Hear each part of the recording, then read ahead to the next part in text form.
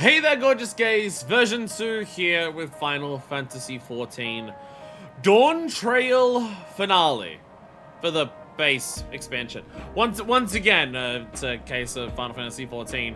We'll say finale, and we say that 3 times per expansion because of the way that it works. But for base Dawntrail for 7.0, today's the finale. And once again, we're not waking up in a bed because the end of the stream has been after so many of the horrors. And also us being over in Alexandria that it would feel weird to fly back to Toril just to go to bed and then wake up. So when we last left off, which was 2 weeks ago, the emotional impact of how many horrors we experienced last time has been lessened a little bit by the fact that it took 2 weeks, but also Tyra Dawntrail was taking me way too long. But when we last left off, a lot of people died, and the music that we have and the lo-fi beats that we have now seems to reflect just how many people died. I don't know. I don't know how many of those people died permanently, but it's clearly quite an amount because we've definitely seen some dead bodies who had absolutely like no soul cells left. But also, even the people who did die, they came back and they remember dying. And there's gonna be like an absurd amount of trauma for Solution 9. The people here are fucked. But I don't know if we have time to deal with that today. The politics patch in 7.1 is probably just going to be healing an entire nation of PTSD. That'll be fun. That'll be fun.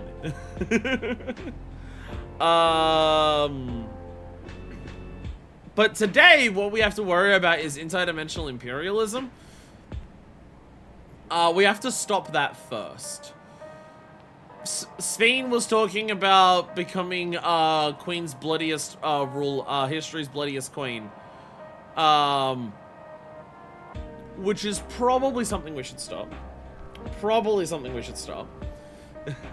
We only got 2 finales in Endwalker. That is true. That is true. That is true. We only got 2 finales in Endwalker because there wasn't one in 6.3. Lo-fi beats to mourn to. The Poochie treatment, more horrifying, honestly. Lo-fi beats to bald to. Craft is obsessed with being bald today. I'm not making Manifest bald today to celebrate, unfortunately. So, you know, as I often am, where like, Final Fantasy XIV is a game that is thematically complex. There's a lot going on in 14. There's a lot of core central themes that it has, but there's a lot of other side themes that they also like dipping into for stuff like that, and how there's like a lot of stuff going on. In my typical fashion in this game, I'm approaching my analysis of this through a single one-track mind that lines up with my character and ignoring everything else. Which does mean that I'm still reading the story better than most people who seem to play this game who look at it with 0 thematic interest. But in terms of Worklamart's personal journey, so Dawntrail 1 up to the end of the Rite of Succession was very much Era of Realm Reborn. I do think like that's very specific that it's Era of Realm Reborn. There's like a lot of small details that line up very specifically with that. Again, the joke we kept making about the colored crystals. With Dawntrail 2, I definitely think up to this point feels like a Heavenswood / Stormblood combined. That's less in specific moments and more so just in terms of what she's dealing with. You know, enemy nation that's like encroaching on hers.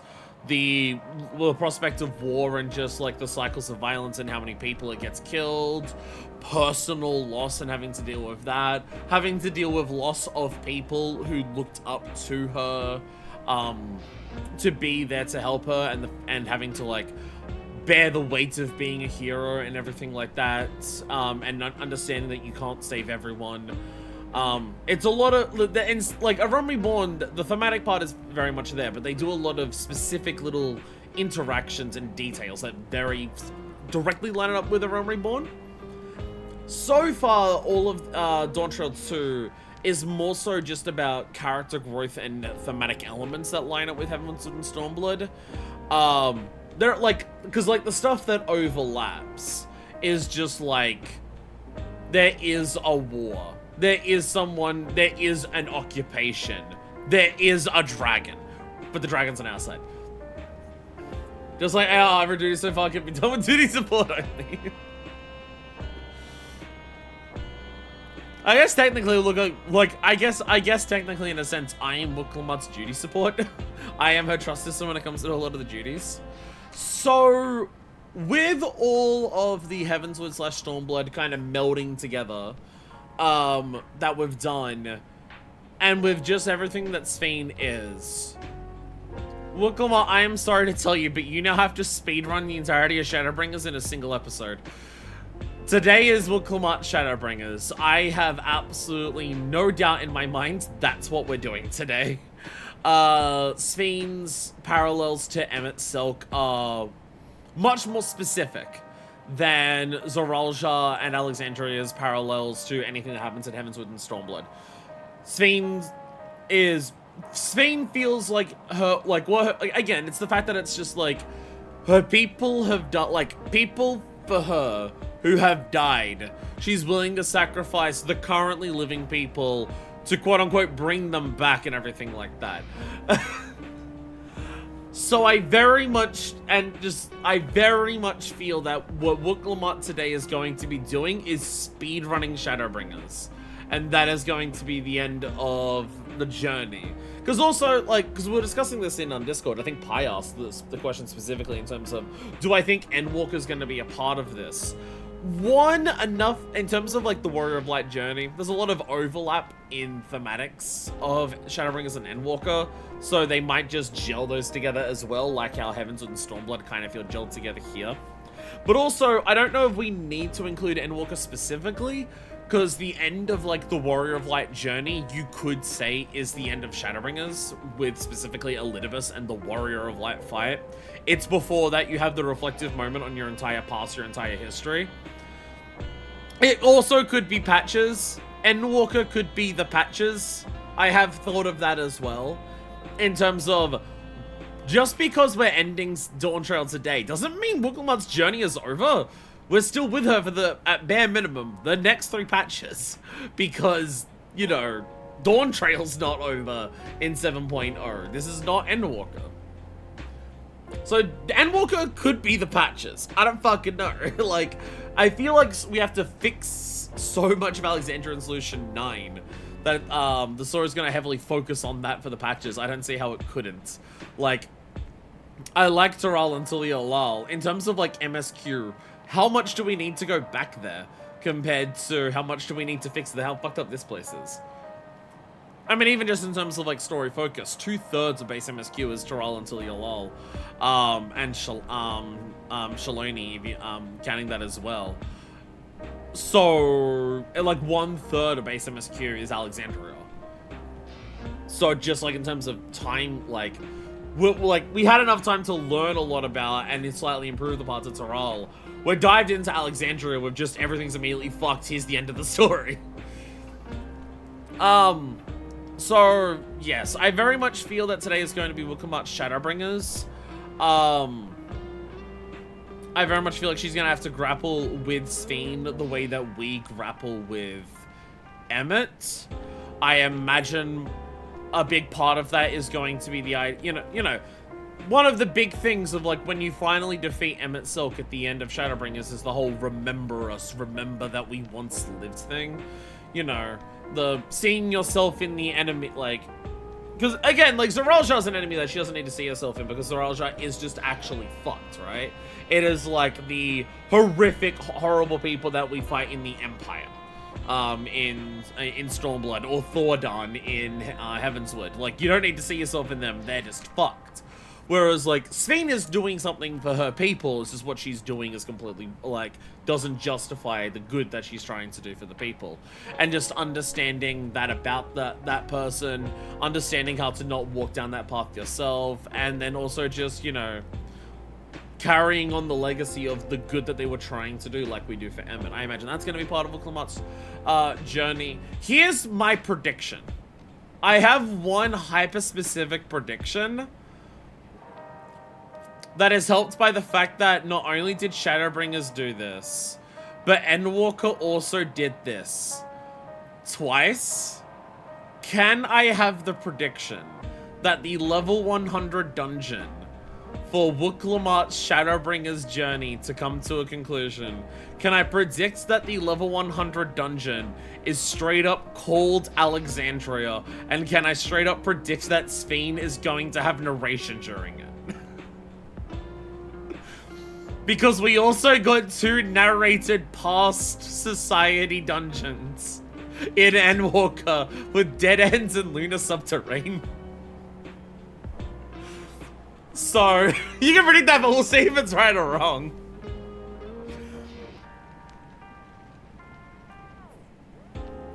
Because, like, the dungeon being called Alexandria, like, it's like, oh, but you're already in Alexandria, how can it be called that?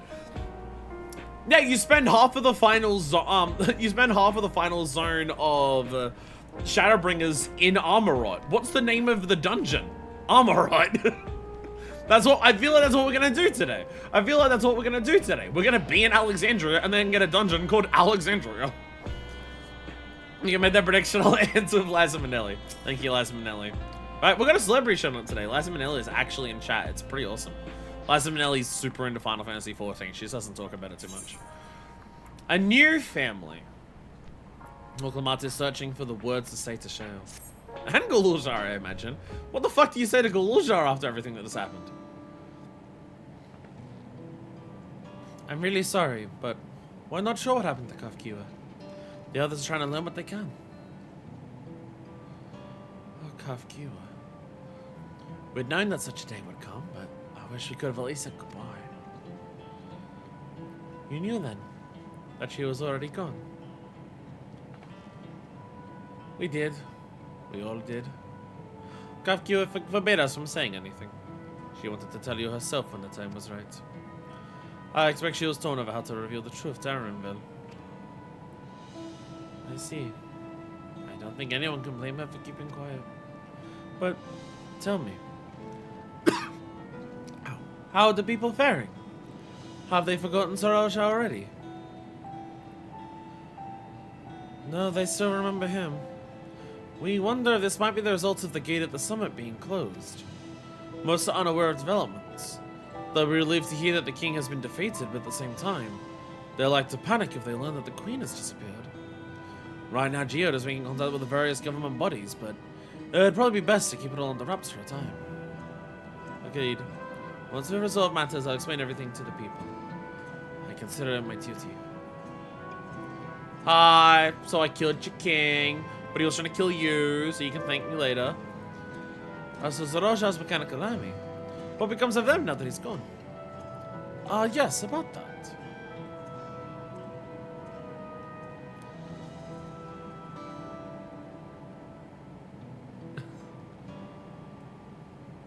Do you have legal authority now? At the time we spent that Zorosha passed, the king's authority appears to have been transferred to Gulusha. Baby king! When they say hail to the king, baby. When Duke Nukem says hail to the king, baby. This is the king, baby he's talking about! Hello, baby king.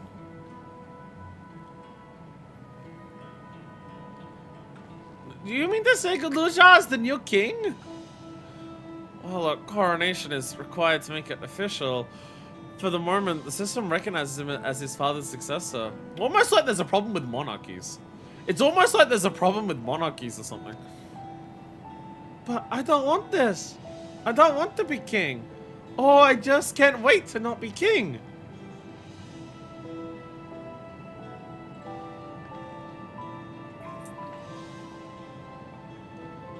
It's not a decision you have to make right away. But given that the authority comes to the command of the army, you can't give it up lightly either. We can think on it together later, but for now I want you to hold on to it. It's what your father has left you. If you say so.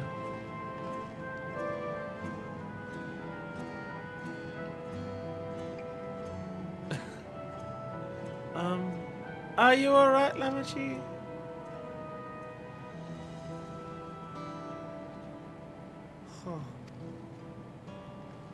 Oh, what is this? Why can't I? Yeah.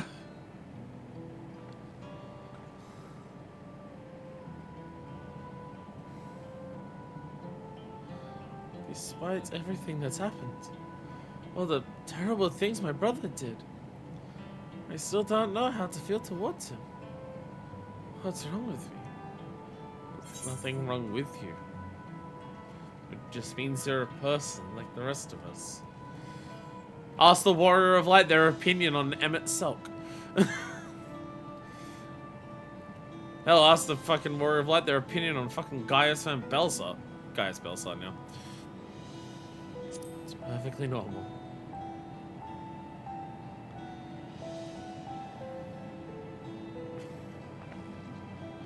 You think so?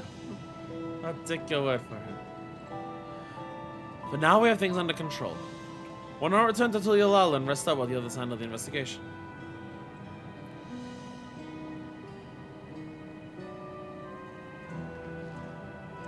You know, I think I'll do that. Be good to see how things are at home and catch up with Connor.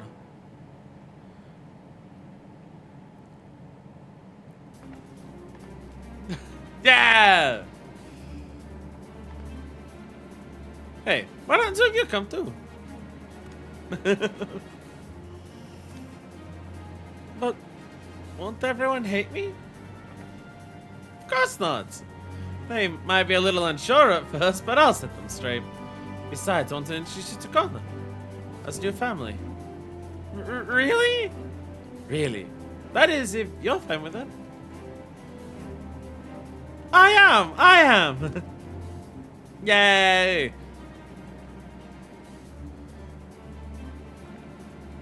Now let's be off. We'll head directly to the palace to see Connor. Yay! Yay! Bye, Shale.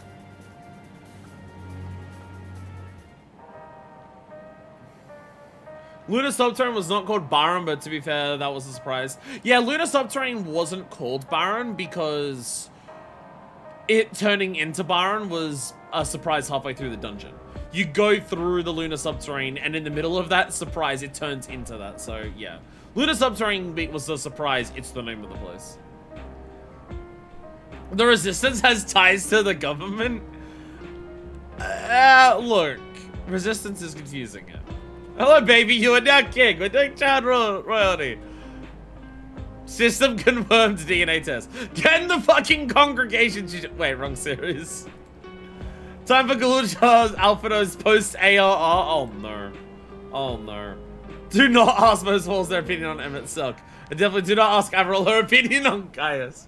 Gabriel, the ghostly villain on top of Lunar Subterrane makes me hate a perfectly criminal dungeon. Understandable. Understandable. The fact that you have to, like... Going through Baron is really cool, and I really like that we get to, like, actually exist in like, we get to see some of it, but actually existing in pre-Flood of Darkness Void is really cool. I don't know why we can only look at it through a filter of Ghost Cum, but, like, that's fine. When he's the city license, I really watched through the OG ever. It's one of those things that I feel like I should do just for, like, the historical knowledge of it, but people who watch Evangelion are really bad at recommending Evangelion. Please have a good rest. Fun. I'll keep things low-key for a while myself. Well, we just go back to Tulialal now.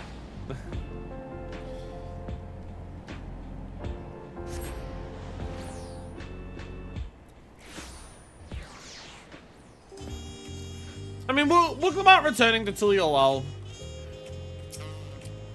Like, yeah, a lot of shit's going wrong in Alexandria right now, but also that isn't her kingdom. She did kill their king. But also, like, Tulialal was just attacked again. Like, right before everything happens, Tulialal did come under a second attack.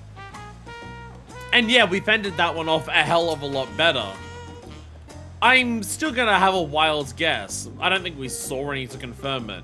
I'm going to assume that the, like, you know, things happening to people of Tulialal wasn't zero during that.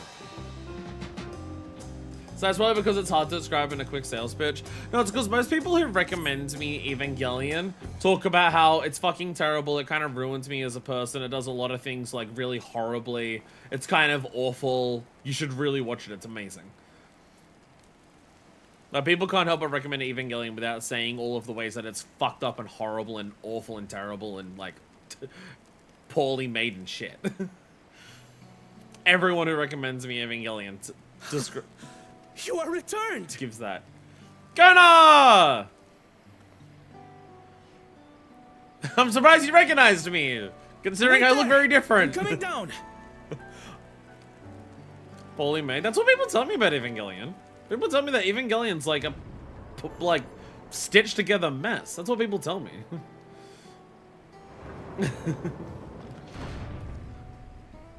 Where's Lamachi? What happened inside the dome? She'll be here soon, but a lot fucking happens. Zoralja kind of went and slaughtered a lot of his own people, just for power. But your sister did put him to the sword, alongside me and my exploding sword. By the way, I'm a gunbreaker now. So my brother is gone.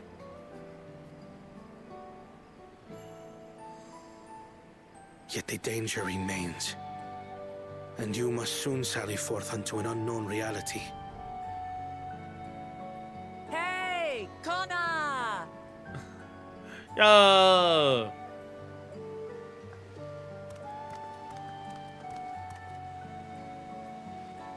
I really like that they became Code Dawn servants.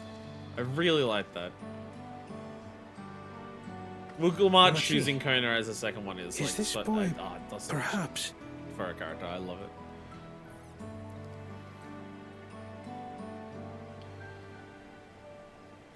Everyone can recognize because, you know, very distinct Hubigo Blunoa combination. Only one way that exists.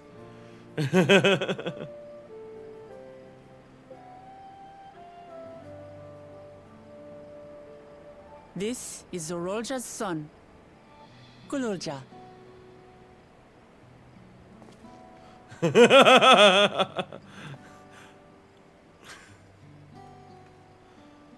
I see. Time did flow differently inside the dome. No one call this kid the resilient son.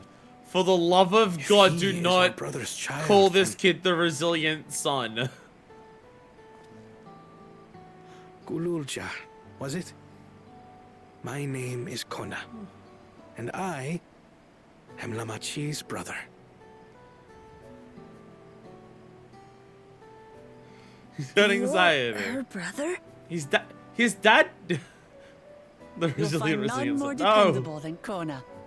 He's family, and he'll take good care of His you. dad did die, like, super recently. A pleasure to meet you, Gululja. His dad was an asshole, but, you know, still his dad. Go to the hits him with a string You too, Uncle Kona. Time flowed differently inside the dome. It flowed backwards. Uncle Kona! I suppose I am your uncle. Kona being hit with the unk immediately by meeting this dude Zuma obsessed Simply with like Kona will who's do. grown up around tech. Oh no. I'm sorry, Kona, you have officially reached unk status. You're all confused, and little wonder. Rest assured, all will be explained in due course. There's a lot to explain. But for now, I want to make one thing clear. Don't blame this kid for the horrible crimes of his Gululja father. is his own person. He had no part in his father's crimes. He's a couple of years old, don't blame him. If you have anger towards Zorolja you need to express, Kona and I will gladly hear you. But you will treat Gululja as you would any child. With kindness.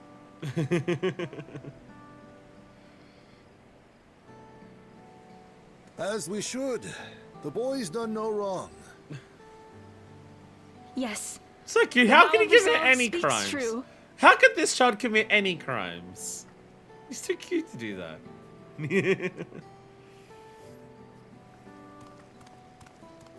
So, will you tell me what happened?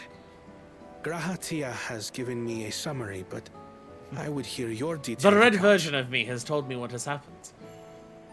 Can we walk while we chat? I want to see how things are in the city.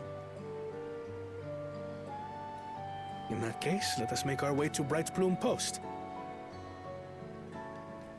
Our soldiers remain on high alert, but if the threat of invasion has passed, I Mine bid has them take a palace well-earned rest.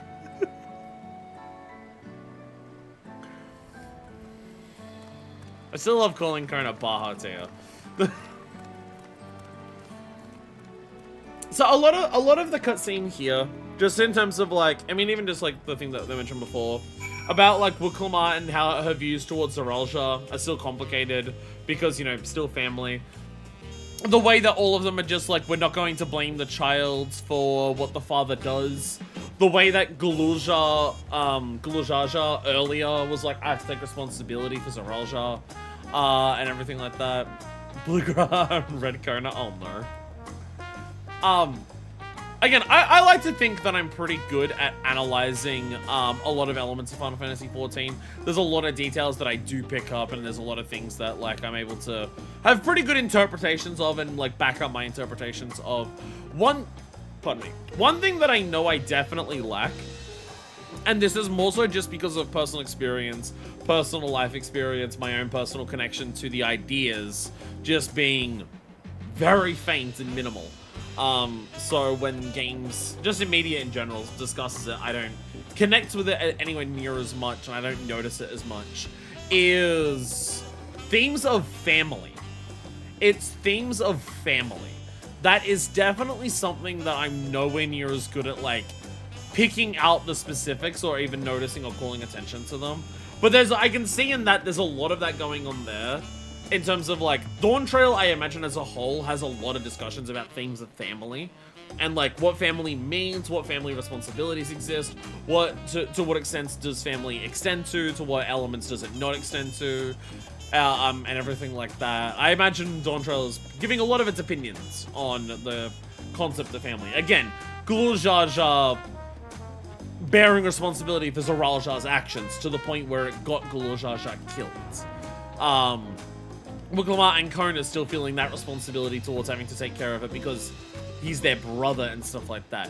Zoralja's own opinions in terms of what he is thinking about family and how, you know, Final Fantasy XIV is pretty, like, nearly every cutscene with Zoralja is people telling him that he's wrong. So whatever Zoralja thinks is the opposite of whatever the game's saying in terms of just like, fuck my dad, he left me nothing. And it's just like, no, you lost. What are you talking about? Like, I can see in a cutscene like that, there's a lot of that going on in Dawntrail. I'm just not good at like, you know, themes of identity. Themes of identity, I can pick up that. I have way more of that. Themes in terms of, like, you know, legacy. Themes of, like, you know, community. All of that I'm way better at picking up on those things. And when it comes to themes of family specifically, I can see that, but just, like, not having that, like, intimate connection, like, it's something that I'm kind of viewing from, like, it's not that I don't have family, it's just I don't really give a shit, like, for me, family is something where it's just, like,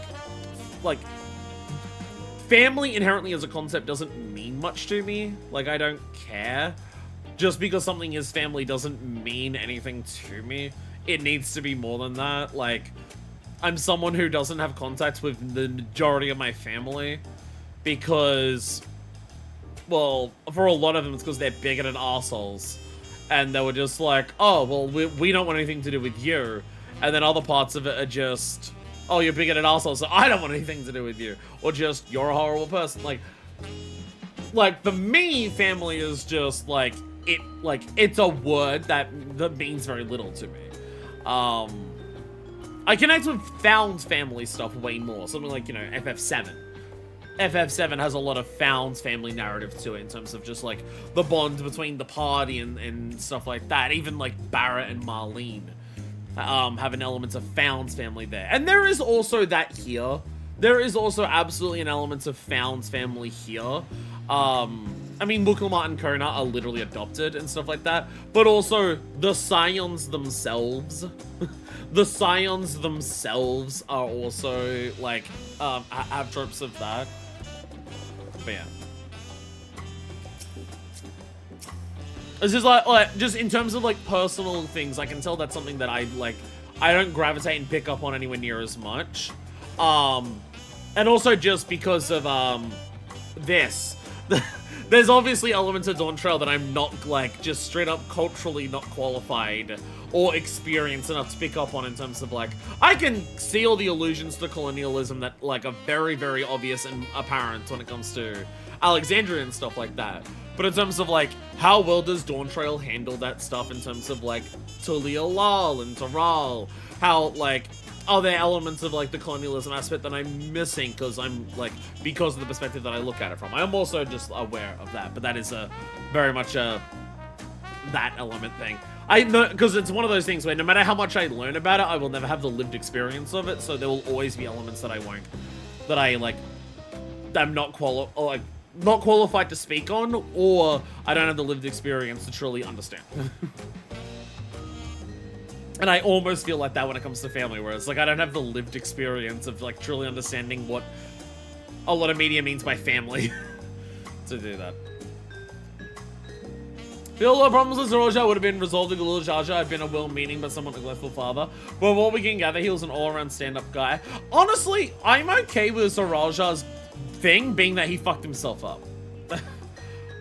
I am totally okay with the fact that it's like, I'm okay with the fact that it's a case of, it's less that Lil Jar Jar fucked up and didn't raise Zoroja well. I'm okay with the concept that Zoroja fucked himself up. I'm okay with that. Like, I think that's perfectly fine for a read of it. Because to me, that would drive a different element of, like, the family responsibility. If it's, like, even if it's not Gulul Jar Jar's fault that Zoroja turned out the way that he did, Gulul Jar Jar's his dad. It's still his responsibility to try and fix it, because that's his fucking kid. Doesn't matter whether it's what he did made Zoroja go that way. It's the same with Wuklamart and Kona. Wuklamart and Kona aren't responsible in any capacity for how Zoroja ended up, but his family. It's still our responsibility. Again, because so much of Zoroja's stuff is that he, Zoroja refuses to accept any info or input from anyone else. He has, 6 lines of dialogue in his boss fight explicitly stating that. So to me, that is also a case of just, Zoroja didn't even try to pick up on the positives from his father either, because he said, fuck you, I am my own person, I don't need to learn from my father, I just need to surpass him. He's an asshole. I'm okay with Zoroja just being an absolute wrong, dumb-headed, fuck-assed piece of shit. Who, did it to himself. I'm totally... Again, he's like, out of my way, be gone, along with my pitiful past!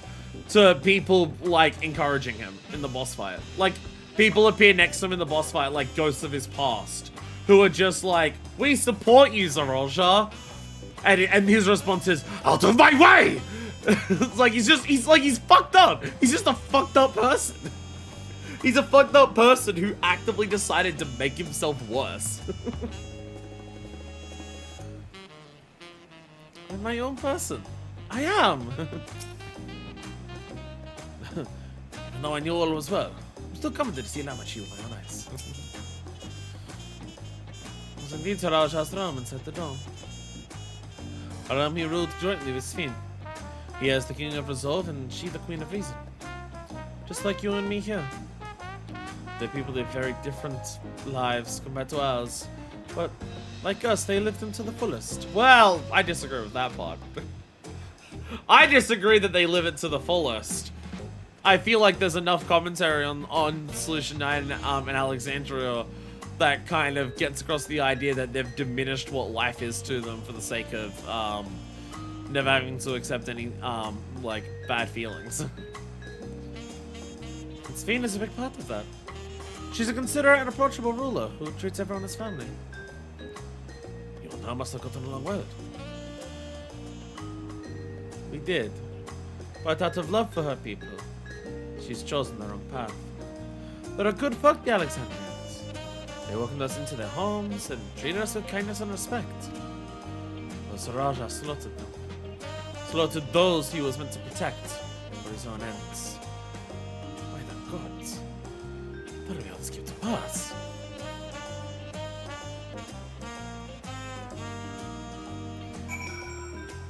See, this is now an element where I want this game to steal from Yakuza 4. Have us just actually like actively auto walk and just have a walk and talk with dialogue appearing. I'd be okay with that. I know people would like, you know how we have cutscenes in the game now, like since Endwalker, where it's like you and a character hop on a mount together and just like ride through an area while they're talking. I'd be okay if the game did that with physically walking, but people would complain, being like, "Oh, we don't even get to walk in to our own place in the game anymore." He doesn't even have a personality. He just sucks. I understand if it sucks versus people who want to fuck Saraja, but girl, what? They're projecting Virgil too much onto Saraja in that case. But the king should harm his own people.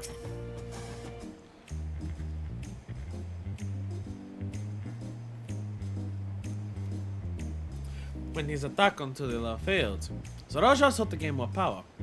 So he ordered his people executed and harvested their souls. It drove him to commit such an atrocity.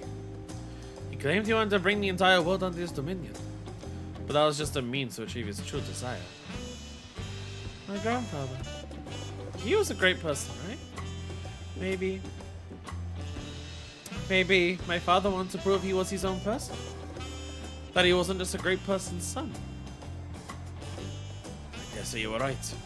As the resilient son, our father's true-born heir, he bore the weight of expectation. The weight was clearly greater than any of us had imagined. That's probably why he was who he was. And why he didn't want me. Damn it all. If only we had tried harder to reach out to him. I mean, the reaching out to Zoralja, that like...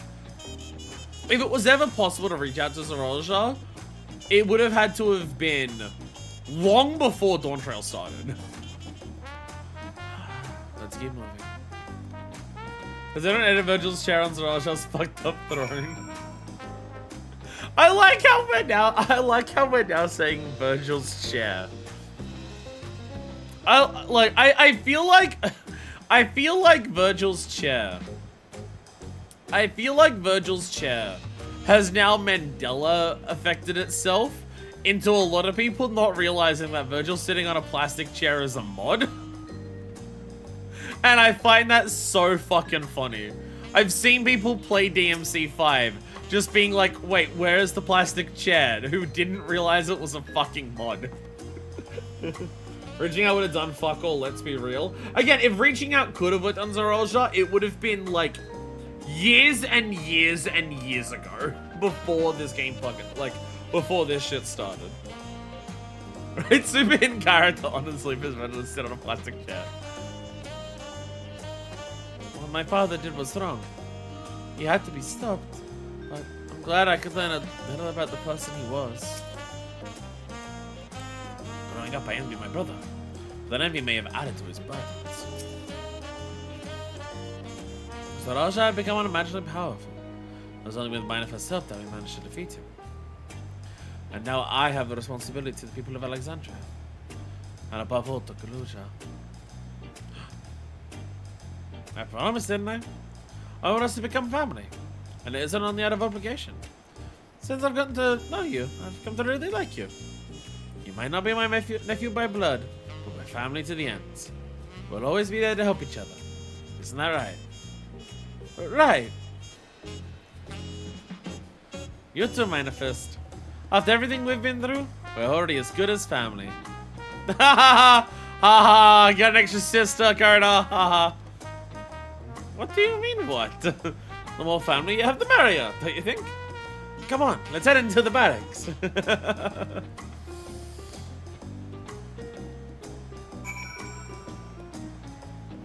Again, that line for, like, Manifest's canon absolutely makes a lot of sense.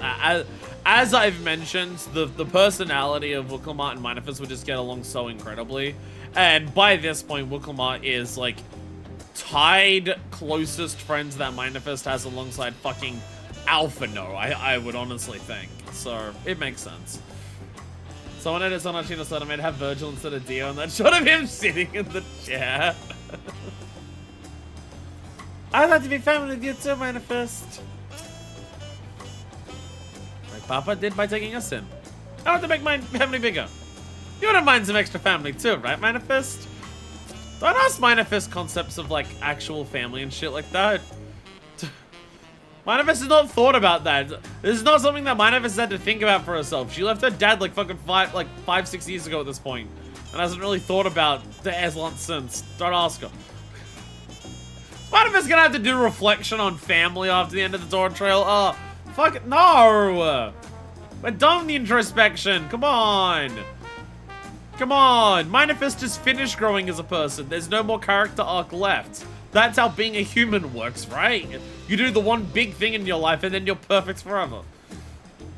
You know, I do know a lot for how arse it is and I refuse to use it. Mainly how it text and Google Keyboard translates for me.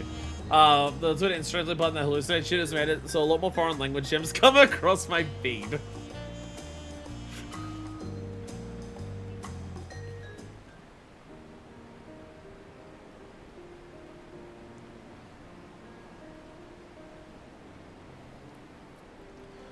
Glad I can hear what is happening in the dome. But I'm sorry that you have to bear such a heavy burden, Lamachi.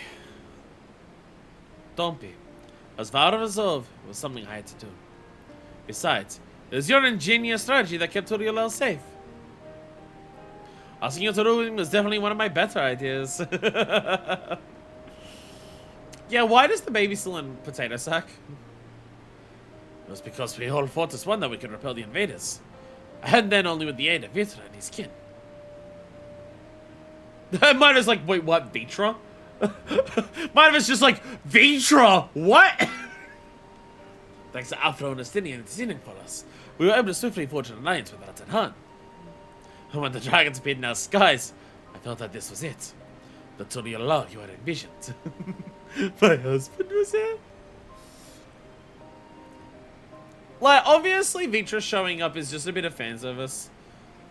The bit of fan service, like, for Vitra showing up and, like, Footfall's literally playing. That's just a fan... it is primarily a fan service moment for the players because, fuck yeah, let's just be hyper shit. It does also still work in with the themes of, like, what Tuliolol is. Tuliolol's strength as a nation is its diversity.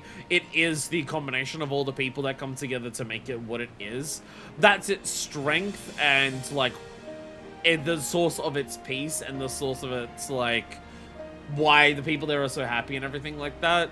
So the idea that Tuliolol is just extending that out beyond its own borders to forge alliances with other nations, like Charliad and Radzat Han and stuff like that, just further emphasizes that it's like, even like diversity in our own country, and then diversity with all the people of the star, we can overcome shitheads like Zaraja. The baby purposely likes to spend time in bombed out buildings playing with junk. I think he enjoys the potato sack. I mean, this is the reason they keep reusing AR music things so they can save expansion music for specific callbacks to those moments. It doesn't mean we need machinations still, though. We can move on from machinations, though. I mean, yeah, there is an element of a lot of music in this game has very specific, like, either character or story or location or thematic ties to it, that playing that music inherently ties it to that. You can't play Tomorrow and Tomorrow without everything that Tomorrow and Tomorrow is. You can't play Footfalls without what Footfalls is. We can move on from machinations. Your allies are great debt, and I hope that we can repay them one day. Indeed. Once I've dealt with matters, we should go and thank them in person. Manifest has told me as much, but you still have work to do, yes? Yes. I need to find Sphene. She harmed our people so her own might live. But as I was raging at her deeds, I realized something. Just because Turiel is safe doesn't mean I can ignore what becomes of Alexandria. That's the kind of thinking that led to conflict in the old days. I want to help the Alexandrian people live in peace and happiness. And the only way to do that is stop Sphene from walking her path.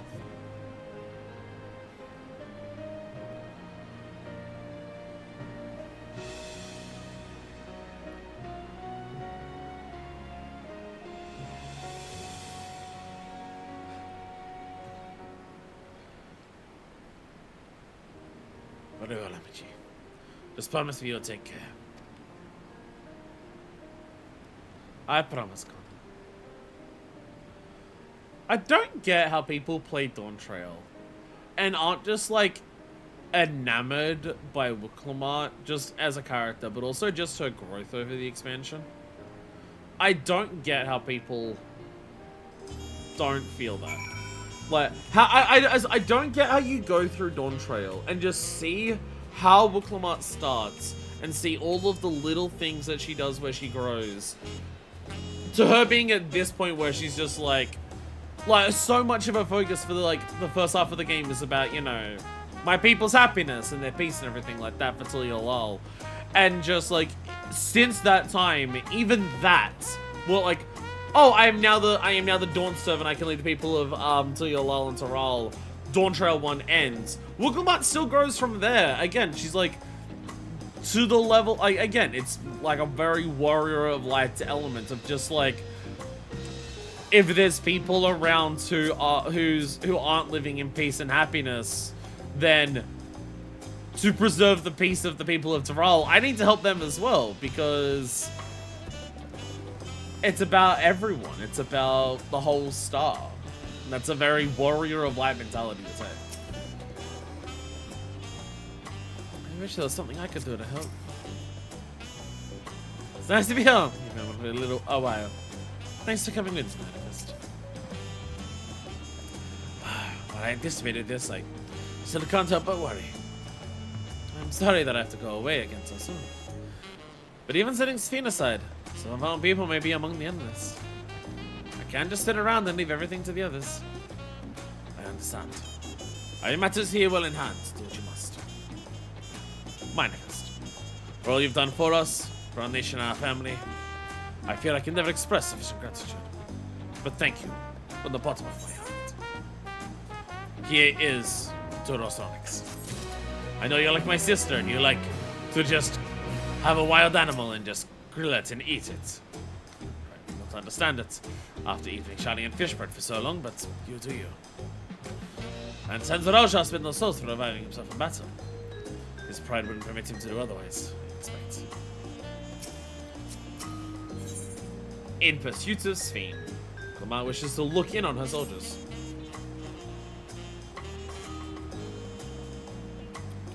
It was good to catch Connor up. Now it's on to the start.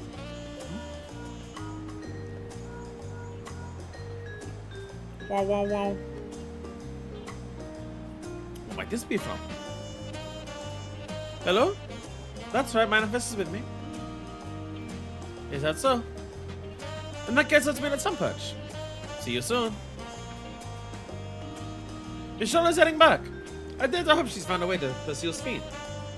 If you don't want to go on ahead to Sunperch, I'll pay our soldiers a quick call. Stola! Stola!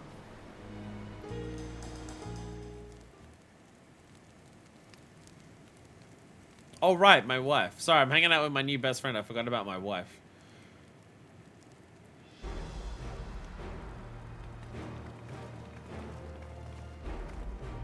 Yeah, there might be a few too many Scions at this point in Dawntrail. Yeah, maybe...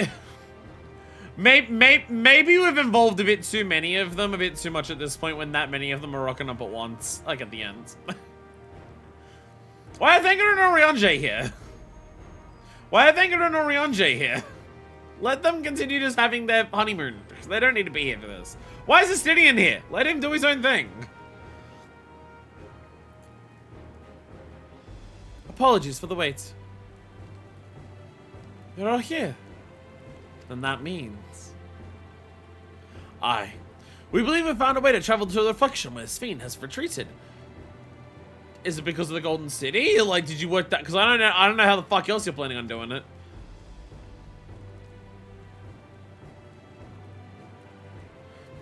I was busy providing in Solution 9, so I haven't heard the details myself. Could you start from the beginning, Y'shtola? This Tataru hasn't been in this like at all. I mean, we had an entire side adventure with Tataru, with her quest line in Endwalker, so she gets that. Per Sphene's own words, the gate atop Everkeep was opened and closed by the power of interdimensional fusion. And it was the artifact known as the key that allowed her to control it. According to Ketanram, the key was brought with me to the source 20 years ago. It was then kept here in the palace until its death by Zaraja. He used it in Yasalani to fuse a portion of our worlds with this reflection. Following Zaraja's demise, Sphene claimed the key and disappeared through the gate. Where exactly did that gate lead? In seeking the answer, we took another look at orogenics and made a startling discovery. As you all know, there should have been one more level at the summits of Everkeep. The 12th level, the King of Resolve's royal abode. Right, but when you actually went there, you saw that it didn't exist. I'll be honest, I kind of just assumed that the King's royal abode was nothing but a throne and an empty room that looked to the sky and didn't even have a roof. I kind of just figured Zaraja was hashtag Armail living spacing it up. Curious, we analyzed orogenics logs to see where the memories of the departed were being sent. And where should it be put through the gate to the missing 12th level? That level alone must have lain outside the fused region, and so it was left behind. And it means that, I mean, again, does explain why we couldn't see the dome when we're at the top. We couldn't see the dome when we're at the top because outside the dome didn't get teleported. And that's like where the stuff didn't get fused. Alfredo, if you'd be so kind. The reflection on which Sphene has fled is her own. Indeed.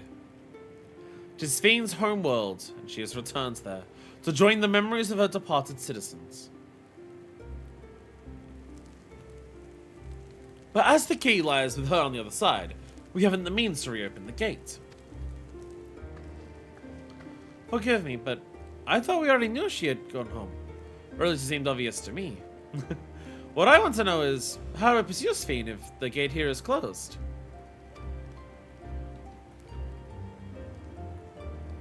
We'll use another gate. And it just so happens we know where one is. The Skydeep Cenote.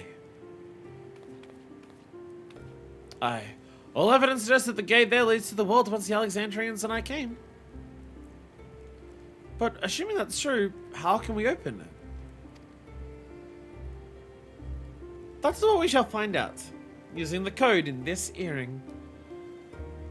Hey, the earrings and yay, Shelter's got it. As you'll recall, Kral's earrings have had the data storage device. My earrings can't do that. An analysis revealed that a code. Something used to control a contraption, and a very large one at that. Given the circumstance of Kral's arrival in the source, we believe that said contraption is the gate to the Golden City. This is admittedly an educated guess, but we are quite hopeful that it will work.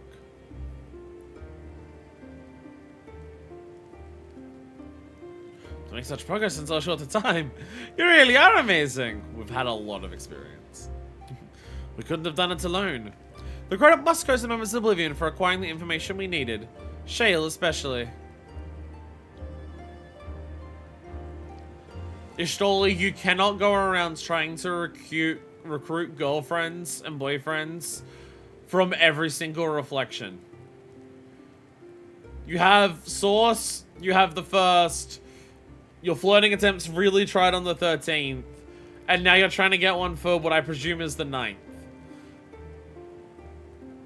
Y'shtola, not only are you trying to like make a polycule, you're trying to make a polycule that is like deliberately spread across a bunch of like I know lesbians like their long-distance polykills, but Jesus Christ, this is pushing it, woman. Dear God. Right then. It seems the plan is set. To the Skydeep Sonate.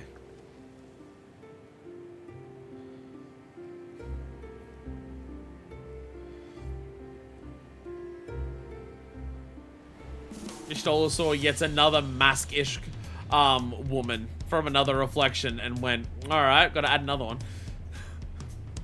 Local polykillers are set to engulf all of Seattle. Aren't we going yet? I've told the officers of the Landscape about my intention. They fully support our endeavor. Again, if people are willing to do Lamachi, Sphene, Toxic Fury, I imagine people saw Y'shtola, thank Sphene, thank Shale, Shale blush. I imagine that has immediately set a lot of people to shipping them. I'm doing that now. Well, I'm absolutely having it that Y'shtola has yet another crush.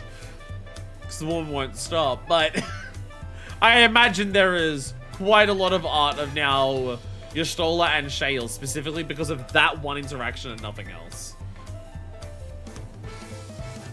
As it was mentioned, people are starved for women interacting with women in this game. I find it so funny, like, in the context of Manifest canon, how, like, Y'shtola was the one who was unsure about wanting to be, like, in an open relationship and was, like, not quite trusting Manifest for her intentions of saying that for so long. And now that it is actively an open relationship, Y'shtola's just, like, trying to drag in as many fucking people as she can. I do find that a very funny, like, consequence of what has turned out to happen in this playthrough. Begging your pardon, Manifest, but might I have a moment to setting forth? Oh, you're already giving her the thing? Yes. I thought save it for later, but in light of these developments, I feel now's the time. As Lamachi says, I have something for you. Please come with me to Bayside Bevy. Can I finally get job gear? Can I finally wear what I... Oh, the irony of I only get the cannon coat for Viper after I've switched off of Viper for the end of Dawntrail because threat of King murdering all of his own people is too serious to not pull out this. Also, he was literally called the King of Resolve, and I was fighting alongside the Vow of Resolve, and this sword is called the Blades Resolve. It kind of had to happen, but still. Artesia and Tataru. Is that another very similar dynamic? I don't know if we should be in an open relationship. Alright, you finally convinced me we can be in an open relationship. Let me just call up my 50 suitors and invite them. Wait, what? What? I hope you like it. Are these our shops? So different from Solution 9. This is I don't have to heal anymore. Yippee! Make sure to find a man pose fake boyfriend so we can do a bit. Well, Manifest well, Y'shtola does have a boyfriend. It's a giant wolf man. Well, lion man, sorry.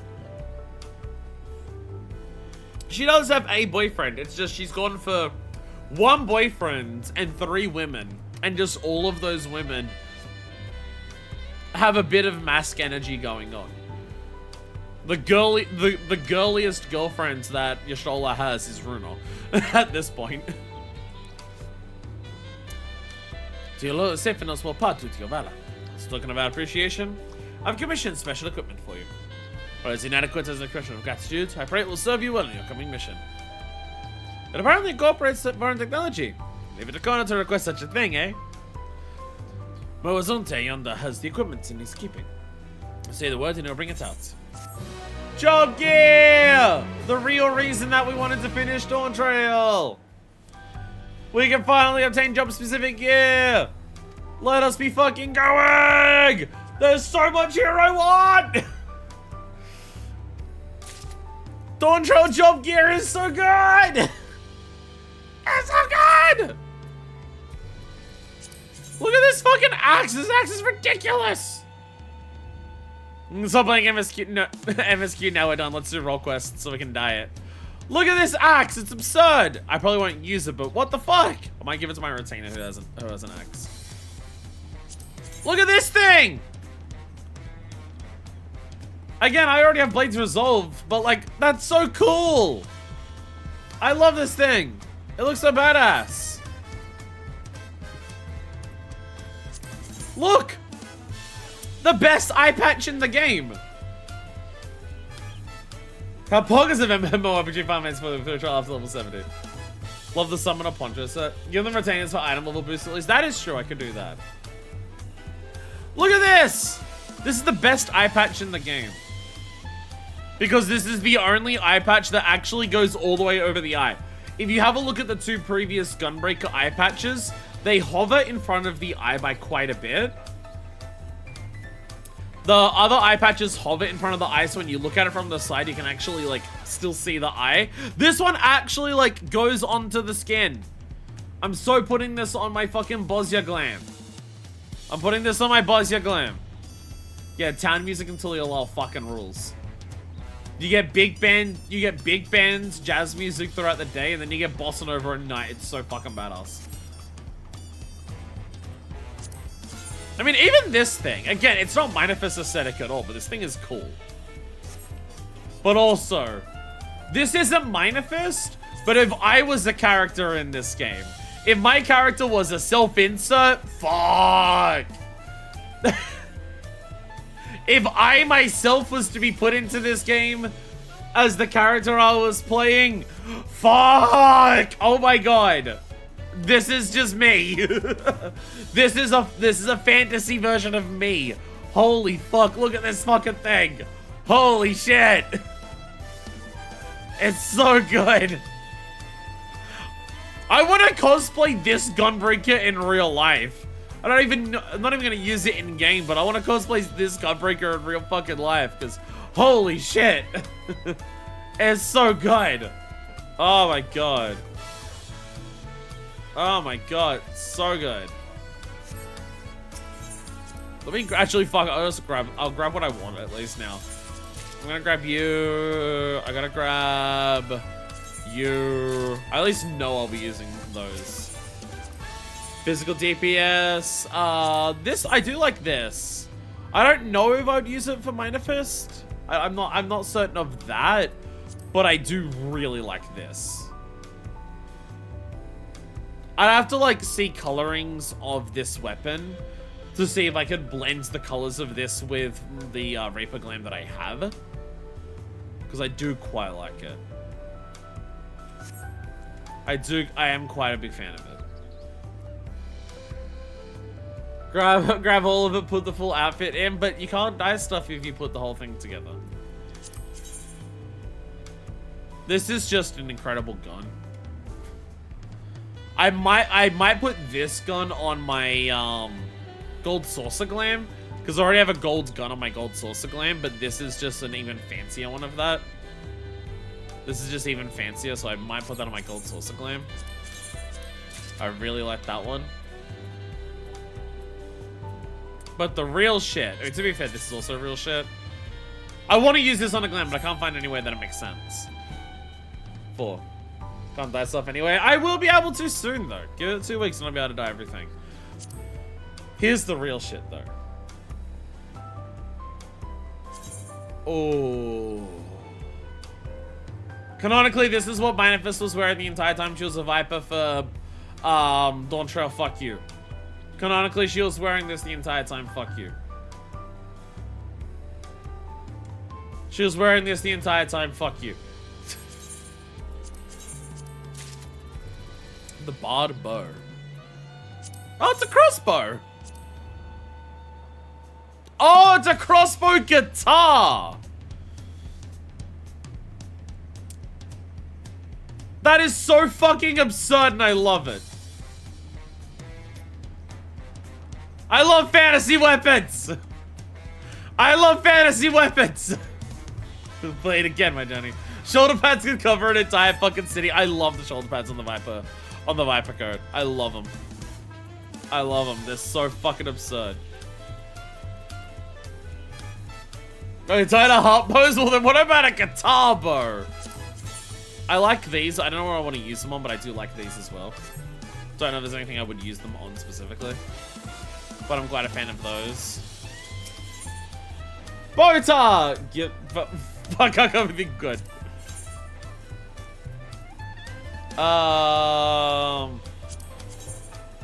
Chat, I heard you like vaginas.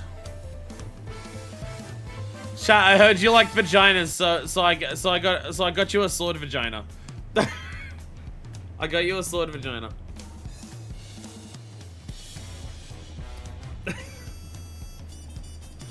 Most important weapon in the entire game. The diet pink. I think is I really like the catalyst on this as well. Pocket pussy now with 100% one more sword. Call me on fashion. I prefer my vaginas without giant stabbing metal sticking out of them. What are you, gay?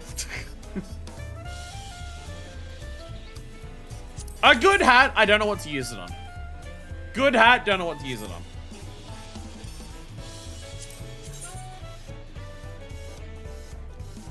I can definitely see this, Densha. I can definitely see this. Not manifest aesthetic at all. But I can definitely see people rocking that. But... oh! Oh, it's so good. Oh, it's so good. Oh my god. Oh, it's so good. Black Mage Glove. Whoa! I've not seen this. Oh wow! Damn, you really can be the goth girl down at the local body soap shop. Holy shit! Wow. You make it look like henna too? Oh, of course, because of the way you could dye it. You absolutely could make it look like a henna tattoo. You totally could do that. Holy shit. Fancy gloves. Also, boots that I like, but I'd probably like put them on like a miner or like a gatherer. And then the healer. And then the healer. I mean, I do find this funny. I do like you can just put like a little silver leaf with on in your hair. They look 5 sizes too big. A lot of shoes in this game end up looking way too big. I don't understand it. Astro dress. I like this. I was planning on using this for White Mage for a while. I changed to the Felicitas thing. It just works better, I think. Scholar set. This is one that... This works way better on Udeku as a Lala compared to Minifest as a Roganin. I really feel like this top is something that works better the smaller your body size is.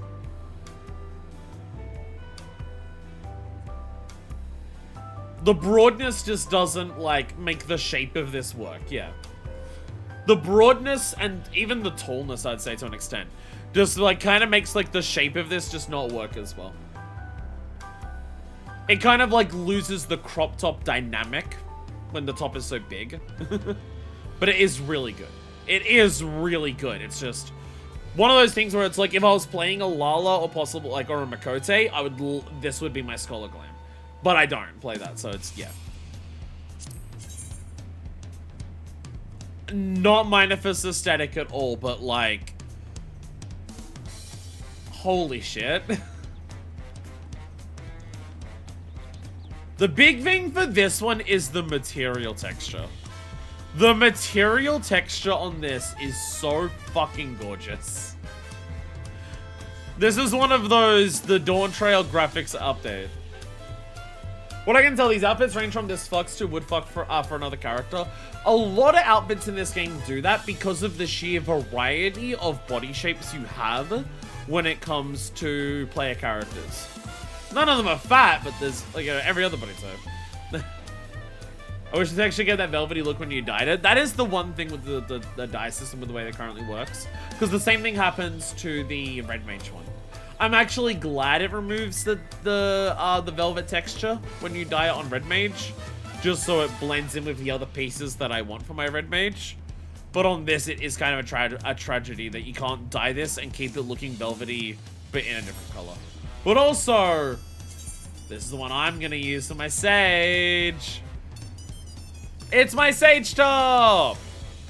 I'm absolutely using this for sage. Let's go. Let's go. Hell yeah. Lucian Instincts didn't flatten your ass to high heavens. Well, Manifest has a flat ass canonically. By the way, booty shorts. Do you want some small shorts? Booty, booty, booty, booty, booty, booty shorts.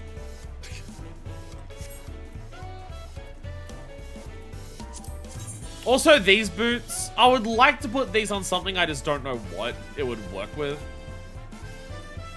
They're really got the angle dependent shade textures working well for the velvety clothing solution 9 hollow stripes. Can't tell if those are chains or the world's worst zipper pockets. For the sage one, this one, they're chains. There's a lot of chains on this. There's just a lot of chained adornments are everywhere around it. Oh, and the booty shorts. Oh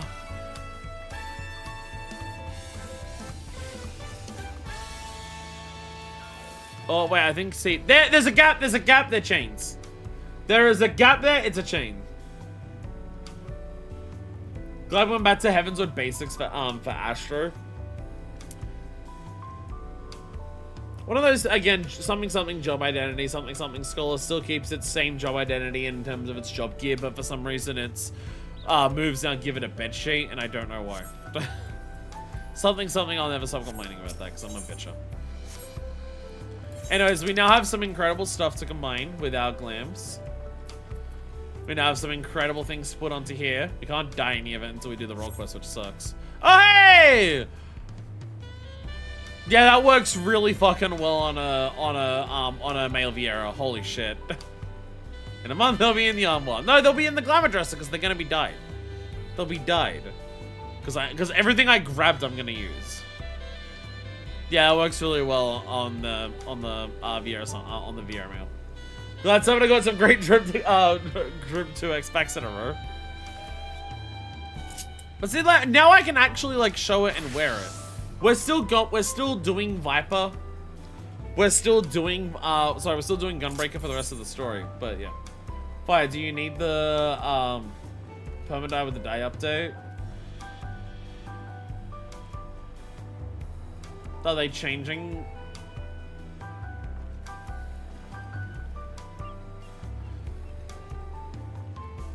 If something's dyeing jet black, yes. If something's using one of the rare dyes or the dyes that cost money, yes. Yes.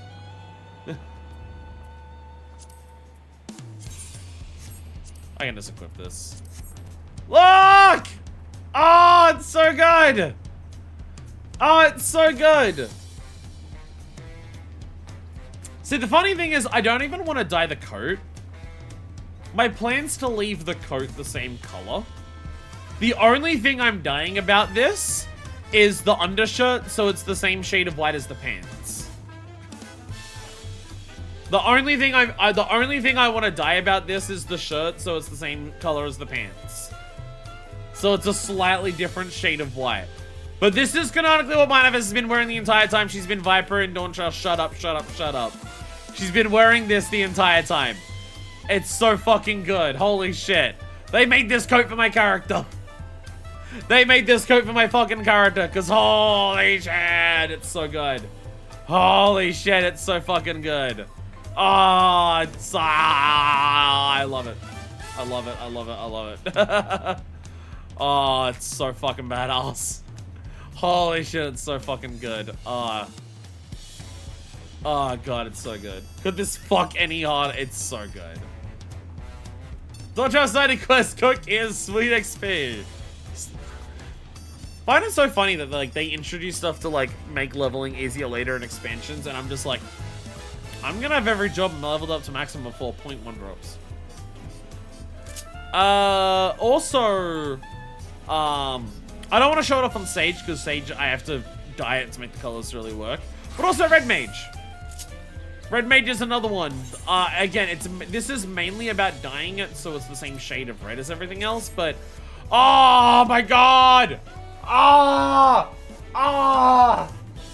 it's too good! Oh, it's too good! Oh, it fucks too hard! Oh, Jesus! Oh! Oh, it's too hot. It's too sexy. Minifest, calm down. You can't be walking around that hot. They'll get you. Dawntrail Job Gear, I love you. I love the Dawntrail Job Gear as an overall across all of them is by far my favorite. Dawntrail Job Gear fucks so fucking hard. Oh, it's so good. I understand when they first used to get it the very first time, so why not update that? It makes no sense. Do not get the poetics. Do they at least give like the other currency so you can still like get like the second, like the uncapped currency to get like the second gear? How am I high? No, that sounds silly. Anyways, we'll worry about the colors and the proper glams for all of that. There's a couple other things I'll probably do with the stuff here. And also we have to dye it. But also we can't dye it until we do role quests. I'm not doing this after we beat the story. Let's go back to what we're actually doing, which is Gunbreaker. Because shit is serious. Oh, max level they give that. So that's the trade-off. You either get current tomes. You either get current tomes or XP. Yeah, I guess, yeah. You want to have the society quest at max level? People who have leveled up all their jobs to max. Through the Gate of Gold. Bukamata's eager to set off for the Skydeep Cenote. With your shine in your gear, I reckon you're ready for anything. Come, let's head to Skydeep Cenote. Access to the area is permanently restricted per my orders, so I shall accompany you. If you're wondering why I'm not grabbing all the gear for at least eye level, don't worry. Literally everything my Gunbreaker has equipped is fucking Neo Kingdom or Quetzali. It's straight up higher level than Job Gear anyway.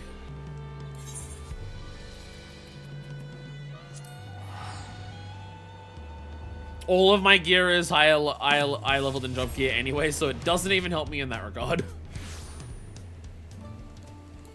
I think across most of my jobs, all of my gear at this point is Neo Kingdom or Quetzali.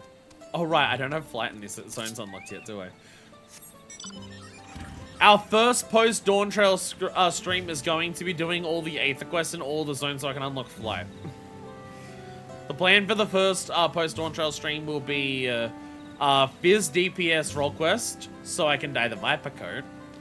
And then all of the Aether quests and Aether currents are remaining in every single zone. That'll be our first one. And then the next two streams after that will have 2 combat, and 2 tradecraft, thing like role quests and one of the optional dungeons each. That's the current plan. I'm gonna taxi you in. Oh, we can fly on a bird. There'll be birds we can fly on. God, I forgot how fucking pretty this zone is. Beard! I don't know. Have you seen Yucktel? Beard, have you seen Mamuk? I love Dawntrail! I love Dawntrail so much! Sorry, I love Mamuk. I love Mamuk so much. I love Mamuk. This zone is so fucking pretty. This zone is so fucking pretty. It's fucking gorgeous. This is one of the highlight zones of the entire game. Translate yourself another tap, thanks for shouting me over, Worth. Well, because I know you're not like super familiar with 14, you're just here for the ride, and that's totally fine. I'm just like, listen to me rambling. But this is one where I was just like, if you're gonna be here for the ride, you need to look at this physically. Because I know you'll appreciate it. Mamuk itself is just in particularly fucking gorgeous. The lore implications is that across the entire zone, there's all of these rocks. These are all meteors from space, and the particular energy within all of these meteors has just like affected the local ecology that a lot of it now glows blue. That's the explanation. So you also go around the zone, and there's also just like glowing meteors everywhere, just on the ground. Well, they gotta appreciate it's a fucking amazing forest. Dawntrail is filled with several variations of fucking amazing forest. There are multiple zones in this that are amazing forest. This is the last one that they give you, and they very deliberately make you get this one last because fucking hell, look at it. Oh, the entrance is up here. So that being said, we're gonna get to the final zone today, and I have no idea what the fuck to expect for it. Final zone of every expansion, bar Stormblood, is an absolute holy shit what the fuck experience that you never expect. And I'm very curious what that version of this will be today. Because we know we're going to the shard that Alexandria is from. I was trying to intercept you with Regalia and got so lost. Oh, also Beard, if you want some lore drop with no context, see all this water that's surrounding us? It's filled with dead babies.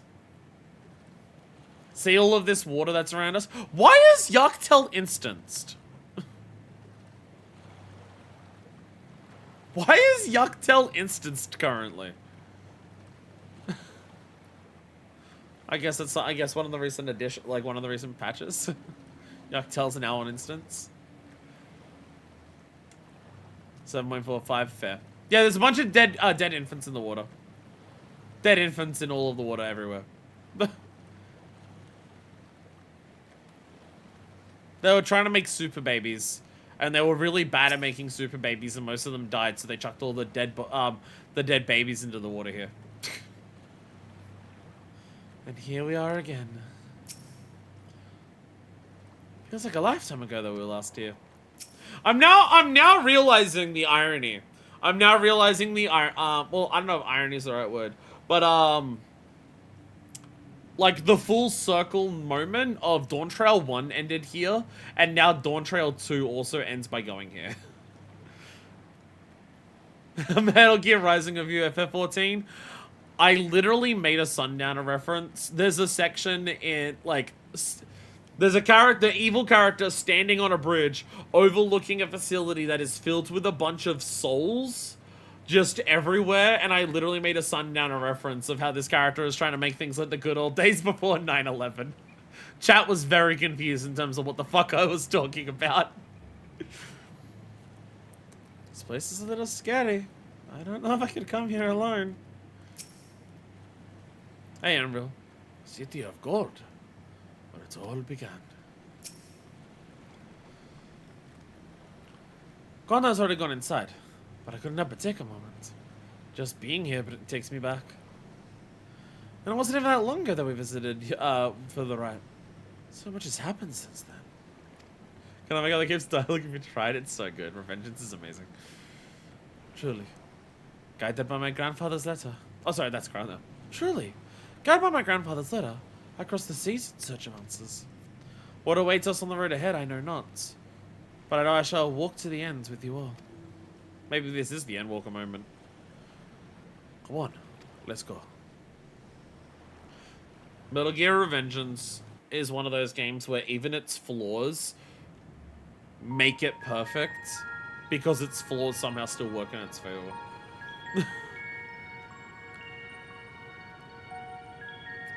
Alright, welcome to the giant Stargate. Electrope everywhere one turns, harboring vast amounts of lightning.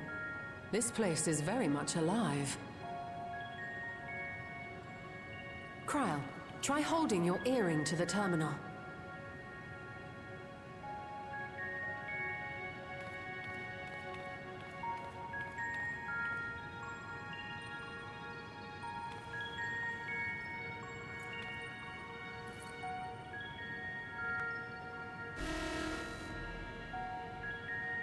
That sounds like a bad sound.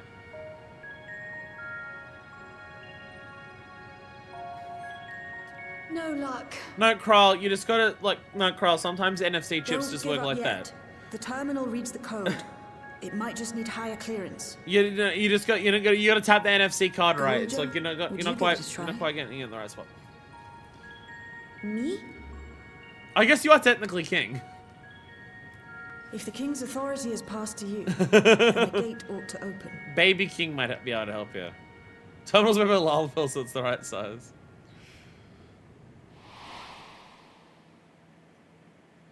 Shayla, What what work? I This leave runs on behind, that which I've gained by the sweat of my brow. It is Hotel yours Dorado is different to from what I embrace remember. Hi, Mix. or spurn. Welcome to the Golden City.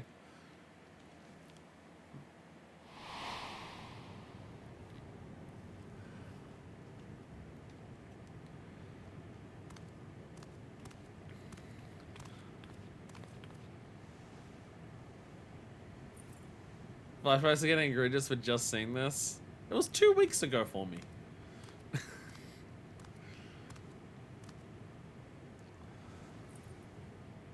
It's one of those, you can have a flash of the character in the moment. You don't need to replay the dialogue. I think that's fine.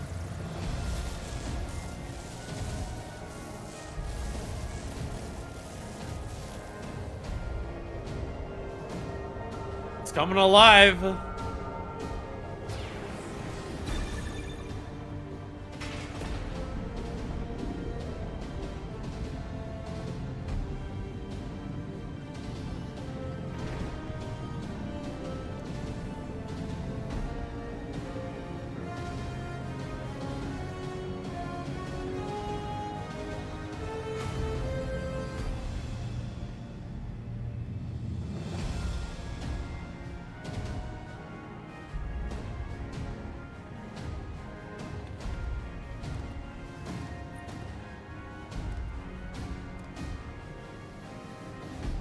If this is just like, think about what we had to do to get a void gate to the 13th open, like a big one. Even the small ones, think about how much effort we had to do for that. The idea that they've mastered, It really was. the idea that they've mastered this technology so much that it's just like, outside of everything turning on, there's like no fanfare. It just, you just do it and it's on. A void gate is forced open with a blast of ether. Yeah. And thus appears as a tear in the fabric of The fact that reality. this just opens and it's just there is In insane. contrast, this is the stitchwork of a master. Neatly hemmed, without a thread out of place. A power to be reckoned The with. fact that it just opens and it works and there's no big dramatic anything other than everything turns on is insane. For like what that says about what this But is. now isn't the time to marvel. If Galuljar can open the gate, then so too can Sphene close it. 'Twould be wise to employ magics in its defense, both to maintain its stability and ward off interference. While I am able to invoke said magics, I cannot sustain them alone. I require another to channel with me, and in unison. Surely you'd want to For come that with role, I do to understand how humbly this volunteer works. myself. But even our combined efforts offer no certainty of success. Might we prevail upon the two of you to lend your support? Of course. If coordination between mages is required, few would be better suited than Alize and Some of the girls myself. that is one of the slightly nostalgic. It really is. Shall I remain as well? While your presence would be welcome, I'd rather you joined the expedition team. You're the most familiar with this. For despite our earnest efforts, the gate may well end up closed once more. In such a situation, it may fall to those on the other side to devise a method to reconnect our worlds. A task with which you are not unfamiliar, as I recall. I have faith it will not come to that, but should it? I will endeavor not to disappoint. So, assuming Wooklamart, Kryl, and Erenville are a given for this foray, I'll make myself useful here by guarding those who are maintaining the gate.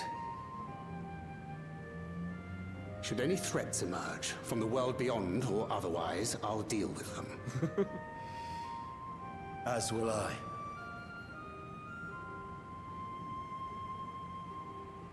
Which leaves you free to head in there and do what you do best.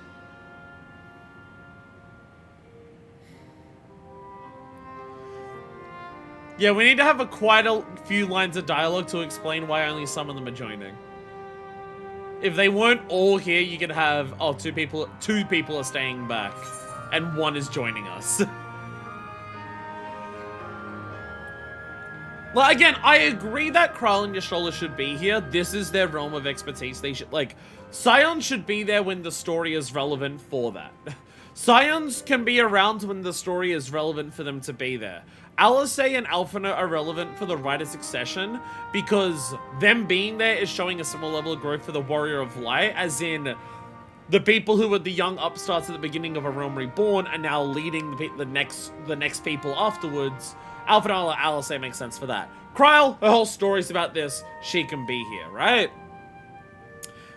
Thancred and Urianger working with Kona, that's totally fine. They don't take up too much space being in the narrative there. Estinian can show up just a Batman, and when he does that, it's fine. Once we get to Dawntrail 2, we just need Y'shtola and G'raha. Like, having the others show up in the defense of Tiliolol is fine. Yeah, and Y'shtola's not even coming. Y'shtola's not even coming with us.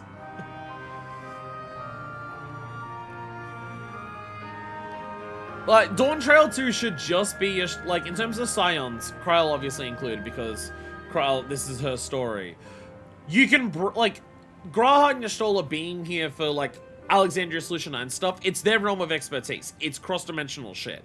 So that makes sense. Have them for it. Have Alphinaud, Alisei, Thancred, and Urianger do their own things. Estinian can Batman whatever Estinian wants to Batman. But, like, we just had a cutscene where it's like several lines of dialogue of just, here's why we're not going to have all of the characters who are here join us. And it's a case of, they didn't need to be here for that cutscene in the first place.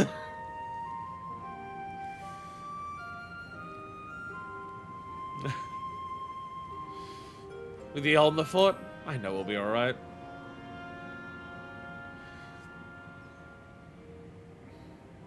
It's fine. Really. Mostly.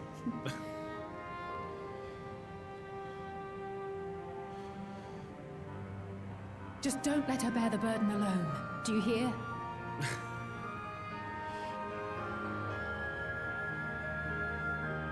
I'm a bit concerned about how all the characters are talking about how this is like Minifist's foray and not Wooklamant's.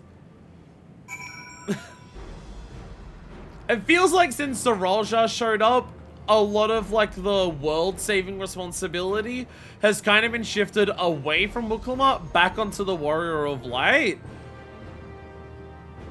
And I feel like we should be getting Wooklamant ready for that role, not it going back onto us.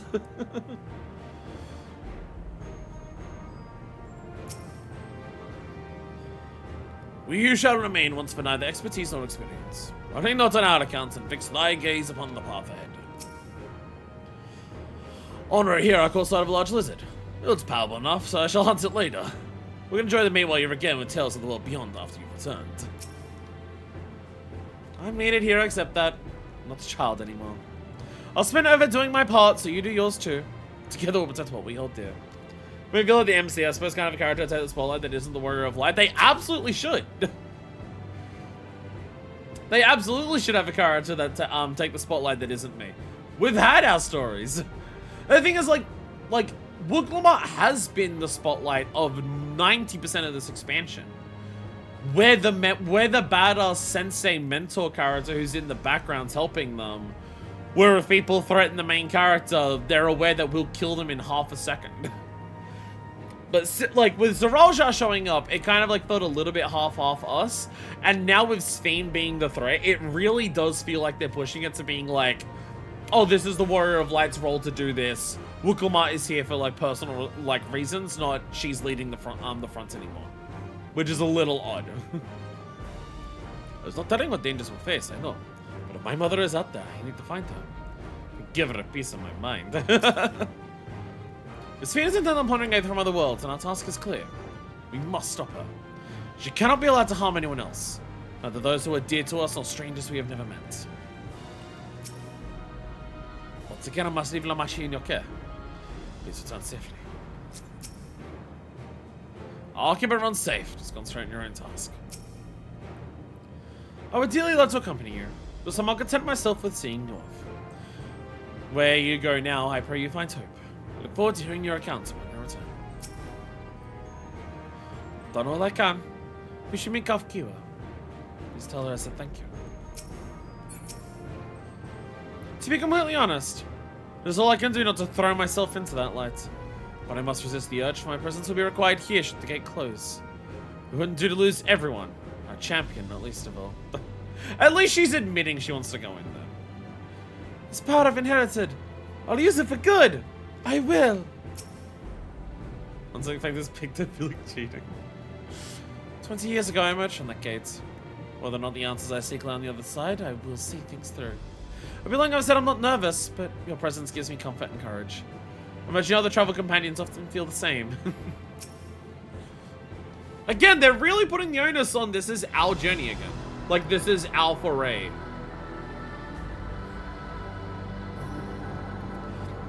It really feels like they're saying that this is the Warrior of Light's foray once again to save the world. And, like, we can be there and help and everything like that, yeah, absolutely. But it's just, I feel like we should be trying to raise Wuklamart being ready for that, rather than us just taking over. Whenever you're ready. We'll protect the portal. Keep it open no matter what.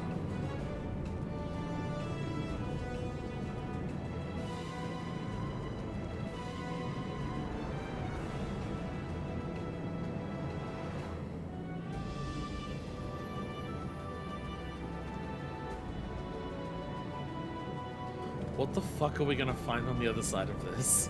Beyond lies an unknown reflection. What is this gonna be? It's Short that of vibe of asking starting an action, Shadowbringers all over we again. unfortunately have no way of identifying which one it is. Well, what we do know is that it's Sphene's domain. A place where she brings back those who've been lost. So for now, why don't we call it the Unlost World?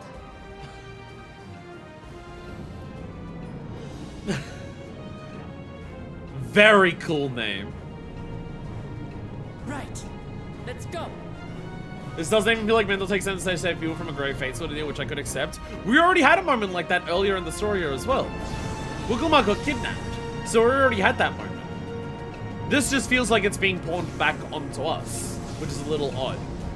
They've avoided that feeling like the entire Dawntrail until now.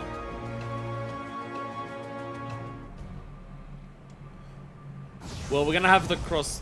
Did we not even have the cross rift thing where we see the crystals? Holy shit.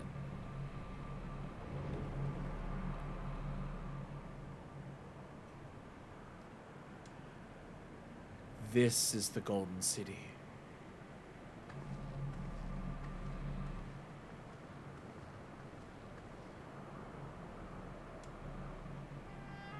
How to describe the sheer amazement we felt when we emerged on the other side of the portal? I fear words do not do it justice. Before us was a vibrant world where the memories of the departed abided and reveled in bygone days. Living memory, or so the Endless called it. Volcano. How they laughed and smiled as they reminisced upon unfulfilled dreams, alive in all perceivable ways, yet knowing no loss. So resplendent was every ilm of this paradise. The words rose unbidden to my lips.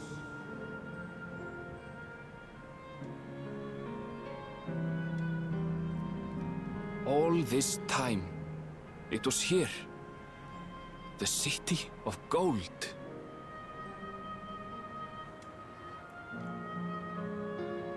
Living memory. Well, when they talk about the idea of just like...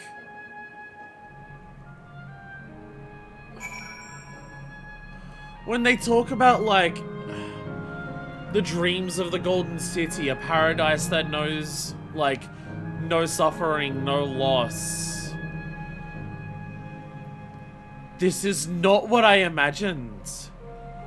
At all.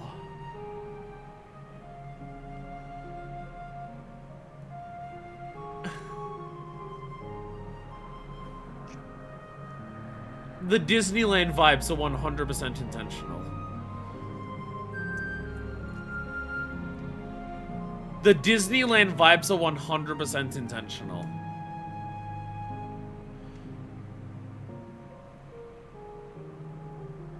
Twilight Town-ass music. The thing is, like... There's so much of this that's reminiscent of old Alexandria and current Alexandria. We have, like... What we see down there looks like the dilapidated Archeo-Alexandria we saw in Heritage Founds.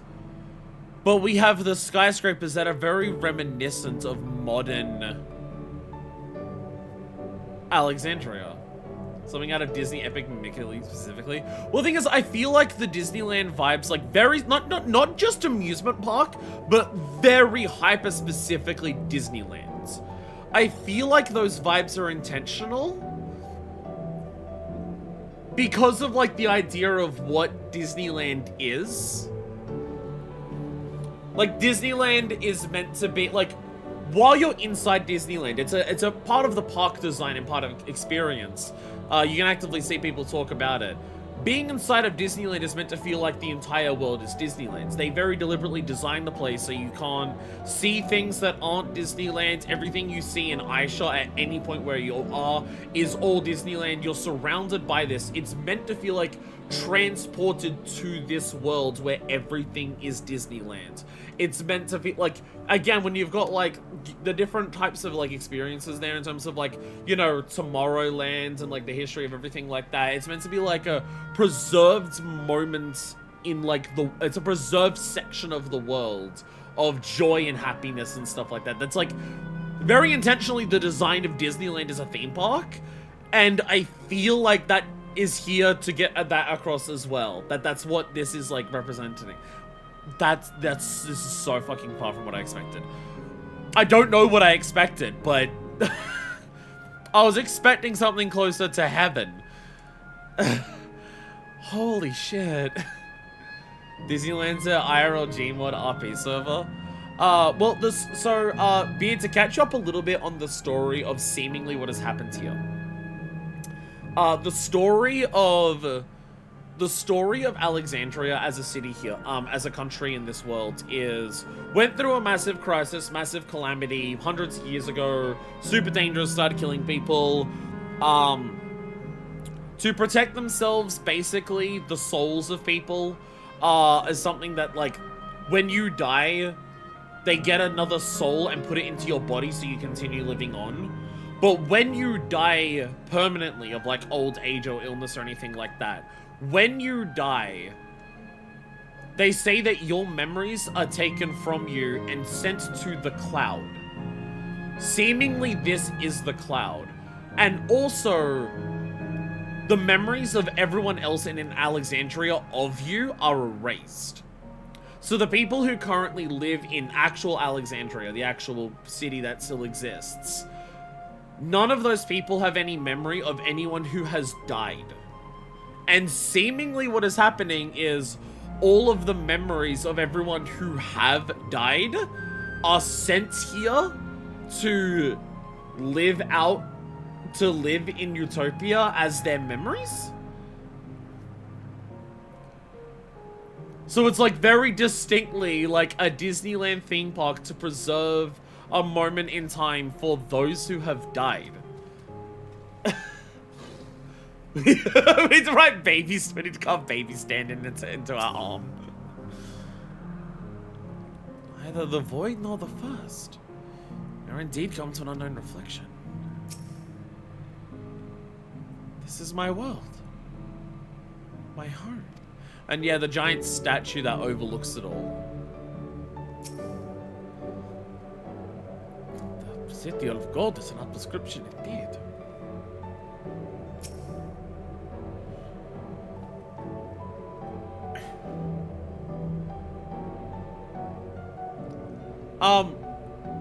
The more appropriate thing, if anyone here has watched Doctor Who, I've not seen a shitload of Doctor Who.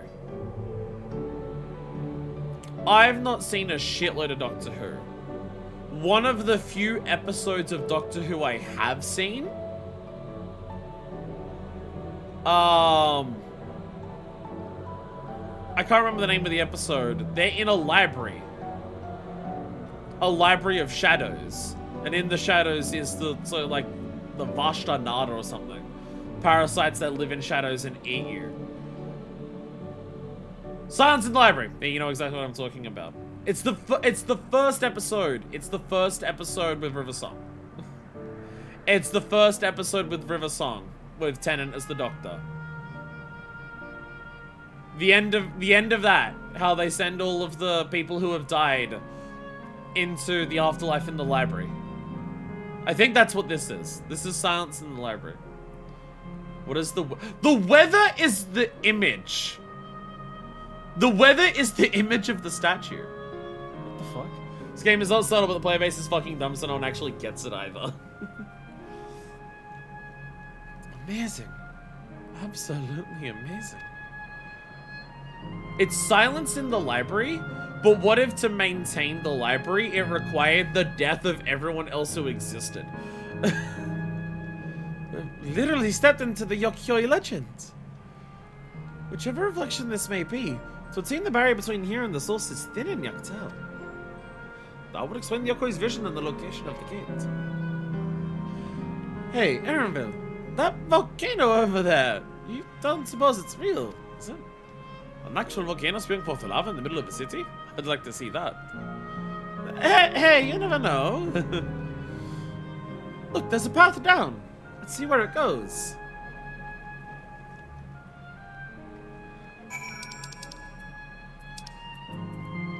Reminiscence.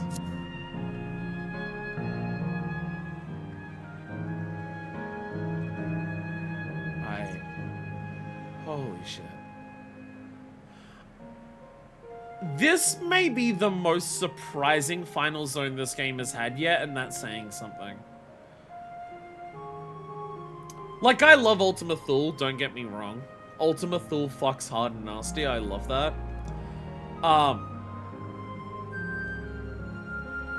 I love Ultima Thule. When you're told you're going to the edge of space, Ultima Thule does look like something that when you're told you're going to the edge of space, it makes sense what it is. I don't think anything could have fucking prepared me. I don't think anything could have fucking prepared me, even being told, oh yeah, Golden City. I don't think anything could have fucking prepared me for Disneyland. Further context, the whole separation of memory and soul thing and preservation of the former makes it so the natural cycle of reincarnation in the world is effectively cut off. This is actively killing humanity. Basically, a paradise that costs all of life to preserve, yes. Like the very literal thing that's happening here is to make sure the memories, that the memories of the departed live on forever. It requires cutting off over time. It will eventually cut off the life of all of those who currently are still alive. 100%. Yeah, that's the thing. The term Golden City could not have prepared me for this. I'm honestly trying to take it in and I don't know how to. We've got to show the environment by harvesting resources to power the AI data center, simulating your dead grandma. I'm struggling to take this in, I really am. nothing prepares you for Disneyland Final Zone. Like... And again, it's like, it's very distinctly, it's Disneyland, and like combining it with like ancient Alexandria looking buildings. You can see the orange tiles on the roofs. With like what Alexandria currently looks like in terms of Everkeep. As far as part of the whole area is the gay pools or the volcano. I know they actually allowed the gays into heaven in this world. Maybe Alexandria is not too bad.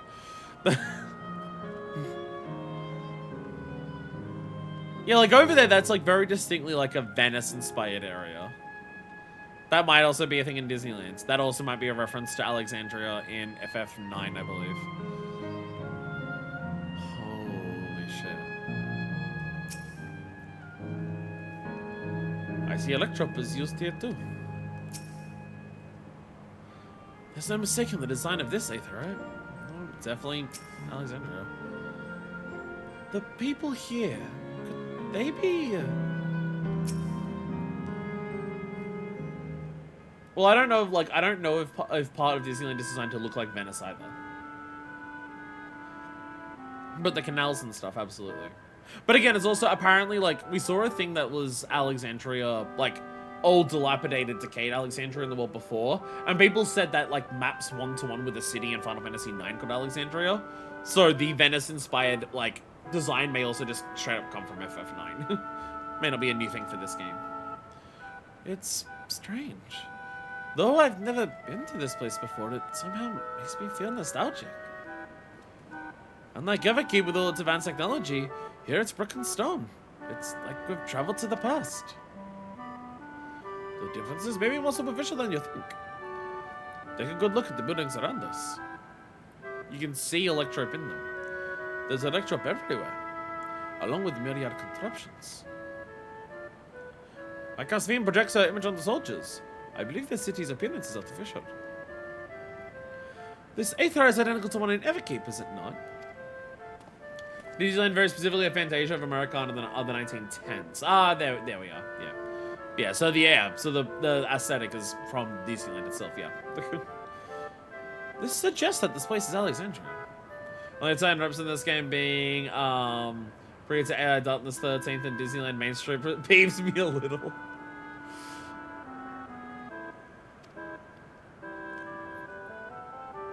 That would seem a fair assumption. In light of all this, could it be this city is Everkeep's missing 12th level?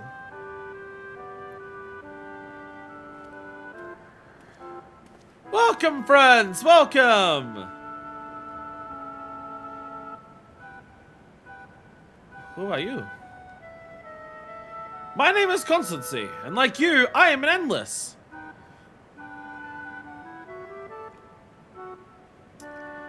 So do we keep our cover or not?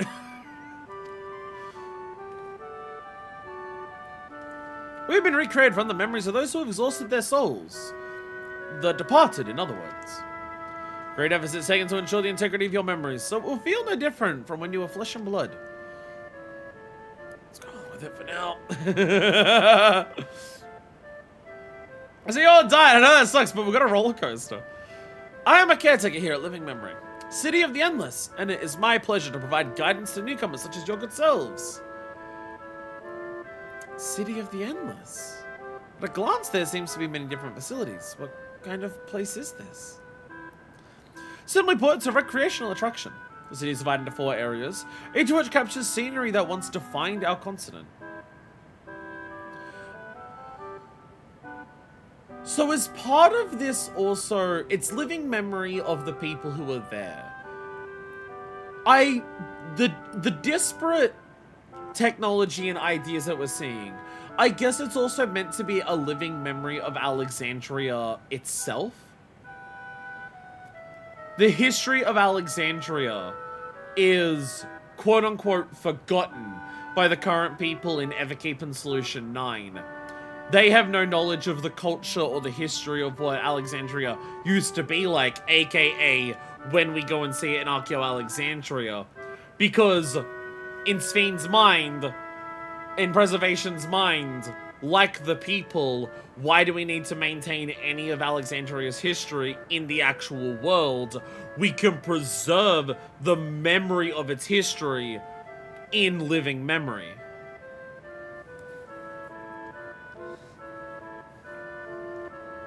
Living memory, but no one here is alive. Yeah. Simply put, as recreational attractions. Wait, I already read that. In this way, we ensure that what is lost is not forgotten. That all precious memories endure forevermore. Just not remembered by anyone who is still alive. In Everkeep's early days, this place was used by the living, but it was made a haven for the endless hundreds of years later.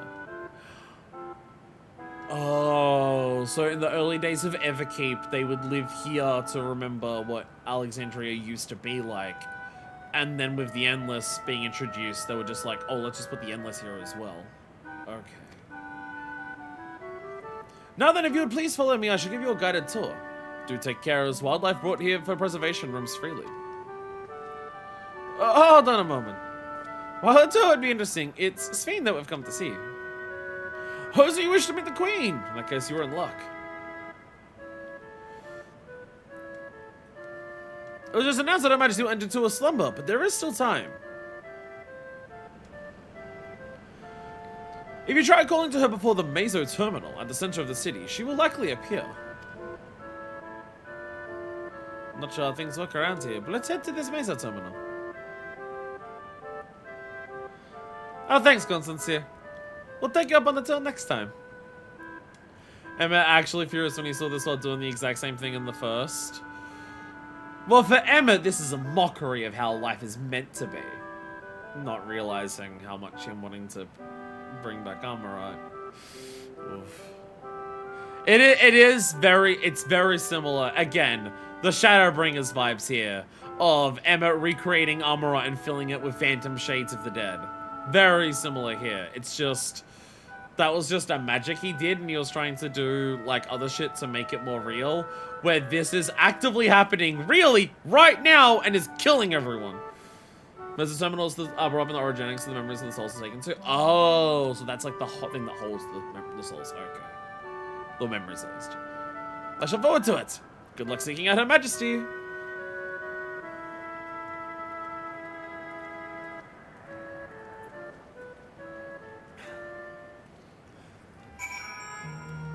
Kind of thought these parted souls are hanging out here, probably unaware of what it's costing humanity. I wonder if some of them are. Because one of the people who should be here is Kafkiwa. And given that Kafkiwa was part of the rebellion, part of the resistance, I imagine she might know the cost of it. And she just has to still live here knowing what it's costing. Queen Sphene enjoys meeting her people. I'm quite confident she'll appear for you at the Meso Terminal.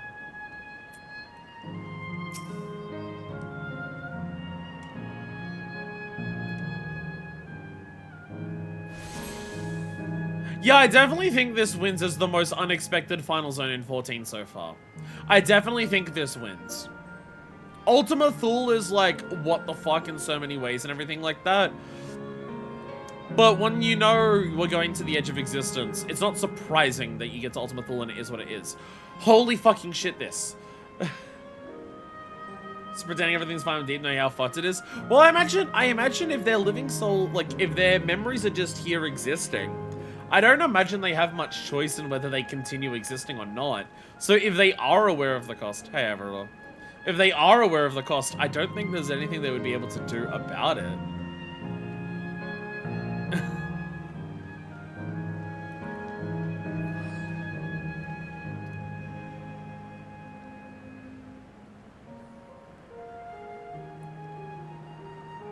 Wait a minute, why is there kids?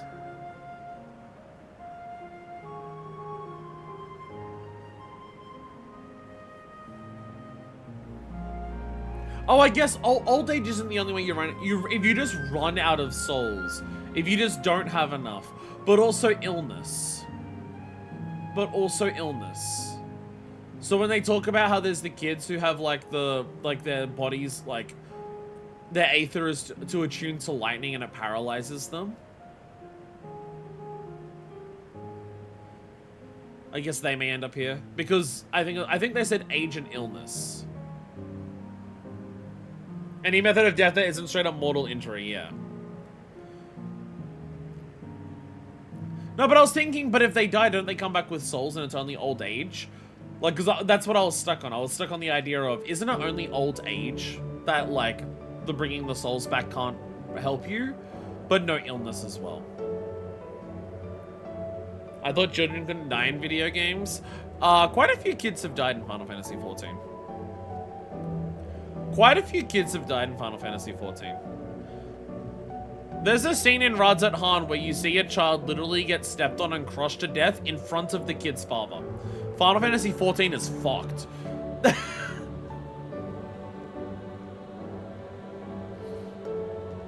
Yeah. No, Beard's just here for the ride.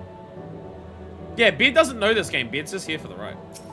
The ride's fucked, by the way.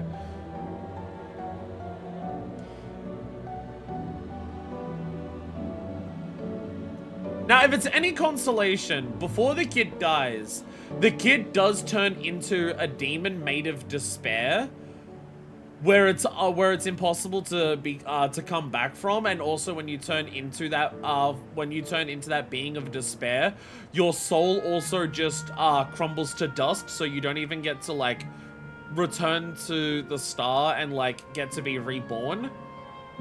So the kid turns to that in front of his dad. And then, as that creature gets immediately stepped on and crushed by another gigantic creature in front of the kid's dad. Yeah. Yeah. Hi, Alia. I uniquely come to living memory. Just take your time looking around. You'll find a place that suits you in due course. 14 sits firmly in the fantasy as a medium to explore fucked up sci-fi scenarios, campus storytelling, 100%.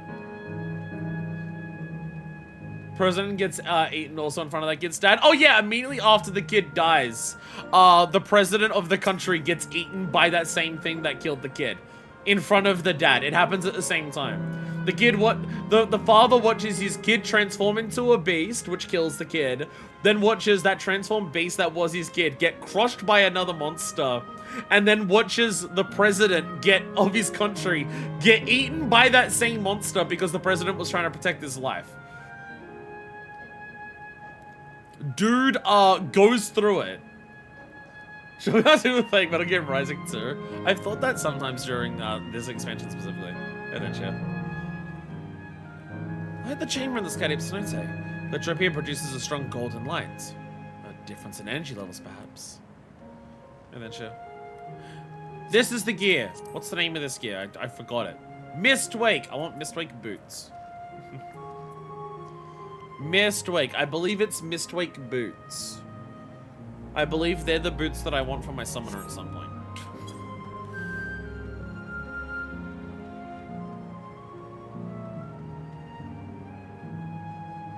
Oh yeah, you've even got the fucking gondolas.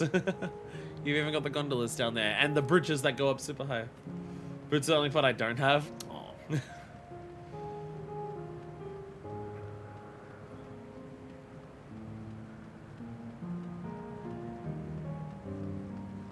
I don't know what... How are you meant to get to this zone and just like exist in it?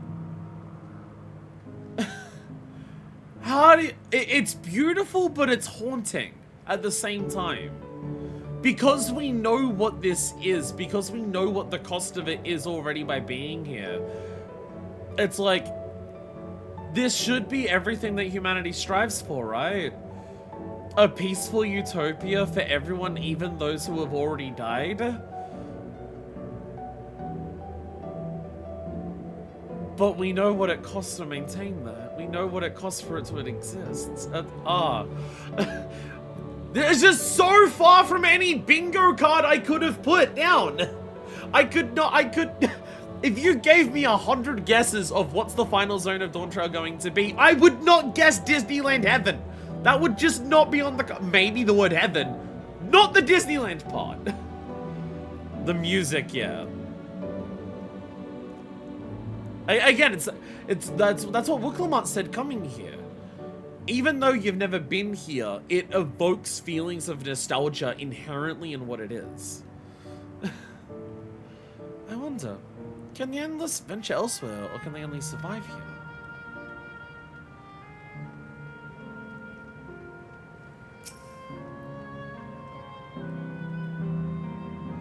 But answer, as far as I can tell, not everything is an illusion. Happy but uneasy. Final Fantasy XIV music is incredibly good. FF14 music.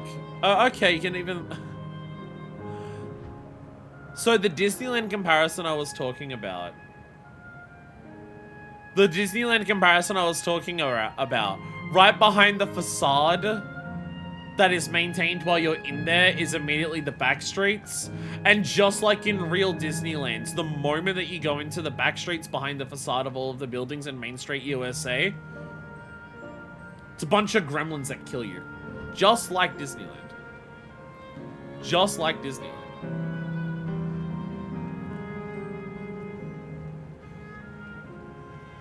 Was waiting for that. The facade's fake walls, employee-only areas, love living memory. I gotta say, just like Disneyland Paris, if you go behind the rides, you find the water goblin. Love the behind the stage areas. I gotta say, I don't think I've seen, I'm just gonna put it out there entirely, a piece of media in general. I don't think I've seen a piece of media in general evoke very specific feelings of Disneyland and what the presentation of Disneyland is trying to do and the reality of what Disneyland is behind that presentation. I don't think I've ever seen a piece of media pick up that super specific detail as like an important through line of part of its storytelling at the end of a story. That is insane. And it works so well. Psychonauts 2 does it as well. That, okay, you know what? If there's any game that also does it, I'm not surprised it's one of the Psychonauts, honestly. Giant walls to hide the parking lot. The only impression I had a 14 to pick it up in a damn heartbeat. There's a lot of Final Fantasy XIV that I consider incredibly impressive. This may not be the most impressive thing I've seen in 14. Ultima Thule just targets me too specifically. This is the most unexpected thing I've seen in this game. And the most unlike anything I could have expected it to be. So I cannot spoofs one specific ride really well, not the entirety of Disneyland's. Well, I think it's like the very, like, this is not, it's not just, oh, let's make it look like Disneyland. It's like, what is the mentality of Disneyland? What does Disneyland try to accomplish with its very specific theme park design? And let's use that very specific theme park design of what Disneyland is to get across thematic storytelling ideas here. It's so specific. It's so specific. And I've only just walked into the zone, and that is immediately obvious just looking at what it is and knowing what the story is up until this moment. It's insane! Sphene? How do you do that? How do you come up with this as a concept of this is where the story should end for Dawntrail? How do you do that? What the fuck? If you are, say something. We need to talk.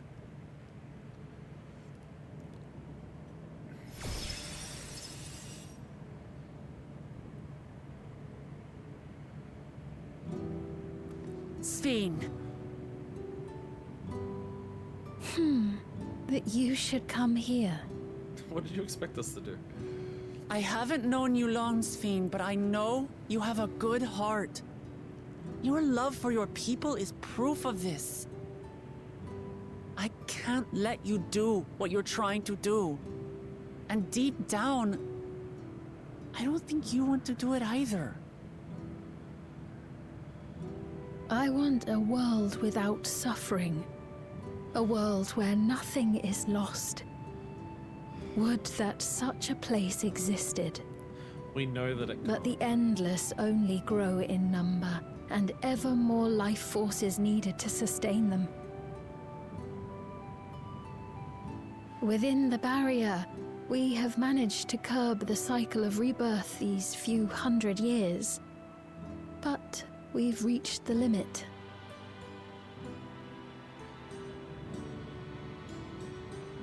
That is why I looked to interdimensional fusion, to harvest what we needed from your world. From your people. And with the key, we will have it. You have to know how wrong this is. And once you've plundered our world of ether, what then? Will you do the same to others? All men eventually die. If you make endless of everyone, you will never have enough ether to sustain them. You but prolong the inevitable. Someone like Graha, who has seen the calamity, has been to Ultima Thule, died himself in Ultima Thule. If you would nevertheless persist in this folly, The we anger must in his stand voice at against this. you. For we too have people we cannot lose, places to which our hearts belong.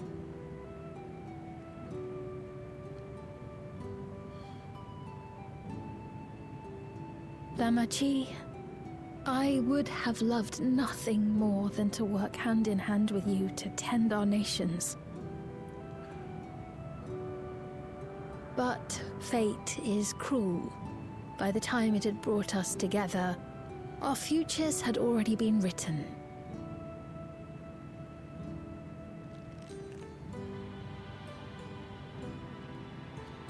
The kind and gentle Queen Sphene was too weak to serve her people, and so she will serve them no more.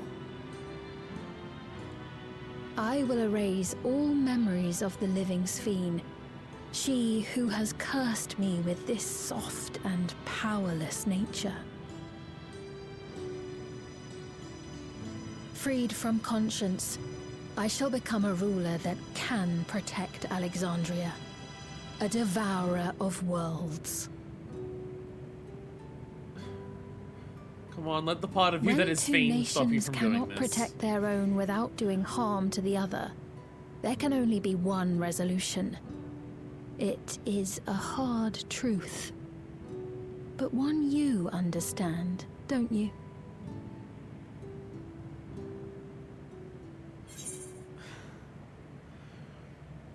You think the Warrior of Light understands?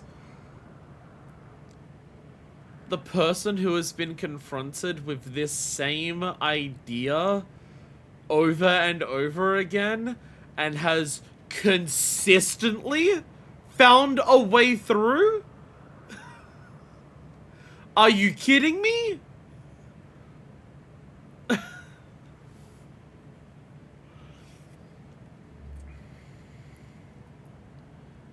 I'll protect my world and all the others, including yours, Sphene.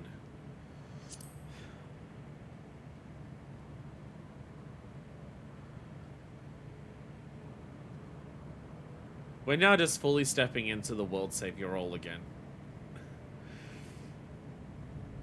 I'm afraid we're out of time. The process has begun, and it cannot be stopped. Also, hey Mix, yeah, you are here live. Hey Mix, I'm calling you out right now. Hi Mix. Mesoterminal memory deletion in progress.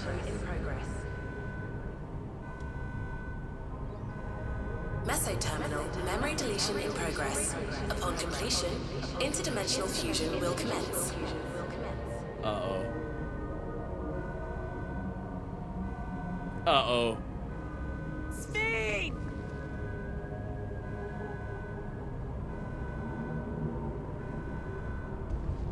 So how the fuck do we stop this?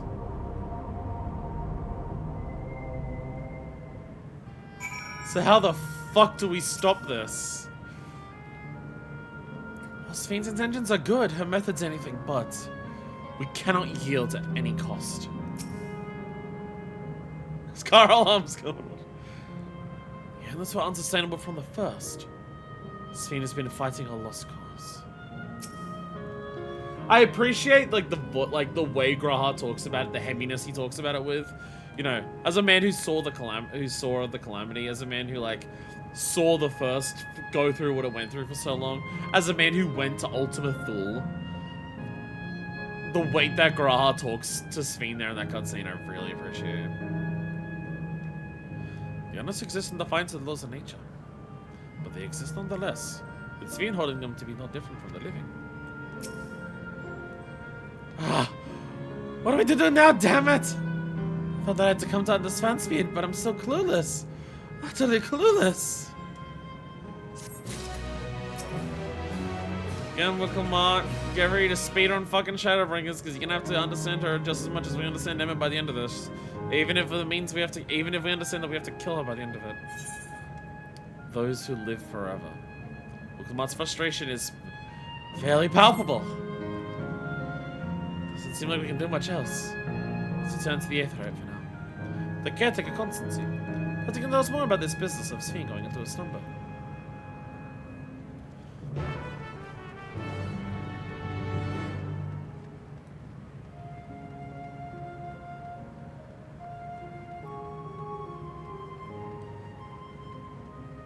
So for the people who have played Dawntrail before, the people who have played this game before, how the fuck did you mentally process what this zone was, like when you got here? Cause fuck off, none of y'all predicted this. And just like with what this is and the story, how do you like? It's so good. It's so good. Like, just on, like, a glance of seeing what it is, but I didn't. That's fair. That's fair. Hey, Dragon. Ignore the other MMO characters who are here to do their gathering. Just don't worry about them. Should we challenge that quiz tour again? Oh yes, we'll have to try for a perfect score this time. Something like whoa and oh.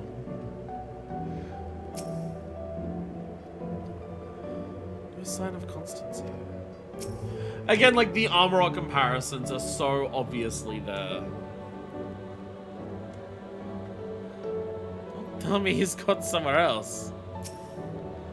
Saying that the City of Gold is the last one is an easy prediction, but predicting exactly what the City of Gold is, fuck you, no you didn't. No one did. I refuse to believe a single fucking person predicted what the City of Gold is.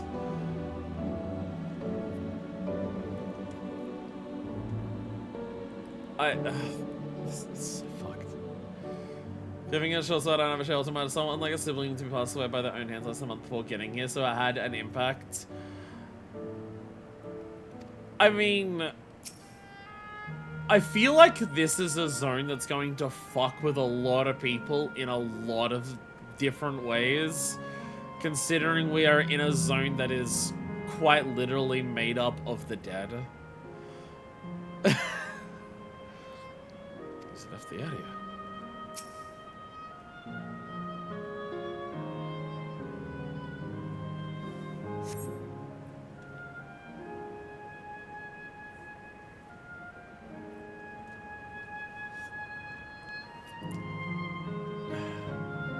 Wouldn't be surprised if it fights with the devs as they made it. There's an element of Endwalker which is very obviously written during COVID. Certain parts of Endwalker are very obviously this is a during COVID story. I get vibes of post-COVID here as well. Of like writing a story after like this tragic aftermath, like Endwalker happens during the middle of like a massive calamity, and it's like about all the people coming together, and that happens like during COVID, and then this happened, and then after COVID they write Dawntrail, and the end of Dawntrail is about what if we can make a paradise that could bring everyone who died back, but then grappling with the reality of what that would truly mean, even outside of the cost of it, just what that would mean for the people. Like, oh, wouldn't it be so easy if all of the people living could just forget the tragedies that happened? What if everyone could just forget how many people died? What if all the people who died could live on forever? And having to directly grapple with, but that's not the world we live in. Very much a post-COVID vibe to it in that regard. Of just coming to Alexandria and Alexandria just being a nation that literally deliberately erases memories of tragedy and heartache. Because wouldn't it be so much easier to live like that? It was one I'm sure part bearing for beds in 99 future experience the rest of the VOD. Good night, Mix. This is gonna be a lot. This is gonna be a lot. This is gonna be one hell of a fucking journey through this. He's the hard set. Perhaps he was taking all the recent arrivals on a tour. Looking for someone, are you? Hey, Mix. Thanks for the gift sub. Yes, he was here just earlier. A fellow named Constantine.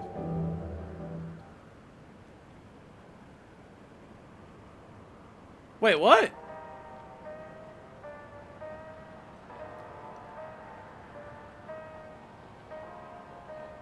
Hello, everyone.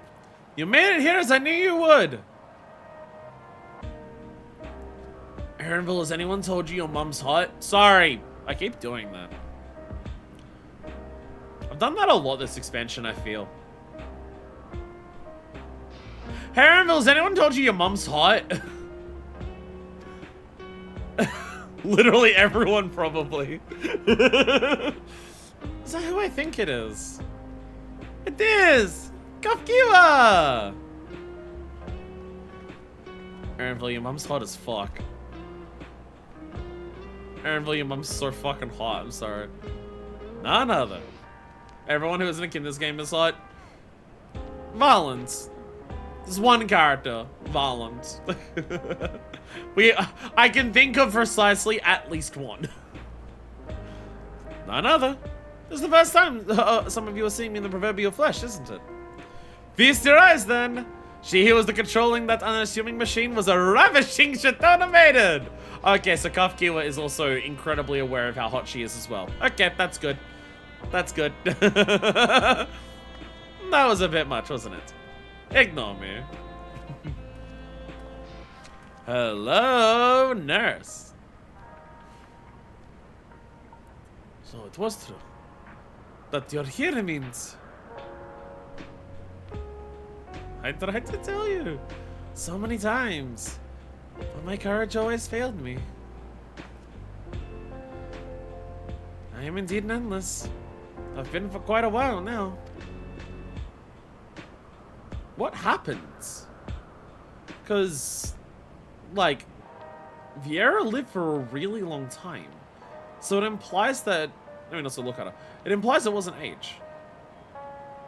Xenos dad's stupid one who looked like his textures were made of paper mache. Varus? Basically, if your name begins with V.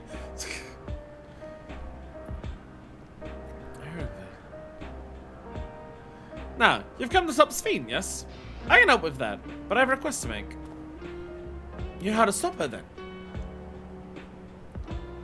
Well, there are no guarantees. Your coming here makes a distinct possibility.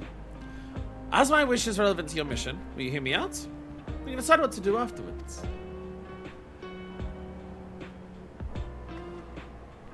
Excellent. To begin, we'll head to a different area. See that sentry? I'll have them grant you access to the zip line. Zip line? Because I was saying Vikev is ugly. I'm sorry, Vikev. I didn't mean it. Zip line? What is that? I found it about a transport. They don't seem much use though. As we endless can teleport freely within living memory. This particular line will take you to a zone called Canal Town. I'll be waiting for you there. Okay, the name Canal Town sounds like a Disneyland type of name for an area of its park as well. With that endearing pushiness, it can only be Kafkiwa. Let's go. How you going, buddy? Don't know how to process it? Completely understandable. That is the correct reaction.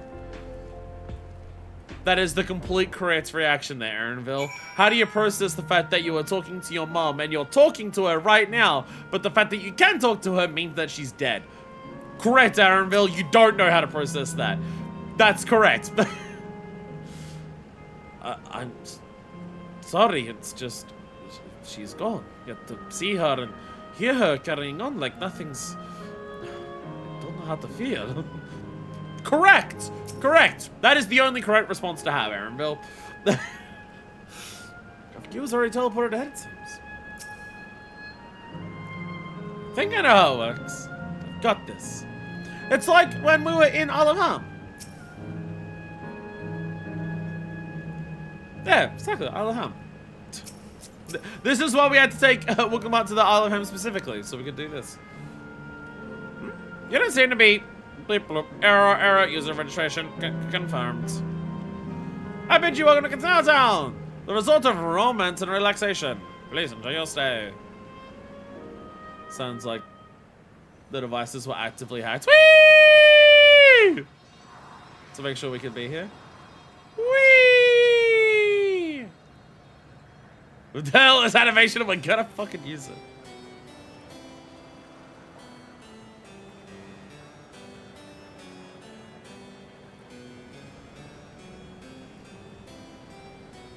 What a charming place.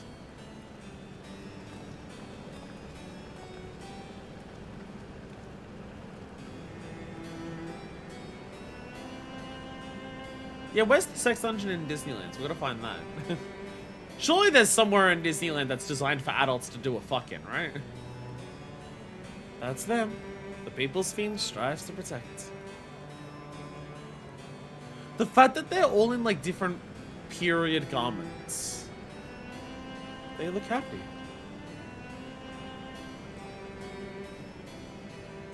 Like some are wearing current Alexandrian like cyberpunk stuff. Some of them are in like Arco Alexandria-esque gear. So, what's this request of yours?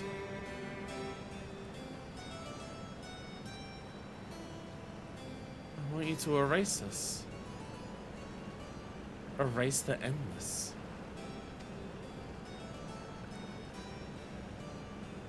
What?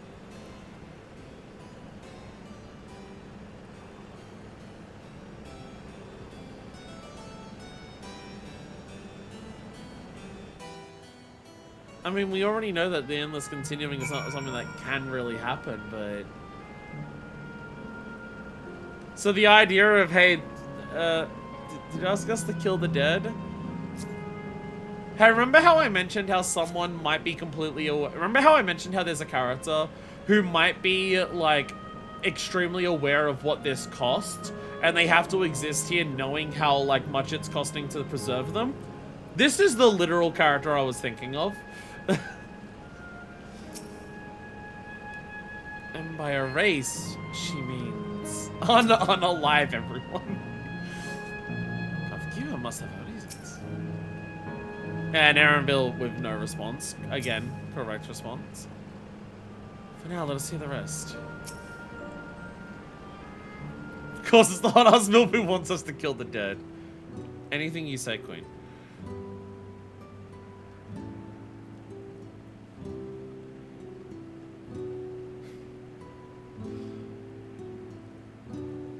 Oh, come now. Spare me those gloomy faces. Again, we came here knowing that the Endless can't continue existing. We came here knowing that. But when we can actually talk to them, it feels different. It feels different when we can actually talk to them about it, huh? Being alive, you're the only ones who can do this. And we won't have a better opportunity than now, while Queen Sphene is busy preparing to initiate interdimensional fusion. It's wrong to sacrifice others to sustain the Endless. This I firmly believe. But talking to you right now, you seem as real as any of us.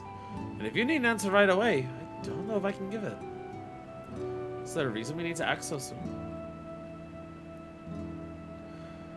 Because, as you've just said, it's wrong to sacrifice others to sustain us.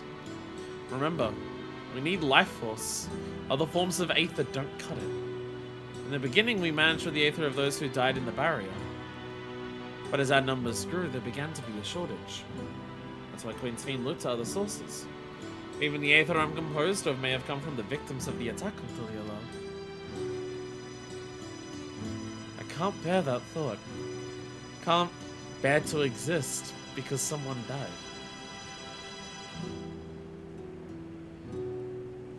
We'd probably feel the same way if we were in your shoes. But what exactly are you asking us to do?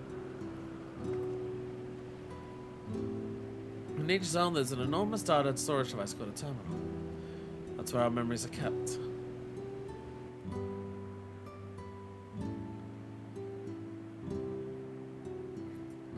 If you shut down a terminal, the memories within will disappear, along with those endless created from them.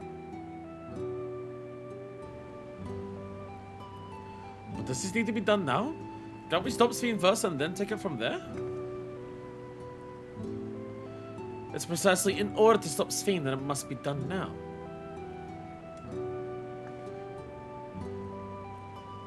Her own memories are stored within the Meso Terminal, which stands at the heart of living memory. As you would expect, Terminal's fences are extremely tight. But it has moments of vulnerability, such as when it has finished calculations, which we can exploit to shut it down from within. While we wait for that opening, we erase the endless. Once we are gone, Sphene will no longer have a reason to plunder aether from other worlds. Would Sphene simply allow us to shut down the terminals? In preparation for the fusion, the Meso Terminal is currently performing massive calculations while gathering energy. Even if the system notices us, it cannot easily suspend the process. Rather than doing so, I believe I'll attempt to accelerate the timetable and bridge worlds before the plan can be thwarted. Oh, it will attempt. It wouldn't be a decision Sphene would wish to make. But she would be able to save those who are stored in the Meso Terminal, at least. There's sense in your strategy and in resolving this up Sphene. We had anticipated that it might come to this. But to actually talk about erasing the endless is difficult. You didn't feel any guilt. No matter how lifelike we may seem, we endless are but facsimiles created from memories. Besides, stopping Sphene requires that you shut down the Meso Terminal, which sustains all of us. Sooner or later, it will need to be done. We are to be erased and let it be before more people come to harm. Living, breathing people with futures they deserve to experience.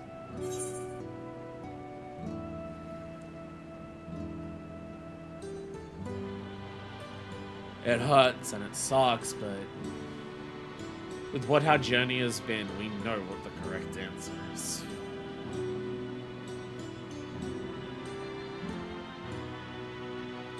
Thank you for respecting my wish. And as a personal request, while her actions cannot be condoned, I ask that you afford Queen Sphene a measure of understanding. Know that she herself didn't choose to become an endless. It was preservation that made the choice for her. She is powerless to resist her purpose. What do you mean? The Sphene you know is an ideal that preservation brought to life. Harnessing the love the living Sphene bore of her people, they brought forth an eternal queen whose primary directive is to preserve the endless. But as you know, the endless consume aether. Sphene was compelled to find ways to procure it. That compulsion has driven her to resort to interdimensional fusion. What? Are you telling me the original Sphene wouldn't have chosen this? What the Queen might have done, only she herself would know. But the signs of preservation have vanished, leaving the created Queen to walk alone.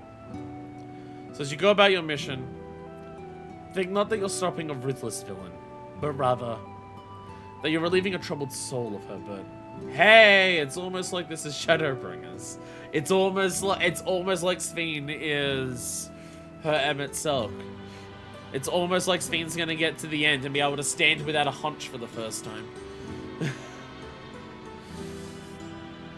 Alright, Kafkiva. We understand now. Both your reasoning and your feelings. But before we erase the Endless, I'd like to know them. I'd like to know what she fights tooth and nail for. We're going to reject someone's beliefs, let it be after we've come to understand them. This is a lesson I learned from the Rite of Succession. I realize we're pressed for time, but if it's alright with you, I want to meet as many people as I can. You truly are Gula Jaja's kid. Well, the calculations will take a while still. It should be fine if we do this as we proceed to the terminals. I'm with you. We may not be able to learn everything, but it would nevertheless be meaningful if we could glimpse the hearts of those who inhabit this place before we set them free.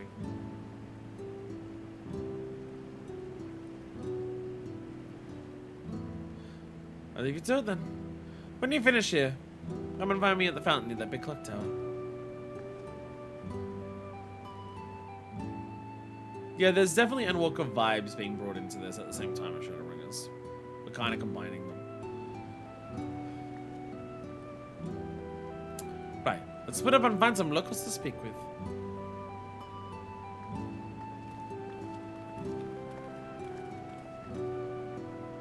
It really is a lovely place.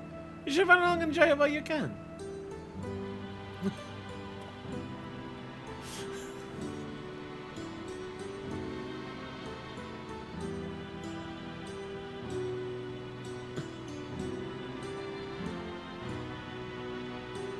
Jesus Christ. Ooh, this is gonna be a lot.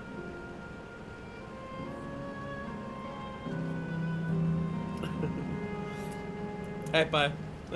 Well, the fact they were created to begin with is problematic. Now that they exist and we can see them and talk to them, makes you understand why Sphene feels so fiercely protective of their continued existence. Yeah. Yeah. I remember just met up with their mother, who is now tasked with letting said mother go. Talk about a 1-2 punch. Oh, this is gonna be a lot. Oh, this is gonna be a lot. Oh boy. Oh boy. Alrighty, let's get ready for a fun ride. It feels weird that there's just enemies also here. It does feel a little odd that enemies are also just here. Also, by the way, the entire... Do we bother with Aether Currents? Do we fucking bother? Do we even bother with getting the Aether Currents themselves? Like, so much more important shit. Yes, we do, okay. Not object to your decision. As my mother says, you didn't feel any guilt. Yet I admit I myself am so conflicted. To have such doubts after coming all this way. It's laughable, isn't it? I must say, I'm starting to enjoy myself. Even if it's only brief. It has the feel of a journey. Your ancestors were refugees from Lindblom? What tales they must have. Lindblom. Oh, hey! It does feel weird to have enemies here. Can't escape the MMO trappings. It does feel a little weird that enemies are here.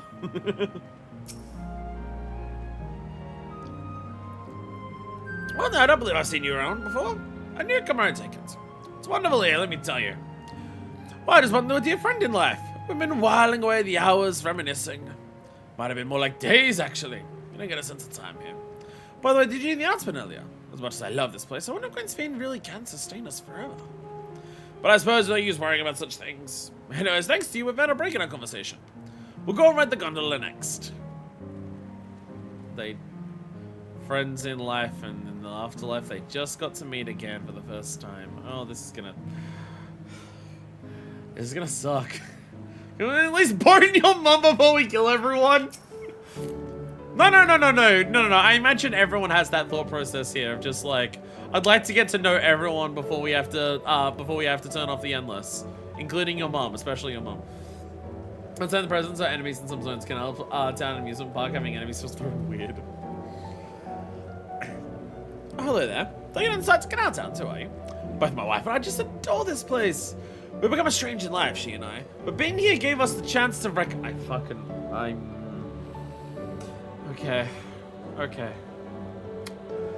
Okay.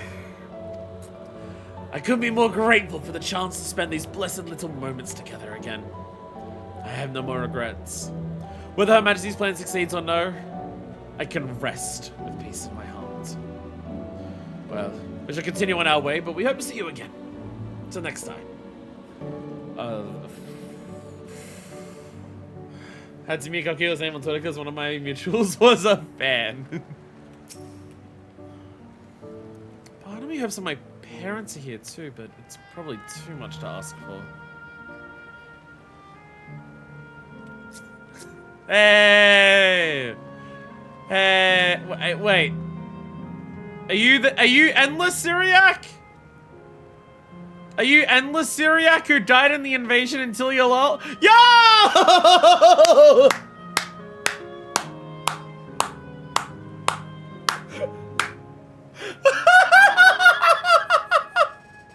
Oh! Oh! Fucking legend! Fucking legend! Incredible! You are awesome! Are you...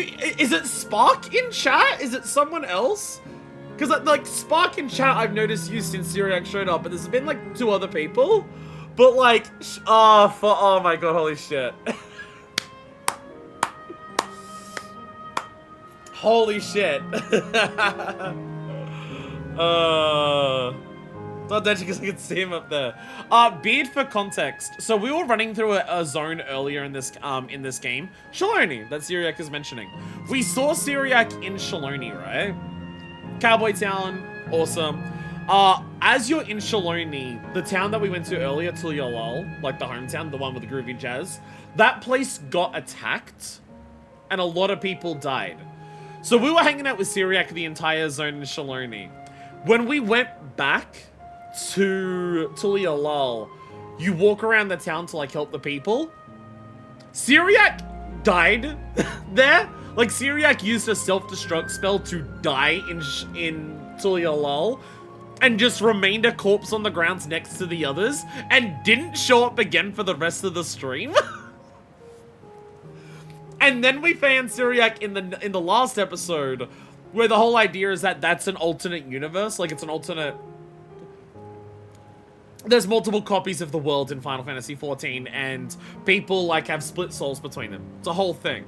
But we found Syriac again in the Alexandria, which comes from another world, and it was like, oh, it's an alternate shot of them and just running around and helping with them. And now the full completion of the bit of the Syriac who died in the Tulialal attack was resurrected into fucking living memory.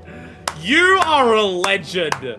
Absolutely incredible bit. That is, oh my god. Where's the fist bump? Where's the fist bump stance? Where is it? There it is. Absolutely incredible. Absolutely incredible bit. Holy shit.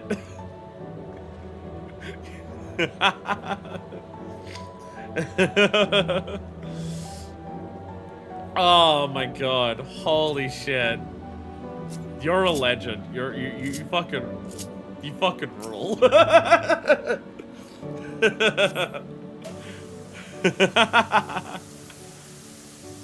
We get to see each other again. Yeah, I totally died in the attack as well. I totally died in the attack on Tulialal as well. That's definitely why I'm here. Tug Scholar. Oh, Jesus. You there? Have you tried the popcorn from that stall? You haven't? You don't know what you're missing. I consider myself something of a gourmand. And believe me when I say that the classic salt flavor is amazing. The saltiness is simply exquisite. That's the only way to describe it. Pardon me. Once you had a mouthful, it's simply impossible to stop until it's all gone. And after you've tried that, I just seek out other stalls. There are lots of them everywhere, offering all manner of delights. For another recommendation on top of my head, the ice cream over in Asar Volcane. It's so smooth and rich, and just thinking about it's giving me a hankering. That's it, I'm gonna go and have some right now. In-universe food around. Hey, Averil. Oh, you having some Kinder Punch there? Hell yeah. Just chilling out, hanging. Hi, girl. They almost seem to eat food with relish, but it couldn't be real, could it? Oh my god. Oh, the fucking amusement park. The amusement park novelty popcorn bucket. Ooh. Ooh, it's good. Oh, that's good. That's good. I want to jump behind there because you can see their fucking tills that they've got there as well. Arustus. Welcome, welcome! Have a browse, let me know when you're ready to order. You're in that lady's recommendation as well, I take it? Lots of references right here. There's gonna be a lot to this zone. I've been wondering what the endless super sustenance, so it seemed a good opportunity to learn. Oh, is this your first time eating, is it? Food is great using Aether and memory data. To us, it tastes just like the real thing. So how about it? Would you care for some popcorn? Let's give it a try, shall we? That's the spirit! Why don't tell me you like it and I'll bring it right out. Unless you worry there's a charge. All the food is free here.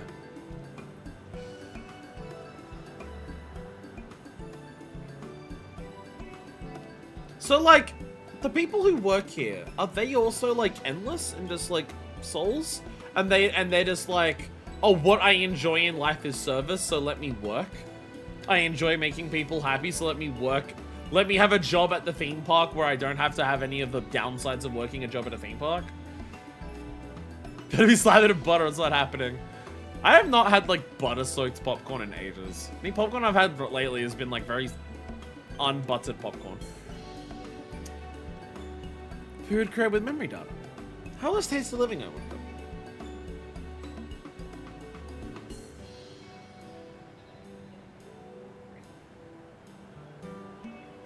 As I said, there's only one way to find out.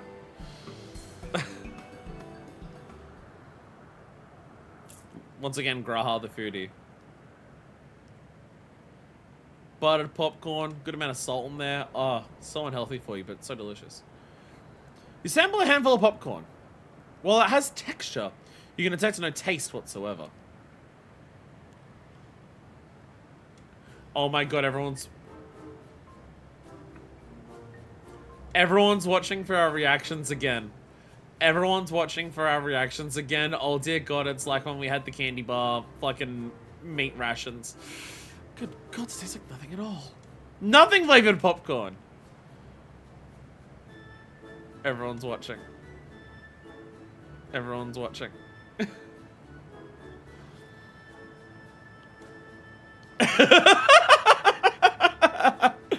I mean, it's amazing! I've never had such tasty popcorn! Yeah! It's not our best seller for nothing, but you don't sell it. And what about you? The saltiness is exquisite. Yeah! Keep the act up, keep the act up. It's always special watching newcomers eat for the first time.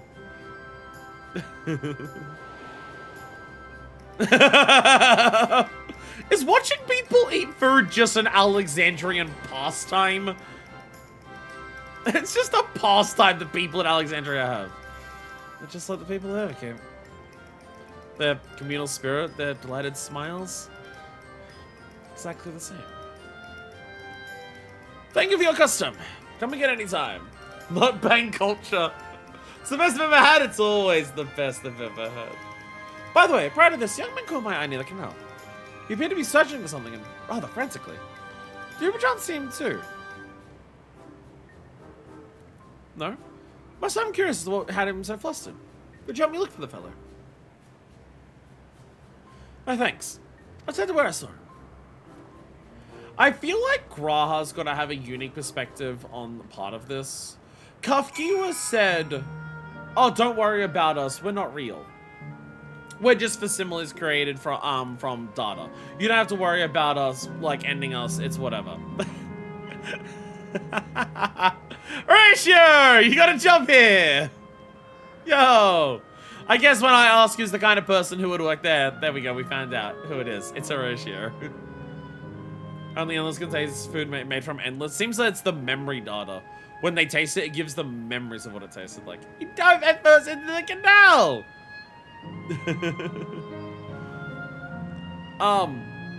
So like Kafka was trying to write it off. You're just having a chat over there. Gotta get these out. I can't remember. To the west. Okay, so somewhere over that way. I feel like Graha. Context Graha is a uniquely transhuman individual. Yeah.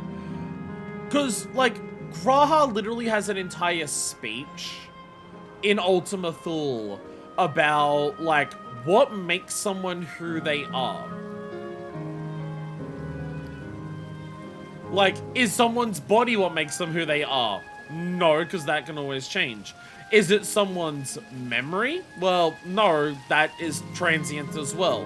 Well, what about their soul? Well, no, the cycle of life and death and rebirth is a fact. So what is it that makes someone who they are? I don't know. All I know is that I know who I am, and I believe I know who I am. And that is enough to carry me forward. So I feel like Graha's got to have a very unique perspective on... No, who are we to say the Endless live or not? He basically fused with the building, turned himself into his part. Yeah. You got 100-year-old alternate timeline wizard memories, yeah. Because like, I think writing off the Endless as, oh, they're not real, so don't worry about it. It's too simple.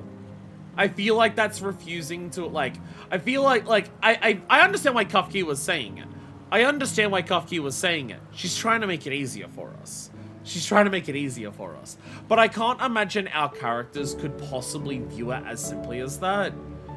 And I feel like if you're like a player, like reduce it to that, it's like refusing to engage with like aspects of identity and stuff like that, that like literally Graha brings up in Endwalker and stuff like that.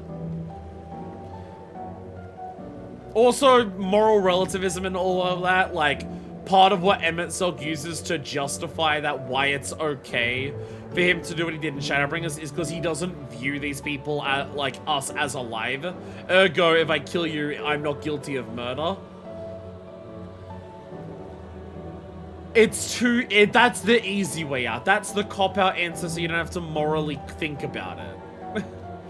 Very real souls who are passing on the... they are people getting one last chance of happiness and fulfillment.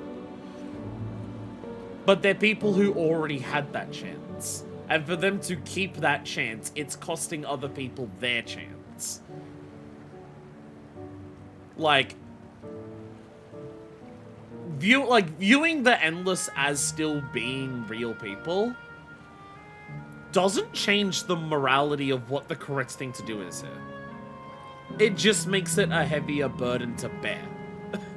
Like, oh, the Endless aren't real, so yeah, just turn it off, it's just a bunch of memory. Oh, the Endless are real. These are, like, people who are living a different existence than the rest of us do, but they are still, like, it is still an existence. That doesn't change what the correct thing to do here is. Obviously, you don't sacrifice living lives for the dead, but at the same time, yeah. So it seems he's no longer in the vicinity. Let's keep looking. Whatever it is that troubles him, perhaps we can be of assistance. Again, I understand why Kafka was saying it. She wants it to make it easier for us, because this is not easy. In serenity and sorrow. Sorry, I thought the phrase was agony and sorrow! Maybe Yasma too, as well.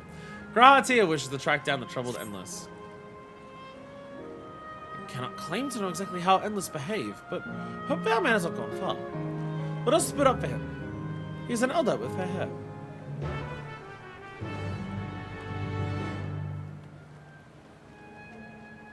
Your pain is not yet over, Galleon. Sorry, I'm now thinking about... I am now doing what I do quite frequently. I'm now thinking about it around a lighthouse. Why are the turbulence just on the street? Back in the days of paradise. Back in the days of paradise. Torbellons walked the street and the people loved being attacked by them on their walk home.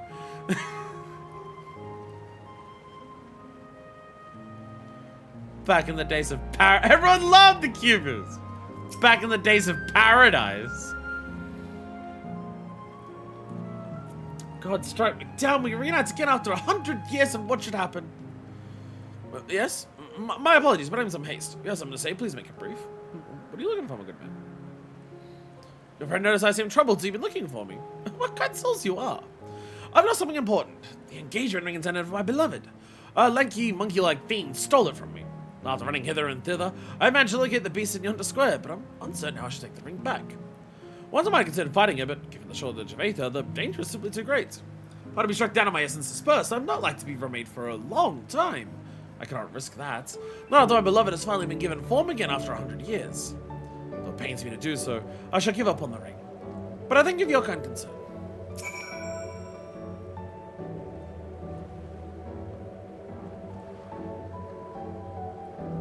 They don't all get to exist at once. All of the Endless don't exist at once. It's not my beloved's been given form again after 100 years because they finally died and ended up here. They were given form again. And if you got dispersed, you would be reformed in a while. They don't all get to exist at once. The cursed beast is holding up the ring, taunting me. Gosh, I'll teach it a lesson. Just to warn you, it seems to be fond of shiny objects. Should have been in your square. Should just keep an eye on your possessions.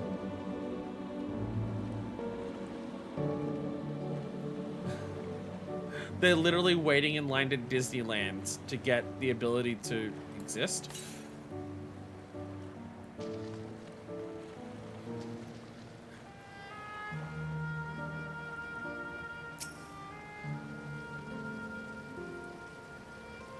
What would be the fast pass?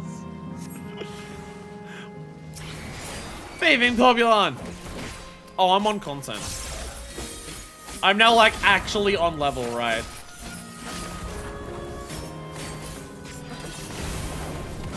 Y'all live like this? Where you have to kill an enemy for a quest line and it doesn't take, like, 2 attacks? Y'all live like this? I'll start 8.0 when 9.0 comes out. No. Maybe. Tourbillon Day keeps the adventure away. God, everyone loved the Tourbillons. What's doing it? Was there something else? Retrieved from a mischievous Sphene. This engagement ring is intended for the beloved of a fair-haired man.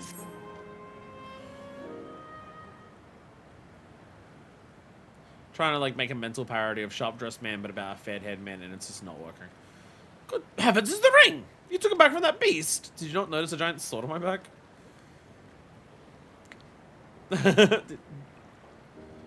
Thank you. Thank you ever so much.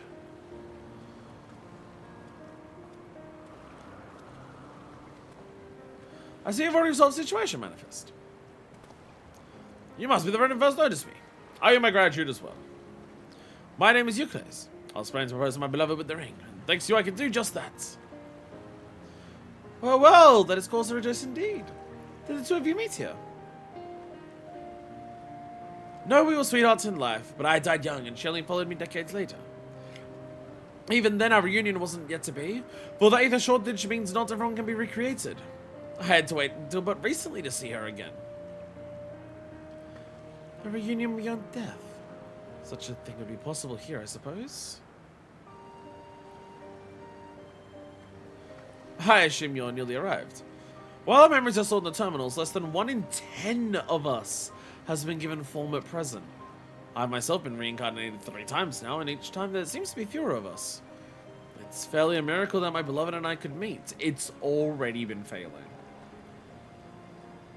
To make it preserve for longer, they've just been diminishing how many people can exist at one point.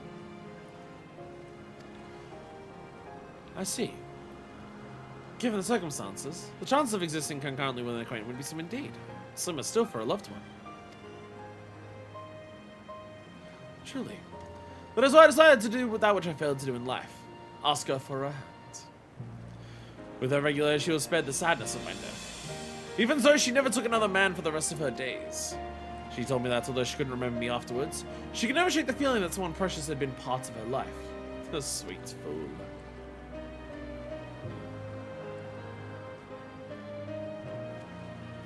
The ring represents a yearning I have long carried, though I know full well it is only a construct, like these bodies of ours. There's a part of me that wonders if this is wrong. Not that I expect us to exist forever, even in this form, but to be with the one I love once again and make her happy. However wrong this world may be, I have nothing but gratitude for Queen Sphene. Now, if you excuse me, I shall go and make that proposal. I've made her wait long enough as it is. This is much, but please take this as a token of my thanks. Tickets. For the gondola. To ensure that order is preserved, we must observe the proper way of doing things even here. It's very much like Queen Sphene to make it so, is it not? Take care, my friends. And see to it that you have no regrets. So even the people who exist in this world, just by the nature and the reality of how it ends up working, even the people here can feel some level of this isn't how it should be. They're grateful for that they get to experience it, but even then they're just like,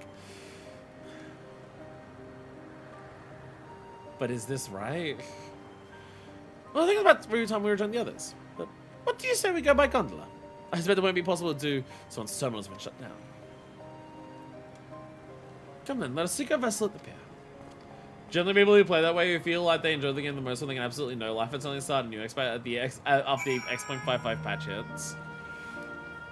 Yeah, but I can no life it even without having new content all the time, so I no lifed it for 10 months when I wasn't allowed to progress the game because I couldn't stream, so I've been playing this level every job, so I never out leveled the expansion of one. Hey, Horatio! You gonna take us by gondola? I present our tickets. I'm the stranger to the boats. I can't help but feel a little excited. Bohemian Rhapsody was written about living memory. You can push up at any time. Find the gap when you're bored. This is so fucking far from what I expected the final zone to be. Parts of it are lining up in terms of just like, you know, concept of life and death and whatnot, but so fucking far removed from anything I could have possibly predicted. Again, using the specific trappings and concept of Disneyland for your thematic storytelling is so fucking inspired. The underwater coliseum. We're gonna get to the middle of the river, elevated down. Gondola date with Graha.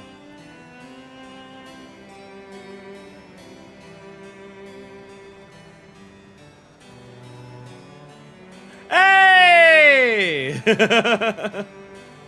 Hey!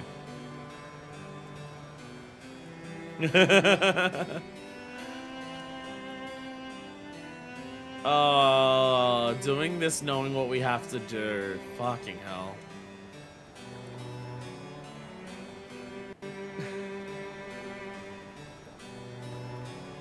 Do you remember what I said to you before all this? That life is a series of journeys. That you must be true to yourself, for indeed, there's no telling what awaits. I don't know about you, but I certainly didn't expect to behold such sights. Definitely not. The future is as fluid as the water beneath us. Truly. Tell me, my friend, have you ever wished to be reunited with someone who has passed away?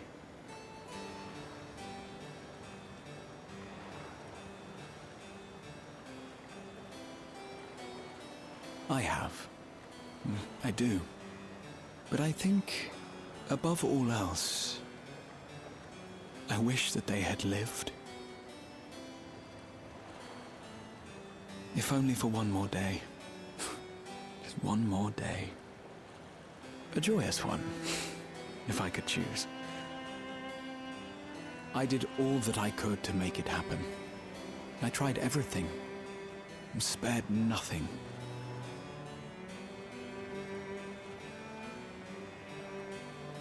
In that manner, I was able to keep some few souls out of harm's way, but so many were beyond my power to save. What would I have done then, had I this?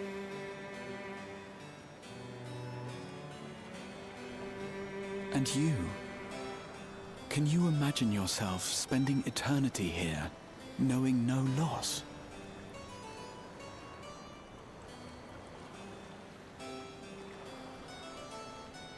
I know no matter how inviting it is, I know I couldn't.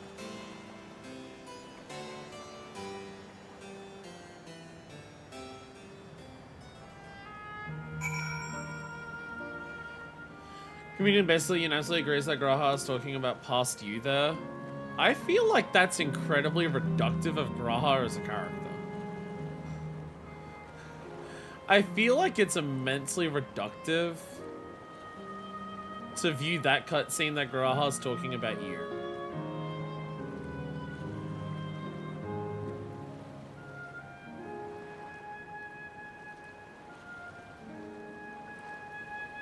See, the thing that I really liked about that cutscene is that it's a glimpse into what Graha holds inside in terms of how difficult it was for Graha to live those 100 years as the Crystal Exarch.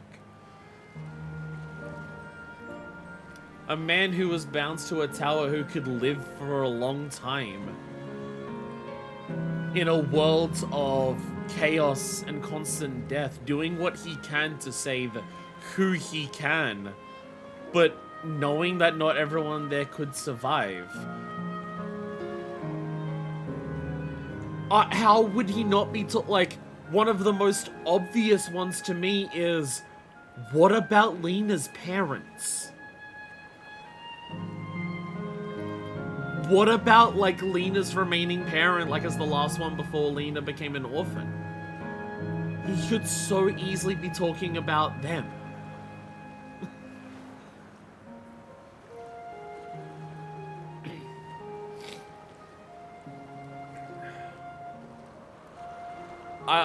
Yeah. Like I said, the community is not smart.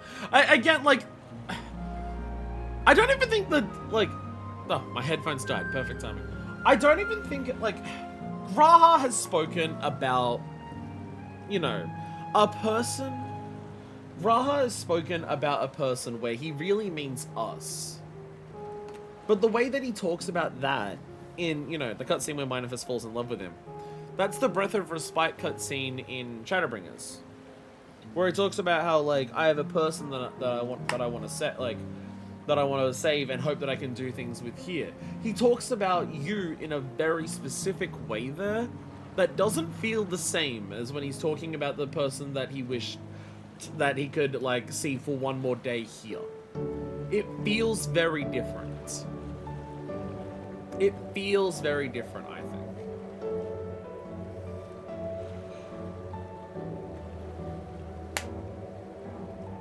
14 as a player base is also uniquely self-centered when narrative is concerned, which I think is born of how many people joined in Shadowbringers. Yeah. Because, again, it's just like, oh, of course Graha cares about you because he's so obsessed with you, and it's just like, he was also the leader of a nation for a century. He absolutely would care deeply about the people there. And I think that's something I want to see more out of Graha's character, is the, like, the weight that being the Crystal Exarch had on him. And then we do get to see that in Shadowbringers. It's been not as present post Shadowbringers, but, like, we do get to see it in Shadowbringers. So I really like that there, because it's, you know, the weight of a man who has lived the life that Graha has lived.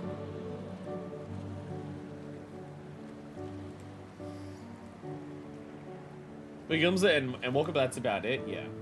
Someone has no knowledge of this game, it sounded like they were speaking about themselves. Graha has actually spoken to himself in similar words in this game.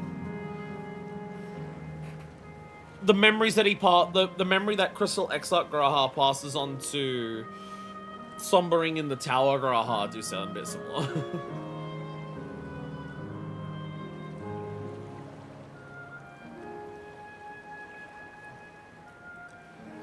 You know what's wild though?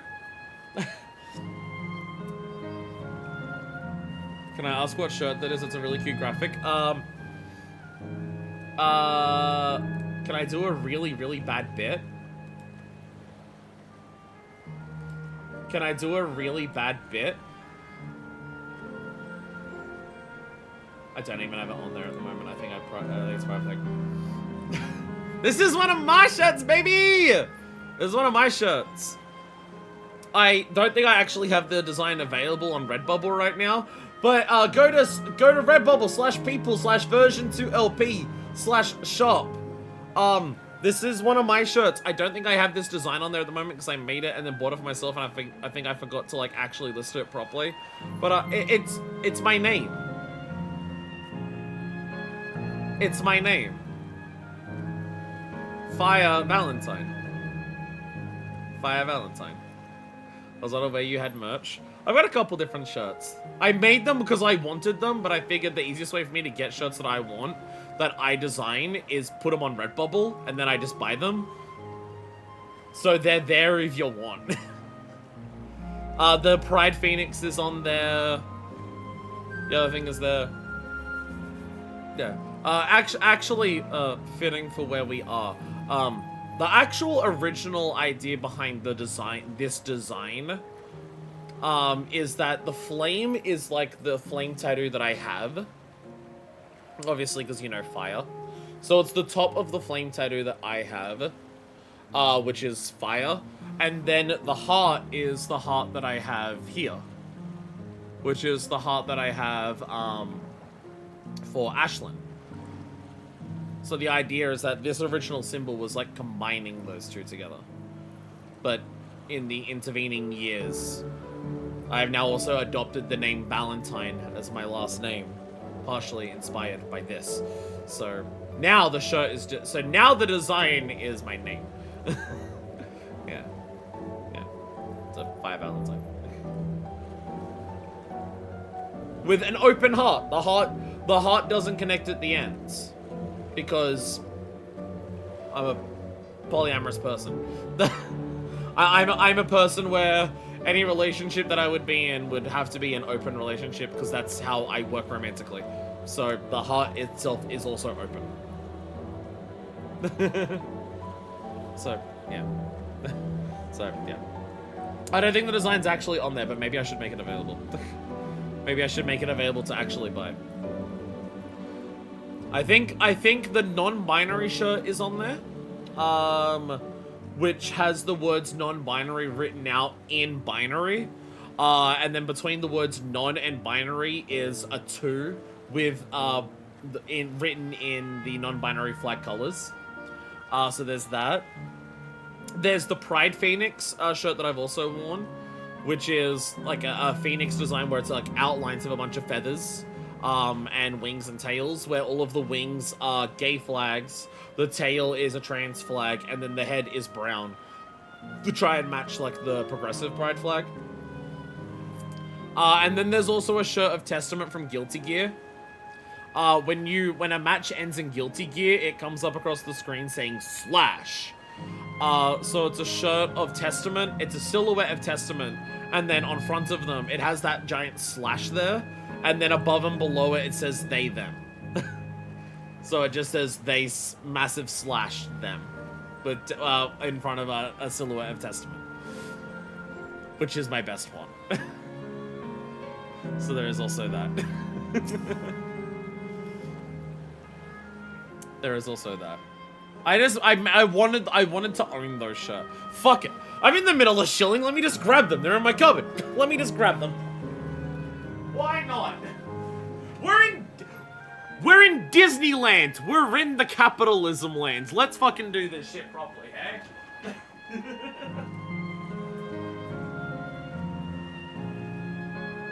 Let's do this shit properly. Let's do shit properly. Let's do shit properly. So this is the Pride Phoenix design. The bottom of it's falling apart a bit, because when I wear it, the tail rubs against the table. But there's the Pride Phoenix. It's very awesome. It also, because again, I have an aesthetic and I have a bit. all of the pieces, all of the silhouettes come together to form a heart in the middle of it. So there's also a heart outline in the middle of the phoenix. I eventually, one day, it'll cost a lot of money, but one day I want to get this design as a back tattoo, but with all red outlines. With all red outlines, I want to get this as a back tattoo. When the Pride Phoenix burns, does it burn in Pride colors too? That would be awesome. Just like seeing like a rainbow of colors come out of it, that would be awesome. So that's the Pride Phoenix. We have non-binary.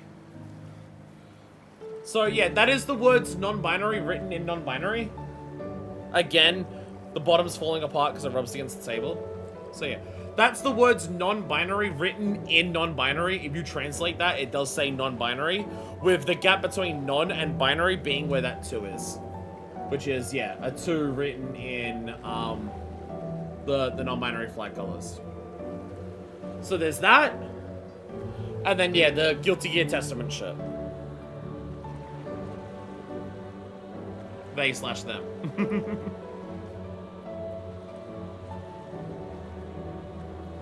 It was not exactly easy with my limited graphical computer skills to get the words they and them to match the word slash so as well as it did. But I put a lot of time into it. I wouldn't have needed to if I was better at stuff on the computer, but I did, but I'm not. Where can we get this amazing merch again? At version2lp.bsky.social. Wait, no, that's wrong. At some point, the top right of the screen will... That's Patreon. Not on my Patreon. At some point, the top right of the screen will go to the Redbubble link. Click that. I guess if you click the screen, it'll just pause the video. Redbubble version 2LP. There it is. Again, I only have it on Redbubble because I wanted the shirts because I love the designs. I never expect people to buy it. I just have it there because fuck it, why not? I'm a YouTuber. I might as well. But yeah. Sorry to get slightly distracted in this Dawntrail final episode with a shilling rant. Stream layout wants you to stop shilling. Oh, I said it so that rotates like every fucking like 2 minutes. How is the right head the left headphone's already dead? Are you fucking serious? I changed my pair of headphones after that cutscene. I haven't even spoken to Graha after that cutscene. So just in the time it took for me to shill, the left headphone of my bad pair of headphones has already died. I think at this point it's just straight up that counts as it's not fucking usable. I also fucked up my necklace. Moving around a lot fucks up my necklace. Line up properly. There we go. It's a final episode today, so I had to dress up. And by dress up, I mean actually wear a jacket and have a necklace. The new necklace. I got this like a couple weeks ago. Just want to chat with you again, my friends. Because though it's been some time. Not even lined up on camera. Having met endless like you, Clays, I feel I've come to understand Sphene a little better. Anyone would wish those dear to them a long and happy future, and she bears the burden of this desire for all her subjects. And as Kral said, we too have people we cannot lose. Come, Manifest. We can get to the fountain by yonder bridge. The shittiest idea ever, a shirt that has an headset on, but the left ear just has a low battery logo on it. No, that's just my life. No. That's just the trauma of what existing as me is. No. No. Question. Are we going to naturally pass most of the aether currents while we're doing this, or should I actually go and get them? Because there's one like right over here. Go get him? Okay. We could buy a trauma. Oh, that outrunner's angry. Oh! Like...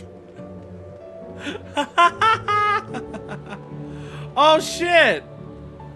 They've got little barriers to be like, endless can't go this way.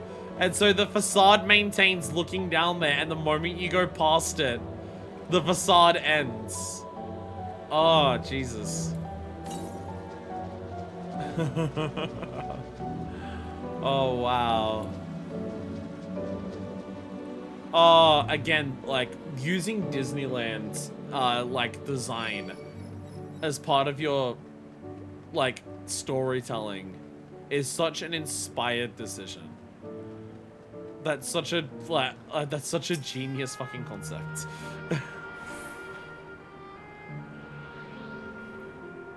Boundary breaking out of an old video game town. I think it's meant to get across those ideas as well. Like, this is the facade of, like, what an old video game world would look like, and oh shit, you can go out of it to realize how fake it is.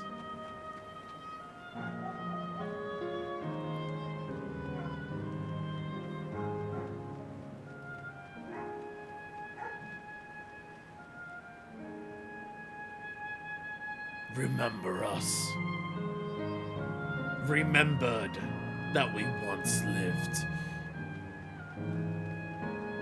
You're getting less subtle with the Sphene's Emmett Salt comparisons when you have enemies called Remembered Us. Remembered that we once lived. Ow! Did you just explode me? What the fuck? Outrunner, what the hell? Remembered. Font of devotion.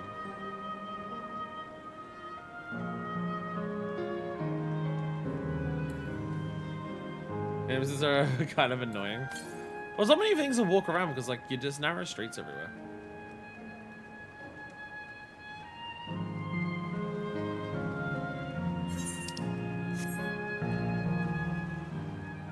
There we are.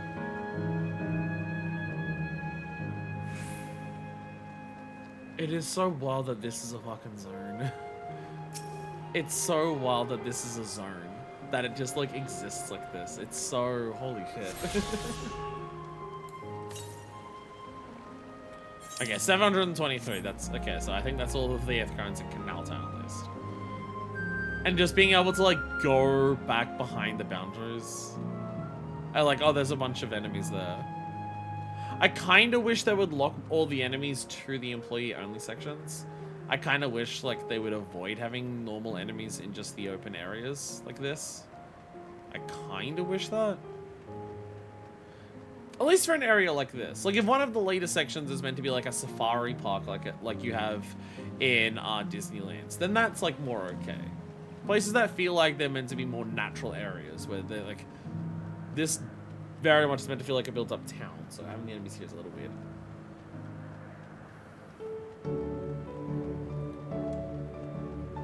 Kind of plot points like the monkey mugging that guy for the ring. True. Hey, Sapphire. Just love the view of the city from here. Picture a scene of passerby against the skyline. It's absolutely beautiful. But then it's greatly diminished. The buildings in the distance have grown dark. What will come next, I wonder? Yeah, see, even the people who exist here can tell that, like, this is on the way out. The end is coming for the endless, even if we don't, like, stop it. Oh, that's really tight in my ear. I don't even need this one in my ear right now. I'm just gonna take it out. It's really tight there. I'm just gonna put it back on charge. So it's that straight stuck for the past future meet. And I played Night in the Woods. Oh, I've seen a playthrough of Night in the Woods a very long time ago, so I probably don't remember enough of it to remember any of it. Finished talking to the locals, have you? Begin to hear your impressions. One of those games that I watched like a playthrough of it, but I feel like the playthrough was like also not that focused on the game that much that I don't even like remember the plot.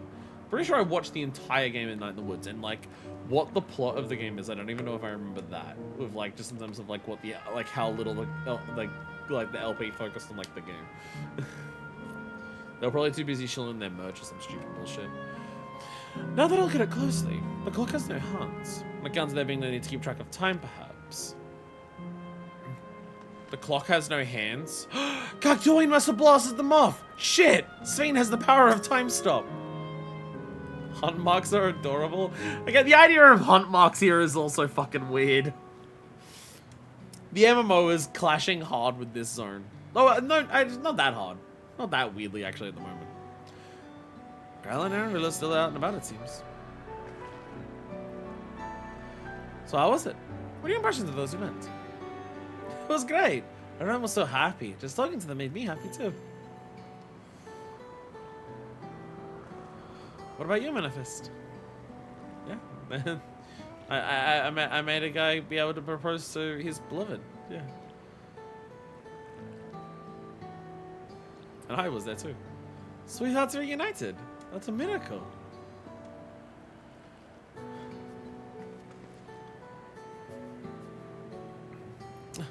While it is a miracle after a fashion, the system strives to make such encounters possible. If you meet someone you know, it's probably not by chance. The terminals hold information on unfulfilled longings, and use them to orchestrate reunions like your places.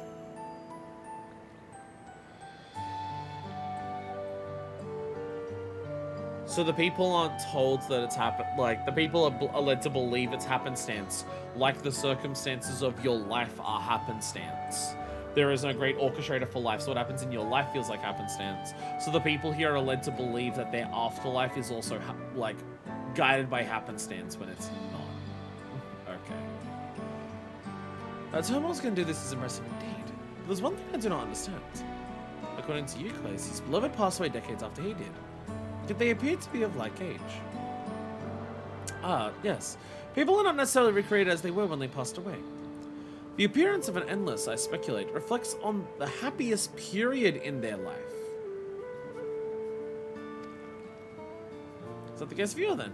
Not that I can tell how old you are as slowly as your people age. I'm not sure, to be honest. I have so many happy times, it's hard to know which one applies. I'm insufferably inquisitive. Whether it's nature or technology, I can't help but want to learn more about the world around me. You might say discovery is what gives me joy. It made me happy in life and may have been a blessing afterwards. Everyone, please stop hitting on my mother. I had a great life, I don't know. They're unless they're content with what they have here, you see. They don't develop the urge to leave. But I was so determined to see the world again that I taught myself how to gain control of a vessel and ventured outside. You're a proper rebel. Well, that's enough about me for now. While I wait for Crown and Neshpia, I have a favor to ask you.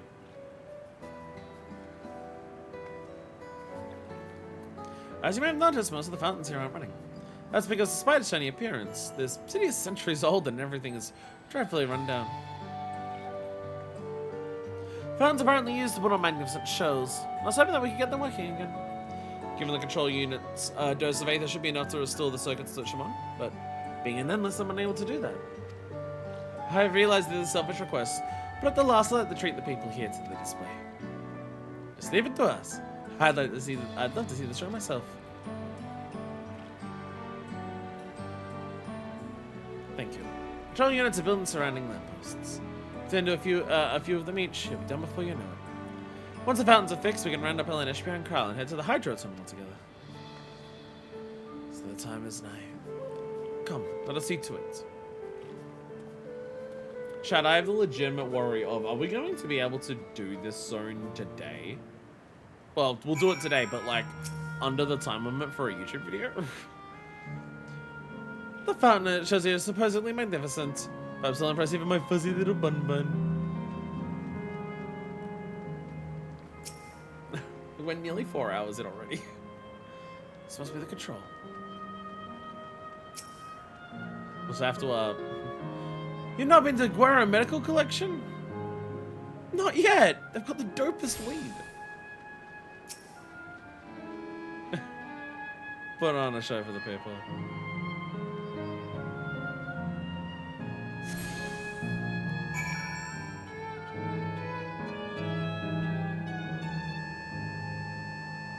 Yeah.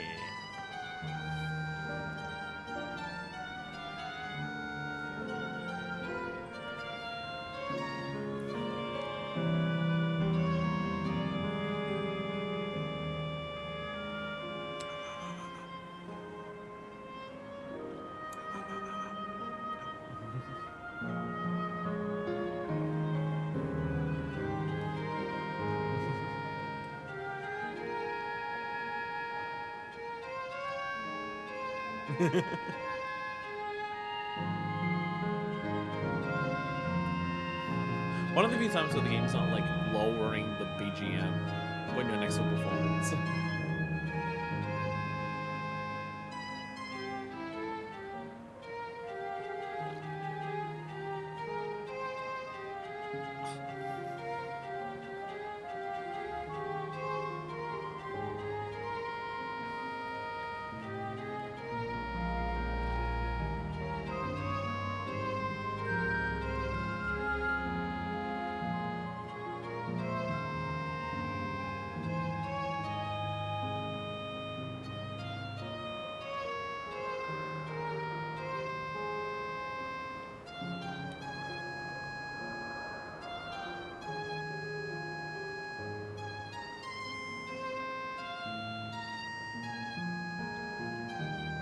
Really hard to like just like holy shit what this zone is.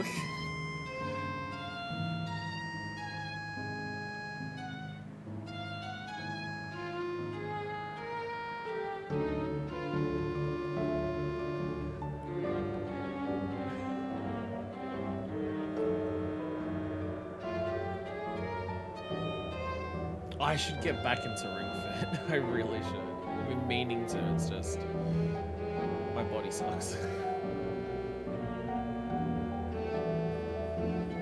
Ring Fit is like legitimately amazing.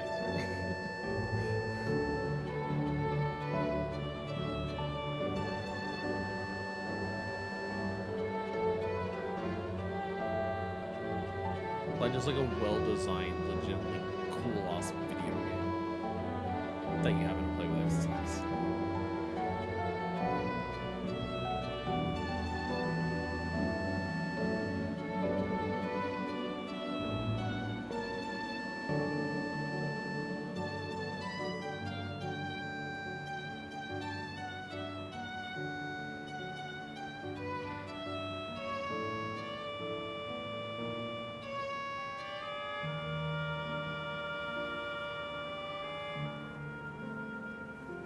Yay! Yeah!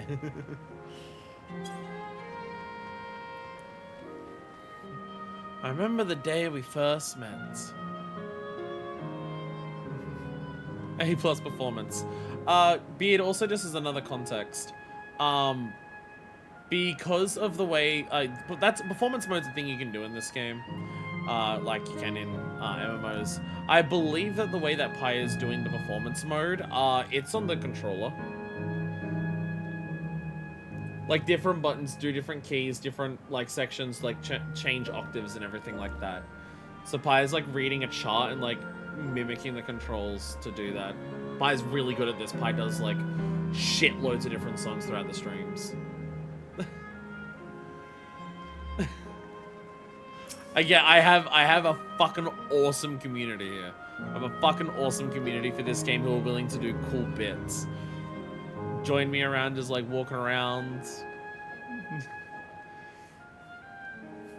Pi's playing as their D&D character Horatio, who is a bard. So we've switched on the circuits like you asked. Bye. Thank you, everyone. Hopefully, this does the trick. Ooh.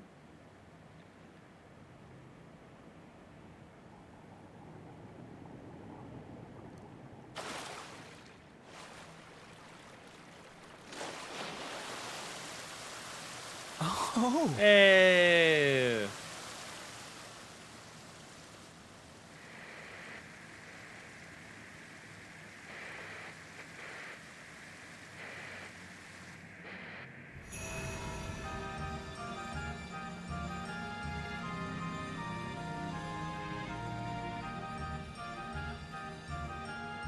Yo! Amazing. Wow! Look, Mother! Look! Yo!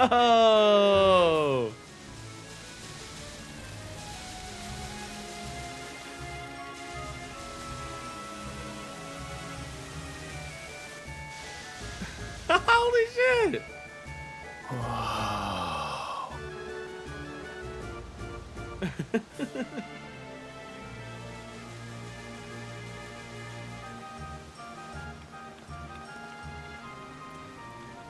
Hey, it's beautiful.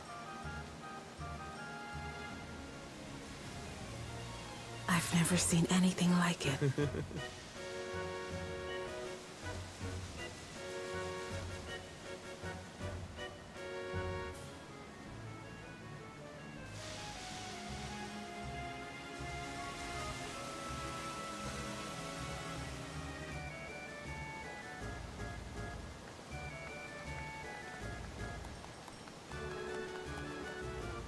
I'm still having big feelings. Yeah, I can't imagine he's gonna get past them quickly. Wuklamat!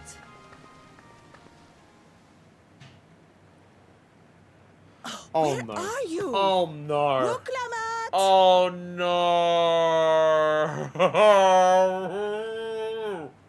By the gods, it's Namika. Oh, okay. Oh god. Okay. Begging your pardon, but I'm looking for a child. A small Shibrali girl. Namika's Have you seen her by way chance? younger than even when we saw her in like Talialal. She's way younger. You are Namika, aren't you? She's way younger. It's me, Wuklamat. Don't you recognize me? Oh, what am I to do? The child and I, we aren't related by blood, but she's as dear to me as my own.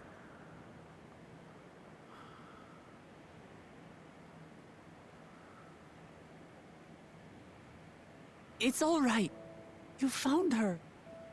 I'm here.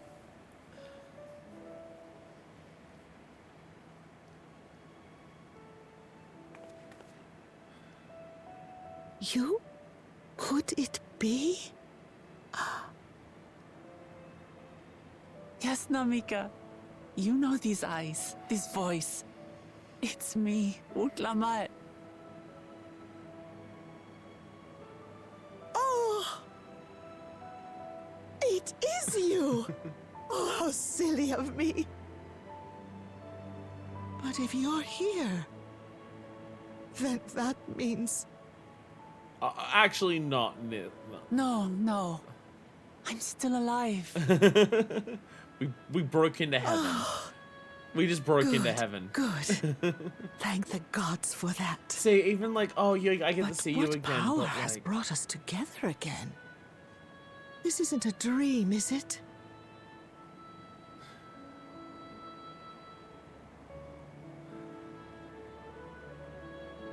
It's not a dream. Or rather, it is a dream come true.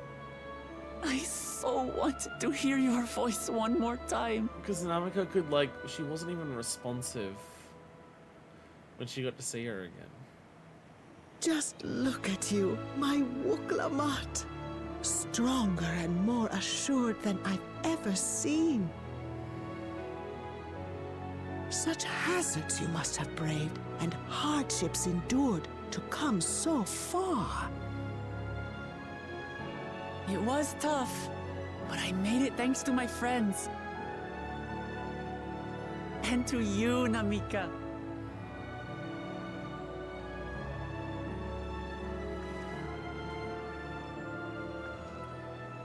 I'm the person I am now because you always believed in me.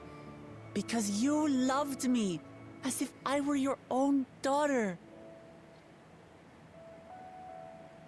Thank you. Thank you. You were everything I could have asked for. The best mother. I'm so glad.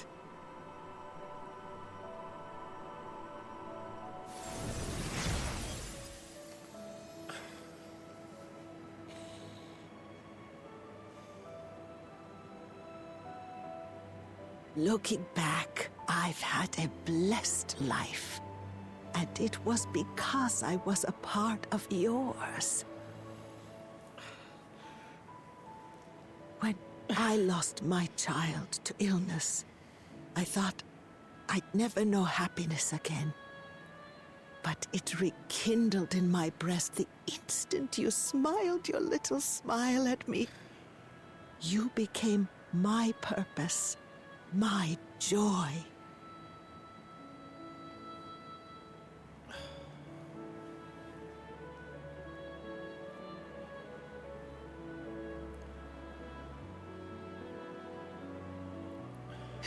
You're mine too. This is why Dawntrail's full of dead mums. It's To the have final this zone. chance to speak with you again and leave nothing unsaid. I know not how or why, but I am grateful. So grateful. Where you must go, I cannot follow. But know that I'll always be with you. Take care of yourself. Promise me. I will. Mama. I will.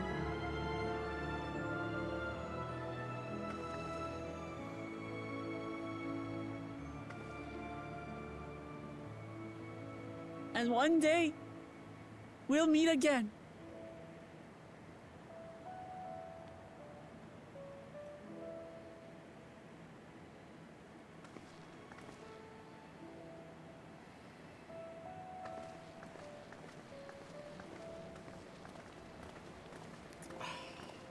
Her turning into like what she looked like right before she died. After just being explained, oh yeah, you take the appearance of when you were at the happiest moment in your life. To change from, oh, the happiest moment was I when understand why Sphene cannot bear to let them go. When I first saw you, to it was when I was old. But because as then I got to painful see how as it much you is to grew. part, Oh fuck. we're meant to live and die. To let go and let others carry on in our stead. We can't cling to everything forever.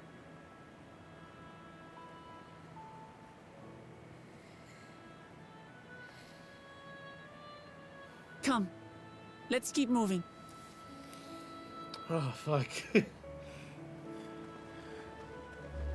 thing is, you're not even missing that much context. We've seen Namika like twice before in this game for maybe a minute or two each time. You're not missing a ton of context. The context is that's her mum. Adoptive mum. We see her once, like, as she goes on a big journey to say, like, farewell to her, and she's, like, middle-aged. Like, a couple of wrinkles, but, like, still the colored hair. And then, because of Final Fantasy shenanigans, Namika goes somewhere that ends up skipping 30 years into the future. So the next time that they meet, Namika is, as you see her there, an old woman. Wukulmat manages to get to her, like, minutes before she dies. She's unresponsive. She doesn't even know she's there. Wukulmat's just there. She's basically completely unresponsive right before she dies and gets to say goodbye without Namika being really aware that she's there. And Namika just had to exist 30 years on her own without being able to see Wukulmat. And for Wukulmat, in the space of a day or two, she's lost those 30 years with her. That's like all of the context. We've not seen Namika much, but just like, you know. Yeah, holy shit. Holy shit. The change mid-cutscene from, like, the realization... The change mid-cutscene of the realization of Namika's happiest moment in her life was when she first met, like, when she first got to take care of Wukulmat after losing her own child, to the happiest moment in her life is her as a grown woman, because it means she got to see how much Wukulmat got to grow as a person. Fucking hell. Yeah, Ernville, yeah, and your mom's just in there hanging around. Namika looked truly happy. The show was breathtaking, was it not? Hey, Syriac. I've made a wonderful memory. Hey, Syriac. What are you doing at the terminal? We've just heard there's some, like, things we can do here. See if we can find some of the other lost people who are here that we can see if we can talk to them. See if, like, we can find out Like how far in queue they are before they get, like, reincarnated and stuff. We're just gonna check and see that.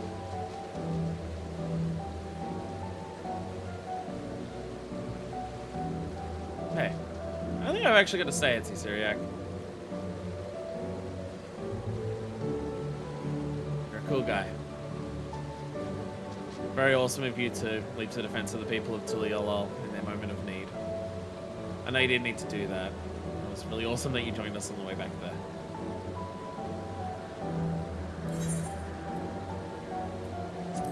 I'm glad that I met you. I'm glad we got this chance to meet again.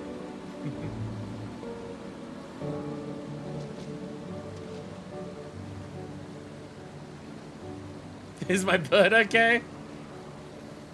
You're sacred? Don't worry, Syriac. Your secret is safe with me. Very stupid line.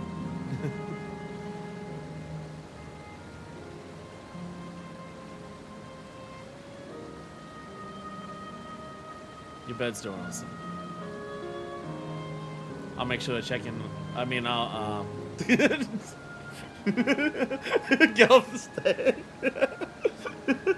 The name of the bird is literally called a secret.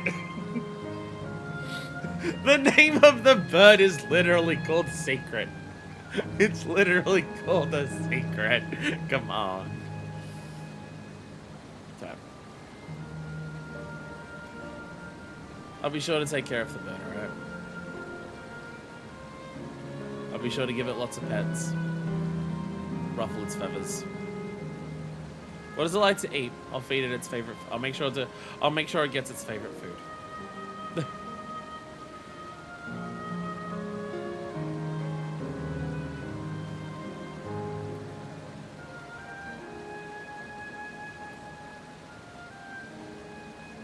I put you on the spot now, improv.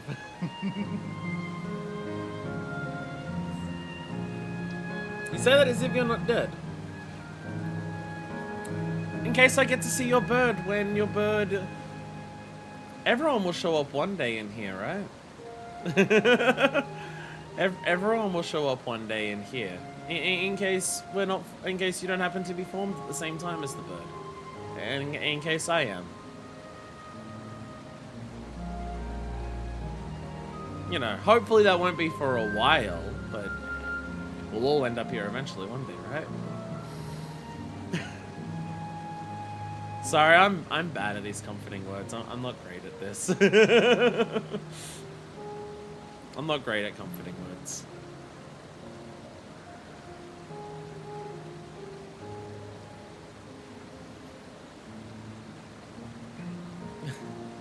Thank you for trying.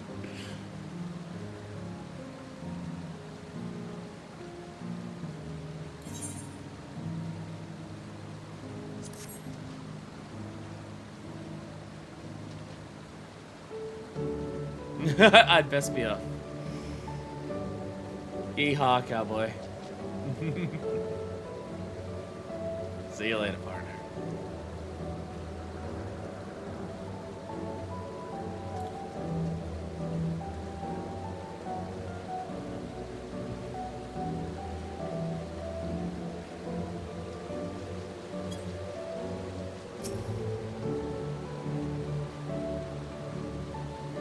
Making me actually tear up about this fucking character. God fucking damn it.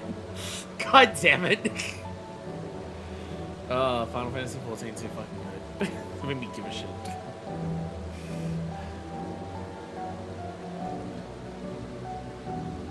Just to make sure, Cuff, you up. You're not gonna disappear when we shut down this terminal down, right? I'm assuming it is you, Spark. Fucking incredible to the bit. You've like done so much, like Dawntrail's, like I already love Dawntrail, but holy shit, you've added a lot to it. That was something. You've done very well. You've done very well. Take a fucking bow. You've done incredibly well. Not just yet. It's the Aero Terminal in Northwestern Zone that holds my memories. You already know how to operate the terminal. Same process as the fountains controls. Most of that first stream on the fly, you did so well.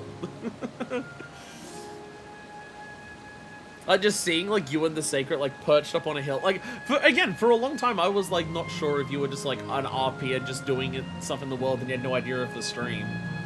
But then at some point, I'm just like, okay, you are in every area that I am, you have to be, like, watching the stream and just, like... bringing it home with the attack on Talia lol was, like, I was not expecting that level of commitment, and it's like, holy shit, yo, that's amazing! And to bring it full circle with, you've done so fucking well. Holy shit. I've seen people say, why does Final Fantasy XIV need to be an MMO? Why does couldn't Final Fantasy XIV tell its same story without being an MMO? And I think it could do a lot of things similar with it if it wasn't an MMO. But so much of the game's themes come down to connection with other people. About meeting all different people throughout your life and all of the bonds that you form with that. We get connected to the characters in this game that we know for a very long time. We get connected to characters in this game that we meet for 1 or 2 scenes as we happen to pass by them. And I don't know, I just feel like the gameplay of what an MMO is lines up so much with what the themes of Final Fantasy XIV themselves are. I mean, even simple stuff in terms of just, like, you know, the whole thing of, like, Endwalker of us being right now is, like, we're a mentor to Wiclamar. We're showing her the ropes and everything like that. And even just that concept of that applied to an MMO. Everyone starts this game, they have no idea what they're doing. They'll meet people along the way who will show them, like, hey, here's these systems. Here's how you can unlock raids and stuff like that. Here's, like, cool mounts that we can find. Here's, like, cool little details, like, little side quests you can do. And then as you become more and more experienced in the game, you might meet people in the game who are new. And you show them the ropes of the game and show them the stuff about the game you think is cool. Show them stuff about the game that you think they'll think is cool. Like, again, this is like, I feel like the genre of MMO lines up so much with the themes of Final Fantasy XIV that, well, I don't think it's strictly necessary to be an MMO to get to do its story. I think the story is improved a lot by it being an MMO, and I feel like, Spark, you have proven that with the last 3 streams of Dawntrail. I feel like you've proven how much that can do that. It wouldn't feel the same without being an MMO, yeah. You could have a similar story with similar themes and similar ideas and still have them be very impactful. But I feel like it being an MMO is a very large boost. Also, a big part of it being an MMO is when it comes down to character expression. This game wants you to be absorbed in the mind state of your character. And it's much easier to be absorbed into the mind state of your character when you have a character created the way that 14 does, when you have so much variety in terms of, like, do you want to be a Lalafell like Krell? Do you want to be a huge person like I am? Do you want to be a Cackle? Do you want to have, like, dragon ears and a tail as like, this big giant man and stuff like that? Do you want to, like, dress as a pirate? Do you want to dress as, like, a princess? Do you want to dress as, like, a armored paladin and stuff like that? And you can see so many other people who are making very distinct different decisions to you by just seeing other players, that it makes you as your character feel way more distinct and unique, which I feel like makes it a lot easier to get into the role-playing aspect of being your character. So I think that's another aspect of it being an MMO that, like, really helps sell its story. I leave it for you to decide when to shut it down. Doing so will cause the endless year to fade away together with this beautiful scenery. You still wish to speak with people to see the sights, you want to do that first. Upon shutting down the Hydro Terminal, it will not be possible to restore Canal Town to its present form.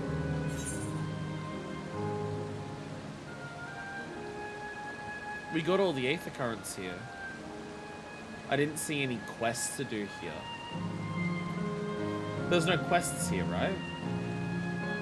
I didn't see any.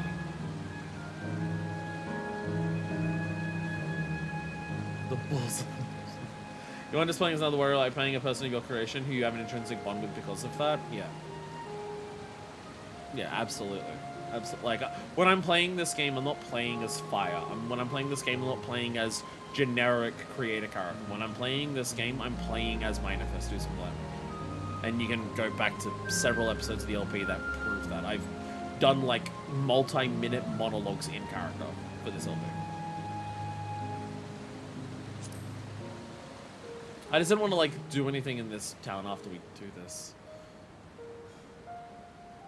Like, finish everything that we can here first.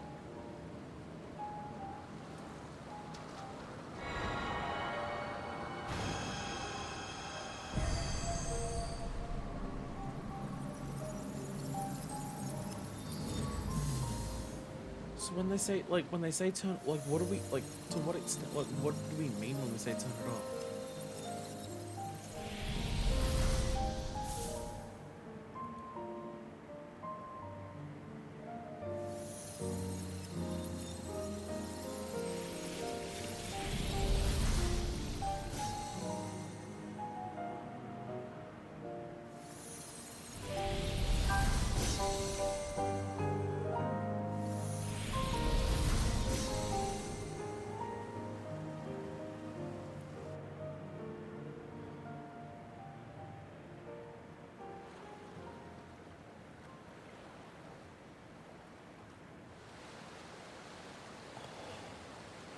Sleep tight, everyone.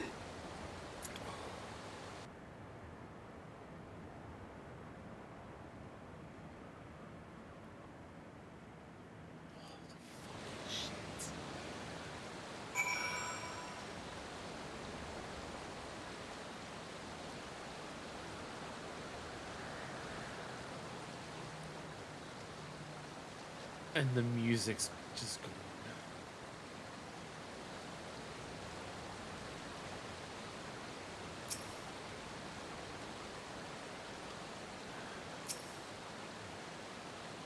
This is the one memory's true appearance. I braced myself for it, but to actually erase the endless is hard. Thank you. This hurts. I'd be lying if I said otherwise. The only way now is forward.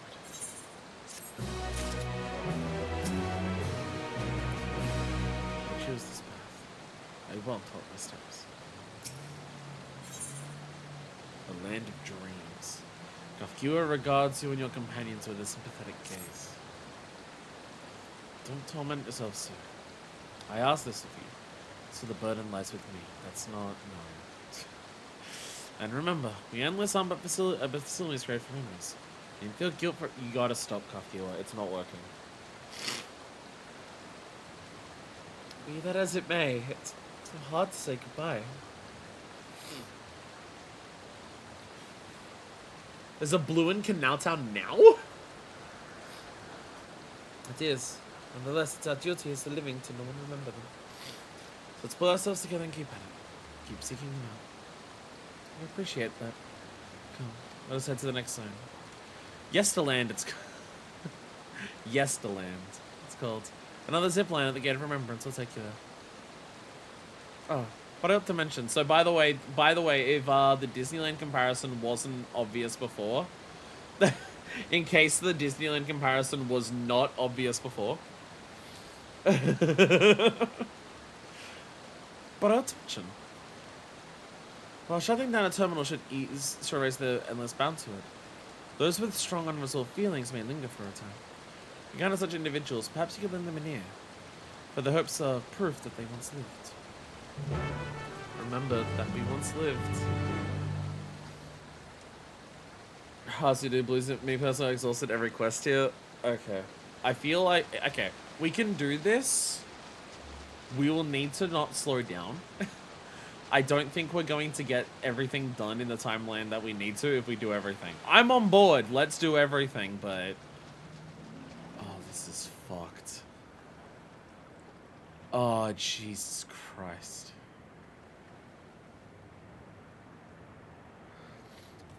Okay, so... Trash, you're not here.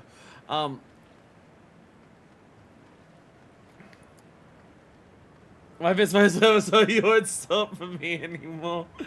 Oh, Syriac! Might want to mount up, but it feels weird to mount me.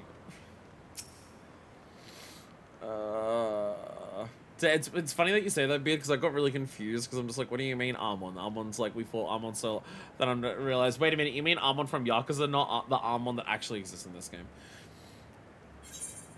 Well, wishing at the wishing well. But saying she's still got a piece of some unfinished business. Never get it, what just happened? There I was, right in the middle of one of my tours, and my customers just up and vanished. Nothing worse than being able to see something through to the end. I need to do something with all this pent-up pep. I think I've been giving you a tour, so how about it? I was only taking up too much of your time. There's an Armon in this game, yeah. Okay, am I back for the trial with how long the stream's going? Oh, the trial will be in 10 hours, sir. Can I tell when we can tell without water? And we're dippy toes in local history than any two of our storied fountains.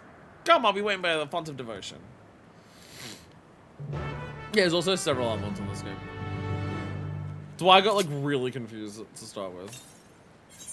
Oh, there was a yellow back there. But wait, where am I going? Going this way.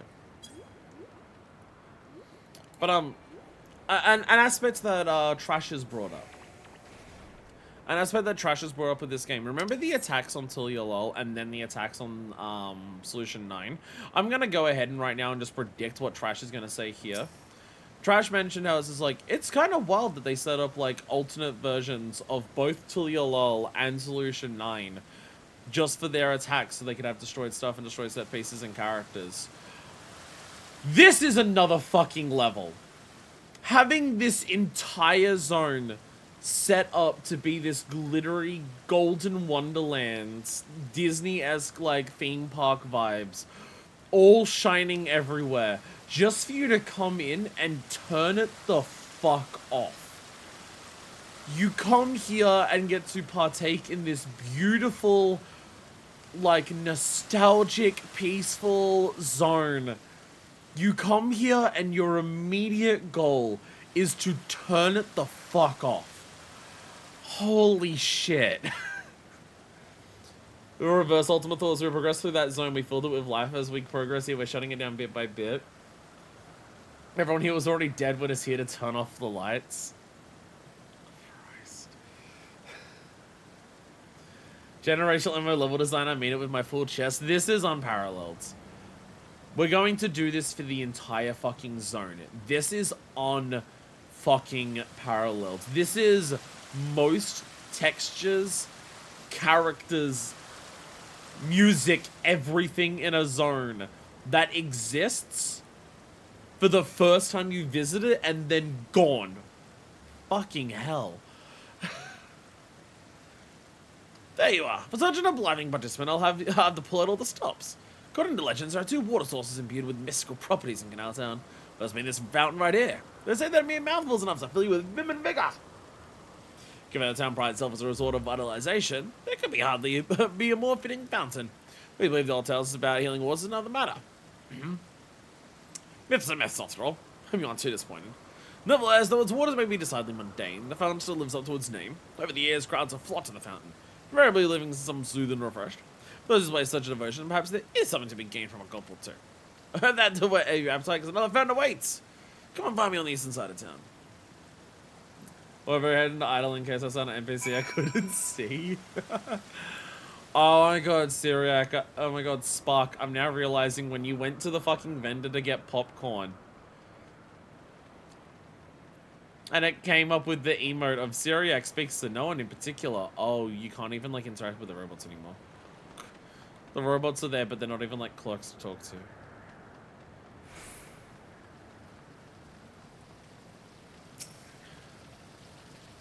This is... I can't fucking believe what we're doing right now. I really can't. This is... oh my god. Excellent. Allow me to continue. You stand before another storied fountain. These waters said to bring happiness to whoever tosses in a coin. Toss your hair in a bald. And if you're already blessed with happiness, I'm sure a different wish wouldn't go unanswered. Plenty of folks used to do that just in the days gone by.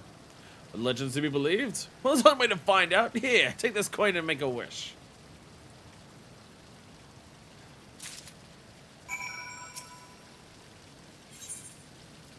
Old coin. An unadorned time-worn coin. Type you might expect to see languishing at the bottom of a fountain.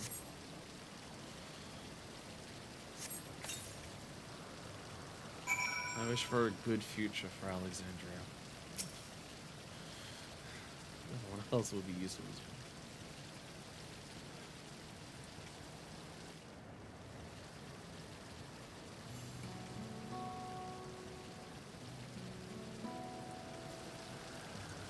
I know I ought not to ask. What'd you wish for? Get done what needs getting done. Strength to help as many people as I possibly can. This journey never ends. The strength to help as many people as I possibly can.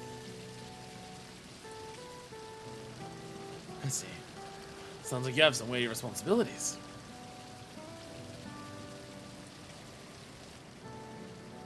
You know, I've done this so countless times. Not once have I made a wish myself. Not because I pour scorn on the legends or anything like that. I just never got around to it. But thanks to you, I couldn't finish my tour. To mark the occasion, I think I might just toss a coin in. Now, as for my wish, if I had another chance at life, I'd want to connect with as many people as I could through my job.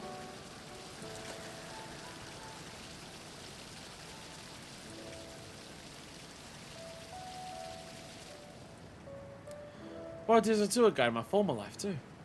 Before it became a home for the endless, living memory was open to living, breathing folks seeking relaxation and revelry.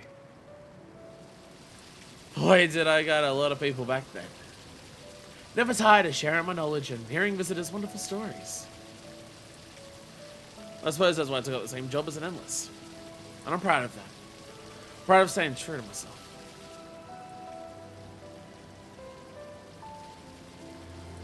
But you didn't come to hear me harp on about my life. Thank you for sticking with me till the end. I hope you enjoyed yourself as much as I did. Here's hoping our wishes come true. Farewell, my final customer.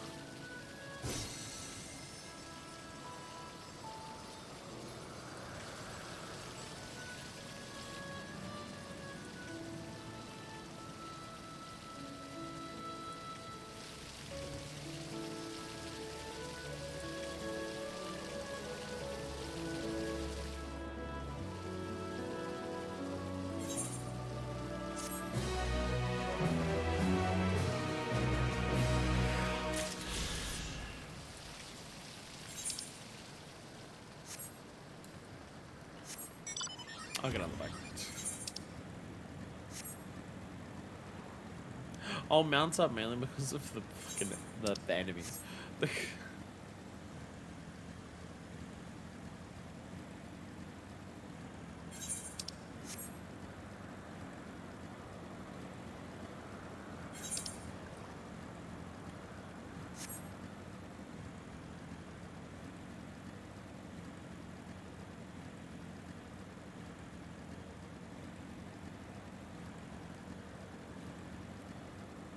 Guerrero archivist. Chat to stop typing to you as you shut it off. I'm half expecting half of you to start disappearing. Y'all motherfuckers are gonna decide, okay, who disappears each zone, and then everyone just stops talking. Maybe the ones that I don't get a mouthful in the air with a damn bug. The canals of history. Unreturned books are a nightmare for any lending library. Welcome to the Guerrero Medical Collection. You may be being so forthright, but I suppose I can ask you a small favor. Facility's medical history texts were formerly available on loan, but several borrowers have disappeared and are no longer able to return their books. So you might be able to collect the outstanding monographs. Eventually, I too will be erased, and I can't imagine the collection will receive any more visitors. Nevertheless, vast wealth of knowledge is contained within these walls. I have every faith that it will prove useful to someone someday. Hence my determination to ensure that no document is left behind. I should to the northern side of town. I'll let you check the southern terrace. If you find any books that relate to medical history, I'd be grateful if you could bring them back to me. There is the very distinct atmosphere of none of them seem to resent that they're being erased.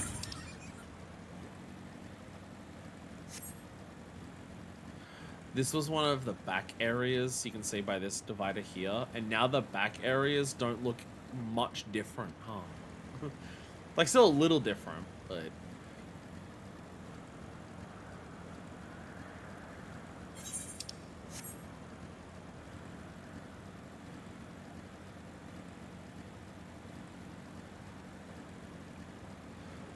I still can't believe we're playing what we're playing.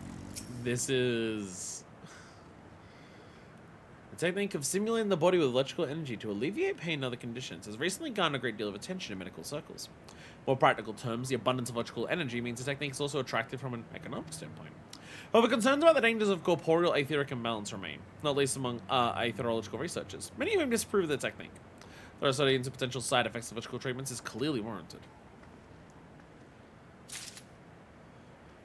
Louis Jacques Mande de Guerra is a French scientist, artist and photographer recognized for his invention of the eponymous de Guerra type process of photography. Oh. Was that then medical library after him? I don't know.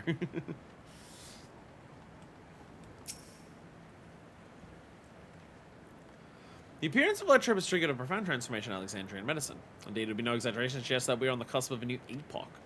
Though it would be premature to dismiss the continued importance of time-honored arts such as herbology and healing magics, we must be aware that any advances made via the application of electrope are bound to foster new techniques. I know, because I played Life is Strange. I have, but I don't remember it that well. I was probably too focused on the lesbians.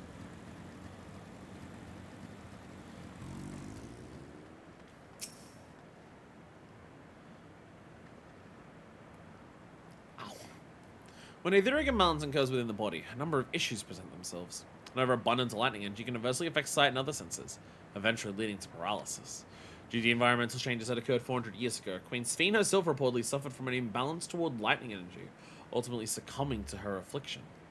Perhaps because of this, efforts to establish a viable treatment have historically been approached with a degree of haste. First ever scene of the game or something. Oh, then I was probably too distracted by the lesbians. They start lesbianing all over the place not long after that. And by that I mean someone gets shot by a gun. Unlost Sentry GX. Just want someone to guide them somewhere. I guess the idea of monsters and fates was hella uncool. The idea of monsters and their fates in this zone makes a lot more sense once everything's turned off. Been to lesbians all over the place after that, yes. Jesus Christ. Excellent timing. I just returned from my search. You're able to recover any documents. Electrical energy, medicine, and etheric imbalance.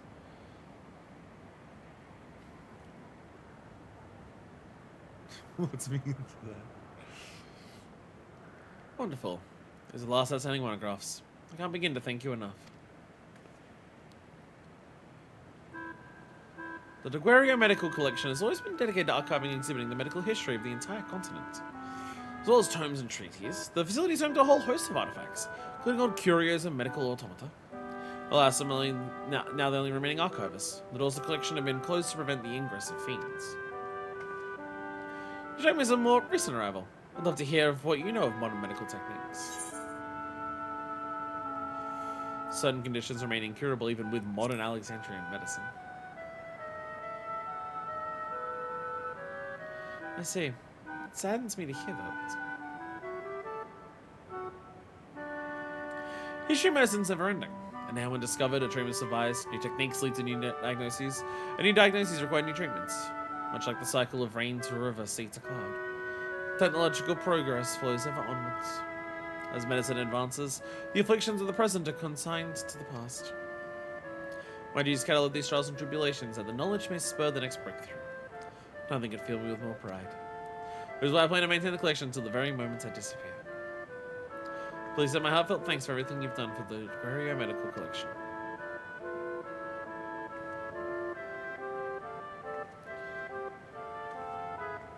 Nah, human history is not canon, it's just the game pulls from a lot of real life references a lot.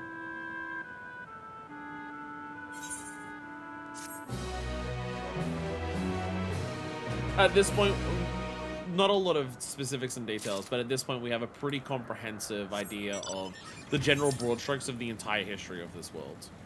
Because dealing with that, it's like a big part of some of the expansions. Diva down. You can tell that like they want the quests here to be important because that yellow had like a proper cutscene to it.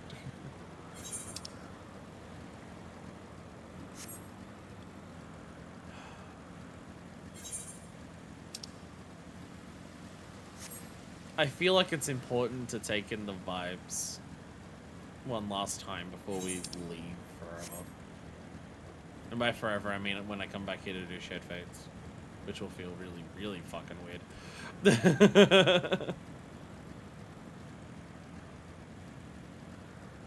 Go back to where we started.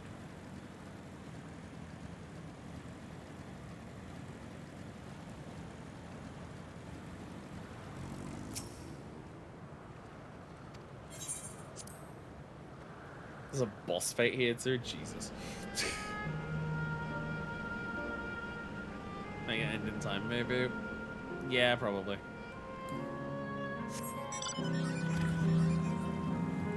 There's too much to talk about. This might be the longest zone in the entire fucking game. Holy shit. Lean not, Manifest. Don't intend to hold my steps either. A lively place yonder appears to be a land. And what manner of folks will find there? Gil's already gone ahead. So we're going to. It's extremely muted. Yes, that is altogether different look. He's on this thing's character would seem. Well, I'm just thinking, like, we've had streams that have gone for like 11.5 hours just doing a single new zone, and I worry this is even longer than that. Registration confirmed. I bid you welcome to Yesterland, where the dreams of children, inner children alike come true. Please enjoy your stay. I love that they call this Yesterland. Hey, by the way, if you didn't get that this is a Disneyland bit, welcome to Yesterland. Again, Canal Town might also have a reference, like a name, but Yesterland's very distinct in terms of a lot of people who haven't even been to Disneyland are probably familiar with the name Tomorrowland. Like, if Canal Town has a similarity, I'm not familiar with it. I'm sure as fuck familiar with the name Tomorrowland, though. Again, going for like a Disneyland pastiche to like get across your thematic points is such a wild pull, and it works so fucking well for what we're doing here. Like I've never seen storytelling use Disneyland like ideas the way that this is doing it, and it lands so hard. It's just like, this is some you do not see this shit outside of this video fucking game moment. Again, the Psychonauts thing maybe, but Las Vegas Bellagio Casino. Yeah, well, Las Vegas Casino. How do you come up with the broad strokes of this story and then realize, hey, wait a minute, you know what this ties together really well with? What? Disneyland. How? Amazing. Is this also a recreation of an actual place? After a fashion. Yesterland is themed upon a period of peace, before the storm surge had engulfed the world in conflict. It was a golden age of Alexandria, and they've captured it here in the form of an amusement park. Well, now another large-scale attraction. The gold saucer is what it feels like. Feels like the gold saucer.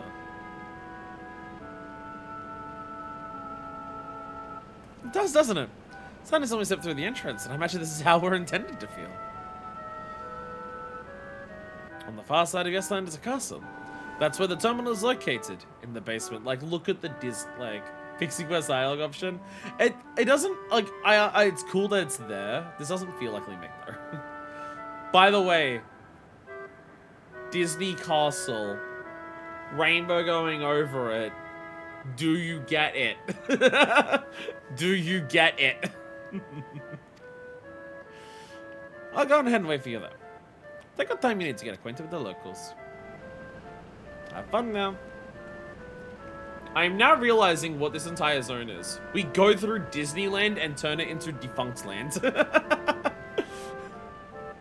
It starts as Disneyland. The end of the end goal here is Defunct Land. Enjoy Final Fantasy IX Disneyland. I prefer to speak at the endless. And what's dear to them before doing what we must. Right, let's start by exploring and getting our bearings. Legally distinct Disney Castle.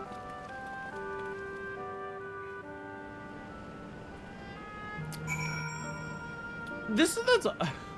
I'll be honest, this is the type of shit that you could tell someone before they get here. Hey, do you want to know what the final zone of Dawntrail is after you've been to, like, Yucktel?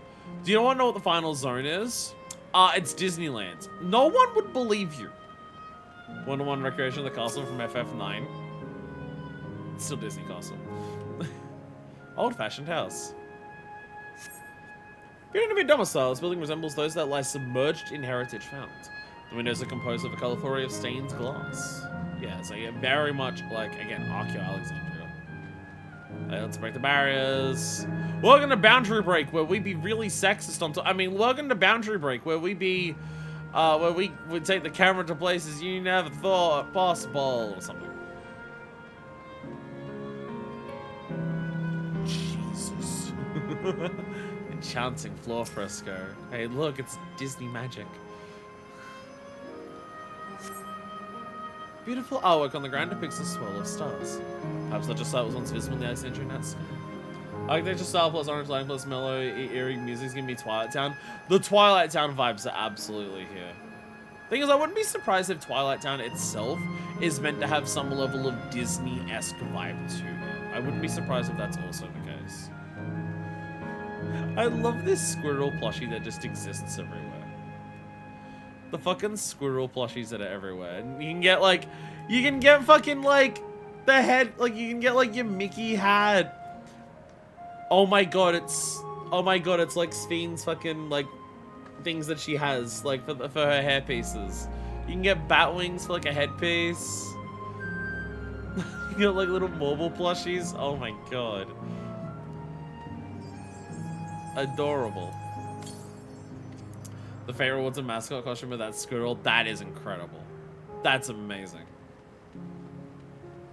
Okay, there's probably an 8th account like right here. We are children. We are children. You gotta get to 100, otherwise you don't get both moons. Sorry, I just had to traumatize everyone who played Odyssey for a second there. I just had to quickly lay that on you. We are children. We are children.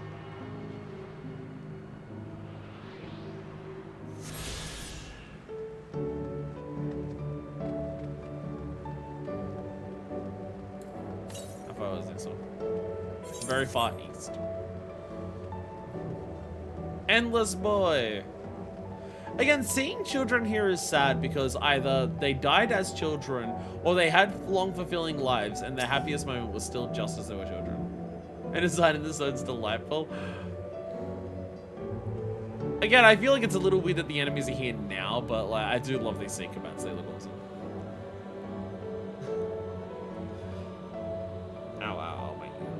Hello there, miss. What's talking about? Sir Otis? He's a bit odd and doesn't get jokes, but he's really strong and can vanquish fiends in a flash. He's probably out there fighting right now. When I grow up, I want to be strong like him.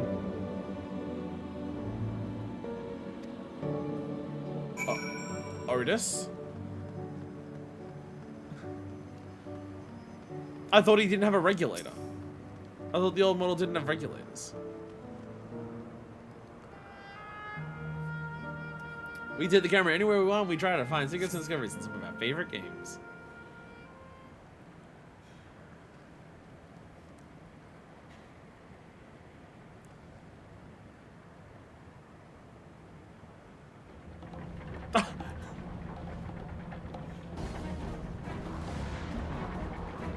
Big Sycamore!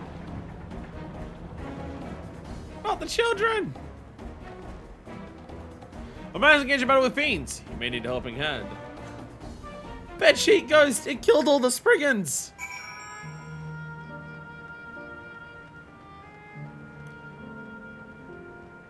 Man, this place looks really pretty. There's definitely a very different vibe There's definitely a very different vibe after Canal Town of seeing what another place looks like and knowing what's gonna happen. Like, we knew what was gonna happen with Canal Town, but not to the extent that it did. And now we have to go through this knowing what's gonna happen. Oh, Jesus.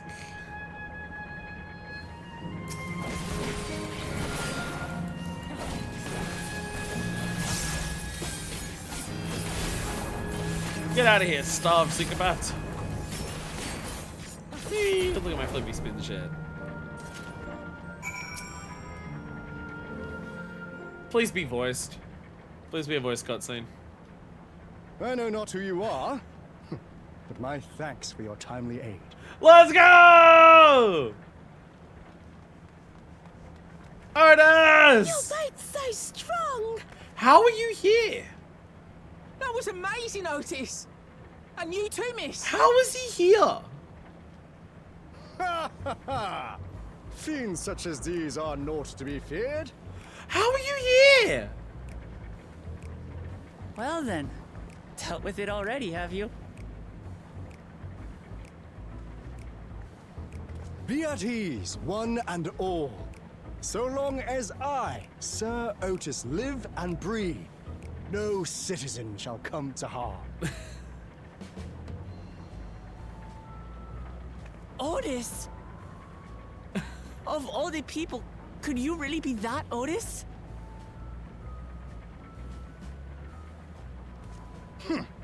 I'm certain I do not know what you mean by that, Otis. I am who I am, and I should very much like to know who you are. I swear You're his VA Sir sounds Otis familiar. Villona, Lord Captain of the Royal Knights of Alexandria, yes? We met you while searching for Gululja. You cooked a most delicious repast for us. Fought beside us in Solution 9. Gululja. Solution 9. I've never heard of such Maybe things. it's a maybe the original Otis These was preserved, events but of like which you the speak memory are utterly was put unknown into to the me. robot. As are you. I'm quite confident I would recall if we had met before. Could this be? Villainy! You seek to bewilder me for purposes most foul! Villainy! No villainy intended, I swear. Tell me I'm not mad. This is definitely the Otis we know, right?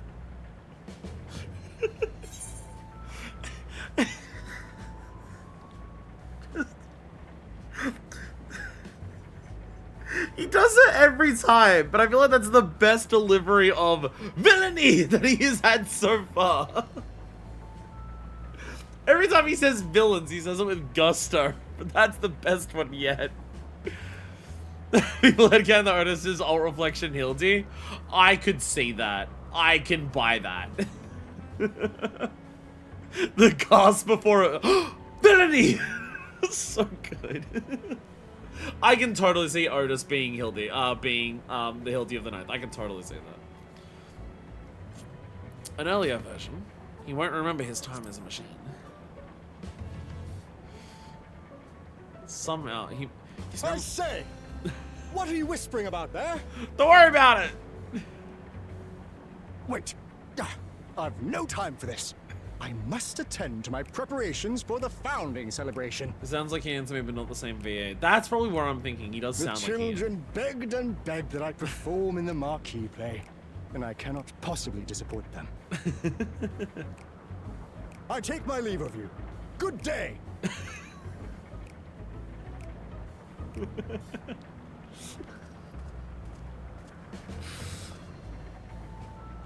Holy shit, Otis! I love you so much. Otis is so good.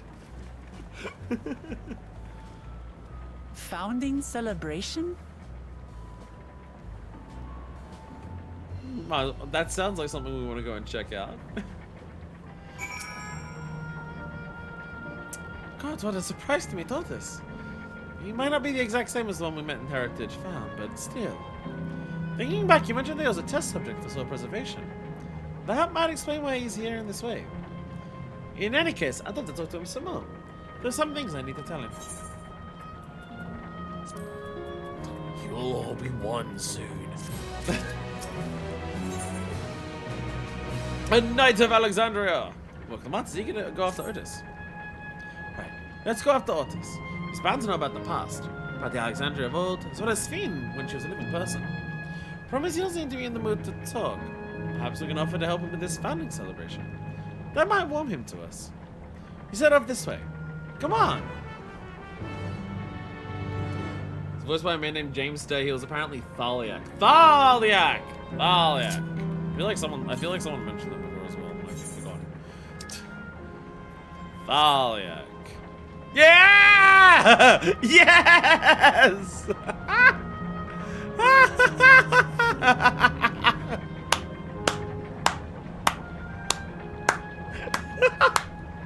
Well done. Well done, Scribbler. Well done. Oh, Jesus. I have the best fucking viewers of 14, I swear to God.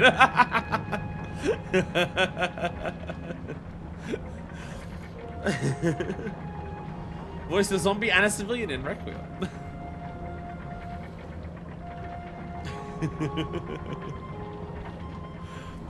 I want to go right on it, but it's shut.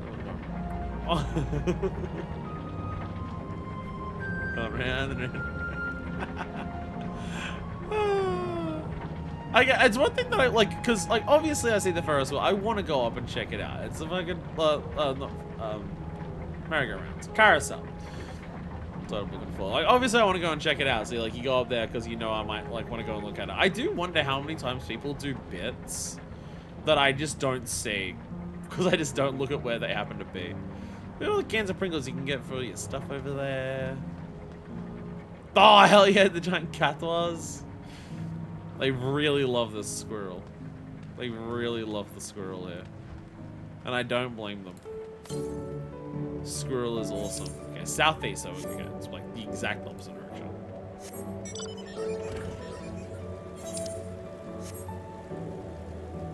Gotta go up that way somehow? Ah, this way, I guess. Very phallic snack. Oh, sweet dildos. They had points at the top of them. I'd rather not. I'd rather not. Normally when they talk about stuff like that, they don't say sharp and jagged for her pleasure.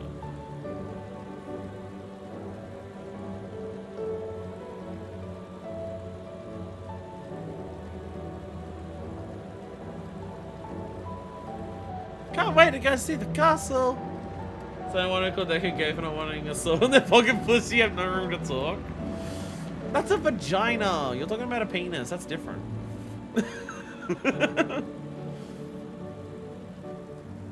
That's totally different. I want my vaginas to be sharp, not my penises.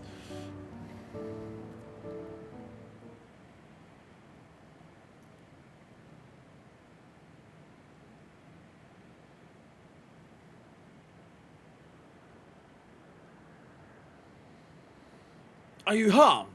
Or are you unharmed? The latter, methinks. To which Her Highness replies with her winsome smile. I am thanks to you, my dearest Otis.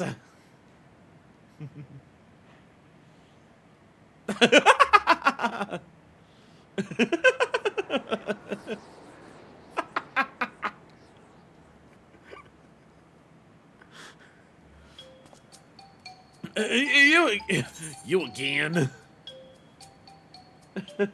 Shall I play the plot? Shall I play the part of the Queen?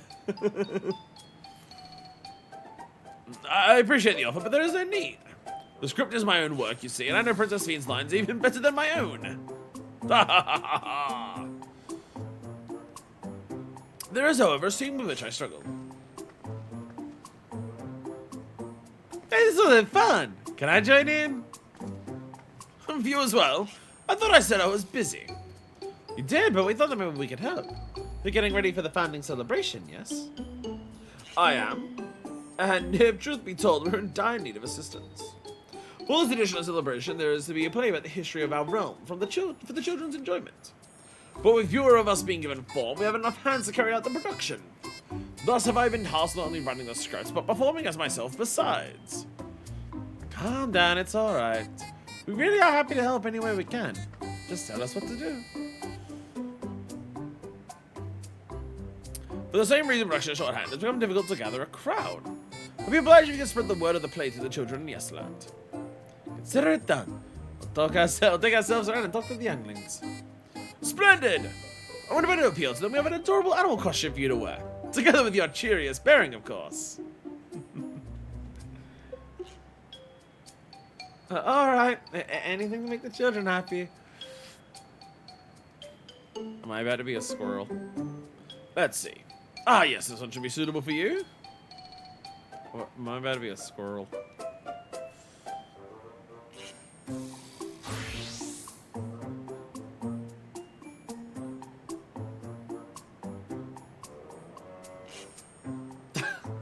Elephant! Oh, it's a glamour! I was confused about when you handed me the device. I was looking for my interview as well. Let me know when you're ready and I shall activate it for you. Look, there's an elephant in the room. What's yours gonna be, I wonder? What?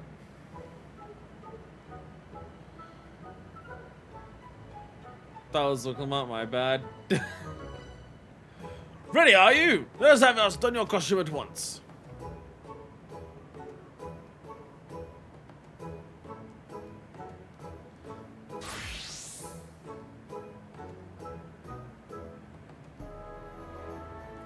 I'm not a squirrel. I'm a rabbit. I'm a rabbit. Marvelous. The child would fail to be delighted. If the transformation was wrestling motivated, I'd been very pissed. Funny pissed. Marvelous. The child would fail to be delighted. He really does suit you.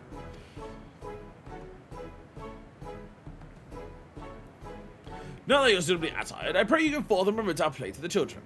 Concentrate your efforts here in the vicinity of the air cap station, and see that you make it fun. In the meantime, I shall continue my preparations here. Should your costumes wear off, I shall provide you with another. Imagine playing this as Viera. Oh wow, my dream of living out my life as a rabbit. I'm a rabbit. I'm a rabbit with a giant sword on my back. Maybe I don't need a giant sword. Oh, a rabbit monster! You shall remember the day you cross paths with this royal knight. There's gonna be a play with knights and stuff? Come on, let's go watch. We can ride the air cap later. Oh, this is an outfit you can get before this. This is an outfit that already exists in the game, I'm pretty sure. There's several, like, outfits like this. They're frequently rewards for doing like high-level boss fights, like world bosses. I think Shadowbringers has like a frog. Oh, this is an Easter event one. Ah. Look, it's a rabbit. What is it? Wants to play with us, do you? Yeah, now you have to pay real money for this. There's gonna be a play about Queen Sphene? I wanna see it, I wanna see it. We'll head to the castle right away. Thanks for telling us.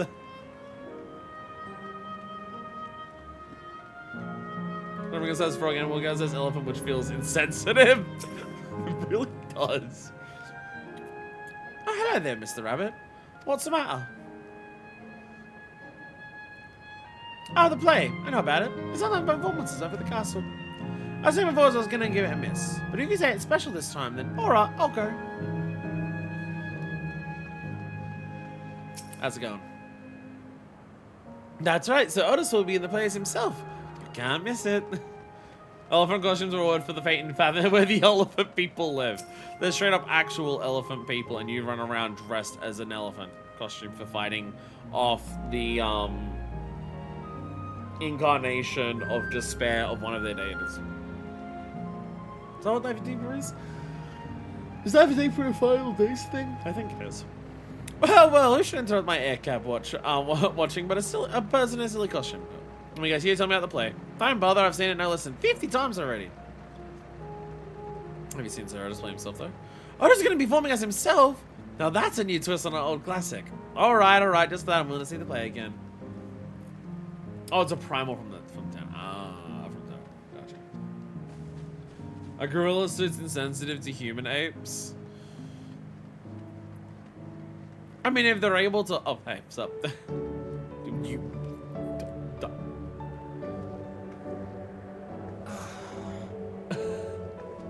I said it's an outrage! An outrage! Are you trying to white woman Karen with the blonde hair? You'll hear from management! Oh no. Oh no, we found Karen. Oh no. Escaped tower thingamabob? Yeah. No, don't answer that. I forgot racism. I can't give it away with these bits. They do bits very well, and they do it very frequently, and I love them for it. So that's how the castle looked. Hopefully less purple.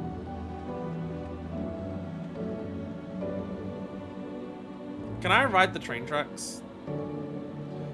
Can you, like, run along the train tracks for the monorail? Oh, you had to look at Queen Sphene too, Mr. Rabbit. Noppers, aw. The great big golden statue is exactly what she looks like. That's what Mom told me, and she's a scientist. I guess it is meant to be Sphene. Mom told me that the terminal is a tomb. Her Majesty must watch over all of us from there.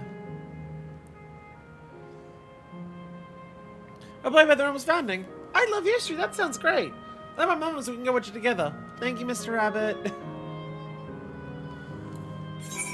Wrong button. Don't worry about my inventory. It's fine. South East. Okay, I'm still not in the vicinity of like any of the stuffs. Whee! Break the fucking knees. I gotta be careful doing that in case there's enemies, because I will actually get one shot and die. We sent my house back to Limsa. You finished making your rounds? Excellent! I shall take off the costume off your hands. Okay, but can you take it off the rest of my body as well? I will also need things that aren't my hands. Thank you. Thanks to the two of you for promoting the play in my stead. I can memorize the lines of my satisfaction. I am grateful beyond measure. I'll mention it. It was fun meeting endless children. The endless children? How many of them did you meet? Endless children? What other thing to say even when we're endless ourselves? It's complicated. I'll explain to you, but the place you decide soon, isn't it? Very soon. I must need to make my way to the venue to see the final preparations. Let's talk later then. I'll be cheering you on from the crowd. By all means, but hold on. What do you say performing in the play as well? Well, no, we don't have time to rehearse our lines. Are you serious? Oh no, definitely not. I've never done anything like that, and I don't think I can learn lines on such short notice. Rest assured it won't be a difficult part. What I have in mind for the two of you is a little sword play. A duel between Alexandrian and Limbloom soldiers. That is certain to please the children and without the need for words. What do you think?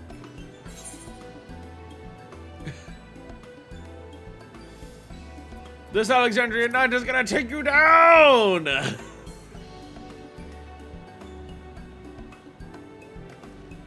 That keen, are you? Alright, you asked for it.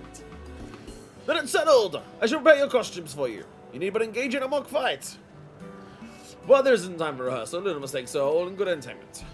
With that, I shall go and inform the troop members of the change. We go away to Proto-Alexandria and wait further instructions. The difference between like the collapsed, decaying Alexandria in Heritage Found being called Archeo-Alexandria, and this one, which is meant to be like a memory of era of peace for it, being called Proto-Alexandria. As the castle where the terminal is, we shall let down your stand and the endless will also fade away.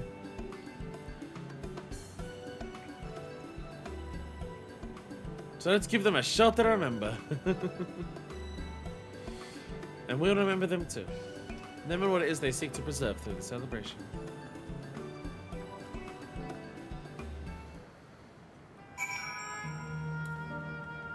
This game is pulling such an evil trick so fucking effectively here that I'm shocked it's working. We come into Yesterlands knowing what the ultimate fate is going to be here. Oh my god. I didn't notice the Spriggans wore giant glasses and had like these giant pots. I didn't realize these spriggans were fucking glasses. Holy shit, that's adorable. That's so amazing. Oh my god.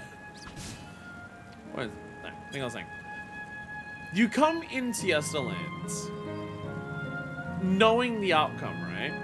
Like, you know they're coming down here, you have to try that on the endless, but you don't truly understand what that means until you get to the end of Canal Town. You get to the end of Canal Town and it hits you like, holy shit. And then you're brought here. And then you start hanging out here. And you know what started happening? I started fucking forgetting about where this is going. I started to forget. I started to just enjoy myself and just like think of this like a normal area again.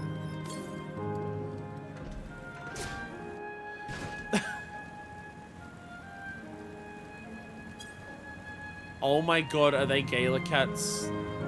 But like Gaelic cats? Oh my god, they are.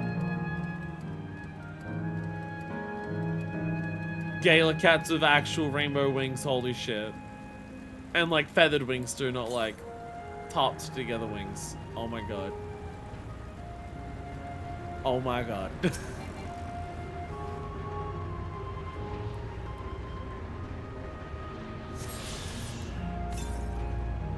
Oh, okay, so there is still one over here.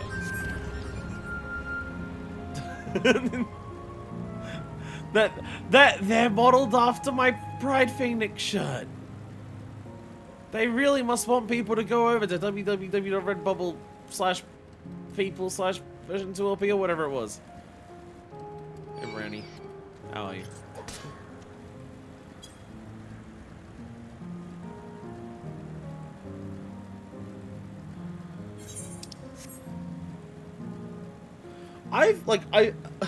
I've praised Dawntrail storytelling a lot, right? I've praised Dawntrail storytelling for just storytelling in a way that's very, very different to what the rest of 14 does for its storytelling. 14 does not normally tell its stories the way that that Dawntrail does. This is a very differently told story in a lot of different ways, and I really appreciate it in all the ways that it is very different and stuff like that. This takes that concept to such a level that I could have never anticipated. I'm blown away. There's the dungeon down there. It's just like nothing can mentally prepare you for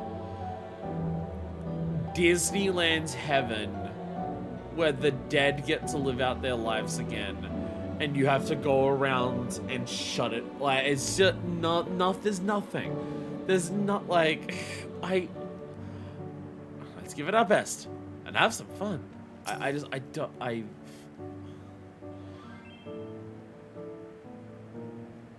Like, Final Fantasy XIV nearly always sticks to landing. One of Final Fantasy XIV's biggest strengths when it comes to storytelling over the entire game is how it's able to stick the landing very well. That's like its thing. And that this is doing this in such a way that is so unlike anything I could have possibly expected. This seems to be the right place. What's on the program, I wonder? And where are the others, for that matter? Don't worry about it.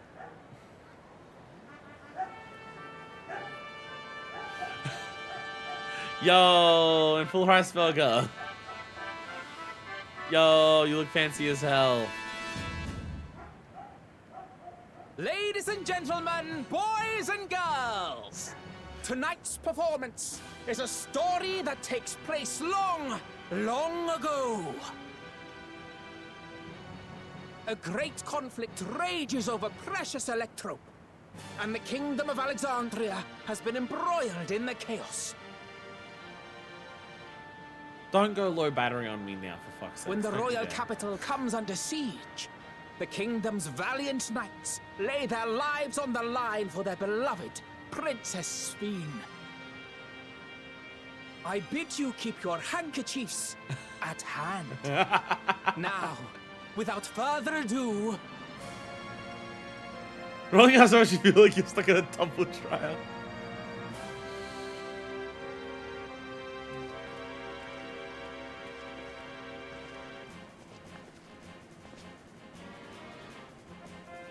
Yeah! Yeah, it's a royal knife. Yo! I beg your pardon. What a twist! Oh, unbelievable.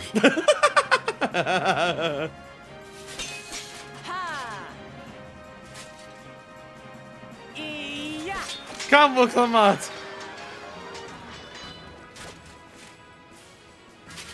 Break your chains, shed your burdens, and show me your strength of will! I am killed!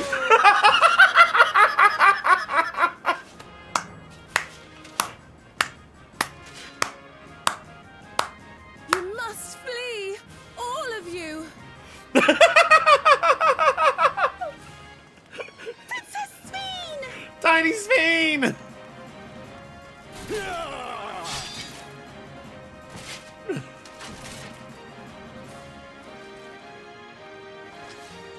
Are you unharmed? Oh, I am, thanks to you, my dearest Otis. My dearest? And so, in no small part, due to the valor of the royal knights, the kingdom succeeds in repelling the invaders. But their jubilation proves short-lived. I fucking love this game so much. For in mad defiance, the enemy unleashes a forbidden weapon which brings about a terrible calamity. Full many lose their lives. So this is when Lindblom did the big thing. The good Queen Sphene, shining vision of hope, among them. Like their electro nuke or something. Oh no! Death animation! / death anim.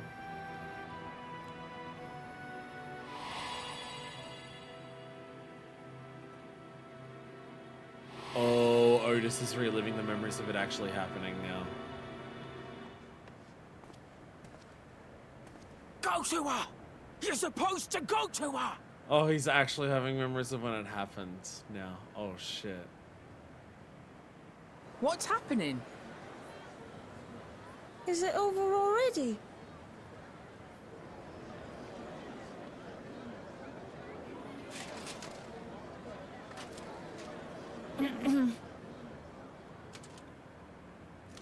And then, though the people grieved their queen's tragic passing, guided by her legacy of compassion. Oh boy. They worked hand in hand to overcome an age of hardship, and in time, they built a peaceful and prosperous Alexandria. A new Alexandria.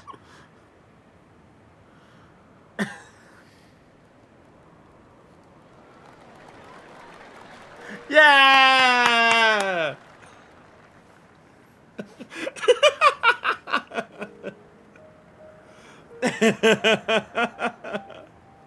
Pray forgive me. The memories. They had me in a vice grip. All's well that ends well. I wouldn't dwell on it.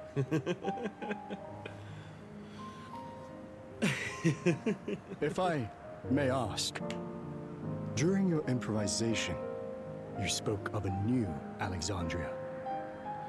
It's very different now.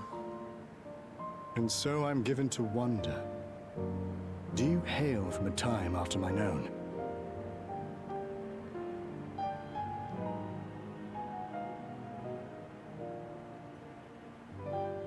We do. And we're living people, not endless.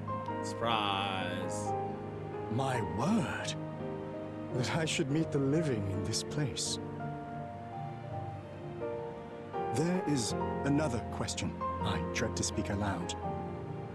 A question I couldn't bring myself to pose to newcomers, out of fear of the truth. Because he would have been one of the ones that's here for the longest. Alexandria. Does it still exist?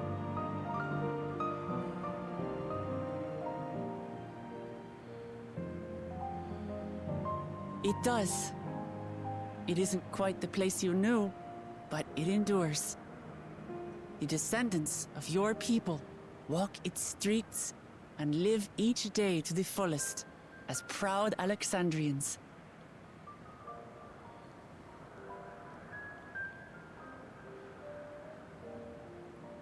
They live. We live.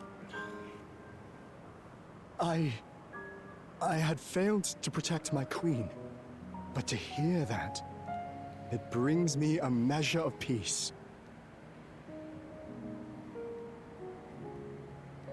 You were there too, Otis. That is an incarnation of you. Of me? That's absurd.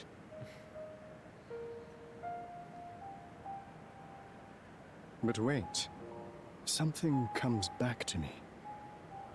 When they were researching a means to resurrect Her Majesty, memory preservation or some such, I volunteered to be a test subject.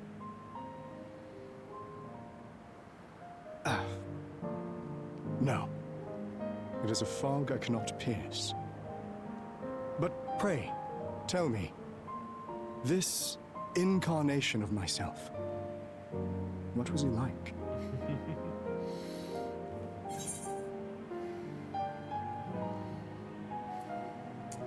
A brave soul who protected his queen to the last.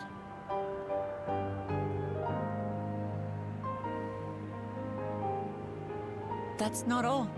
He was a father in all but name to the new king, Kululja. Whatever you may have failed to do, you're the noblest of souls, Otis. And your deeds, your sacrifice, gave us hope that we sorely needed.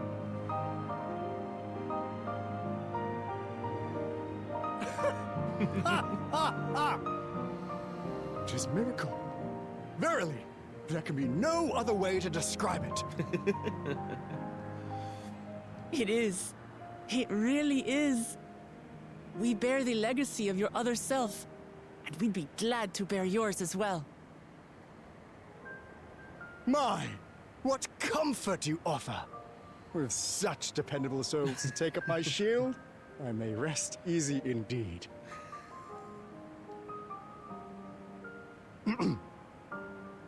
I beg you, watch over our new king. The war changed my queen. To her final moment, grief darkened her gentle countenance. I've not the honor of knowing Kululja, but I pray that for all his days, he shall have cause to smile.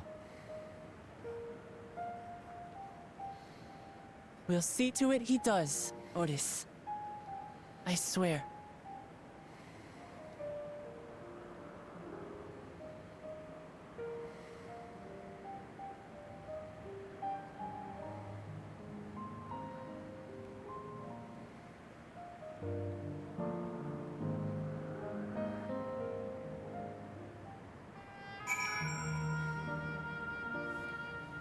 I love this fucking game, man. I fucking love this game. Hey, hell yeah. No explanations are required. I've intuited your purpose. There are paths only the living may walk. Mine was a tumultuous life, replete with joy and sorrow both. But it ends on a bright note, thanks to you. If I have one regret, however, is that I could not meet the new king. Send him my regards, would you? Aww, nighttime lighting.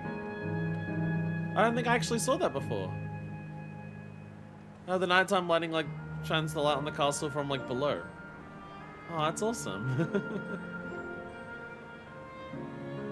That's awesome. Headphone is about to die. Headphone is about to die. Waiting to get Otis's autograph. We're going to do this section, and then before we start the next section, I will go to the bathroom. But I'll finish this section now. So I'll just put it on speakers for a moment, so I don't have to like drain the battery of the other one. Be on speaker mode for a little bit. That's too loud. That's fine.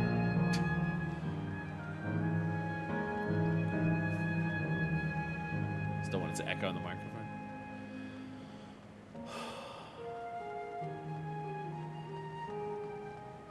Geoterminal. Oh wow.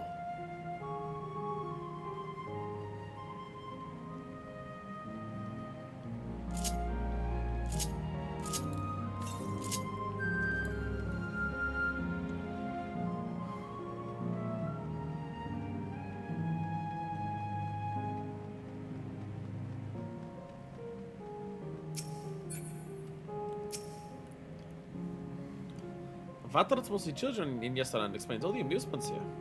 But as happy as they seem, it's hard to think of their lives before this. For if the form and endless reflects their happier self, it means they died before they grew up. Or grew up to find no greater happiness. That was a marvelous play. To a shame that'll be my last performance. But it'll be forever etched in my memories. It'll be the last performance.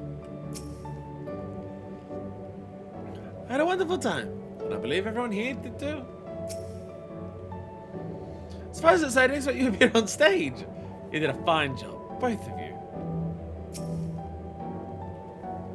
Well, we're here. Are you having doubts? No, I'll do what I came to do. It's just the fonder you are of someone, and the harder it is to say farewell. You're already manifest. I am too.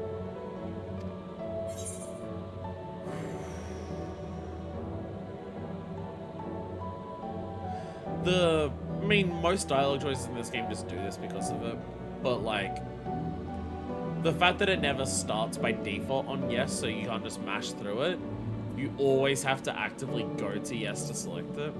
I don't think that's intentional because most dialogue choices in this game work by the default being no, because of like resources and stuff for menus and shit and whatnot, but you always have to actively decide yes, which just feels more impactful for this. Alright. I'm gonna say a word about those we met here.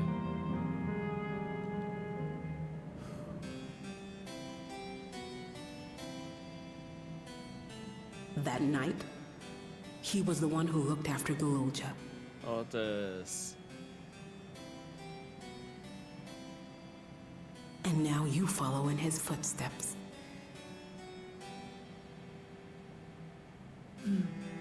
And those of others as well. We've come to know how much Sphene's people loved her, how much they yearned for peace. All of this we'll carry with us. I see.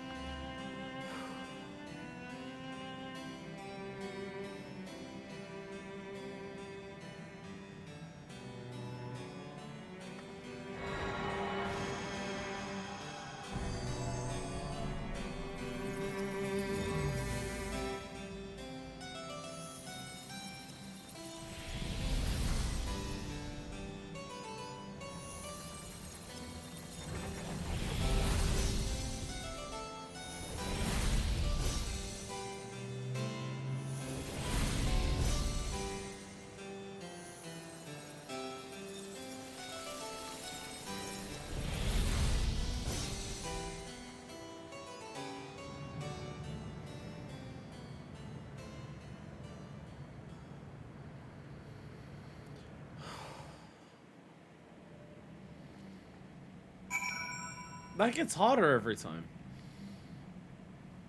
That gets harder each time. Not easier.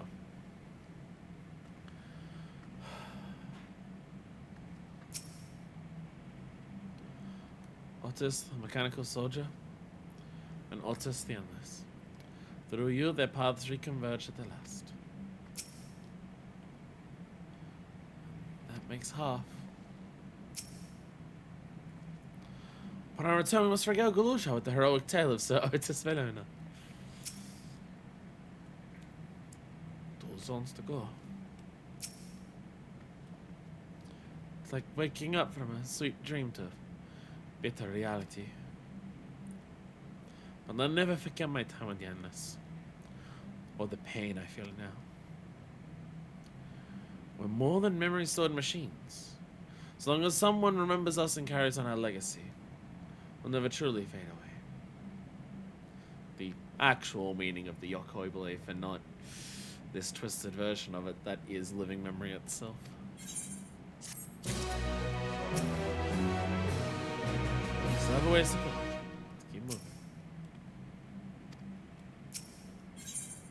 The Sanctuary of the Strong. Kafki would guide you to the next zone. So far, there appears to be no change at the Meso Terminal. So there's an opportunity to revisit another zone. A silent volcano in the northeast. Place for the volcano, eh?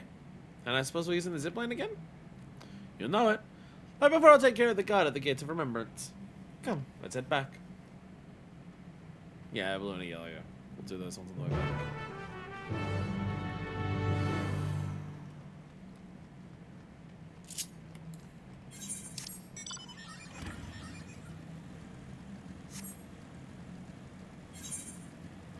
Just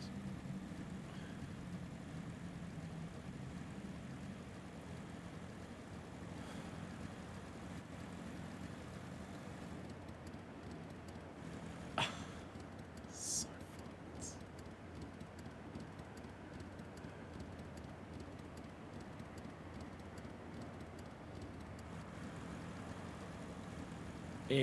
I can't. I fucking can't. Like.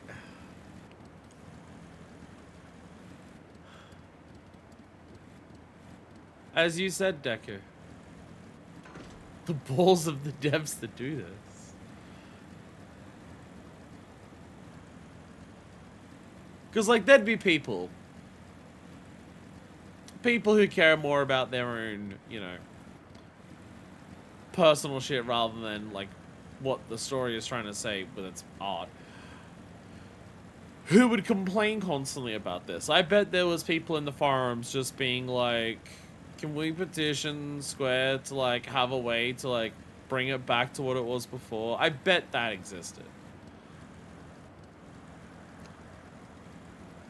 So to do this shit anyways, just knowing that people will say that and just being like, no. This is about the fucking art.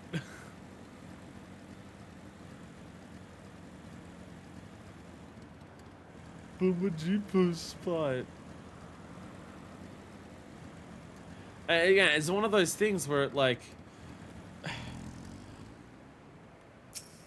the changing of the zone is forcing you to live with the themes of what they're trying to get across here by forcing you to live in it. Perplexing puzzles, endless fun. A lively lass is looking for a playmate.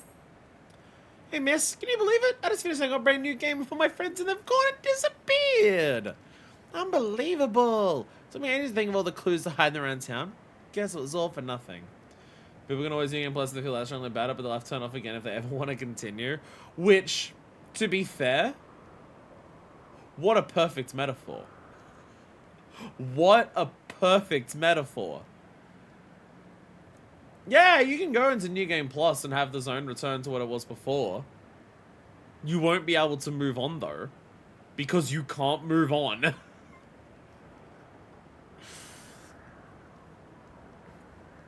How relatively flat the zones are, the Aether currents here feel relatively painless. That is true, yeah. Hold on, I got an idea. Why don't you give it a go? Trust me, you'll have a great time. Okay, here's the first riddle. By yesterday's gate stands a tiny mountain piled high. See if you can figure out where I've hidden the next clue. Alright, by yesterday's gate. So, at the start of the zone, let me turn off my map.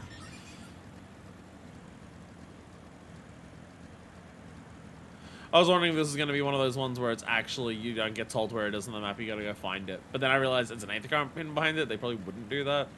Even though they're doing all of this.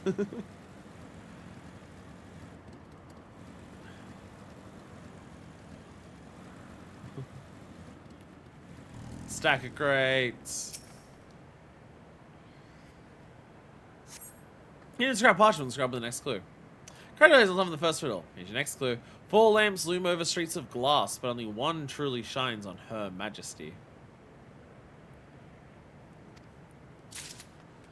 That's this thing here.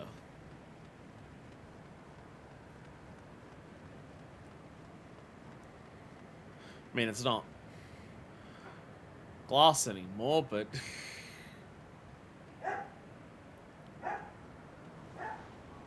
Well, Her Majesty's that way, right?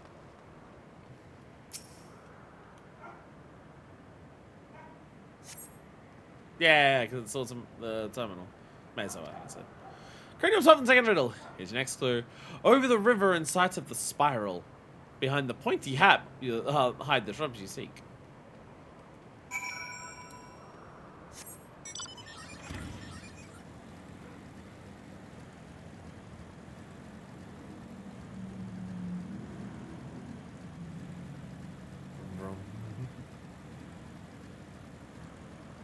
Hi, clever youngling. I'll get you in a second. I'm in me mum's car. Vroom vroom. Virtual tears. The attack from the outrunner. That's fucked up.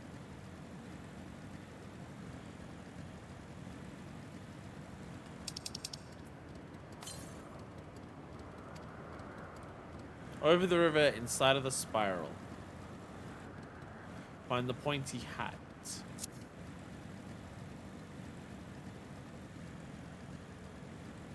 Ah, the pointy hat. There it is. It's the building. Hidden better shrubs. You're a dab hand at this. Just one final clue to go. Princess awaits your return. P.S. You'll also need the password. I want to be your canary. Am I going to the castle? Yeah. Going around, I don't even like recognize where I am. Don't even fucking recognize that. Oh, that was the air cap. That's where the air caps were. Oh. Oh, I don't even recognize some of the spots that I'm in because they look so different because everything's turned off.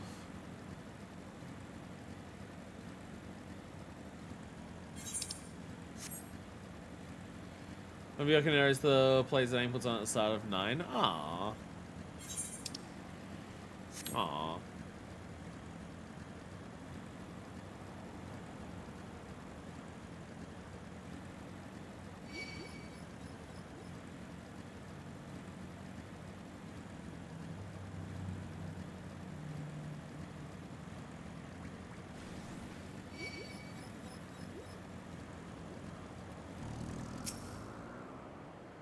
Whoa, you found me!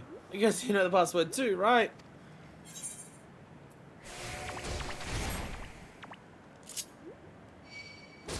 Excuse me.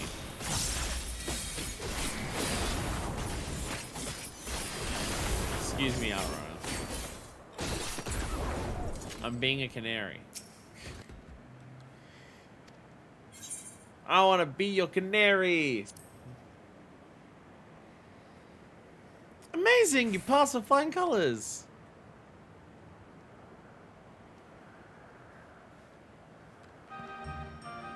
Now that you're finished, I thought I'd tell you how I came up with my clues.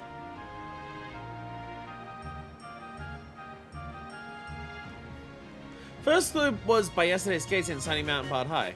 Of course, I made the entrance yesterday in the second crate's a few steps away.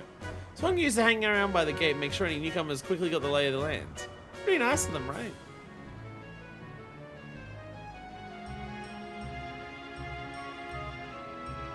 Alright, time for the next one.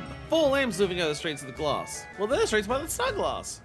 The bit about one true light shining on Her Majesty is because you're supposed to look for the street lamp closest to the Mezzo terminal. From there you can see Queen Sphene's statue from in between the air cab rails. Quite the sight, huh?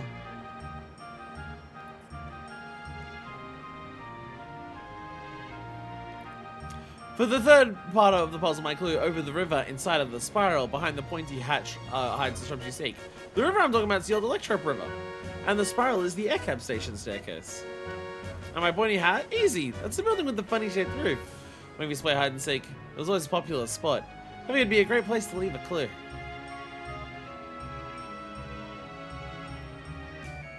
Asking about Princess waiting for your return. Well, I read that because Princess live in castles, and that's where I was waiting. But you're dying to hear about the password too, right? I want to be your canary. It's a code we used to use when we need to keep something secret. It's out of an old play about a princess who falls in love with a commoner. Hey. That's a great thing about this game. It's not just about having fun. It's also a great introduction to Yesterlands for anyone who's just arrived. Everyone knows about the Bergmeyer ring and the Esperance wheels, don't they? I want to take folks off the beaten trail. Make sure they learned our password. Well, I guess I won't need it anymore. Still, I'm glad you played my game, miss. I think I'll go for a last wander around the place. It's been fun. Thank you.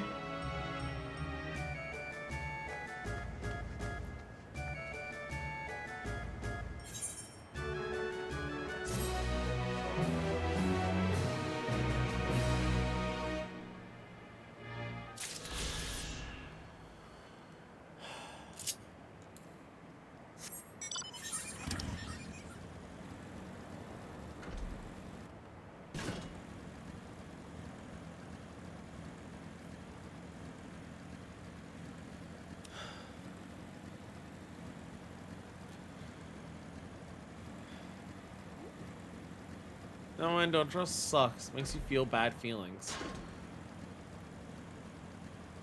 Which therefore means it's a bad game.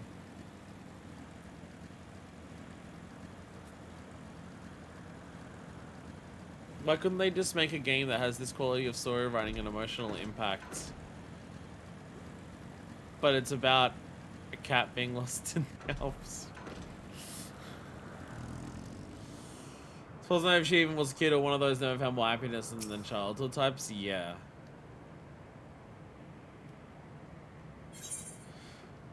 Brotherly bonds know no barrier.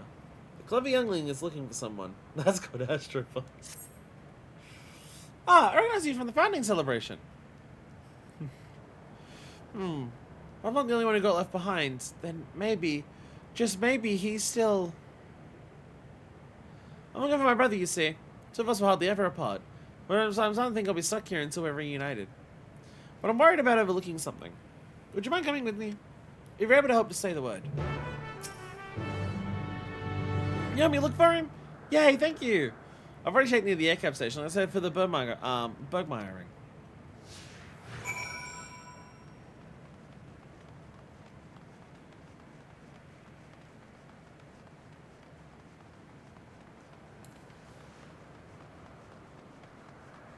Hope you can keep up with the Femra who can run.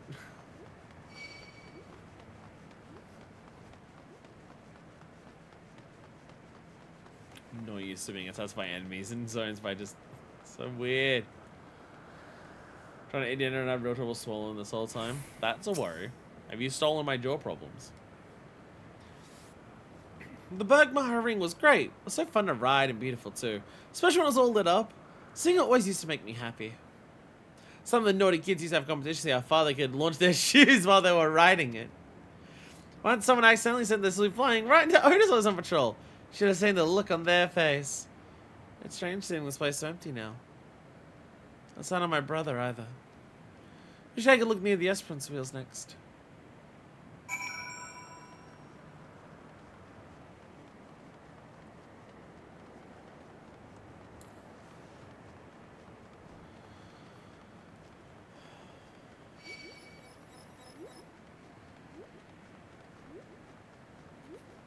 It's just this entire section.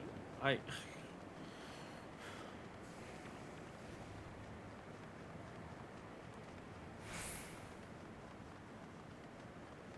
this entire section, it almost makes like Ultima Thule feel predictable in like comparison.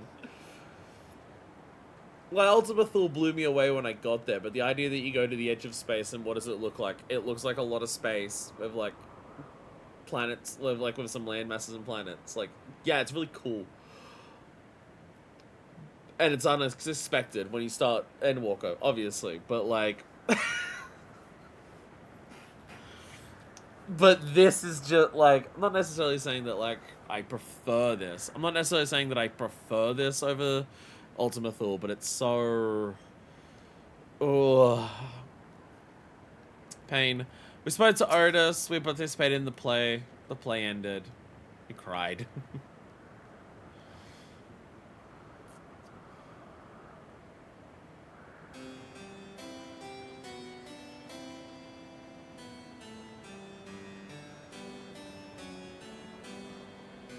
Remember a game some of us used to play here? Two people would split up and ride on opposite wheels. When the cabins got close enough, we'd reach out and try to link hands. It was quite a stretch, and you had to do all that while the cabins were moving. It's a miracle none of us got hurt. Apparently, any pair that pulled it off would share an unbreakable bond. I was always a bit skeptical, though. Still, part of me wishes I'd given a try with my brother. Speaking of, there's no sign of him here either. I mean, there's no sign of anyone. I thought he might have wandered this way to get a glimpse of the wheels up close, but I should have known better. No doubt he'd rather be tinkering with a cerulean engine than taking in the sights.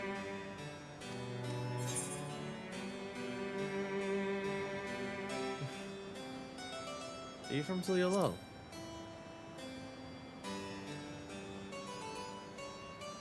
What? Don't tell me you're from Tuliolol too. I could have sworn that I saw someone just like you when I was getting on the train that day.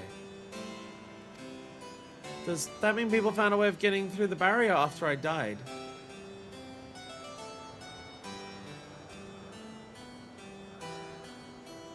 To think of it, there was another familiar face during the performance at the castle. That was Val Wooklama with you, wasn't it? I wonder why I didn't realize it at the time.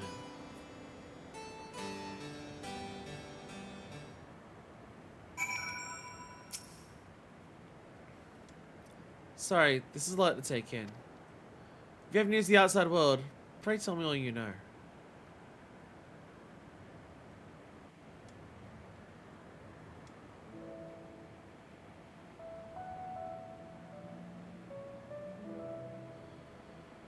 I see.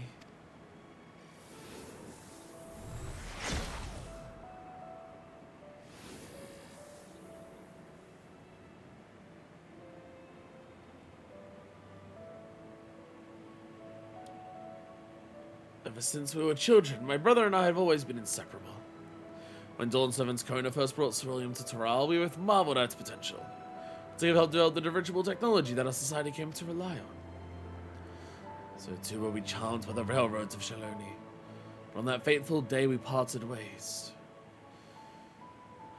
But since then, I've only known the confines of the dome.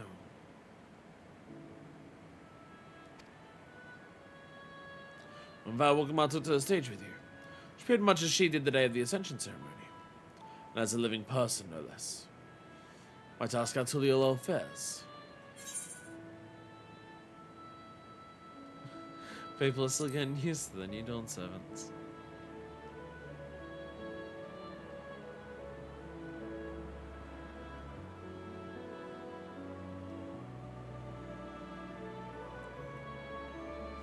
The day I boarded the train, my brother decided to stay behind in Shaloni to inspect the facilities nearby. The world outside the dome is much the same as it was then. Can we assume he's alive and well? If that's the case, I suppose this search of mine was rather futile.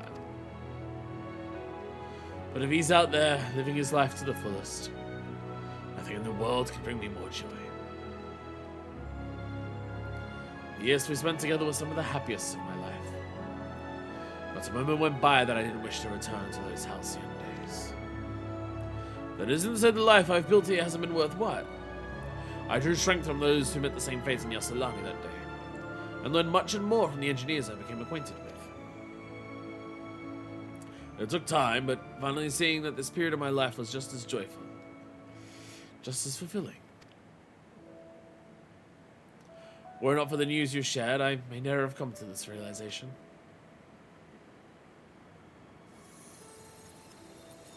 Thank you. In the end, perhaps all I needed was an assurance that my dear brother is alive and well.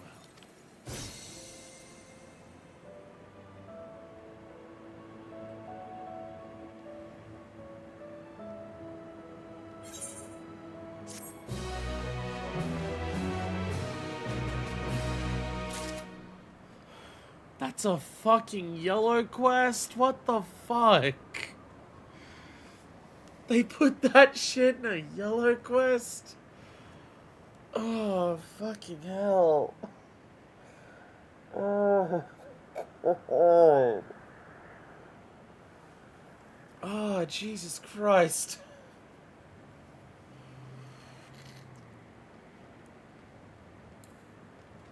Oh my God. I need to pee. But I need a fucking break. I'll go back. I will stand next to the people at the front there. I'm going to go break. I'm going to go pee. I'm going to go get a drink as well. Oh my fucking God.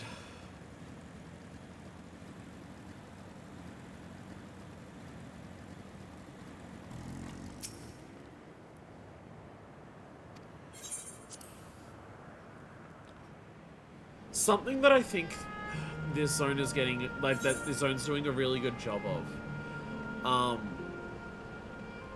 Not that I think Final Fantasy XIV does it. I don't think it does. I think 14 usually manages to avoid that. That a lot of games will cut down people in massive droves, right? That you're not meant to, like, super care about. Is his brother the train kid? No, because both of them stayed back, I'm pretty sure.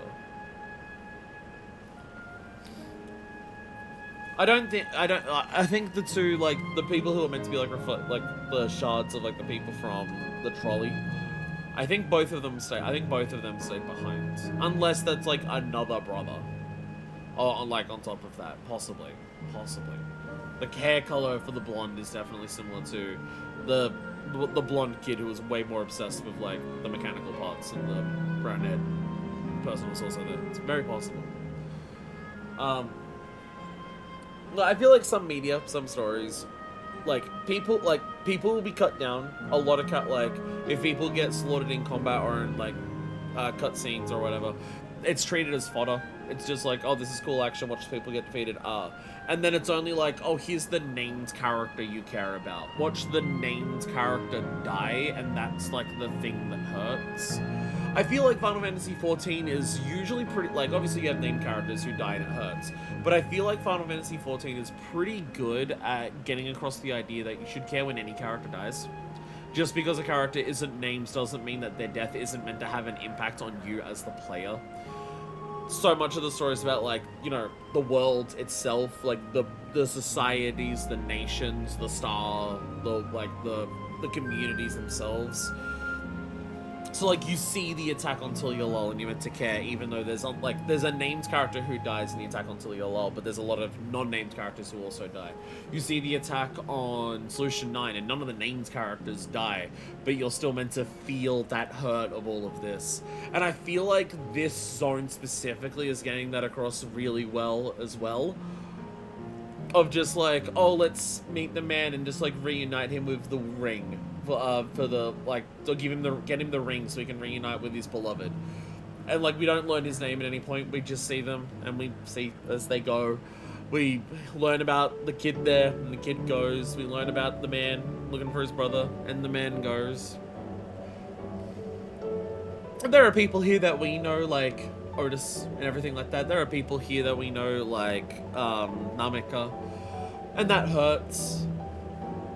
But the game really wants to get across that it's not just about them. This is a lot of people who you have to say goodbye to, who all have said goodbye and now have to go. And it's just like, it's like nearly 3 a.m. so I'll head off now. Fine, take care. Bye, beard. That's completely fair. I'm also going to go to the bathroom now because I desperately need to do that. And I need to decompress slightly before we continue this. I shall return with more of this. Oh dear God. And we are back. We are here. Haven't spoken to everyone here just yet. I must say, it saddens me to see the scenery change in our wake. Yep. How can she be so carefree about everything? It's a fiery place indeed. I wonder what it's themed upon. Probably fire. The volcano really isn't real, right? Well, that smoke pouring out is just part of the glamour. Your demonstration confirmed. Dauntless adventurers, I bid you welcome to Asal Volcane, the sanctuary of the strong. Fight with courage and honor that your legend may resound forevermore in the arena of valor. So they've always just had a history of like fighting is cool and like entertainment. A whole area thing about the Fire Valentine. Damn, Dawntrail was made for you.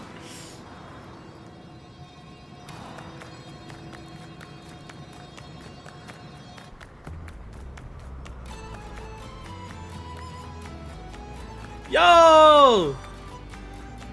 It's the return of this music, the dancer fucking music. Let go! It's only an illusion. Only an illusion. But as it took me a second to recognize, I'm like, oh, it's the dancer music. What's this now? Don't tell me you're afraid of the lava. Not on your life. It isn't even real, is it? Oh, definitely not. But don't take my word for it. Jump in and see it for yourself. This music makes me want to play FF9, I'm not gonna lie. This track is so fucking good.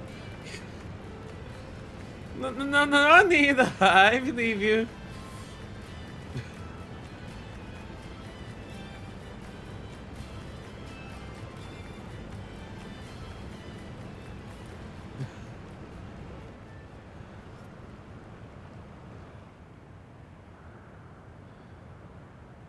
That is the terminal. You get to avoid the caverns that run through the volcano. The ominous obelisk.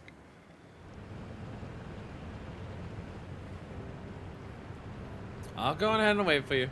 Take care of the wildlife now. See, a zone like this having, like, mobs. This I get. This is the zone for adventurers. Hey, Annabelle? I'll explore alone. Don't needn't worry. I'll give the wildlife a wide berth.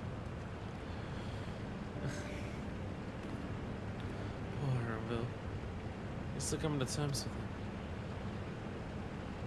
Can hardly blame him. Let's leave him be for now.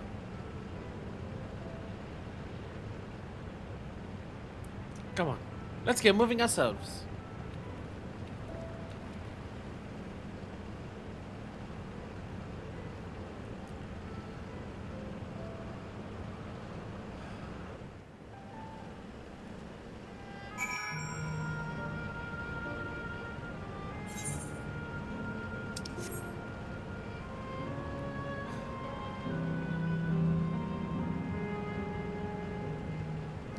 Lava, lava everywhere. We actually can't jump in, can we?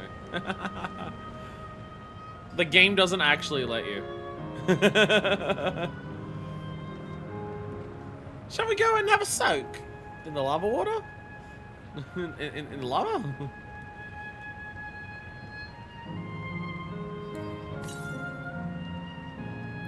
Very far to the north. Lava crabs! I say lava crabs. So if you have Fisher, I mean I have Fisher, but I don't have any good bait. Alexandrian clippers. Can you go fishing in the lava water? Although if it's not real, it'll be turned off. The water is real, so you can probably still fish in it after the fact. If the lava's not real, you can't fish in it afterwards because there is no lava.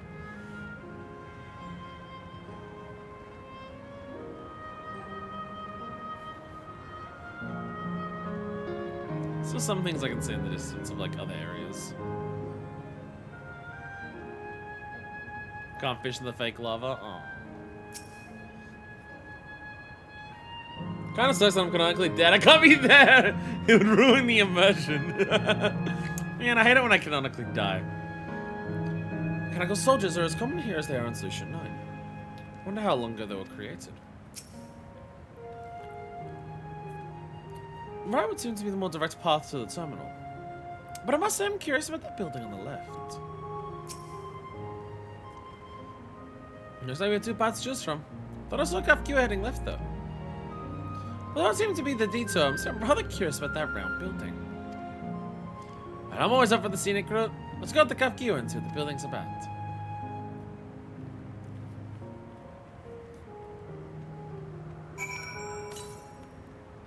Okay, northwest.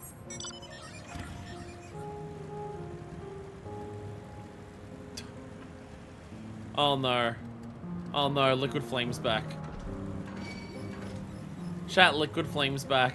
Oh no, he's gonna shake his booty at you, be careful.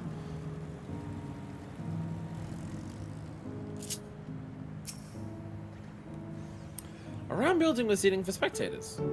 Might this be a fighting arena? Pepsi Man! Founder. Inverters. Password, of course. Did you copy, or did you both happen to just put the exact same amount of A's? Or did one of you copy the other? Well, no, look again this way too. Great minds, as they say. It's supposed to be a fighting arena. Is this also a recreation of an actual place? In all likelihood. Well, I don't know the details. I understand that facilities once common across the land. Though it's closed at the moment. Even Solution 9 as the Arcadium. It may well be a legacy of the past. Anyway, it seems the next match is about to begin. So I've already spectated my fill. I will move on, but you head ahead, look inside, look for yourself. Yeah, fighting has just been a part of the culture of Alexandria the entire time. It's just part of their culture. Sorry, my headphone, it got like mostly dislodged. Gotta fix it quickly for the cutscene starts. There we go, now it's sitting in my ear properly.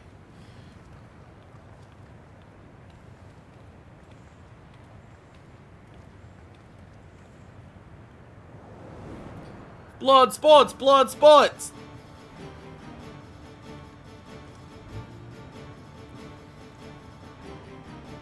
Everyone getting ready to watch the blood sports! Yeah!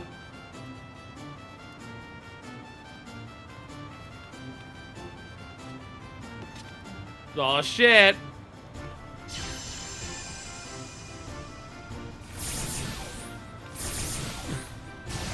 Oh shit! Their broils collided in midair.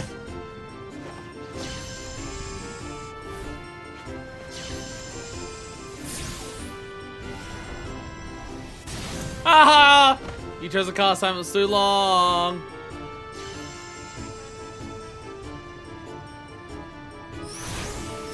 Oh no! I got defeated. That rather resembles Arcanima. Wouldn't you agree? Bro tried casting Ruby Rowan. Indeed. While similar arts could have developed independently across reflections, this verges on being identical.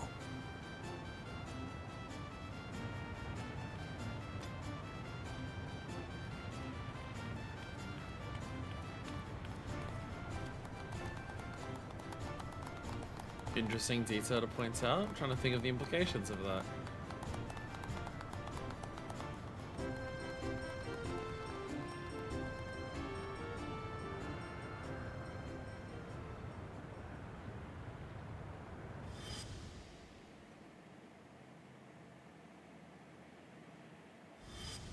Oh, fuck. Is something wrong? Your parents. Your parents are there? They're like right there. Do we know each other from somewhere?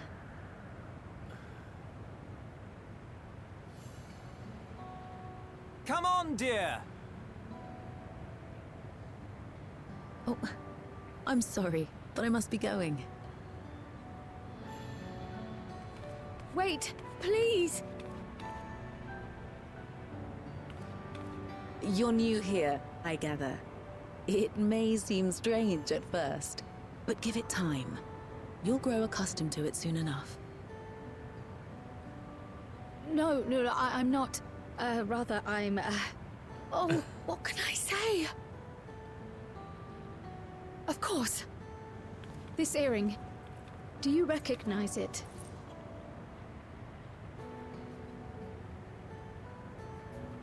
Yeah, they do. Impossible. My name is Kryl. When I was a baby, I was taken from this world to another, where I grew up without knowledge of my past. I know not how much time has passed for you, and, Things may not be as you expect them to be, but I'm here now. I found my way back. This earring, it contained a code with which I was able to reopen the gate. And I did, and I'm here. And... Could it be as she claims? She's not lying.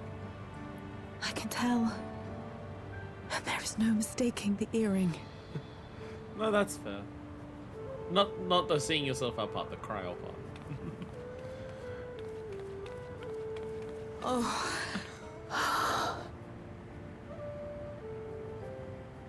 How you've grown, my darling daughter.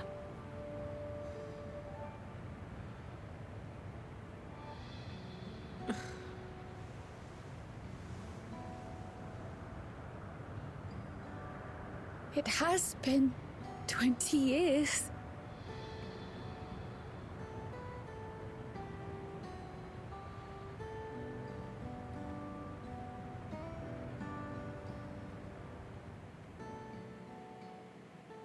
Holy shit. Yes, names.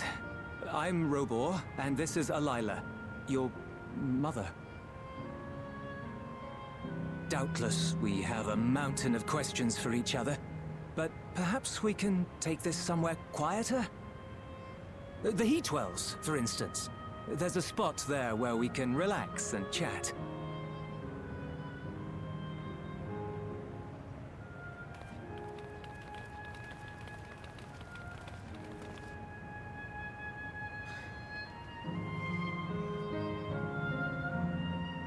Oh, Jesus Christ.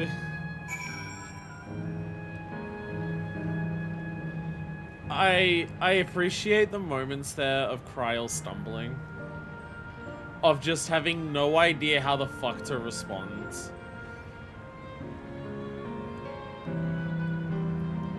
Just the combination of, like, waiting so long for this moment, but also for so long being unsure if this moment was even possible. And then it happens and she's just so unsure of, like, she's stumbling on her words, she doesn't know how to explain it, and stumbling over her feelings. Because really do happen here. I'm happy for Kyle. So that girl would actually meet her parents. Could it be that the system orchestrated this reunion as well? Forgive me, this is all so much to take in.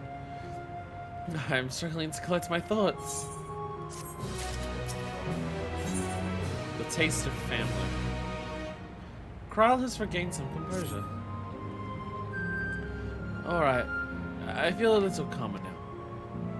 I thought I was not prepared for the possibility, but to actually come face to face with my parents was overwhelming. And having been parted from them as an infant, I'm not sure how to behave. Take your time. After everything that has happened, you deserve to do so. You have many things to say to one another. Now you can say them. Indeed. This is a meeting to be cherished. Just do what comes naturally. Thank you, everyone. Having the most of our time together. There would have likely been Dead or Elder, but not all this. Yeah, like this is just...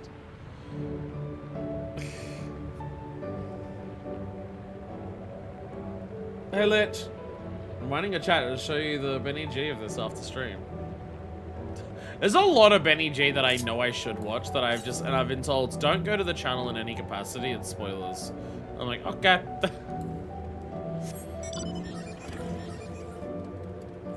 Seeing the people like fight.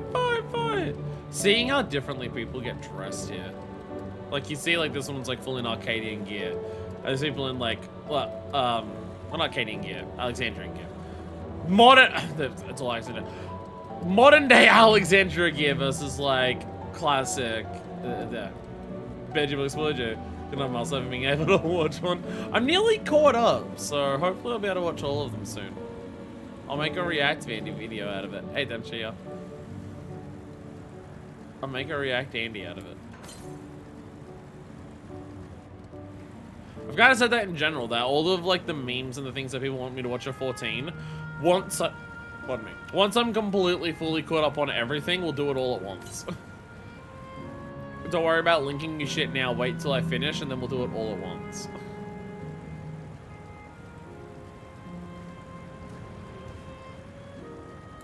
Oh, it's... Sorry, it's right past this.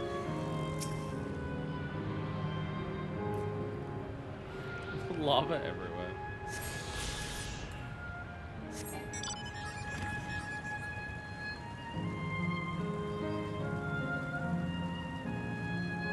Oh yeah, we can go down to the combat arena. Let's go. Let's go. We can actually go down to the combat arena.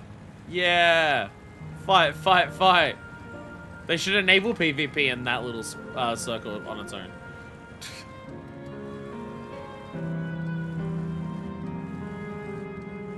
There's a boss fight in the middle of the arena. Oh, that's awesome. That's awesome. That's so cool. Care for refreshments, miss? Or purchase come with a free plush doll, free of charge while supplies last. Oh my god. Oh my god. The last bout was incredible. Wild World. Well, I mean, old MMOs used to do that.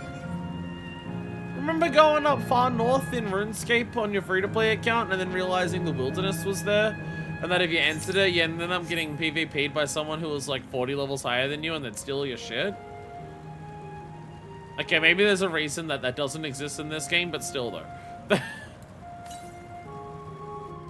Maybe what I just described sounds miserable, but like, still though. Wait, northwest? Wait. Did I miss another one over there?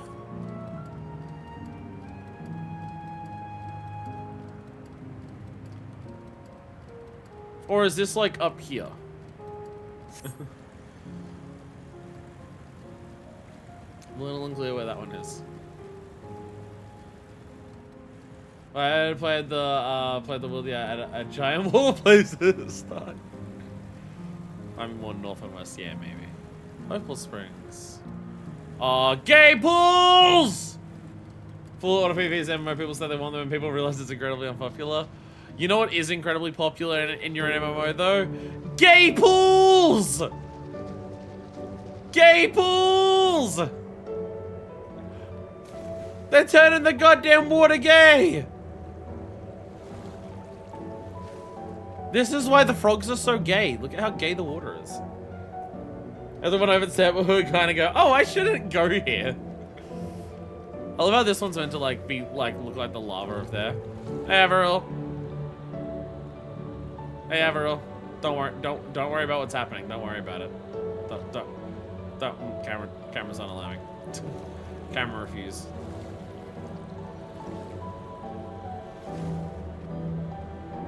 Can I climb up the volcano? If I jump inside, I can go to like an extra part of the level. I believe there's like an extra 2 or 3 stars at least in there. Laziest lazy rivers since they couldn't make a current. Oh yeah, lazy rivers. God, I used to go on lazy rivers all the time. Oh my god. Oh my god, the Elders are back. Oh my god, that one like Skylanders character is back. Oh, very far north here. Okay. I love lazy rivers. I realized there was no Aetheryte actually in Yestlands. Actually, none of the others actually had an Aetheryte.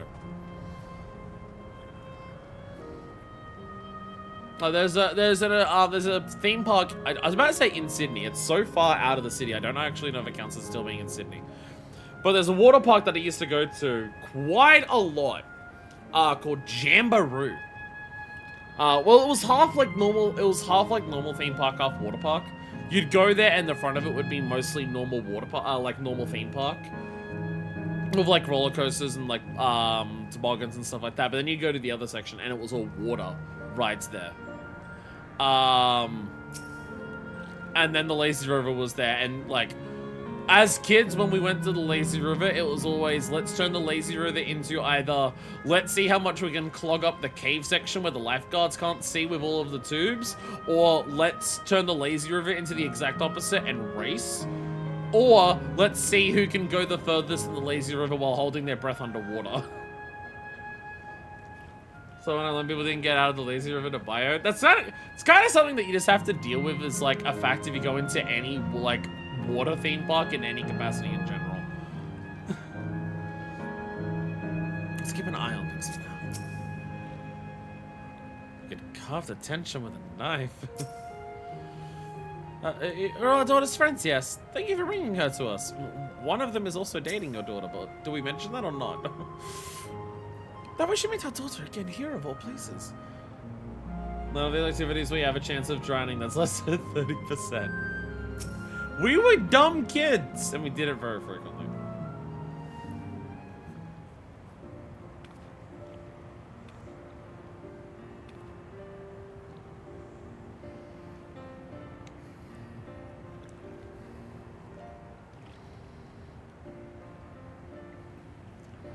It's such a strange feeling to be reunited with you beyond death. Your companions. What are they called? Friends, usually, but one of them I call boyfriend. Oh dear, I completely forgot to introduce them. Over here is Wiklamar, Valresolve of Talia Lul. Besides her is Grahatia, my colleague in the students of Ardesian. Does she admit they're dating? Remember, in Manifest Canon, Kral and Graha are dating. In Manifest Canon, they're dating. And this is Manifest, an adventurer, though that hardly does her justice. She is the most dependable of friends to whom I owe my life. Yeah, Kral was kidnapped in Stormblood.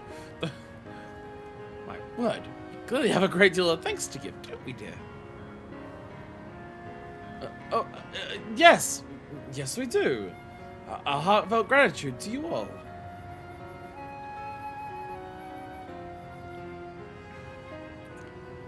Hi, Mom, Dad. This is my boyfriend, Graha. This is my boyfriend's girlfriend, Manifest. What? Not the smoothest of beginnings, is it? Only want some Shibruk ability is the way, am I right? Wait, that's not a bad idea. I don't think you're gonna find Shibruk Babil around here. Hey, are you hungry? We could bring you something to eat if you like. Oh, thank you, but we're fine. You know, it is quite hot here by the springs. Something cold would be lovely. Thank you, Elila, for trying to realize what we're trying to do. Dad is oblivious. Understood. We'll fetch you all the treats that'll help you cool off. I wouldn't want to be a bother, but cookies and cream, please. Think nothing of it. That's what friends are for. Thank you. We shall look forward to the cool treats.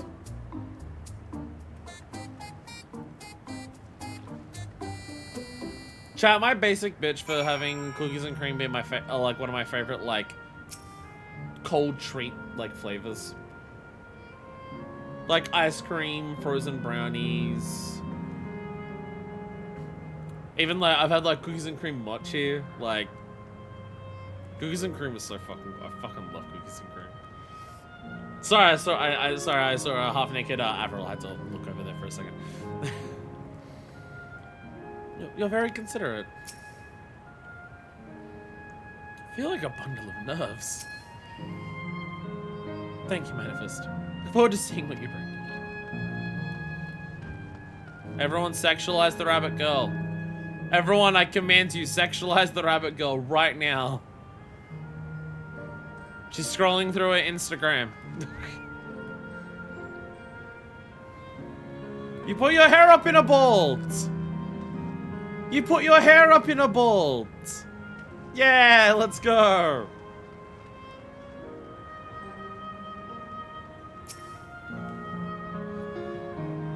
As we've learned, good food brings people together, even sworn foes.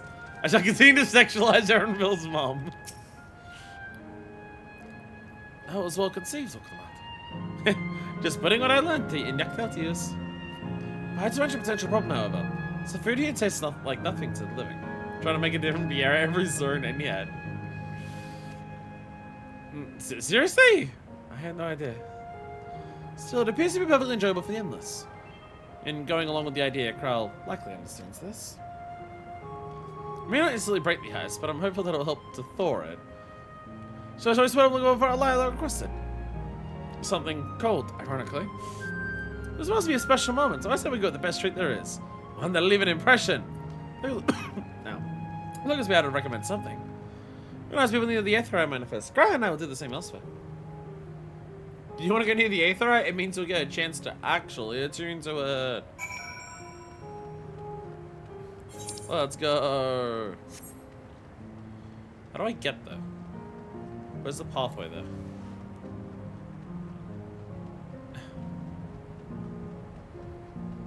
Do we just run through the wilds? Where? I'm gonna run through the wilds.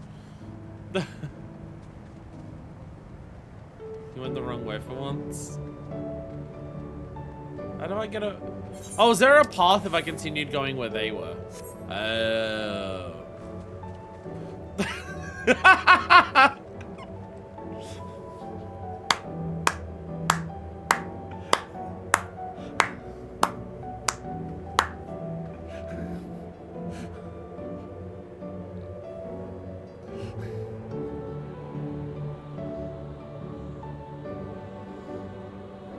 They knew what they were doing. They knew what they were doing with that NPC name.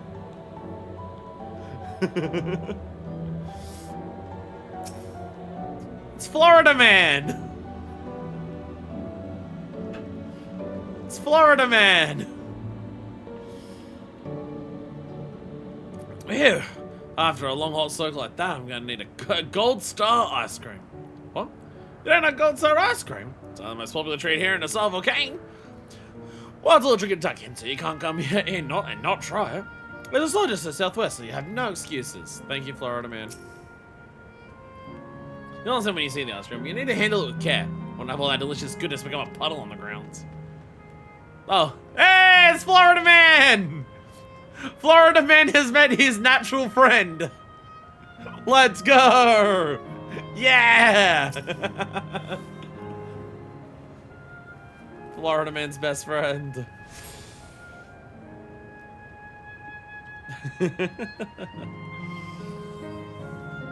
Indecisive Man. What snack to have today? Your recommendation of something tasting cold. So there's none of that sort of thing, I'm afraid. Speaking of something cold, you could use an ice drink with my snack. I think I'll get a coffee. Actually, tea might be better. Or even a lemonade. Ah, but I can't go past a beer. Yeah, let's get a white beer today. Yeah! And then, if you can believe it, this is what I said.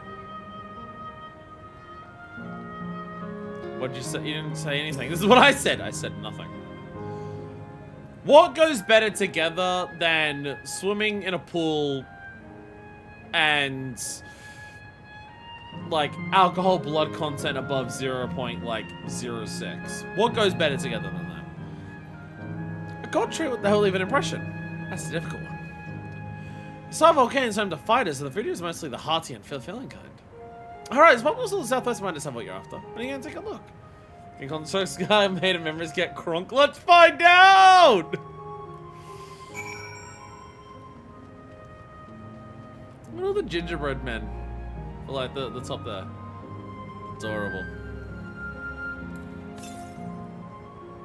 Alright, directly to the north. Yeah, directly to the north, so it seems it's gonna be like the next section of Asal Volcane.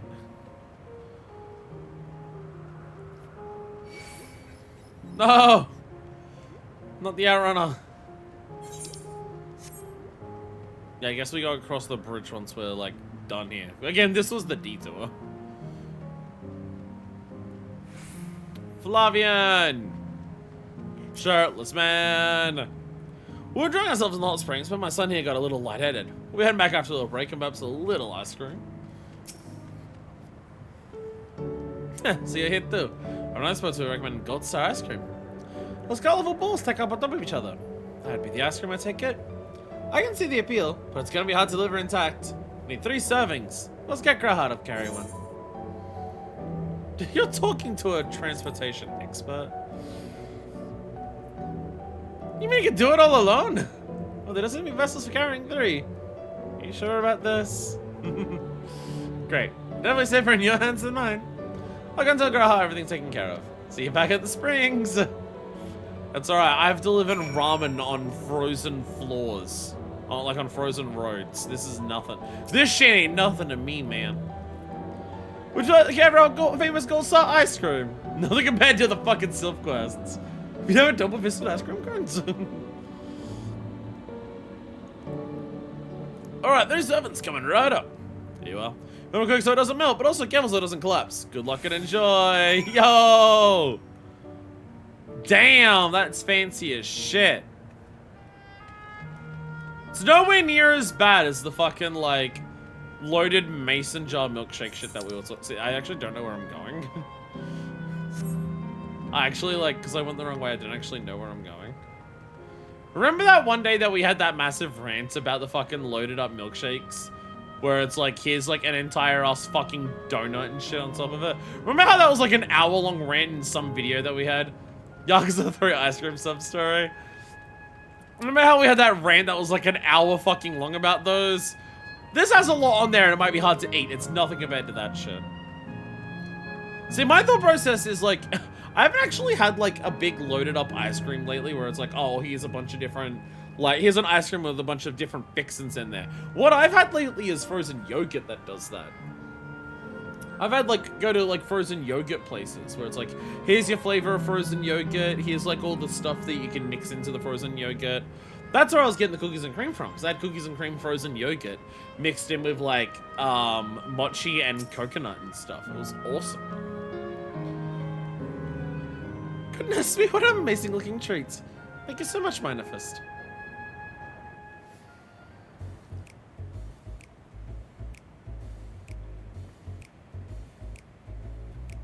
Now, one of us literally can't taste it.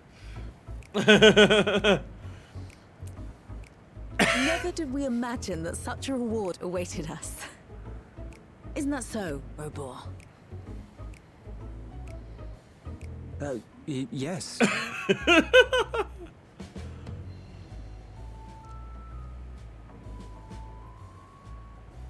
Oh, don't mind your father. Like me, he's still getting used to seeing you all grown up.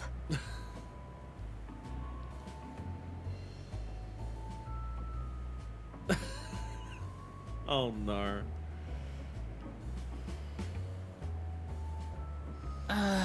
This is just excruciating.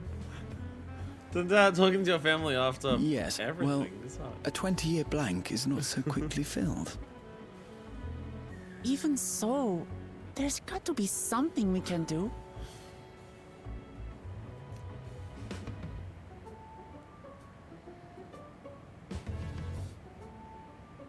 You know, I think I might have an idea.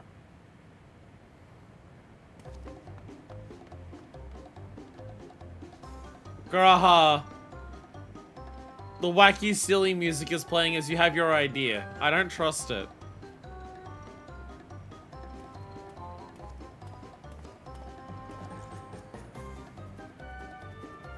Raha?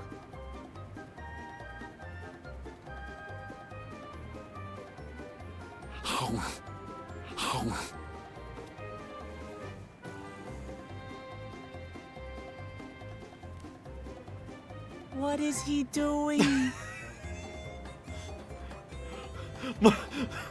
My man's got experience!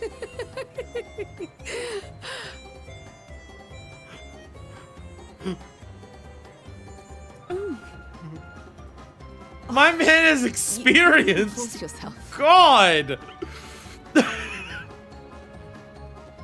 It doesn't taste of anything to the living, surely.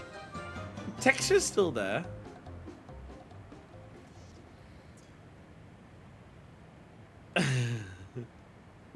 No, it's delicious. I mean it.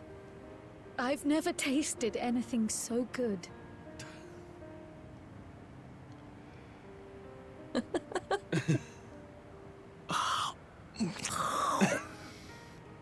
Now I need you to lean does taste really so much close to the better when we're microphone all when you do together. this. I need you to lean really close to the mic for this line. Yes, indeed. for this sound, I guess.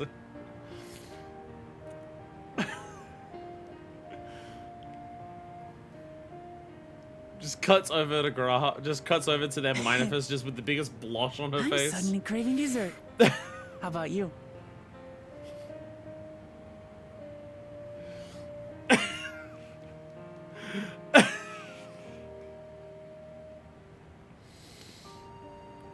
Fucking God. Truly, we've never felt so happy in all our lives. We don't know how to thank you. But at the very least, we can give you some answers. You've risked so much and come so far from them after all.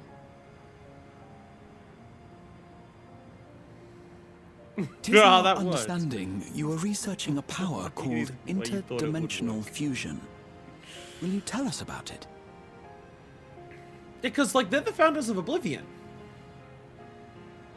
To begin at the very beginning, there is a legend passed down by our people, the Milala. In the distant past, we abided in a different world. Our homeland was a paradise of eternal summer. The flowers were always in bloom. Until, that is, the great calamity turned the very seas to ice. As those around them froze to death, our ancestors looked to a mighty relic for salvation. Aloe Island! And used it to flee to another reality. What the fuck?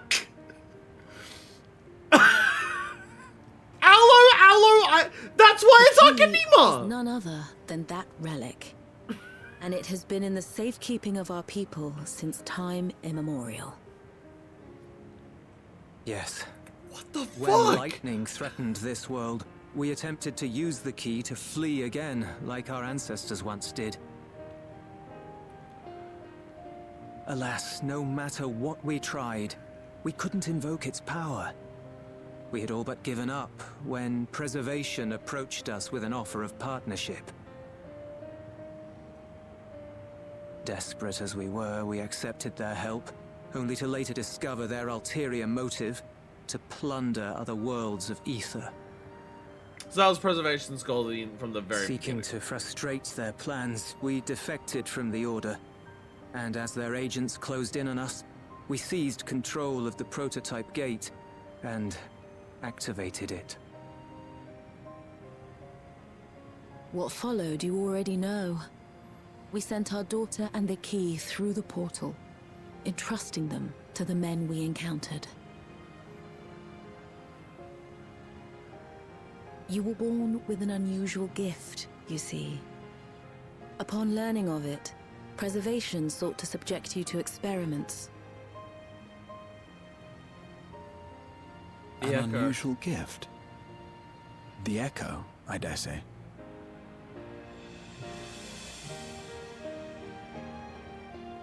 And that's why they sent her specifically. Our people, the Milala. Are there any ways I might learn more about them? This is a wild fucking lore bomb to drop in the middle of this visiting shit. the cavern inside the volcano. Our ancient homeland has been recreated there.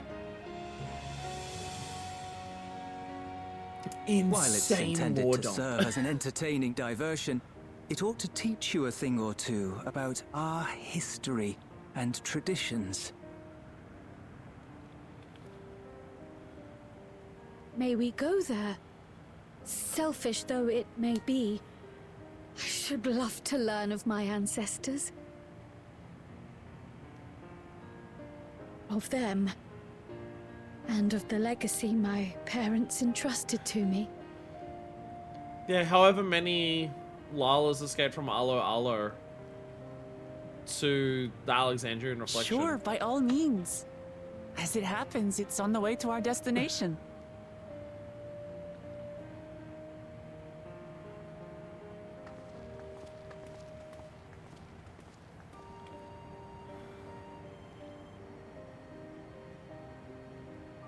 Such a wild fucking bomb to drop in the middle of this.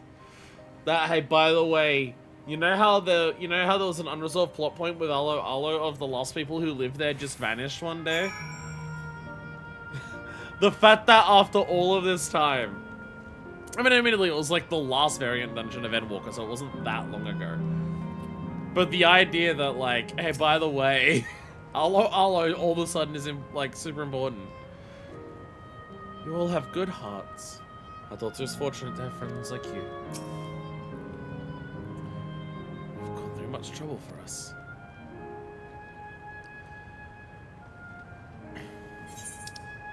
That is so fucking wild.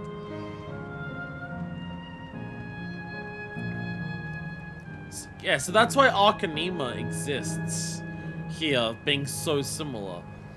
That's why, that's why the name Malala is so similar to Lalafell, because like on the first they're dwarves. That's why the name is so similar. Oh, fucking water shit. Wow.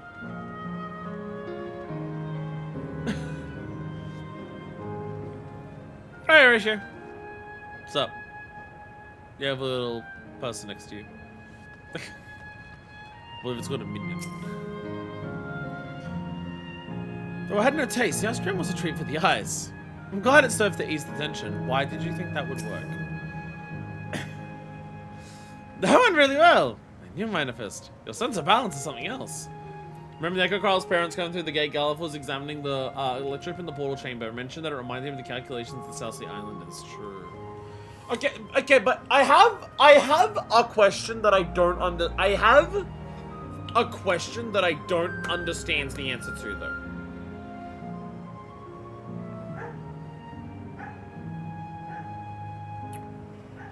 Who built the portal for the Golden City in the Source?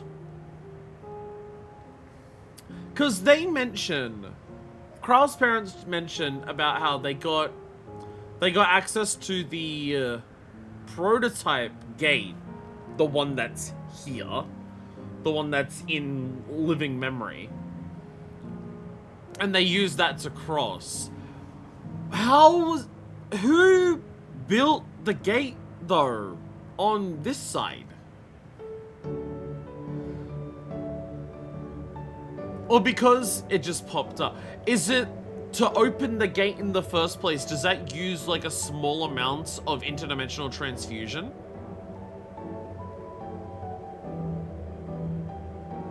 Yeah, so yeah, I guess that's the mini, yeah.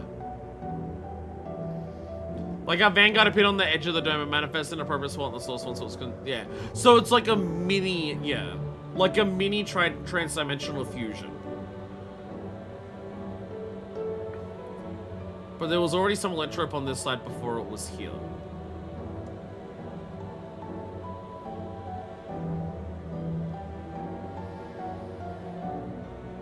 They mentioned how, like, the rift between the 9th, I'm just gonna call it the 9th because Final Fantasy 9. I'm assuming that the, like, because they already mentioned how it's just, like, the connection between the shards of the Source and the 9th must be really thin at Yuctel. So maybe it was thin enough to like have some level of like almost rift opening, like a void gate opening before, for maybe some of the electrope to be there? Questions.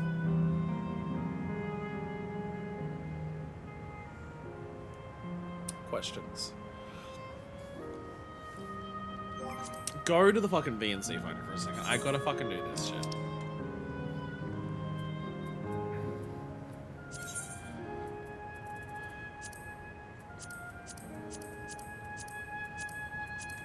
Where is it?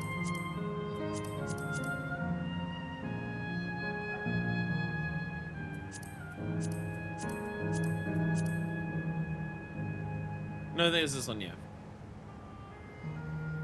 Oh, the Asians are dropping all the electrode from.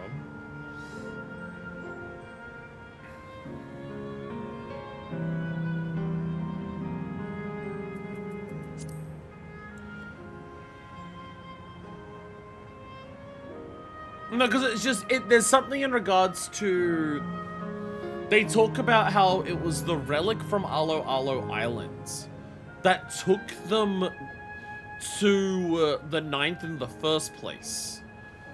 And then it was using that with Electrope that they were able to have the prototype gate work. So how did the relic get them from Alo Alo to the 9th as well? What relic is that? I mean, I assume that's the relic that we saw Sphene transport. I assume that's the relic that we saw Sphene transport, the thing that looks like the hourglass. I assume it's that. But how did that get them there in the first place?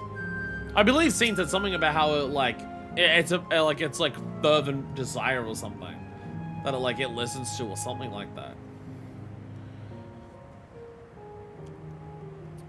Manifest. Raha. Namachi. With your help, I was able to not only bond with my parents, but have the joy of sharing a meal with them besides. For that, and so much else, thank you.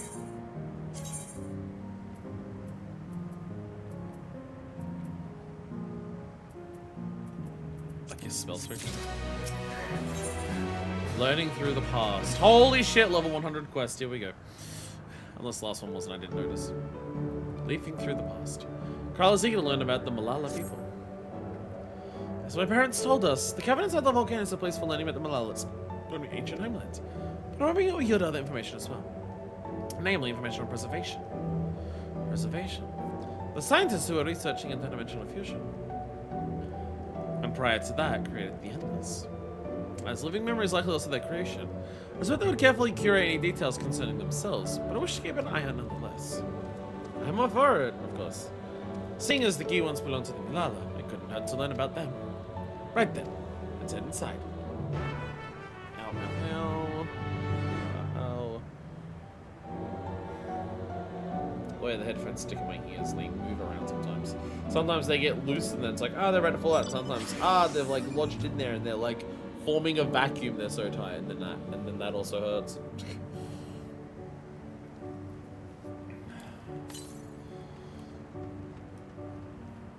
This is with Fire Island. I'm not the noticer today, I'm sorry. Okay, northwest, so that would be over that direction.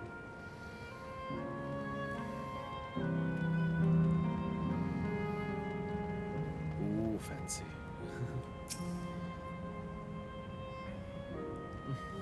So this is how it is in here. I suppose it's the look of an ancient ruin, but I suppose it's an illusion as well.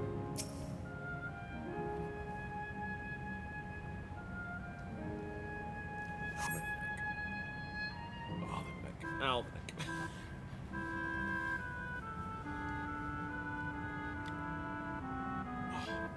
I think I'm not sitting upright enough and I'm like crouching like this and like bringing my neck into a bad position. Quite a mystical atmosphere here. Is this what Malala homeland was like? Ding ding, correct. Hi.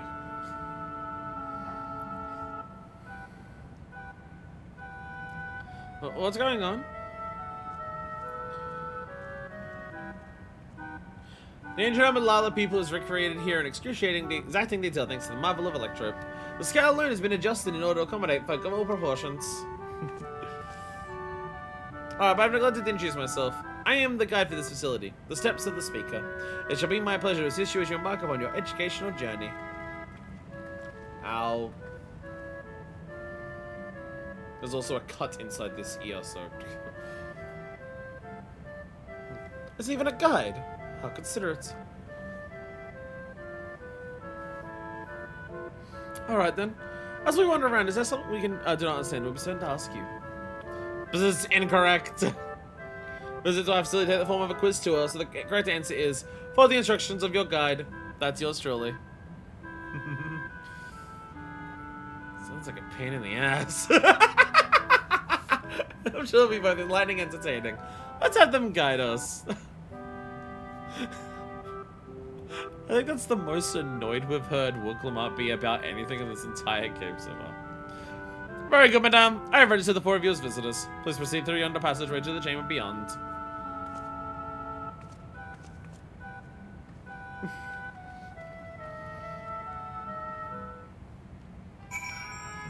The Malala one. Panel bears information on the history of Malala. There's some past the Malala abided in peace of eternal summer. Upon the isles of eternal summer.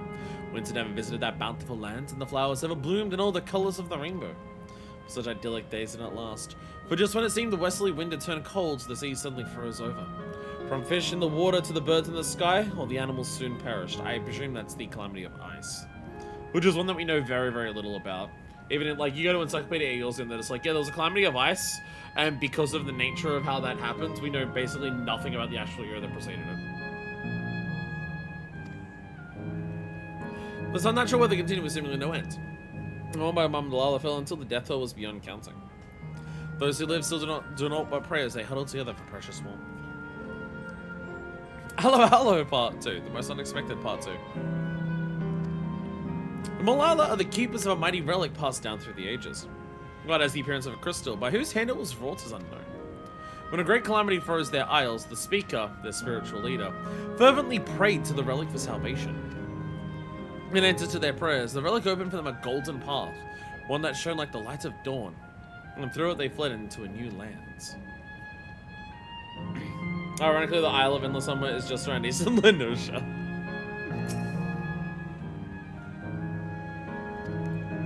Since ancient times, the Malala have excelled in calculations. By using formulae and figures to represent all natural phenomena, they had succeeded in devising a unique system of magic. This gift proved invaluable in their new homeland, where they employed their calculations to etch arcane circuits upon the aura which later came to be known as Electro. The light of Dawntrail. So yeah, so straight up, yeah, Arcanema was like the foundation of learning how to make Electro do what it does. But through this ingenious technique, Electro was transformed into a tool that can not only store lightning, but convert it into energy of any element.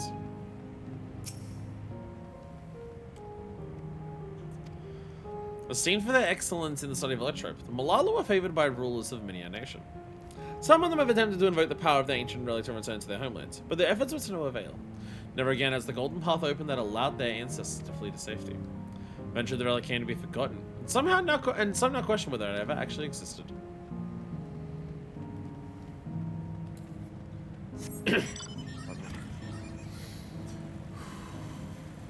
Dawntrail, you're a wild-ass expansion.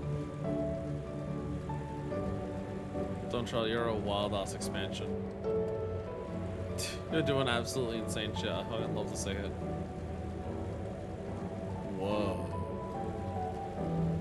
That's the Dawntrail. We found it. Is that pattern a Malala motif? Just an elaborate decoration. This place was of import to the Malala. It was illuminated. So beautiful. If I may have your attention. We stand within the shrine of Malala, a migrant people who roamed until they found new lands to call their own.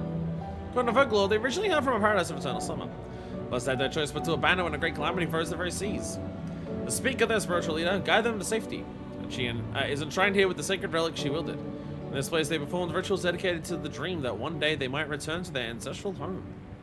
I love how this all comes out of random. Yeah, the original Arcanist disappeared one day. Way back in the day. By the way, here we go. Sacred relic. That must be the key to using to initiate interdimensional fusion. Interdimensional fusion? Such a wondrous power exists that I can only imagine what great feats it could be used to achieve.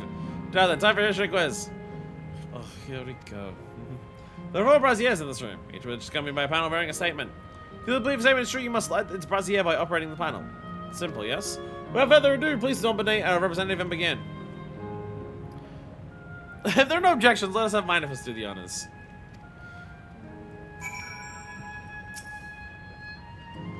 My headphones are refusing to cooperate and like be comfortable in any capacity, and it's really annoying. Well, I don't know if it's the headphones that are refusing to cooperate or whether like my ear is just getting more fucked the longer I'm wearing headphones today, so they're just getting more like irritated by it. Also my neck. Ugh. Long ago, our people dwelled on isles of eternal summer where flowers ever bloomed. Eternity did not last for calamity turned the bounteous water to barren ice. Simon seems to agree with the words spoken by the god. Your neck, your back, my pussy, and my crack. Praying firmly upon the sacred relic, the speaker opened a portal through which our people fled. She alone had to remain behind in order to sustain the power. No, I think the speaker went with him. Mr. Speaker? I'm to our innate gift in calculations. We will not only transform the electrode into microscopic inside his sides. So despite originally being outsiders, we were favored by the ruler of many a nation. Nothing in this statement was touched upon by the guide. You'll need to find other sources to ascertain its veracity. Go back and read, asshole. Brazier of Homecoming. When lightning threatened the world, we Malala turned to our relic once more. Invoking its power, we opened a portal and returned to our ancient homelands. No, they're still waiting for that day. For a mechanical soldier to serve as a guide, it seems safe to assume preservation was aware of the information presented here and had no objections to its dissemination. Well, the statements could be true, right? Or even false! God, the suspense is killing me! I guess I'm also maybe ashamed, but may also hold clues. We must lie braziers! You will be judged.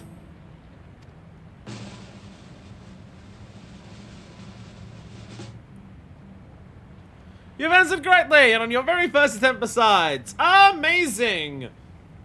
Cut to the people complaining in the forums that this quest is bullshit because people didn't realize you should read things earlier on, and then when they were asked to do that, they complained about it. Great work, Manifest. I knew you could do it. Taking at face value, information here was just Malala had simply migrated from a distant land. But we know better. We are aware of the existence of afflictions and calamities in interdimensional fusion. For an event that froze the seas, the fifth umbral calamity comes to mind. That which ushered in the age of endless frost. And legend holds that during that age, the entire population of the South Sea Isles vanished overnight. Manifest. In the course of your adventures, might you have learned aught of this legend? Allo Allo dialogue. Not only did you visit a shrine of the forgotten people of Allo Allo, but you did battle with a statue of the speaker as well? The things you get up to never cease to amaze. Fucking what? How have you not told us this? If I told you everything I got up to, we'd be here all day. The Art of Arcanema too traces its roots to the calculations of the South Sea Islanders. While we cannot outright conclude that these people were the Mulala, there are at least enough points of similarity to support the theory. If you haven't used your satisfaction, let us move to the next chamber. Another quiz awaits. Things we get up to is a wild, if accurate way to phrase that. The things you get up to. How many of these quizzes are there? Are you admiring the pretty stained glass, Enchia? I feel like you're admiring the pretty stained glass. Probably because it's about Arcanema, so it's about magic. Being a summoner, I feel like you might enjoy that. Or am I being a job racist again? I think I'm being a job racist. Oh, so we have two different entire... Oh, okay. Pineapple! It's not what I'm called! Not what I'm called! Here's where we keep the orb. This is Atheros. This is its classic sun and 2 moons. Oh, she's completely not into the puzzle quiz gimmick. Okay, so what the fuck was the other way? Now I need to know. Now I need to see.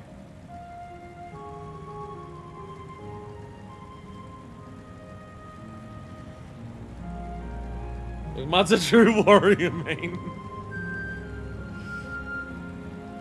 Chat, I have this funny feeling we may not get this zone done in 12 hours. We may not get this zone done in 12 hours. Ah, this is where they keep the orb that rotates. No, sorry, it hovers and moves up and down slightly. Sorry, that's a different thing. Those are not pineapples! Why are they called pineapple? Why is it called pineapple? So silly, I love it.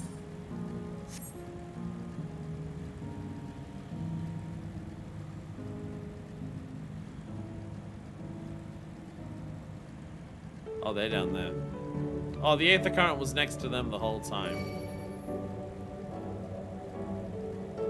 Pineapple bomb. I was in this zone in 2 days. I don't want to separate the 2 parts. Oh, pineapple grenade. I guess that is like a thing now I think about it. Pineapple grenade type of loot. Yeah, I forgot that pineapple grenade is like a thing. I forgot that was a thing. Sorry, I live in Australia, not America. I can't go to my local Walmart and buy a 10-pack of grenades. I'm not allowed to do that. There appear to be a few expressions for these masks. What's with all these massive faces? Brr. What could these masks represent, I wonder? Don't worry about the other currently one of the blues will lead you to where it is. Alright, cool. We've come to the most enigmatic location of the museum. What is known as the Speaker's Rest, everything else remains a mystery. No one knows what purpose it served. Not even the Malala themselves. That's rather curious. Isn't it though? So suggests this place is the pure creation of the facility designer. That didn't actually exist in the Malala homeland. Certainly believed, however, that these adornments upon the walls are masks to represent the emotions of men. And that brings us to the final quiz! How many types of mask are there?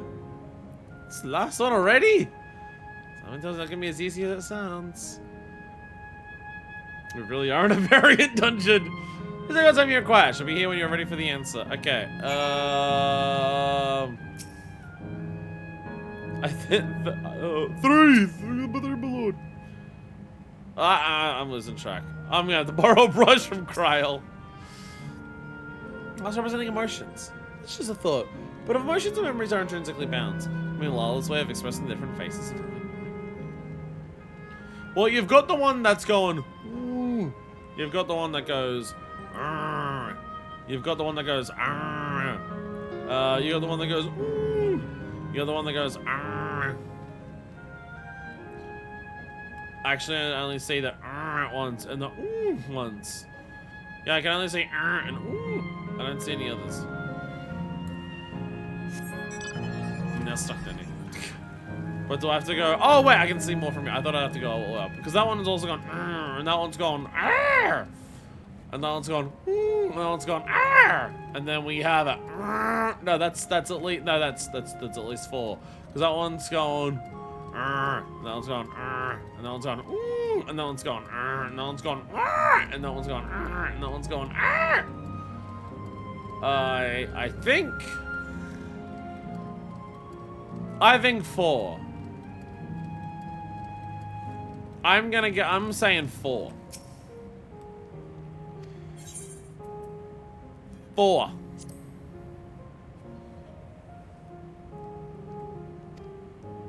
Seriously? I thought it was 6. Manifest, I also believe it's 4. Which mask is getting the best head? Which mask is getting the best head? Graha, you said 3.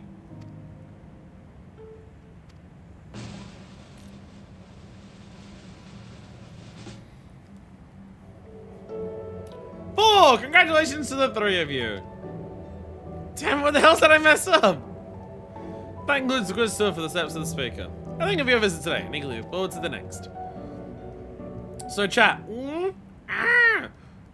Oh, which one's getting the best head? Finished at last. God, I'm exhausted. For Clamart, it was 2 questions. If the legend is true, the Malala were refugees from the source. But what is this relic of theirs that can bridge worlds? Who made it? And to what end? Just head up to Belly Amanda. Yeah, because all we now know is just that, like, the Alo had it, and then now Sphene has it. That's all we know. By augmenting it with Electrum, Preservation did succeed in opening a portal. Yet they could never grasp how they had managed to do so, much less the underlying principles of the technology. Oh! To this day, not a single person understands the mechanics of interdimensional fusion. let alone who imbued the key with its power, when they did So the shape that it or is now has why. been altered with electrode.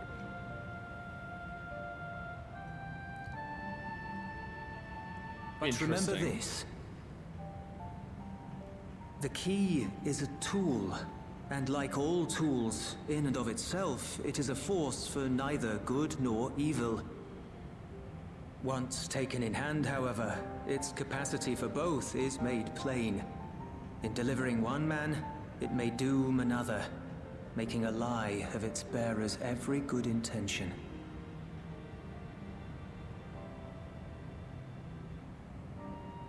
As did preservation, Queen Sphene seeks to wield the key in the name of those she loves.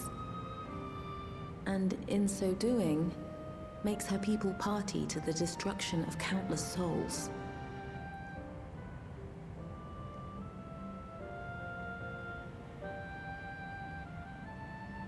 We have told you all we can.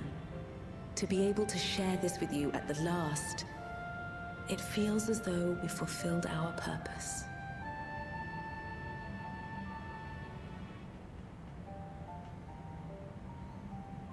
You've come to shut down the terminal.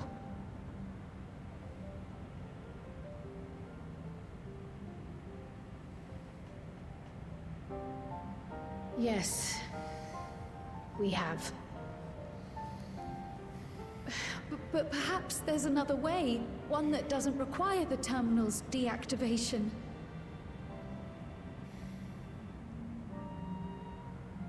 For the longest time, we've sought a means to erase ourselves before our knowledge could be used for ill. And in you, we have found it. Yeah, so they've actively tried to get themselves out of this and they can't. So press on. Press on, and don't look back. I will.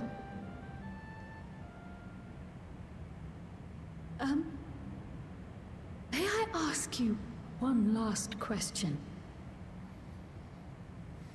Of course, my dear.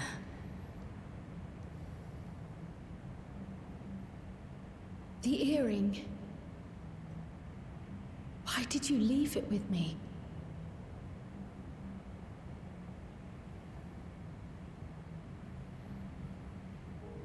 Because, Kryl, we wanted to see you again.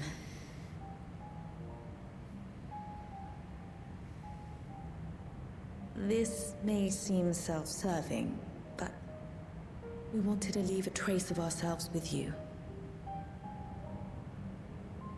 A hint to guide you to us, so that we could live in hope. We've dreamed of this day for so long, but now that it's become reality, we wonder if we deserve to enjoy it.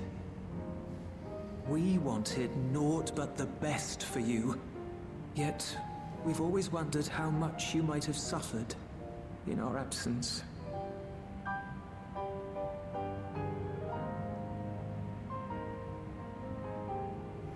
Do not torment yourselves so. As fate would have it, you entrusted me to a good man. His name is Galuf, and he raised me as his own.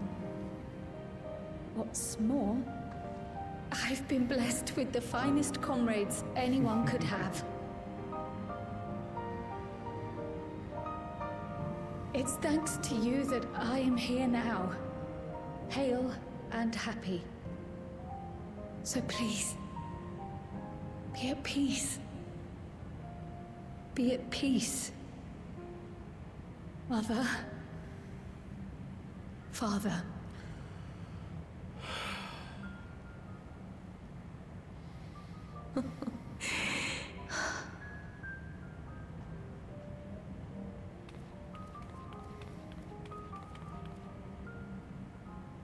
You already have a beautiful name, but if we might call you by the one we gave you? Oh yeah, I guess they don't want ones who names her Kryl. Maya. Our dearest Maya. We love you more than life itself.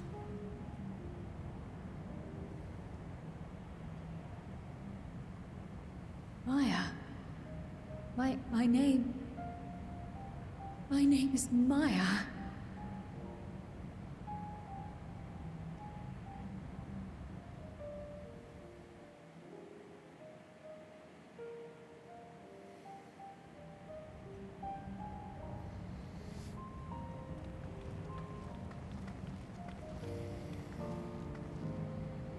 Are you sure about this? You can leave the terminal to us, you know.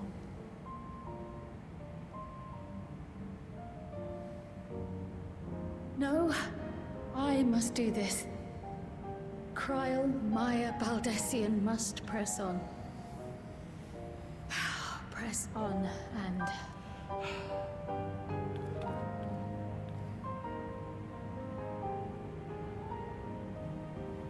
Farewell, Mother.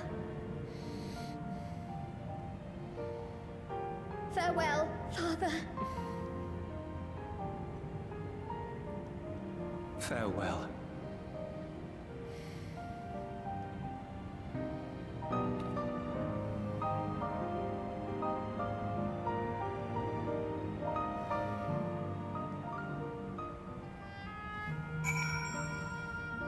This game's an asshole. This game's a fucking asshole.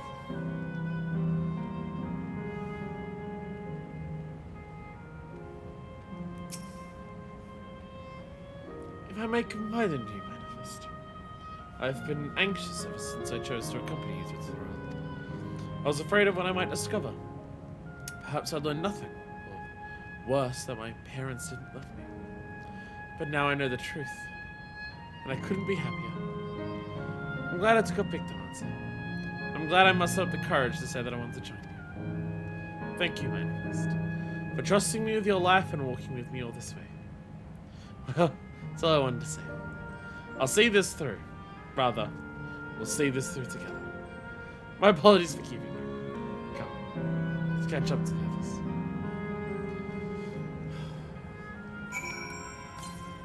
And this is the one that, yes, I'm going to lose to.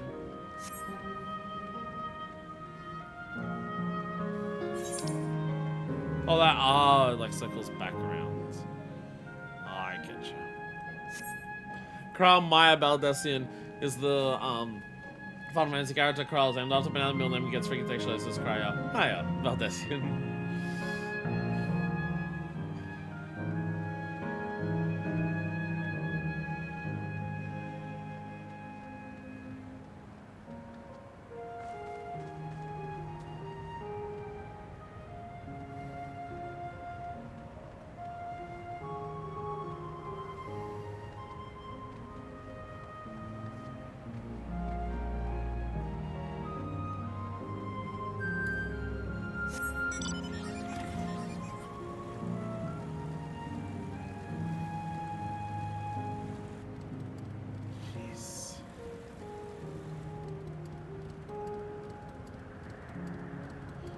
Will the pools still at least be gay? Will the pools remain gay?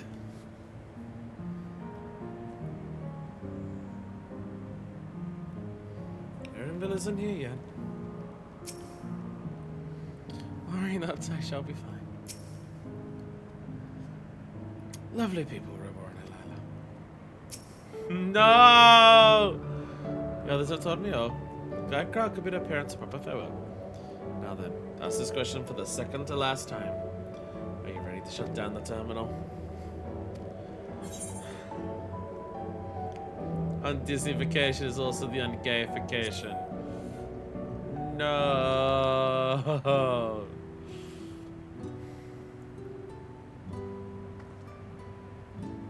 You know how to do it. I do. It is fucking brutal. This shit is so brutal to make the players do this shit. Hey, go to every zone, meet someone who your characters would love to spend more time with. See all the people in this zone who get to experience it, get to see the world that they get to exist in. And shut it down. And do it again and again.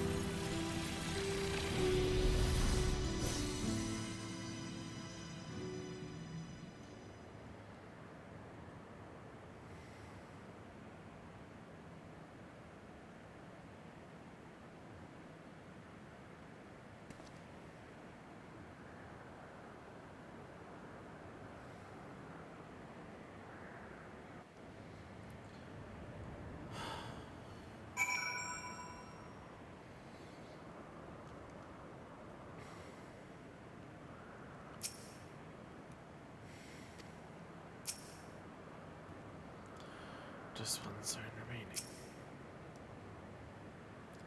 Not a lot of has joined us, so it's hit to the last zone. Their memories may be gone, but their love will be with me always. Are you alright, Kaya? I am. I choose to forge on no matter what. And I've had the courage to do so because of you all. Thank you.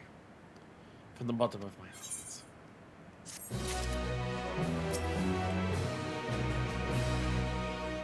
Next we have to part with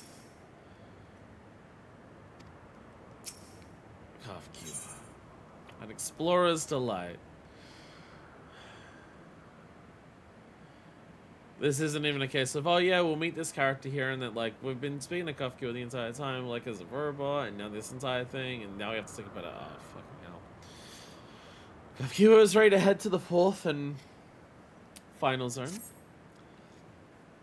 I must say, the closer we get to the end, the faster time seems to pass us by. Come, let's head to the 4th and final zone. By now you know how to get there, yes? Yes, we do. Excellent. This time I'd like to quickly check on the Mesa terminal, so I'll meet you at the Gate of Remembrance. Come on, everyone. Oh, there's 2 blues. Do I do both? This blue is 2.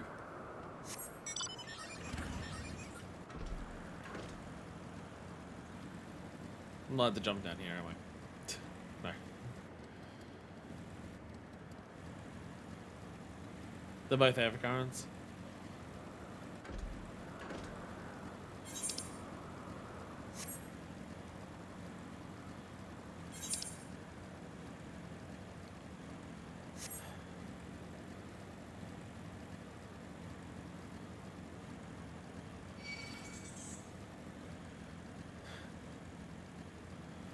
Just like the turning off of everything, the turning off of all of the music.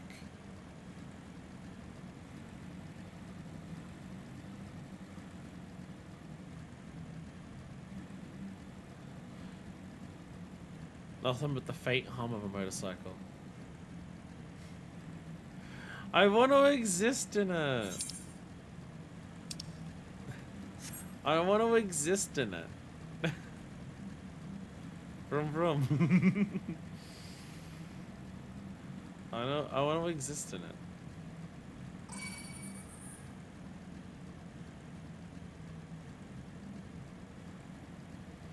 It's alright, we've got 5 hours left. Surely one more zone and then the end can't take 5 hours. Trying to think of like roughly how long will a dungeon, the end cutscenes, and then credits take, and that's probably going to be at least 3. So as long as we get the next zone done in 2 hours, that we should be okay. Compass. Someone mentioned that doing the Aether for this will lead us to the thing.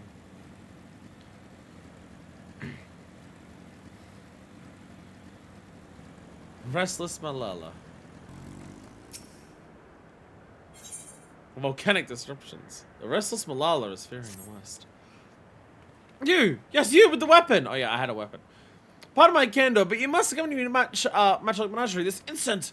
What? Not asking you on a leisurely outing. I was going to save innocent lives. I was about to tree volcanic scorpions soaking after some defenseless animals. Were I to vanish like scorpions to prey upon those creatures, I'd never give myself. I was waiting for the menagerie to defend them, no matter the cost. Obviously, I can't chase off an hungry pest alone. I require strength. Specifically your strength.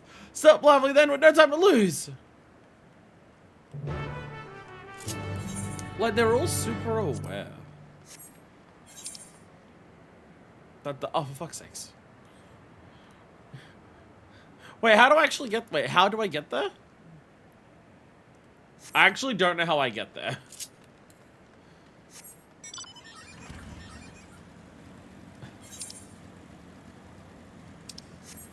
I actually don't know how to get to that one. Up the spiral? Was I not at the top of the spiral already? Blueprint protocol. Exhausted engineer requires the aid of a sharp-eyed individual. All I wanted was a relaxing reprieve in Apple Springs. I never thought it would come to this. I misplaced something precious to me, you see. A set of blueprints. I expect that I dropped them on the way to the springs, but everyone suddenly disappeared as I was retracing my steps. I was so absorbed in my search I couldn't even vanish with them. Forgive me my boldness, but you seem a generous sort. I'm still in need of help. If I want them after, I'll make it worth your while. Shenmue took 8 hours to beat this. Yeah, but shit. The fire attacks is 50% longer. That's 12 hours. Shit. Before my soak, I paid a visit to the Arena of Valor. So I'll leave that area for you. But my power plant to see how the springs one more time.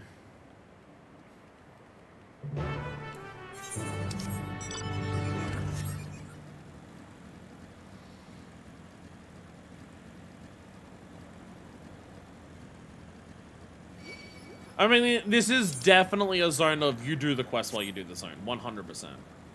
In Ultima Thule, it would have felt weird. In Amarot, it would have felt weird not to. And in this one, it would feel weird not to.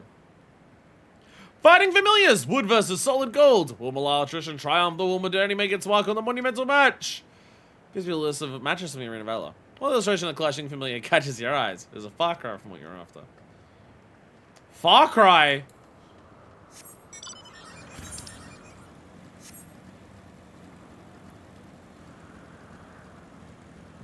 Ice cream illustration. Probably not this.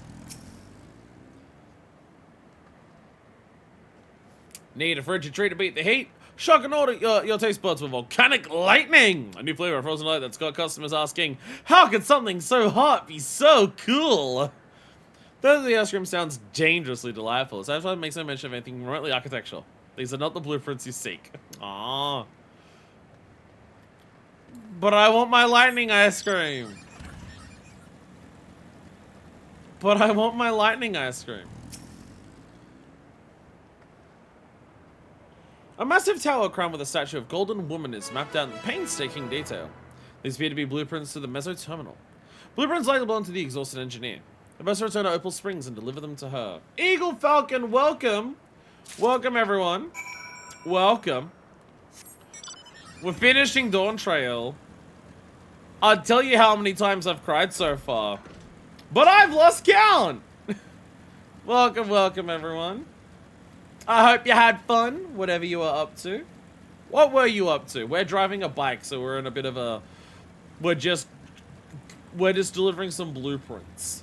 Yeah, this is the very end of Dawntrail. If you're playing Final Fantasy XIV and if you've not finished Dawntrail, run. Gotta prep for bed EX. Fair enough.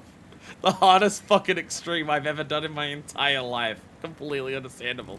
The hardest fucking extreme. That shit's not an extreme. That shit's a fucking savage.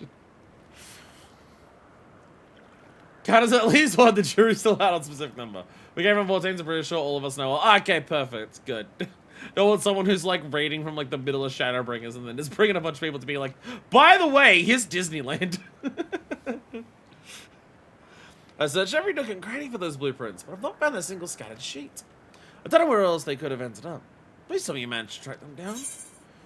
An elaborate diagram of the Meso Terminal and the golden statue at its head, depicted from several angles. Savage is in fact what he was doing. Damn. Damn. I'm not good enough to raid. I'm good enough to cry. That's where my talents lie. But welcome, everyone. Well, I was gonna say welcome, BB guy, but you just ran away. Welcome, Eagle Falcon. Welcome, Best. Hello. And also, I saw there was like a number. I think it was like 7. Welcome, Lurkus, as well. Oh, my blueprints. My dear sweet blueprints. How I've missed you. Yeah, I'm doing Tears EX. I just knew I dropped these on my stroll. Thank you ever so much for retrieving them.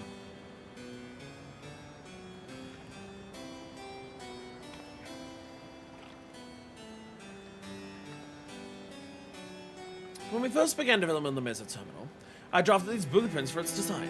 If you can believe it, finished product is the work of yours truly. Well, to be fair, the content wasn't entirely of my own making. I have Malala folklore to thank for its creation. Ah, reminiscent of the speaker, yeah. According to said folklore, we Malala were refugees from another world. Our ancestors once lived in a sun-kissed paradise by the sea. That is, until the very seas began to freeze and calamity engulfed everything in its path. Under protection of the great speaker, my ancestors were guided to this world. and left in their homeland a towering statue of their savior. The speaker was a compassionate and selfless soul, sacrificing all she had to save her people. Not unlike Queen Sphene, no? With the legend of the speaker as my inspiration, I incorporated her Majesty's beauteous visage into the top of the terminal, forever at the heart of our city. A flawless idea, if I do say so myself. I gave everything. My passion, my time, my love of country, to see these blueprints given shape. These are merely pieces of parchments. They're my life's work personified. Yet I nearly left them to rot in the arena of valor. I'll be laughing this off everyone, so furious with myself. What's important is that you brought them back. I owe you a great debt. At this rate, I may never meet Her Majesty face to face. All I can do now, all I wish to do now, is gaze upon her glorious image before I fade away. You have my thanks, stranger. May fortune favor you always.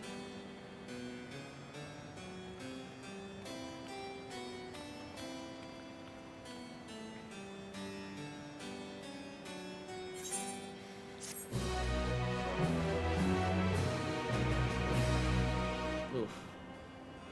Do the normal amen right though, like since when you finish Living Memory. Man, all of these quest lines are okay.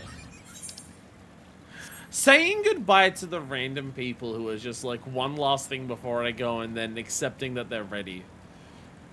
Somehow so much of that is hitting harder than like all of the other fucking end characters.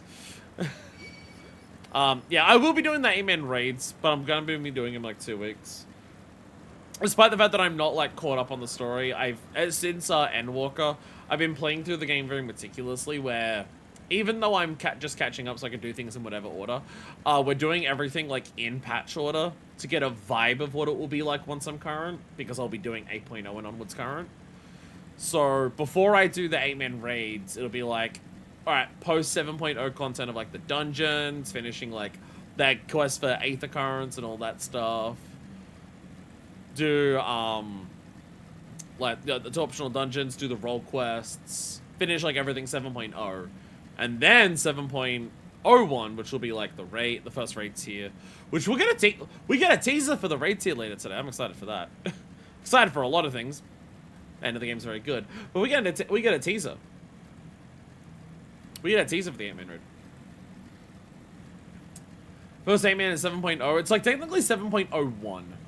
It comes out like a week after. So the way that I'm doing it, because I'm, again, weird. The way that I'm doing it is that, like, all the stuff that's in 7.000, I do first, and then 7.01. And do it then. Yeah, since Endwalker, I've been incredibly meticulous about it. Just so I know what it's like when I get, when we get current. Okay, I'll be honest, I don't know where to go for this. How do I get there? How do I get there? Because it says...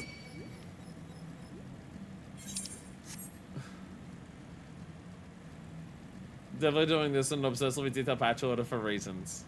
One more down. Does it go further down? Does it go further down? Does it almost find the story worth attempting once you tackle 7.0 end content? I would like the idea of doing like old extremes. The only thing that stops me from doing Savages is just having enough people who can consistently do that.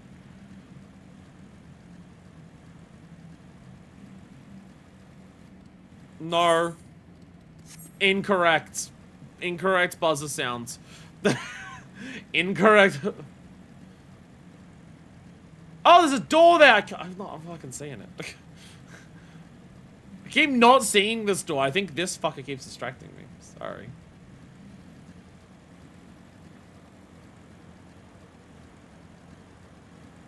Match like menagerie. And this should be where, yeah. Oh, this area is huge.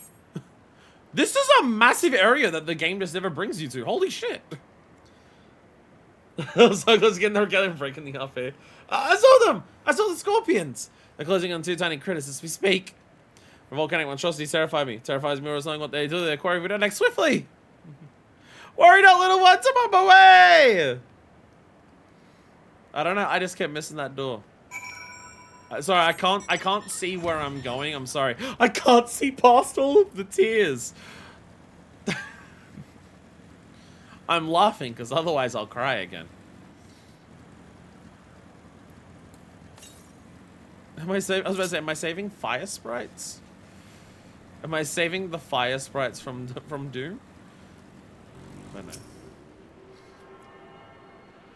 All of the lava just being like these electro tiles. And the electro tiles are like, oh, they're a little burned because it was like some heat ether. No, you just got yourself caught, Restless Malala.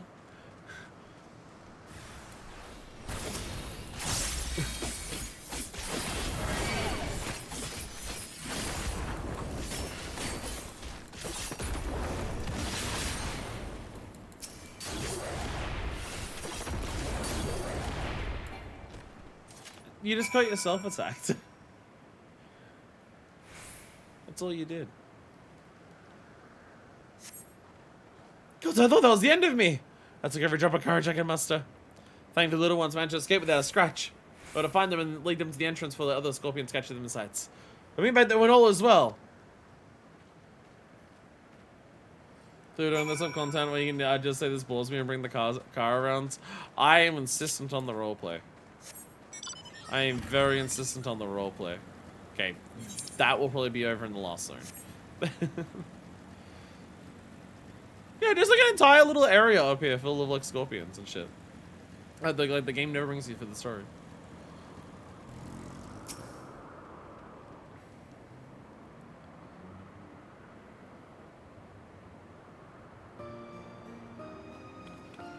You, my weapon wielding friends, are a lifesaver. This is escalated rather quickly, but you performed admirably under the pressure.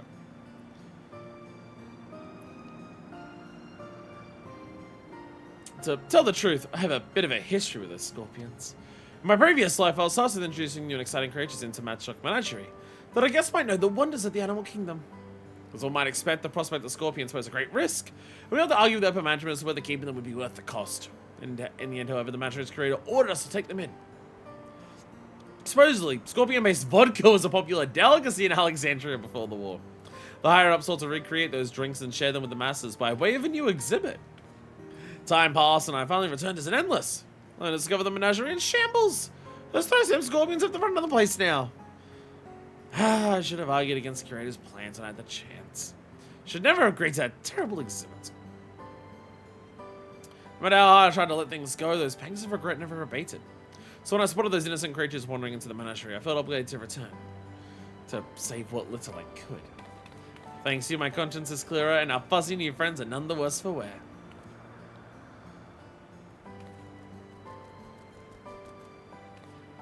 Capybara!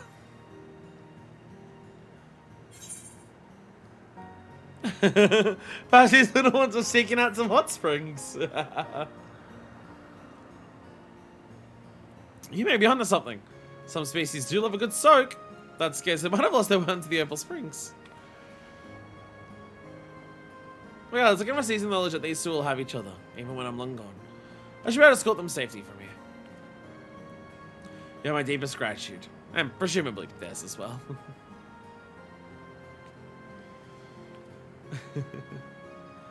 Bye, Capybara. Yeah. Is when I run them, it's best of full-time jobs in the mountain quick magic returning again, sending them out again. I have 5 and it's a lot to process. I'll teleport you. I have 5 that I send out and it's a lot to process. I could not manage 10. You know, I have a history that scorpions could have had a lot worse stealing. Yeah, they killed me when I was alive.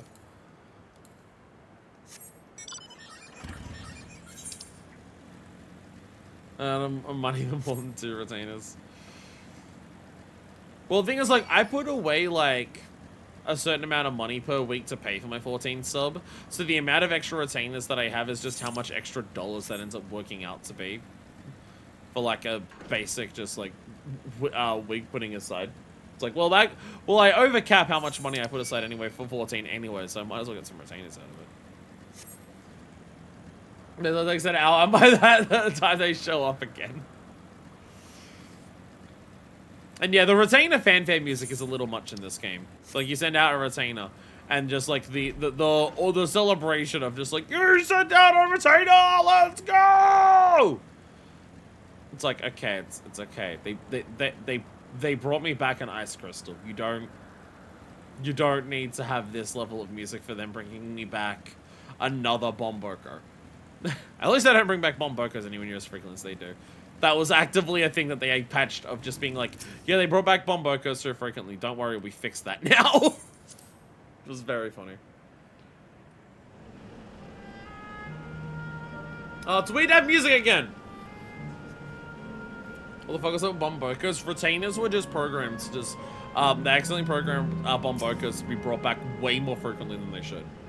And stuffed alphas, that too, yeah. Now it's Choco plushies in infinite supply. So this is it. See, for me, what my retainers bring back all the time is venture coffers, so I'm always selling those jet black and pure white dyes. How do you think I get my money? Oh, I don't know.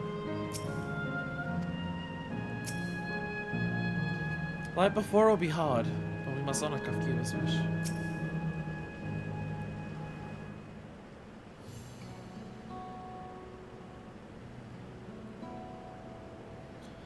As far as I can tell, we still have some leeway with the Mesa Terminal. Meaning you can carry on getting to know the Endless in the last zone. Windspath Gardens, it's gold and it's breathtakingly beautiful. That's where your memories are stuck, yes. That's right. I left her for last so I could guide you for as long as possible. Very thoughtful of me, yes?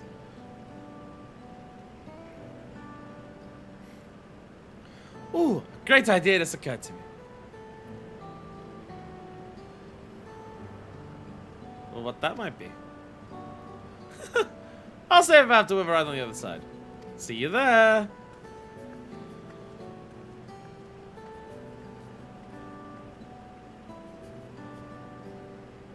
Great ideas are generally less than great. Hey, Aaronville? As much as I want to grant your mother her wish, I also want to respect yours. When all's said and done, I want you to be happy. I hope you know this. I know.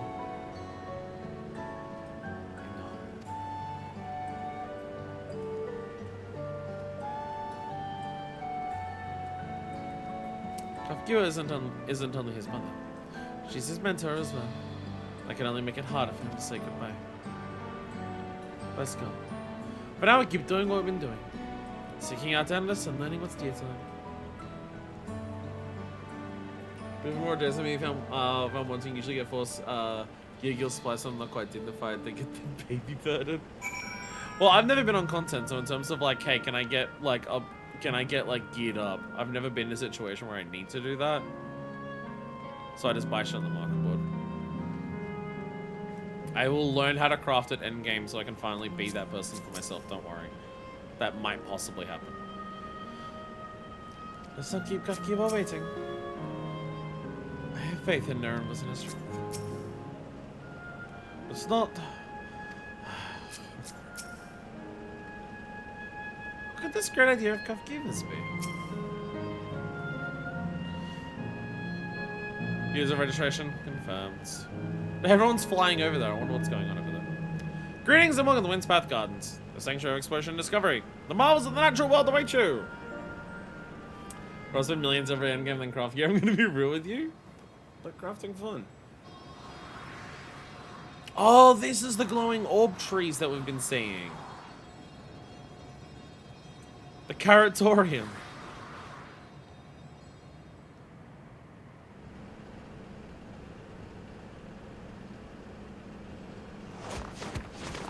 Jesus Christ, I didn't realize the landing was so fast on those.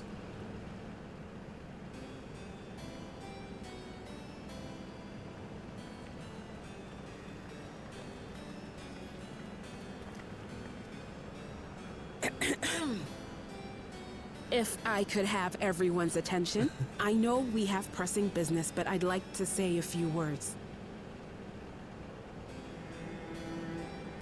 Before I died, I had 2 wishes. The first was to see who my Eleneshpia would become. I would say that wish has been fulfilled. Indeed, it has. For the boy who once shunned company has returned a somewhat sociable man, surrounded by wonderful friends. As his mother and mentor both, I couldn't be more proud. As for my second wish, that was to see all manner of nature that I had never seen before. I hoped to explore every corner of the world and there find thriving life.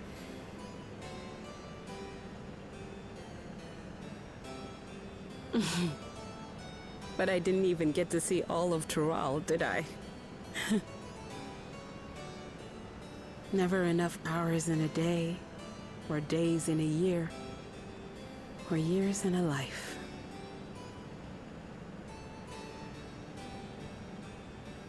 Kafkiwa.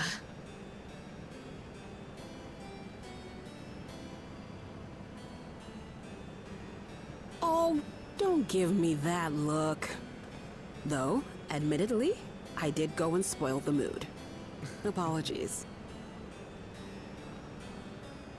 What I was so poorly trying to work up to asking was this. I want you to help me fulfill my second wish. I have a good feeling about this place. There is so much here I've never seen before, I just know it. We'd love to see it with you.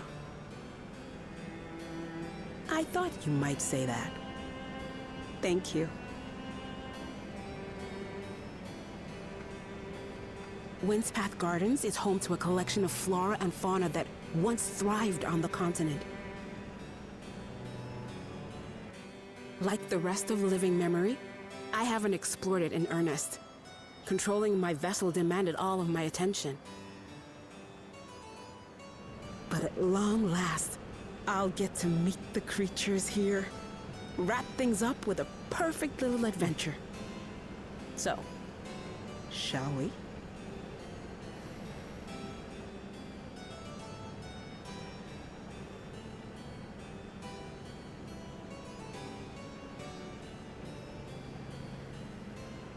Absolutely not.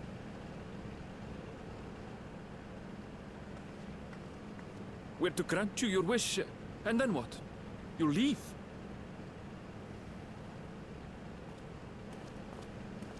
You cannot ask that of me. Oh, Ellen Neshpir.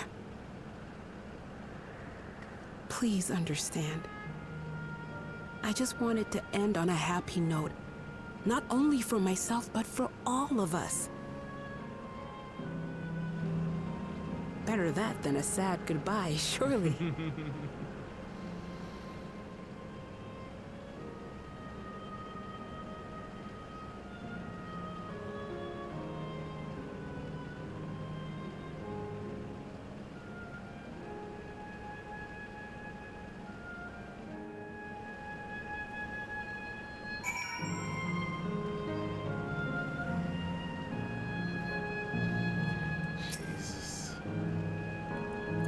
Sanctuary of Exploration and Discovery.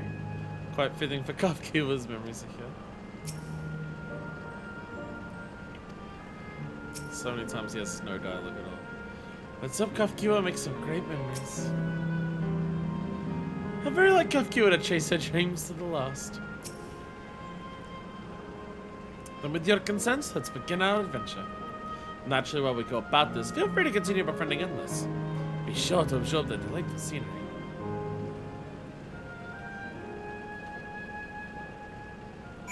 Well, less heartbreaking off content. One thing, AI has aged its expansion like milk.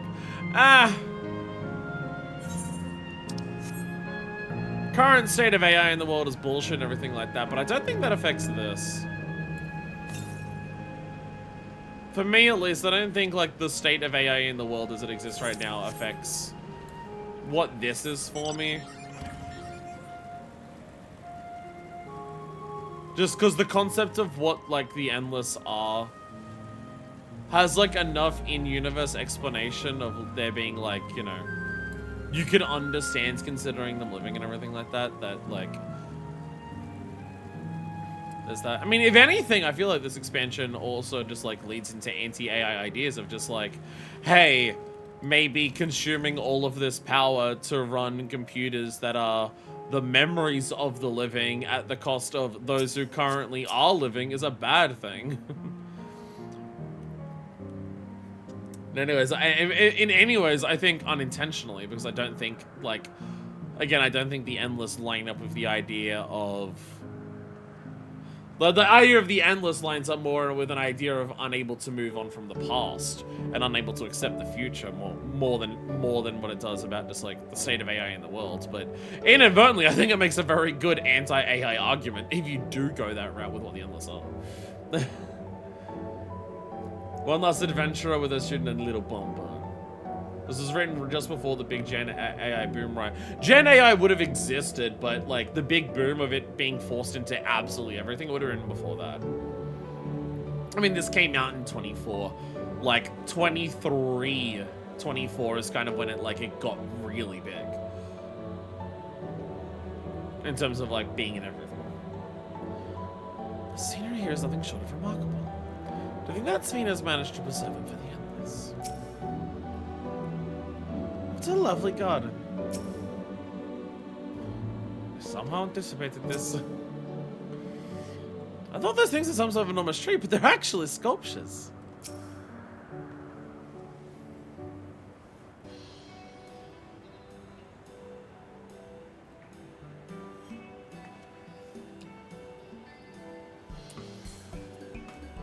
Well, this is one of those image mashup sites, aren't they? Quirky bit when everyone was viewing them as with curiosity and didn't understand the risks. Yeah. That was happening. It was like Mumbo level still bad enough to be considered cute. Yeah, it was like when people would just be like, oh look, I did this AI thing where like I make someone like sing along to a song and it like distorts their face to do that. And not the realizing of just the, oh, everything that it is. Again, I think anything in terms of like, what is Dawntrail's take on Gen AI? I think any of that is more coincidental than anything because of the time frame this was written. But if you do want to take a Gen AI approach to what living memory is, I think it's exclusively anti-AI. If you do take that approach to it. Because it is very, like, at its heart, living memory is very much taking the approach of the humanity of those who are still living over the memory of those who are gone. And that just leans into, like, anti-AI arguments very easily. When I was put in a senior at Walmart inside website, it's about like 6 mini monstrosities instead of grok, yeah. This particular garden is called Blooms of Discovery. Beautiful, isn't it?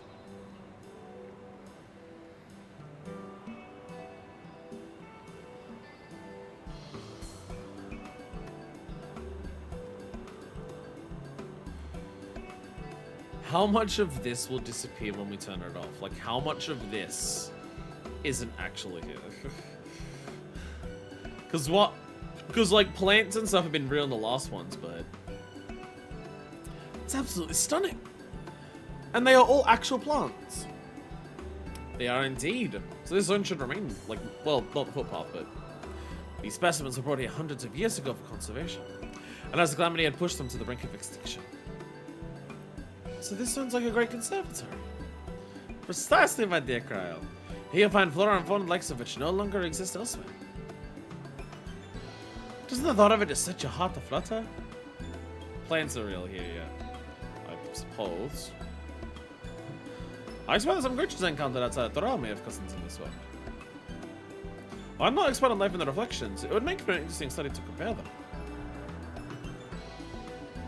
Now there's an idea. Leave it to my pupil to think up such. We have not only a world-traversing adventurer and a veteran cleaner, but a pair of Charlion's finest scholars besides. It's a veritable gathering of inquisitiveness, and I'm thrilled to be part of it. Strange and foreign plants like broccoli. Plants have been the one thing that says colorful after everything shuts off. So yeah, having like the final zone be dedicated to primarily plants is nice. Oh my god, last time my mother was so excited. Here comes some inquisitiveness. I reckon I'm a match for both you and Erinville. Mom, I'm a historian. I studied ancient Alak and got tattoos for it. FQ looks awfully happy, doesn't she? Some creatures here too made to resemble those in Eorzea. Such was the case in the first too. And as I learned in Elpis, some of them were literally created back in the ancient times and were released into the star when they were deemed okay to do that. Including way too fucking many sharks. In search of discovery. FQ's eyes spark on special discovery.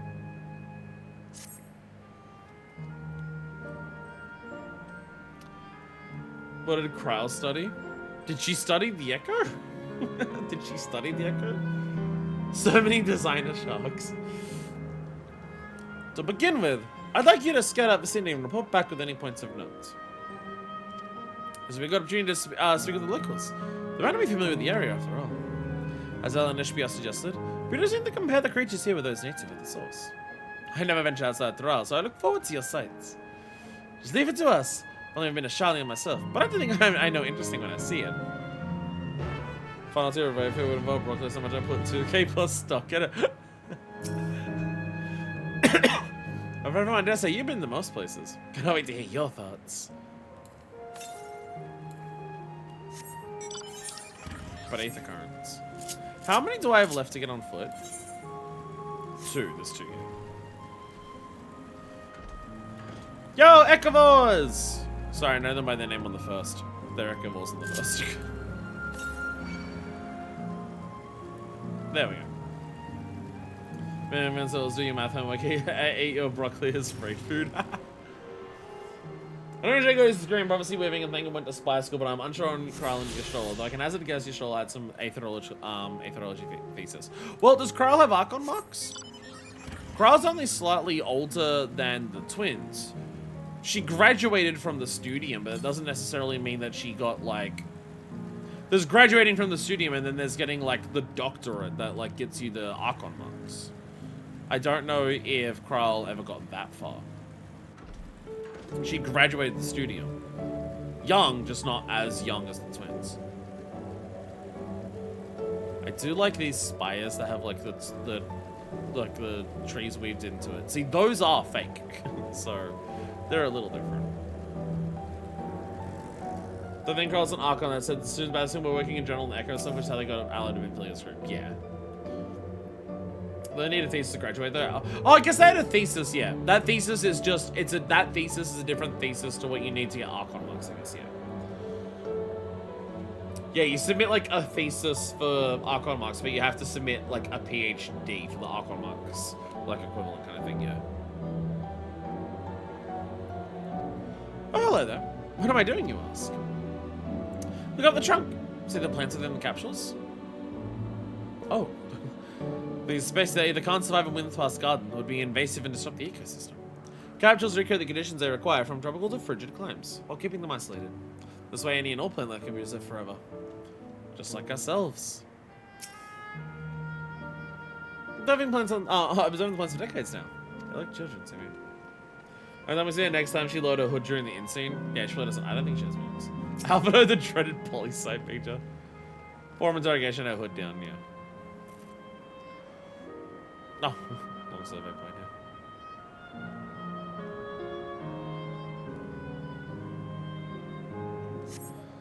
You see a creature wandering about that resembles the Treants native to the 12-foot.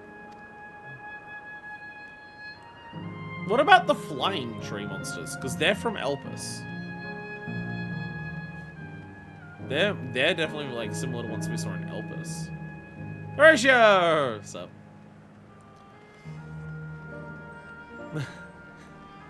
Are you cutting down some trees?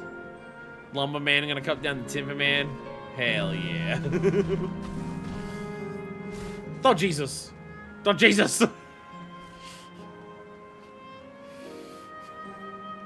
Man versus nature, the most brutal battle. Who will win?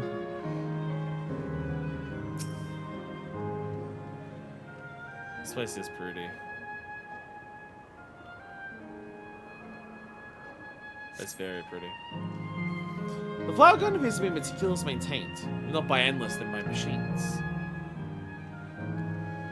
Water watching endless. Hello.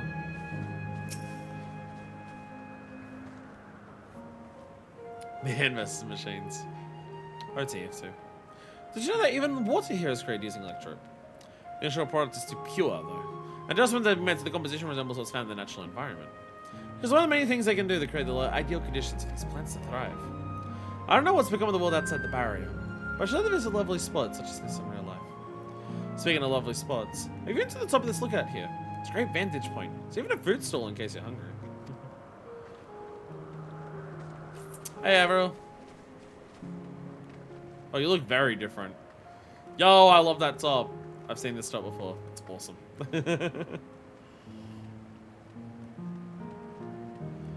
Possibly for one of my crafters in the future once they add enough glam plates for it. The question I was gonna ask, and then I realized as I was about to ask it, I answered it myself, and then I got distracted by Hiroshi cutting down a tree. So you know how the Yokoi had dreams of a golden city, right? This is clearly the city they had dreams about, right? Like, they even described the statue. When the Yokoi had dreams of a golden city, it was dreams through, like, the thinness of the barrier between Yaktel and here. And they had dreams of specifically this. Of living memory. So living memory has the sky is golden, yeah. So I feel like that's an example of time moving on the source. I think it's our first example of time on the source moving faster than a reflection. Because living memory has existed here for what, a couple of centuries? Minimum, what, 400, I think they say. Living memory has existed, like, because living memory is before the Endless were a thing. And Storm Surge stuff is like roughly 400 years ago. So living memories existed in some capacity for a couple hundred years. Whereas the dreams that the Yokoi had were 1,000 years ago. So I was about to ask, wait a minute, if it was like a millennia ago that the Yokoi had dreams of the Golden City, but the Golden City's only existed for a couple hundred years, how did that happen? And then I realized, oh, I guess that's a time where, like, yeah, 30 years passed in a couple of seconds that the dome appeared. But overall, 1,000 years has passed on the source compared to the, like, in the roughly the same time frame as the last 400 or so years has passed on this reflection. Like, in a broad time scale. Because I was about to ask, wait a minute, weren't there dreams well before this existed? And then I realized, time, reflections, 1,000 years ago on the source could be equal to that. Yo, you're farming! Did a hoverbike zoom by? I think so. You might have accidentally found a plot hole. I don't think it is because of the difference in times and reflections on the source. It's just, I think that would be our first example of time moving faster on the source compared to another reflection. Because, like, we have 30 years passing with the dome appearing. We have a century passing in, like, the time that, like, 3.4 and Shadowbringers happens with Artbert. Like 100 years passes in that time. So it's always another reflection moving faster because it's just, you know, it's hard to say 50 years passes on the source and we go to reflection and no time has passed because they're hesitant to say that more than a year has passed while playing this game. So if that's the case, if the Yokoi had dreams of the Golden City 1,000 years ago, and living memory came into existence, at least I'm gonna just go with 400, but I don't know the exact time frame of like when Storm Surge happened compared to when this got built compared to when it was like golden and stuff like that. But at like roughly 400 years, it just means that overall, over a long period of time, 1,000 years has passed on the source while only a couple hundred has passed here. The source was moving faster apparently there. Yeah. Didn't the gate anchor this aetherically with the source? Yeah, they said that the thinness of aether but connecting the source and this reflection was already thin in Yaktel, which is why the gate works so well.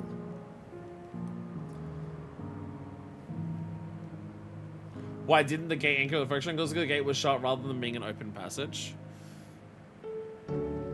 Do the gates have to anchor?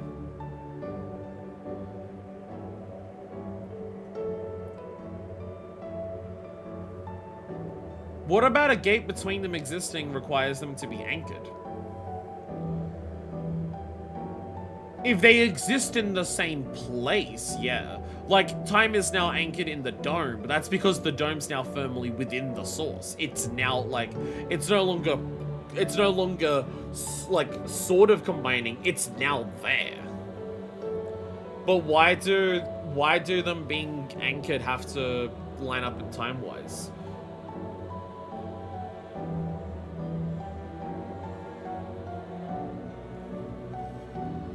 Timetable, as the gate is open to the 1st and the 13th. They explain it as happenstance in Shadowbringers. In Shadowbringers, it is explicitly explained as happenstance. It's a hand wave for gameplay to work, but in Shadowbringers, it's explained as happenstance. In Shadowbringers, that is, like, Grah's just like, fortunately, we're in a time where they're in rough equilibrium. They've made multiple plot holes. I disagree with that. I think you're being overly harsh. I think you're being overly harsh saying it's multiple plot holes. I'm not saying any plot holes here. The theories that I'm positing require 0 plot holes at all.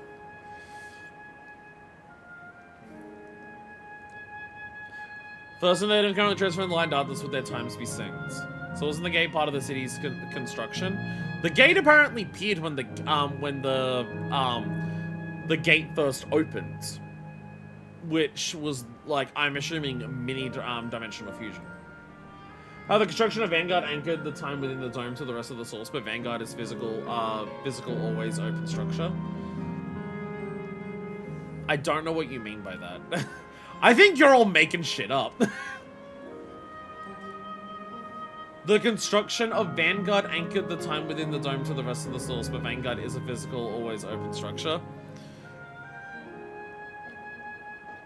No, I think it's just like the process of transdimensional fusion. Is it making stuff up, Hour? We're all tired. Eagle, we're all tired. We're making shit up now. Again, I think it's more so just the fusing of Alexandria to the source isn't an instant process. It's something that happens with time. And just as it was happening with time, it was operating on this shard's time.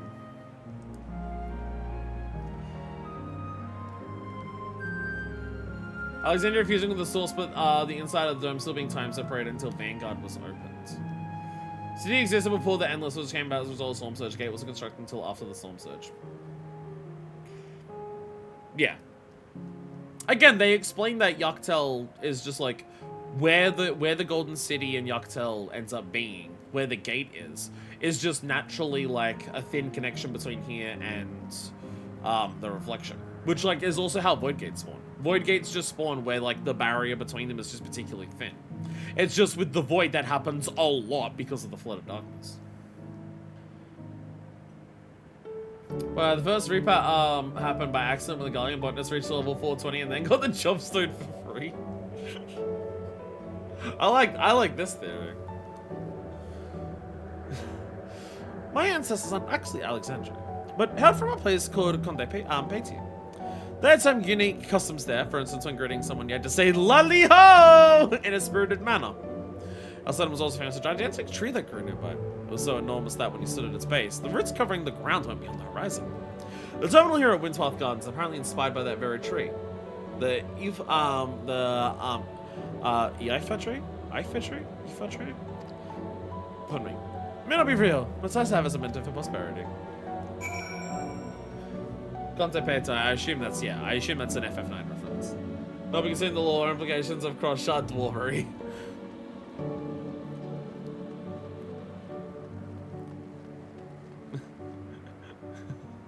Running between mum and dad. I'm on the cusp of a breakthrough. Why not ask your mother? Aoife? Feel like there's regular Malar, not just ones from the source. Oh yeah, there would have to be normal, like, non-source ones. Mother, can I have an ice cream? Ask your father, I'm brainstorming at the moment. What's up? Hey, Basil. Purchasing refreshments, free to sit at one of our tables if you like. You can simply take it with you if you prefer. I did soon. I did it soon. Nice.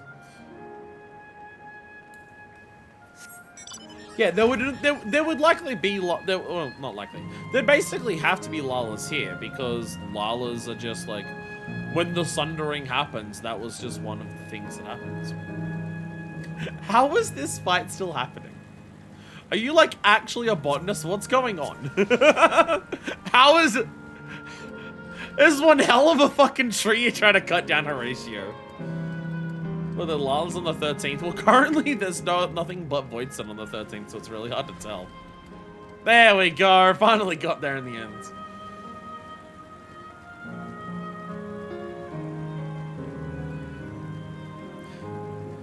I mean, like, part of my assumption is that when the Sundering happens, I imagine a large amount of time for all of the reflections would have played out very similarly if they're all like sundered into very similar shards.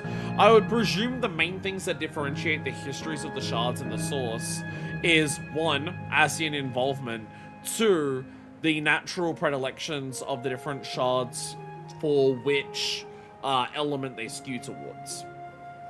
I would say like in the early years of shards, like developing, that would be the main thing that like differentiates how they go. If they're all sundered and roughly like equal in terms of what they get sundered into, then at the beginning things would play out very similarly. Again, outside of like the storm surge happening here is because this place is naturally drifted way towards lightning and electricity, whereas again the first is light and the 13th is darkness. And the source is an equilibrium, but also, you know, the most Ascian involvement because of calamities. You know, outside of involvement that results in a shard no longer existing. There are sure there were things in the Lalas on 13th. Maybe the Cloud Darkness herself was a Lala. We never know. Maybe that's why the Cloud Darkness absorbed so many souls and got so big. She was jealous because she was a Lala. Sundering killed everyone, not split into identical smaller clones, as Emma described. I don't see a reason for that. Just based on what we know about the Sundering, I don't see a reason to assume that's the case. When 11 auto updated me on once I restart on Mackley, I can tell it's messing with boot. Oh god. Fuck Windows 11. It was a beast I'd never seen before. While the arboretums of Charlene imitate natural environments, this place has the feeling of exhibit. Not since the word gardens does suit it well. Source is equilibrium, except my main is there. That's the source now. Leans towards dumb.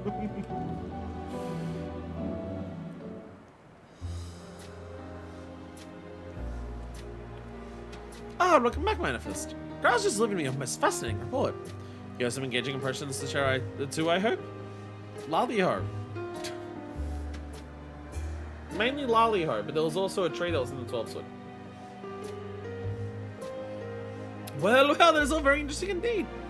But I must say, I'm most fascinated by the ambulating trees. Oh, there are similar creatures to Nakopacha. Could you tell me more about the treants you know them?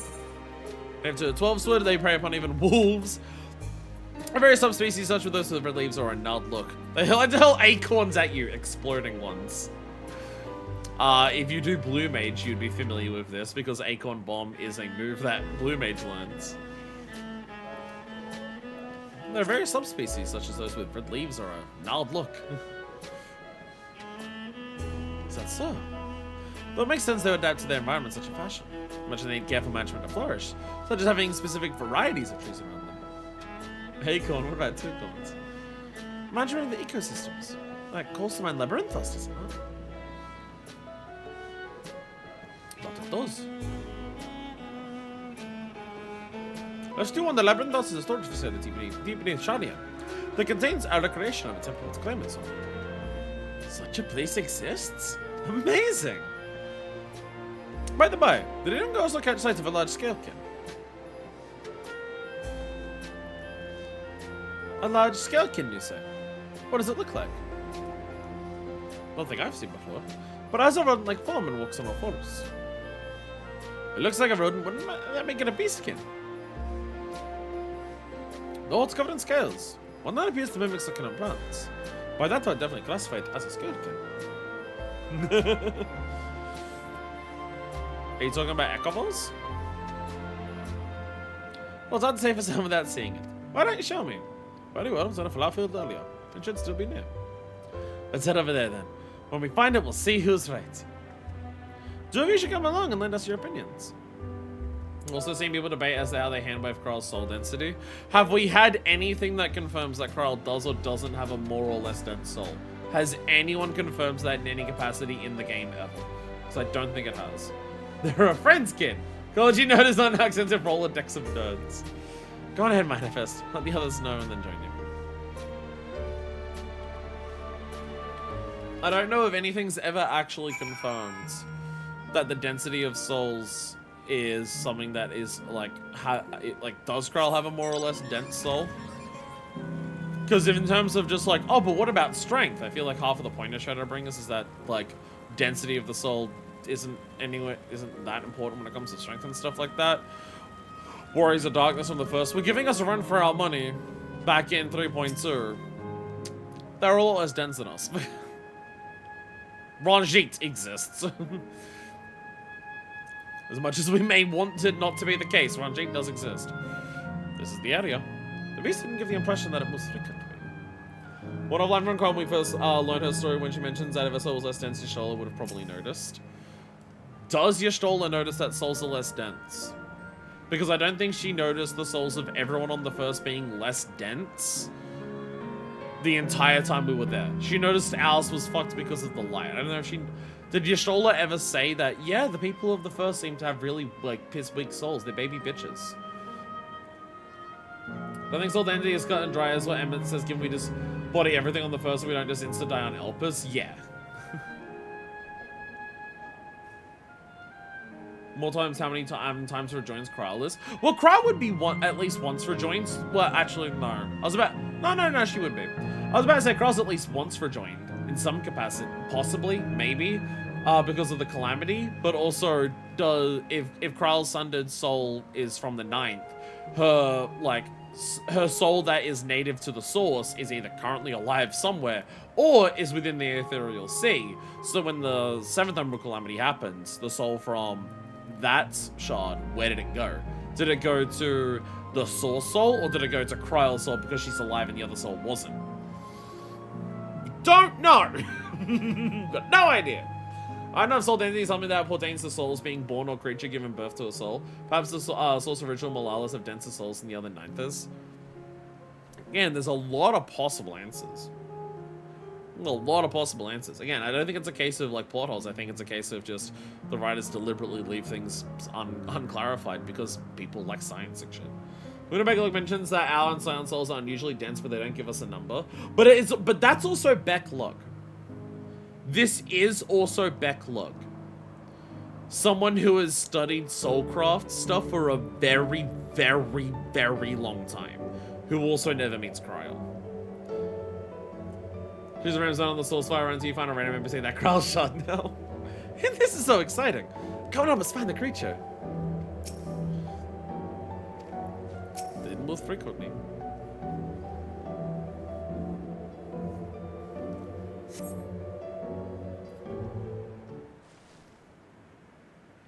Also gotta remember, like, the person who we learn about soul density from is also Emmett Selk. Hey, there's an Ekavo! One of the people who is the best in all of, like, the ancient times at seeing souls. Like, Emmett Selk is literally defined as being the second best person ever in ancient society at being able to see people's souls. So when that guy says, oh yeah, there's a difference in the density of the souls, maybe it's in a capacity or type that it's really hard for anyone else to see. Spot a beast resembling the Echevore that you encountered in the first. That's the one there. I see. The gun certainly has a look of a skeleton and skin. Let's examine it correctly. More closely, shall we? Tell me your observations.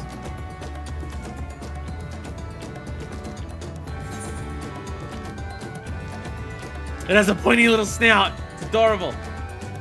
Indeed. Such a sound would be well suited feeding on ground-living bucket. Chasing its tail. It's adorable. I mean, study it. I believe it scales on its back on a very unique form of hide. Rather than being shed, it grows with the creature. may be right. We consider that along with other characteristics such as face and hands. It's more likely to be a beast killer, like you said. A physical examination would need to be confirmed as beyond a doubt, but I'm satisfied simply to have seen it. Seems you're familiar with the species. Where did you encounter it? Another reflection. The very kingdom of the first? Mine has been to the very edge of existence. She seemed like that others could only imagine. Amazing. Edge of existence. Creation truly holds so many mysteries. Oh, how I'd love to see them all. The life beyond the bounds of our star and plane both.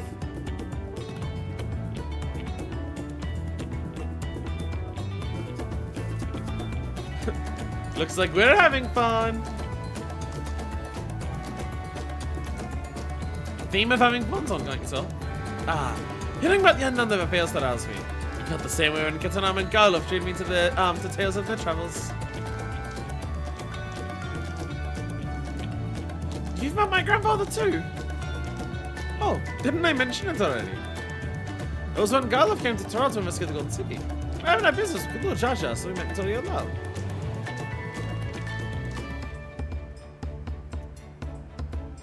Little did I know that a tiny baby was creating would return as you. I think that our paths have already crossed all these years ago. Not only yours and mine either. Onishpia was there too, you know. I don't remember. It's quite fine if you don't.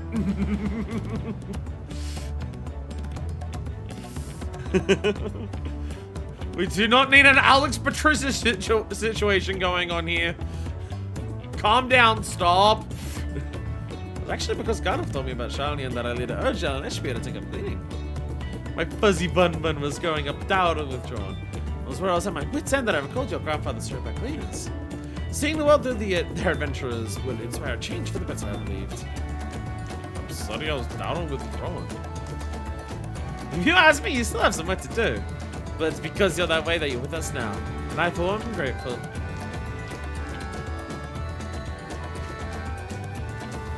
Well, let's keep moving, shall we? There's a facility I've been waiting to visit. The Clavier Museum of Nature. It's supposed to have creatures that take you on leisure flights. Just one problem.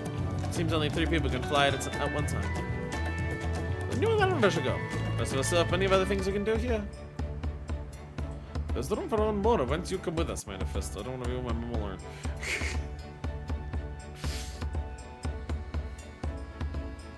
Then it's settled. Museum is at the bottom of the ramp that runs west of Leynode Arrow. Leynode Arrow. Every community casually thrown around where 9/14 now, but it's not like canonical that works that specific way as far as I know.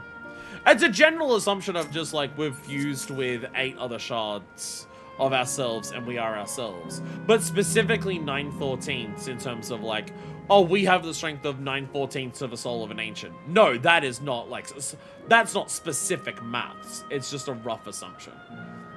Is that everyone else also gone? What do they mean, Valley Kingdom? All this time, my grandfather was the common thread between us. Look after Anvil for me. Don't mind us enjoy yourselves. Spoil a little more and make our way to the terminal. Yeah, like, yeah, 9/14 is just like a general roundup of just like how many different pieces there would be of the Sundered Soul. But also, does it mean like, are all those pieces exact? Again, like, because Emmett, who may not understand the exact workings of how Heidelin works because, you know, Emmett is biased towards that. Leonard Arrow, there's meant to be a ramp here. Oh, it's on the bridge there. Emmett may be biased towards the workings of how Heidelin works, also may just be, you know, wrong because it is Heidelin. But he says, like, it's split exactly equally. But he defines it as literally everything. Like, oh my god, it's like a little resort museum. That is adorable. Also is that Bismarck. Also is that... Now that we're talking about stuff across reflections, is that a Bismarck? Northwest. Because, like, he says, like, strength, intelligence, and everything like that is all split equally. It's just like, does the cycle of life, death, and rebirth also affect, like, that math equation. Capybaras! So all the animals are quite friendly. Okay, northwest. It's probably like on that side of the building. Hey everyone. You got a capybara mount. I want a capybara mount. Those look the part this museum. I'm curious what's inside. Hello there! Come to the ride to join the Mewapiaras, have you? Here it is, the Claverian Museum of Nature. Main building is closer to the Aether Storage, but happily still offering leisure flights. These are the birds that will bear us. How adorable! Solani Bossar, what? They don't look capable of flight. Come now, you're not better than judge a creature by its appearance. This will be great, I just know it. I have so much spells in this. A journey never ending. FQ is ready to take to the skies and the Mewapia back. Begging your pardon, but is this where you can go on leisure flights? Yes. Indeed it is! Bringing you will be our adorable Mewapia hours. We're especially trained in by a Terali friend. Just say the word and we'll send you up, up and away! And there you have it. Shall we then?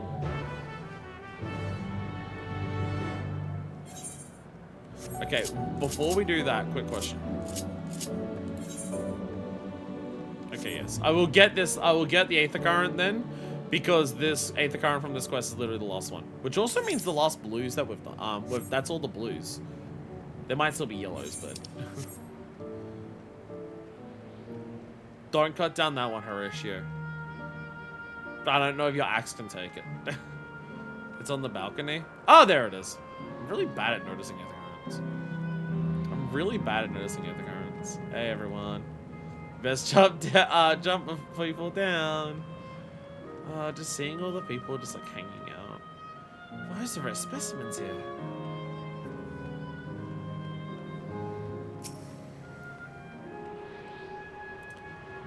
Last resending current into the game. Well, to be fair, I didn't pick them all up in Cosmo Luca. To be fair, I only got half of them in Cosmo Luca. We were nowhere near as thorough with Cosmo Urka for some reason. I don't know why. So we do still have a few gets there. I'm gonna have flight unlocked in this zone by the end of the day. It's gonna be weird that this will be the first zone I have flight unlocked in Dawntrail. Well, next week you won't have to do anything for another year or so. Yay. Because you want to cross the river? That was it, yeah. I thought we'd cross the river in the story, and then we end up going around the river. You're ready. Let's go ahead and mount up. The Mewapira's fly set route, so you need to relax and enjoy the view.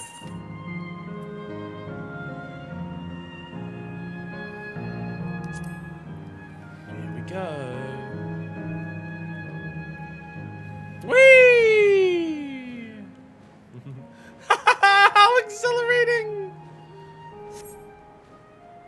I'll be damned, they really do fly. And Walker will come to Mentality. Mentality's canceled out on the Bob's blade. But we're flying information. Don't we look like migrating birds? Except for on giant rodents. Speaking of migrating birds, the mallard is where your name comes from. Did I ever tell you that? That I knew, but I learned from the shamaness, not from you.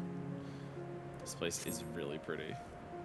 One final truly absorb the zone before you get rid of it, yeah. Migrating bird can fly anywhere it desires, even across oceans and distant continents. And you've done that. Just that, my clever mallard.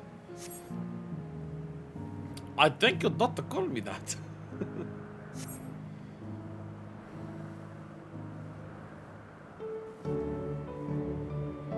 Oh dear, is it over already? Time really does fly when you have fun. What a joy seeing living memory from up high. Raiding Mount Kufkiwa, I had to get one last one in.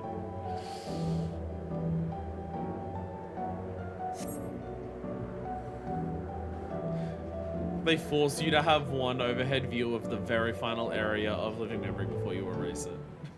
Aaron Villa's Duckman, gotta remember that important detail. Ah, that was wonderful. An experience worth saving for the very end. You two enjoyed yourselves as well, I trust.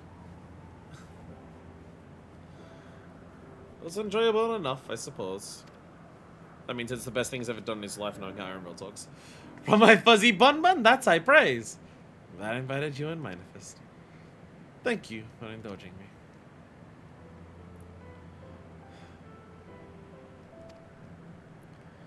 If I could, I'd like to go for another 100 rides, but I must settle for the one. This time we were headed to the Aero Terminal. There are still things you wish to do. You don't want to do them now. When you're ready, make your way along the path yonder. I'll find the others and let them know the same. Here we go.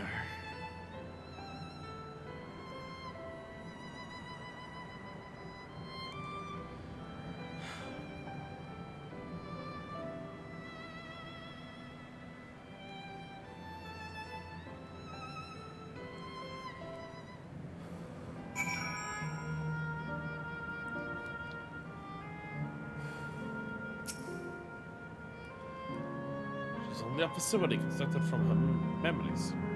I understand this. But when she's right there, as alive and spirit as I've ever known her, how am I supposed to do it? How am I supposed to erase her? Does she even know how it tears me apart?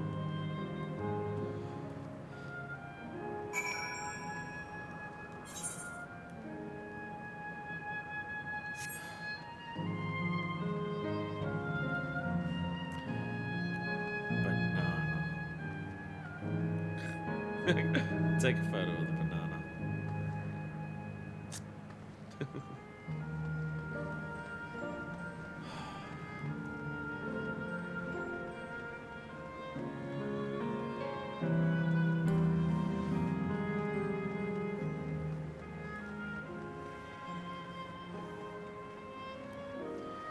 Fucking hell, Final Fantasy 14.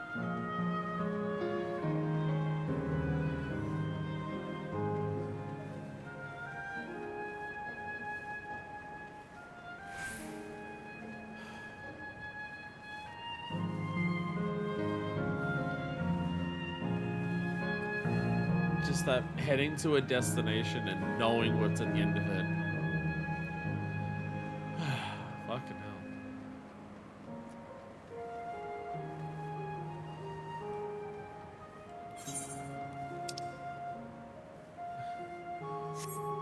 This didn't lead to where I wanted it to. Wait, where do I go? Wait, actually don't. Did I miss a turn off again? Oh, there was a path down there that goes up there. Sorry, my bad. That was fun. Going back to my normal hammer roll. I feel like I'm ripping my skin.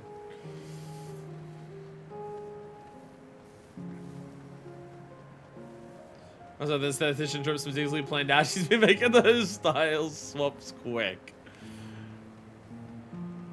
I've lost track of how many different Averils I've seen today. We saw MILF Averil in a bikini. We got Nerd Averil who likes bananas here. We had Karen Arenville earlier.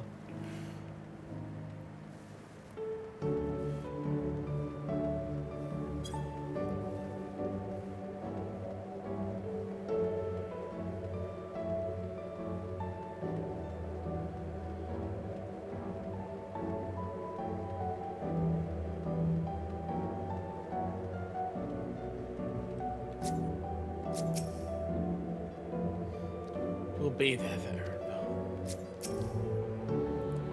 We saw you from below. It looks like you're having fun. It will be hard, but Asen cuffed you off with a smile. It's not fair.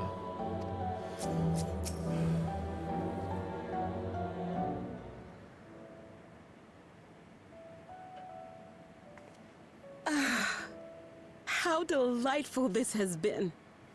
Not since my journey with the Dawn Servant have I enjoyed myself so. No, I'm selling it short. This was even better. And that's because I was able to share this adventure with my darling boy.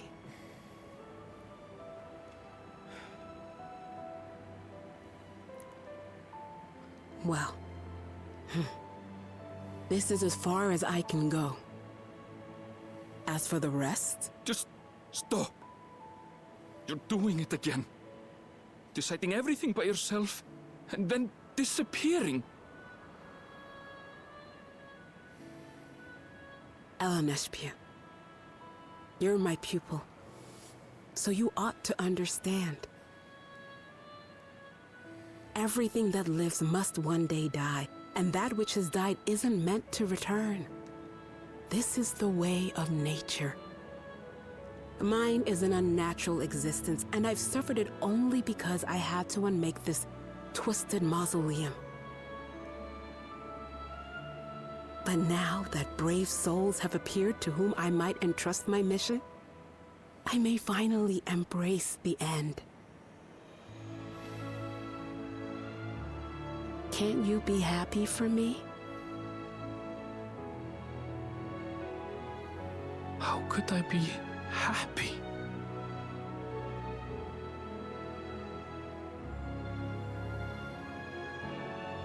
I was actually quite scared, you see. Scared that I'd be trapped inside the barrier forever and denied the thrill of discovery for all my days. Your coming gave me courage and comfort, Alexandria. More than you know.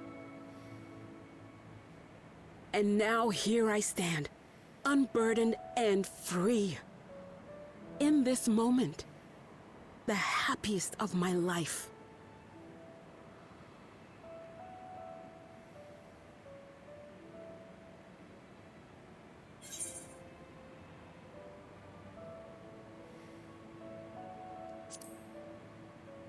And those ceilings will live on.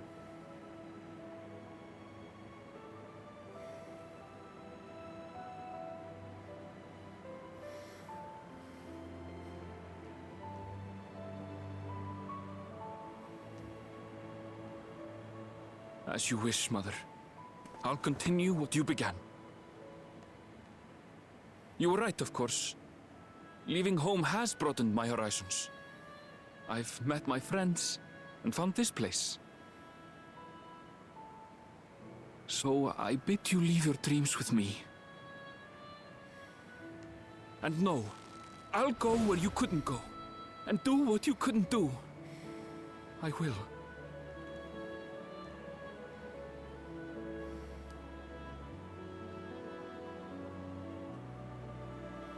Look at you. All grown up and dependable.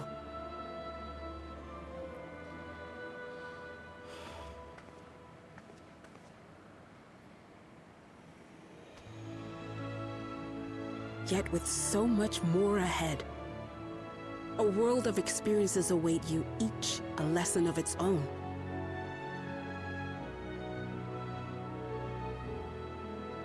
You may know failure and burning regret, but these two shall become beacons to guide you. So come what may, hold your head high and carry on with conviction. And wherever your journeys take you, keep me close to your heart, will you? I should like to be there, to see what I haven't seen. You will be, Mother.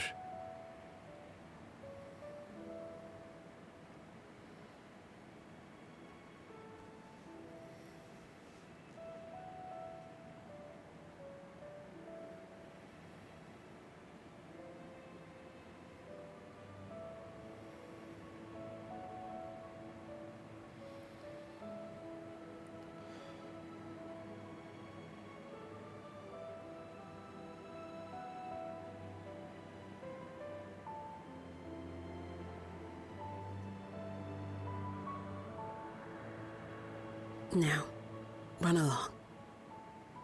And never forget that you're my pride and joy. I trust you all can handle the rest. Take care, and farewell.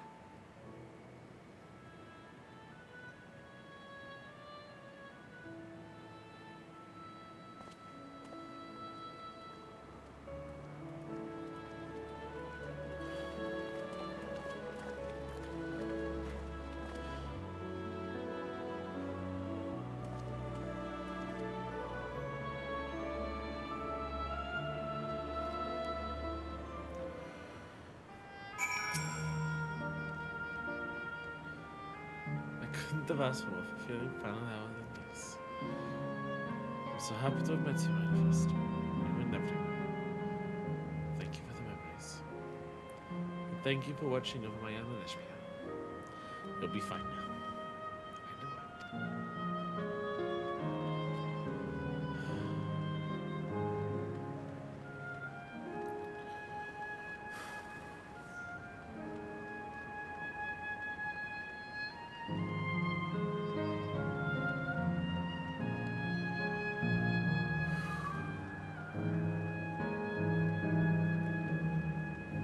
But I can understand that. Yeah. Yeah. Don't mind. Don't. Don't pick a pickaxe. Harvesting axe of the tree. Carry on with our hopes and memories in our hearts. Let's see our task through to the end. No more doubts. Shut the door, not that. We leave this to you, Aaron. I won't ever. Not anymore. Are you ready yourselves? So am I. Upon shutting down the Arrow Terminal, it will not be possible to restore Windpath Gardens to its present. One last time.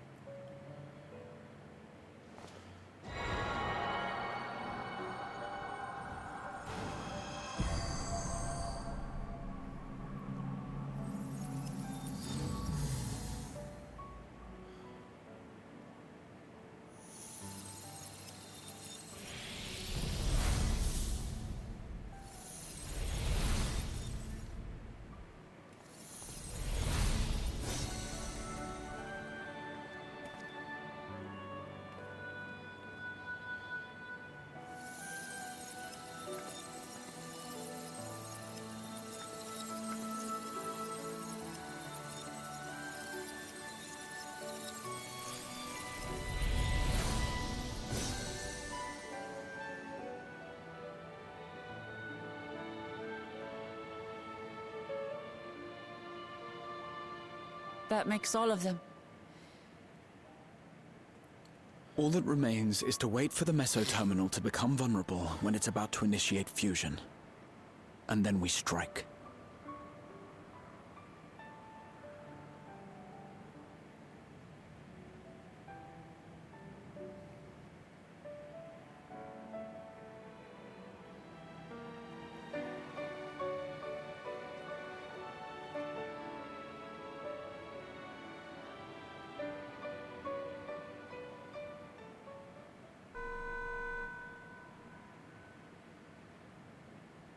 Please be advised, we are entering the final phase of world bridging.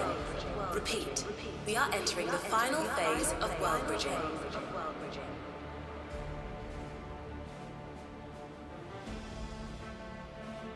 The ether of all residents will shortly be replenished. Be at ease. No action on your part is required.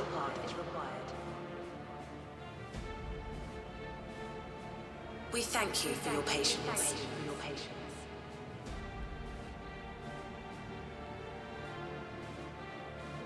Wait, it's already begun?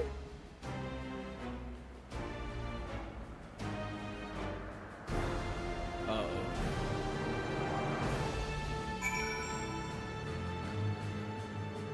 Rushing to try and get the ones that she can from the meso, if anyone's still in the meso terminal, rushing to do what she can to get them. Headphones are saying low battery, so I'm going to quickly change over. I presume these headphones will last long enough, the second pair will last long enough to do the upcoming dungeon. And then before I exit the dungeon, I will change back. Bathroom break's probably actually a really wise idea. Actually, you know what? You raise a good point. Maybe I should go to the fucking bathroom first. Maybe this should be our last stop to bathroom and everything, so I don't have to in the middle of the final trial. That's a wise idea.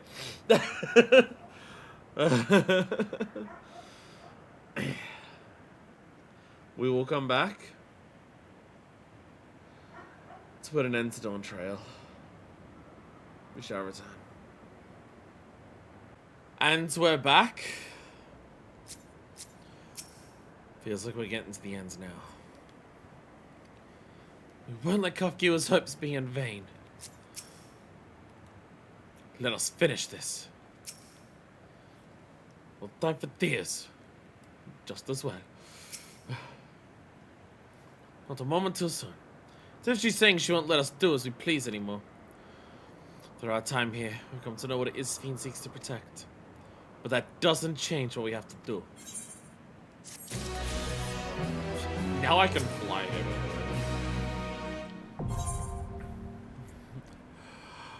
There it is.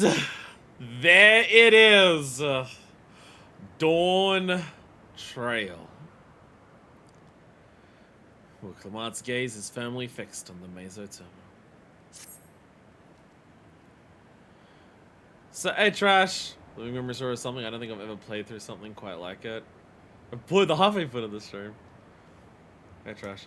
Trash, I called out something that you were going to say, much earlier. In Canal Town, I called it out. So I'm gonna repeat what I think something that you would say if you were here at the time is. You can let me know if it's accurate. You made a point of pointing out how they made two different, like, they made an alternate version of both Tulialol and Solution 9 for the small amount of time you exist in them for post-attack. With different music, the destruction, the NPC differences, and everything like that. You made a point of pointing out about how impressive that was. Then I get to Living Memory. And I shut down Canal Town. And see how different Canal Town is after you shut it down. And the realization of, oh. Like, in terms of, like, game development realization of just, oh. They made Living Memory, the entire zone, twice. So you can see it in its pretty state to start with, to then permanently shut it down into the grayness that it is. Deku has used the phrase, was Deku and Crafts or both, or one, who has used the phrase, the balls.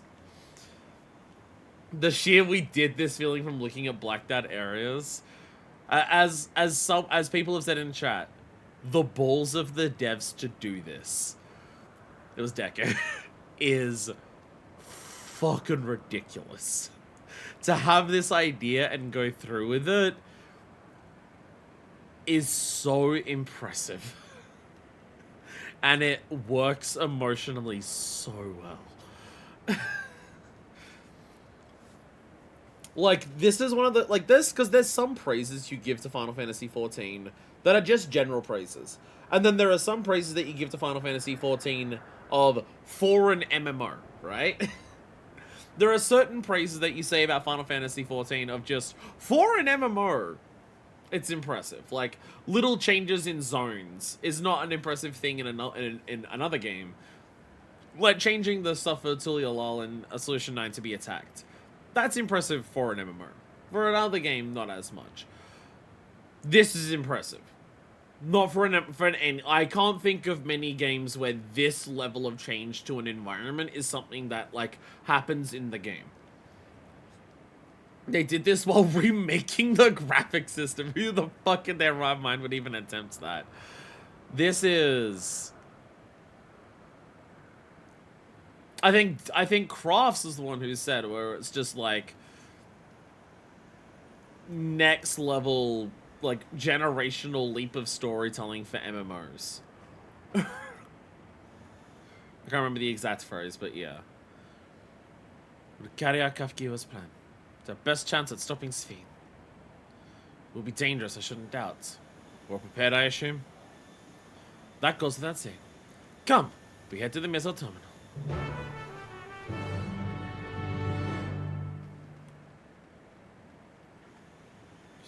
I mean, this place is like the least changed. I have flat unlocked. Really, since stuff like this a non-MMO, yeah. Like, again, this level of change for a non-MMO is ridiculous. Changing this much for not an MMO would be an absurd task. That is like, wow, you put in a lot of effort. To do this in an MMO, where like your budget for changing shit in the world, people still have to exist in it before and after this state, like there's so much, and like there's so much time and energy that is clearly spent on the pre-shutdown version of Living Memory. And that entire thing is just gone now. We saw it for a couple hours. Goodbye. The totally normal looking square in Yesterlands. Oh, this thing here.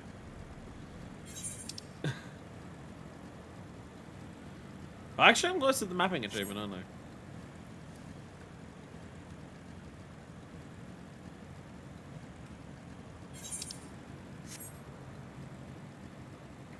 Oh, there's like an entire section up here. Oh, this is all behind where you ride the thing down for the first time. I assume we still can't. Yeah, this is still, yeah. We still can't actually walk on that. The fact that it's just dead silent.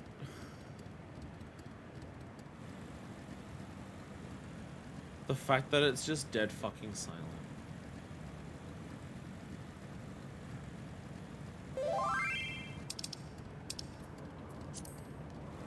Ah.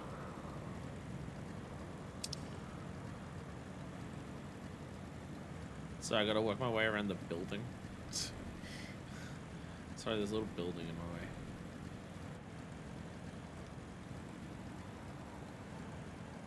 Oh, hey.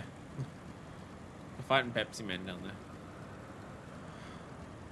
Like, when you get it, especially, like, flight here helps sell it, because, like, you get a vibe of just what this is from up here. And it's just... Jesus. Oh, hey! You know what? At least this one stands out nowhere near as much as the one in, there it goes. At least this one doesn't stand out as ridiculously obviously as the square islands that exists in Thavner, out in the middle of the water. That's just on a building that's just next to the environment, at least.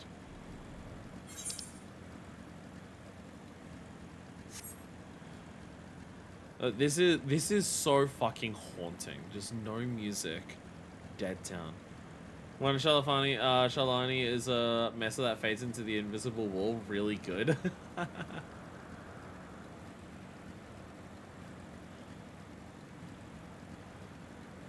Okay, so the street where the Meso terminal is still like this. There is still this music for this little section here.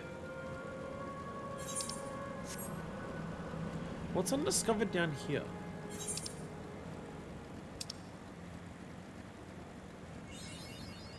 Oh, there's nothing here. Okay, it's actually just nothing.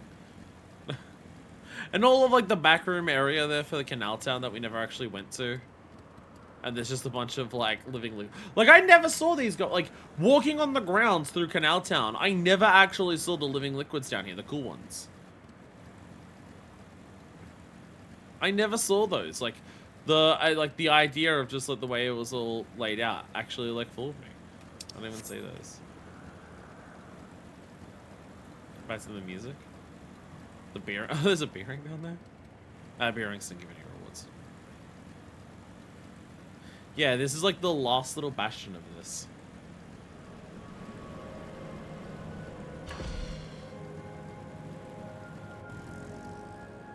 Has this changed? Is this more somber now?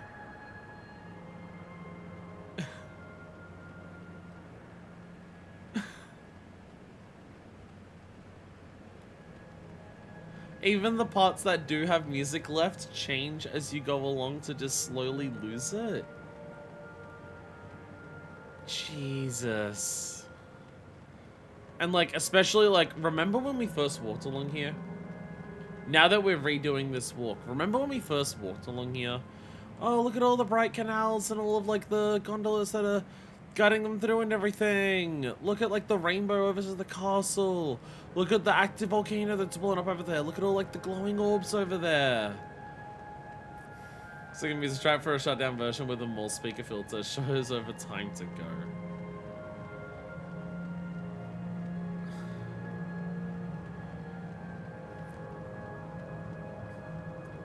It also just cuts out.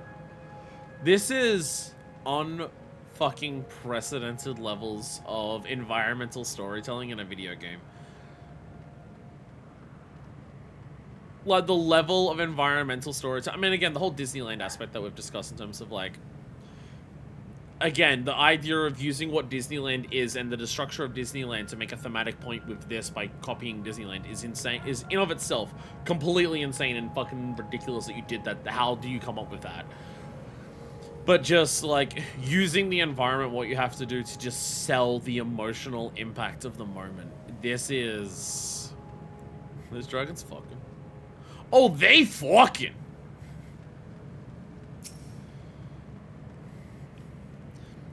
My parents watching over us. I'm sure of it. As is my grandfather. I will do my part too. Whatever it takes. We must protect that which we hold dear. Here we go.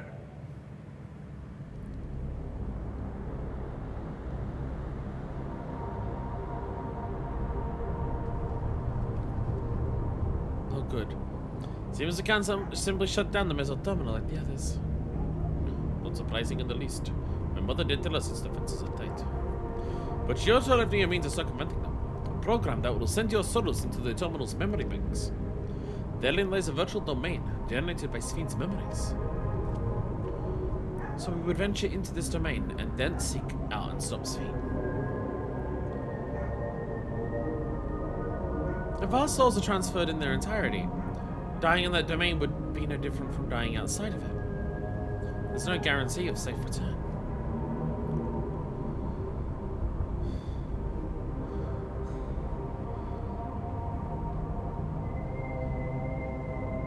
Nonetheless, that is a risk we must take.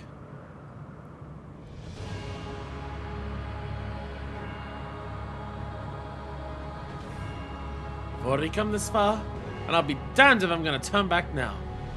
By meeting the Endless, I've gained a better understanding of Sphene and the burden she bears. I want to say a few things to her when we meet again, even if it doesn't make a difference. Whatever happens, we won't let Sphene walk her misguided path any longer.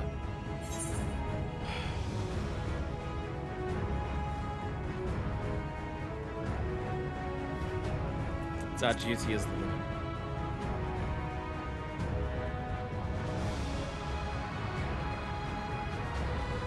I'll do all I can to provide support. Mother instructed me on her program as well as the world within the terminal. But I'll keep an eye on your bodies while you're gone. Should I come to it though, I want us to call our comrades outside. I am acutely aware of my limits.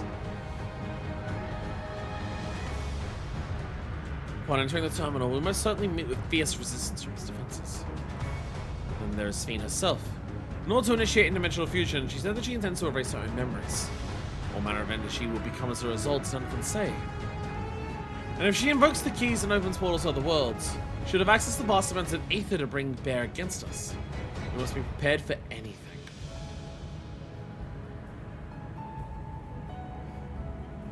Whatever we encounter will change our objective. And it won't change what I'll do. Come, my friends! It's time to settle this. Here we go. Here we fucking go.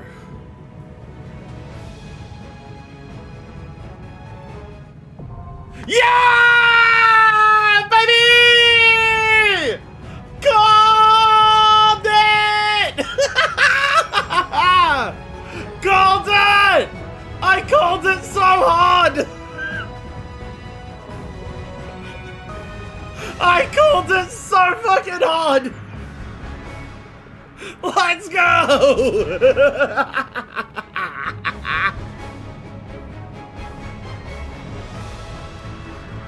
Jokes before stream about this being a Starbringer setup, the last dungeon's a journey through the final villain's memories.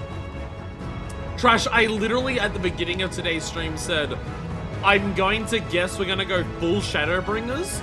My bet is the final dungeon is called Alexandria and Sphene monologues over it. I called that at the beginning of today's stream. I literally outright said, I bet the dungeon's called Alexandria. To be a Shadowbringer, to full-on Shadowbringer setup, it's the name of the city. And I was right! I was so right!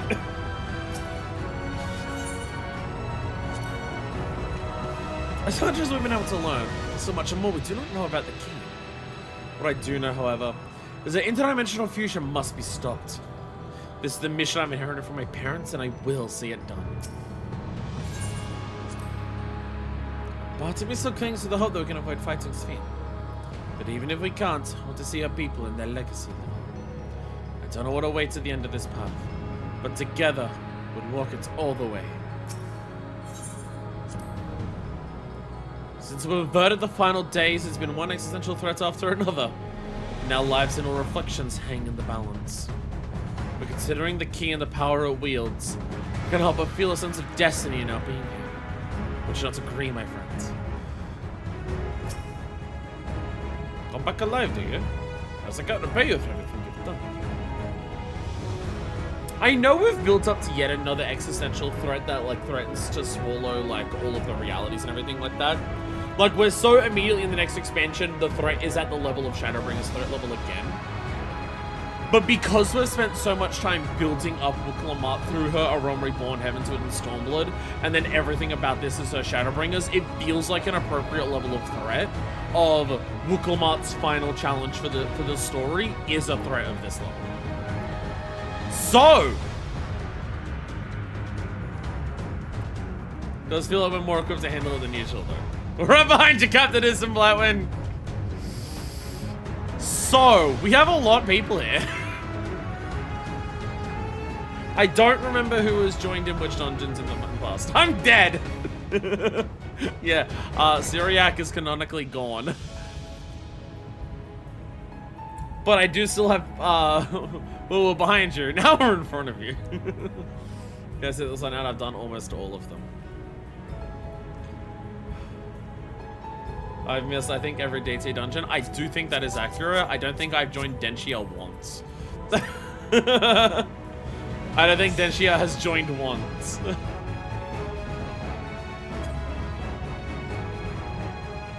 I have no idea out of, so, because I feel like Pyverimbe and Artesia have been, like, always there, and I've alternated between who gets what. Pie's healer. Pie is going full Gundam right now.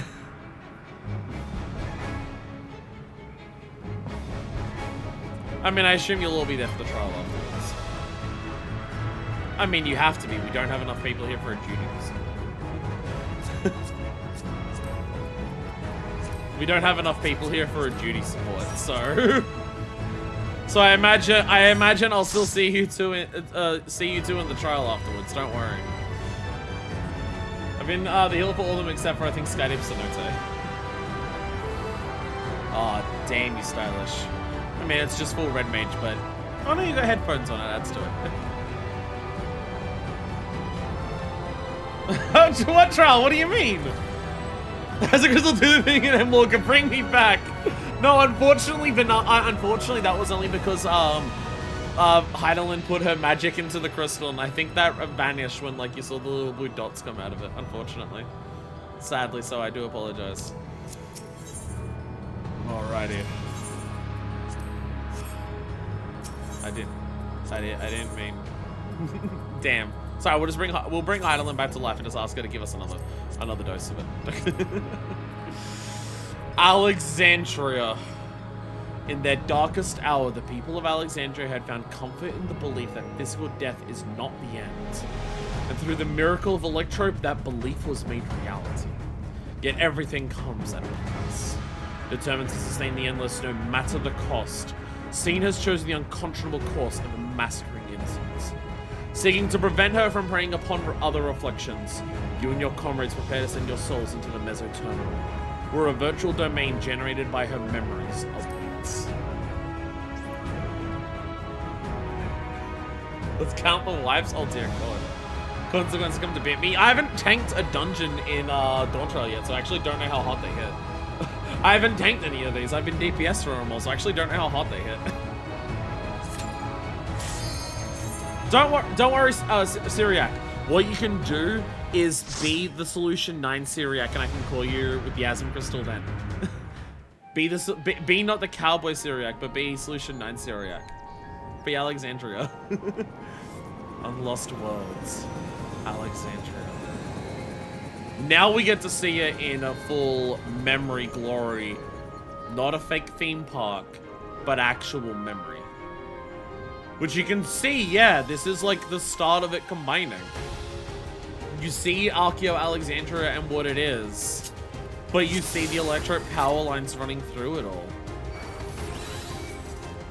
System engaged, organization. To the memories of better days, I bid farewell. And it's I so called it! I called it so hard! I called it so hard! Purple infecting the house is like a virus. Oh, I called it so hard! Sphene's even narrating it! Look up at the skybox for me. There's an actual fucking sun. What's the weather here? Projection. So is this what the dome originally was? Before the dome became overwhelmed by electricity, is this the original dome? Is that supposed to be the dome? Does that imply computer? I don't know.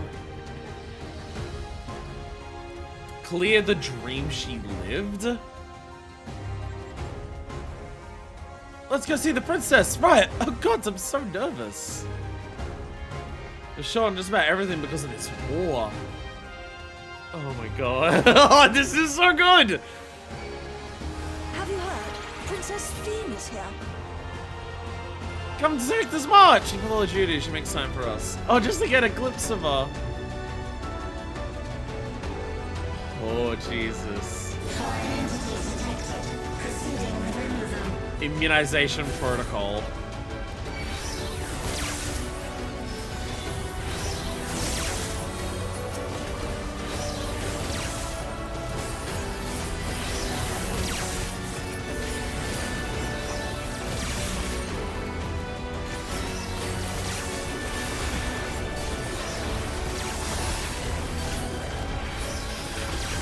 Yeah, we're fighting antiviruses. What a fucking choice.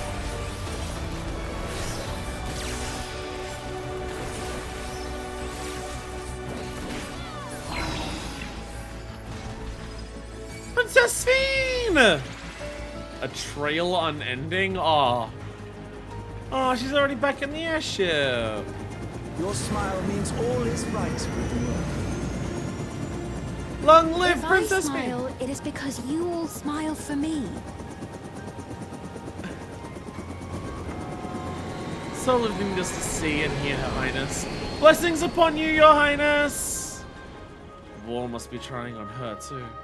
Service eternal. She truly lives by her words. Must we do our part for the kingdom? I'm gonna become a knight and protect the princess! Oh my god. We've seen this concept before in this game, right? Like, we've seen the concept of, dungeon that is the past of the villain and reliving their memories. This is a fucking well done one, though. Holy shit. Also, ow, by the way. Ow. by the way. I don't know if I got hit by an AoE or whether one of them just like did a micro tank blast of it. Ow, by the way. Yeah, they're hurting a lot.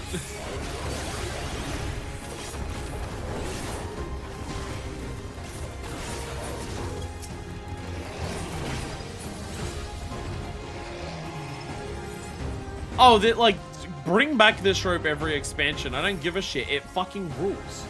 It's an awesome trope. I don't care if I see it again and again. People say it gets repetitive. Oh no! Oh no! This threesome with the hottest chicks I've ever met. Again? Damn. Damn. Oh no.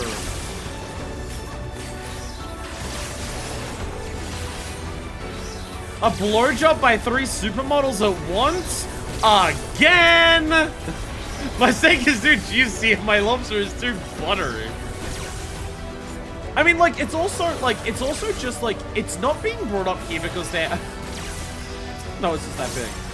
It's not just, it's also just, it's not being brought up here just because they're out of ideas.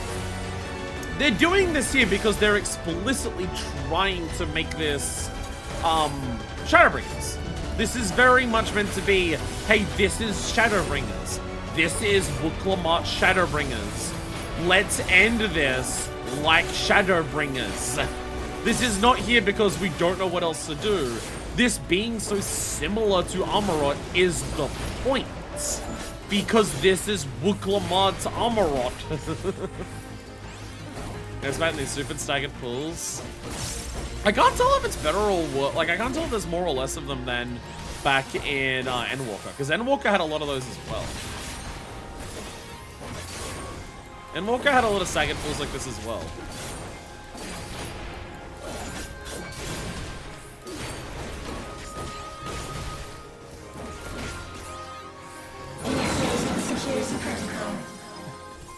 Oh. Well, that looks different. Unless someone didn't have a second pool for 1 or 2 enemies. Whoa! Volatile memory cache. Whoa!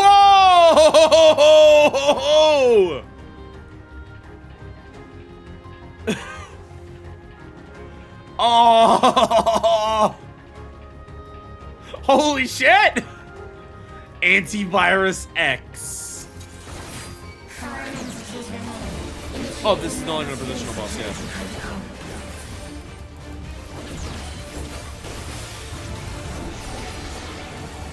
Immune response. This is more than just Morble. This is specifically like the multi-mouth Morble that exists in Eureka. Only behind you, or okay. Foreign entity removal.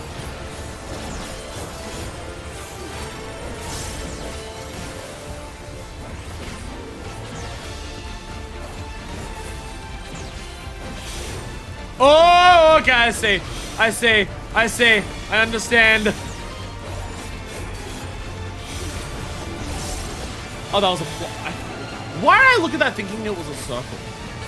Why did I look at that thinking it was a circle?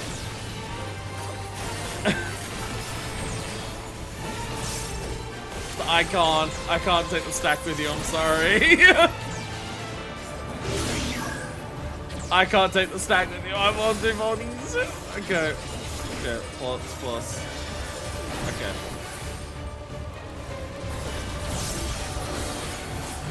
Fucking hell!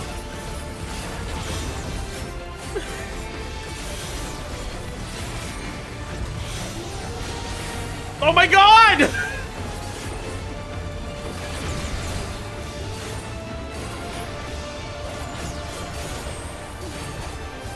The double volleys, not the double volleys.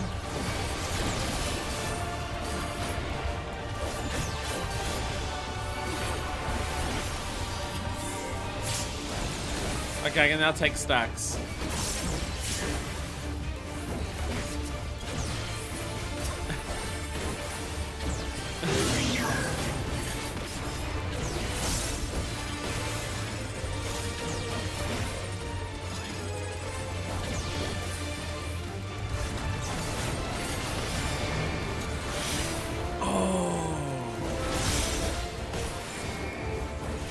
Oh, the timing on that's bizarre as fuck. Oh, the timing on that is so fucking weird.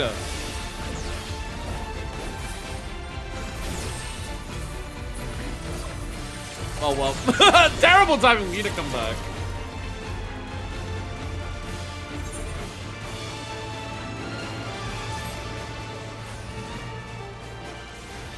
Well, I feel like that wipe also wasn't my fault. I mean, I died, but I don't think I fucked up and caused the wipe. I think everyone got fucking wrecked.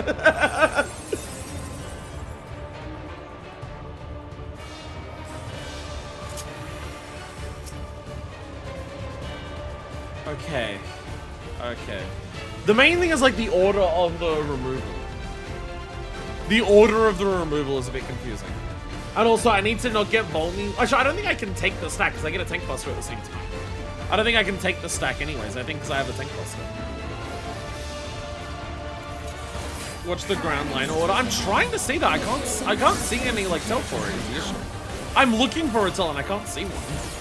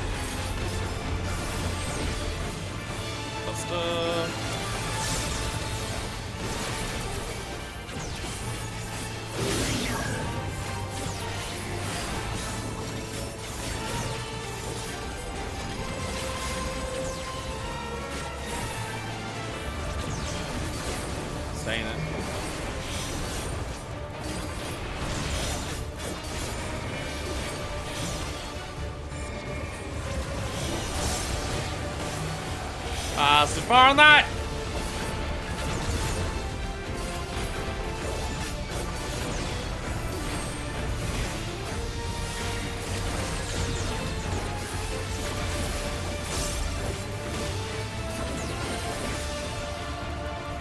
Clitoris.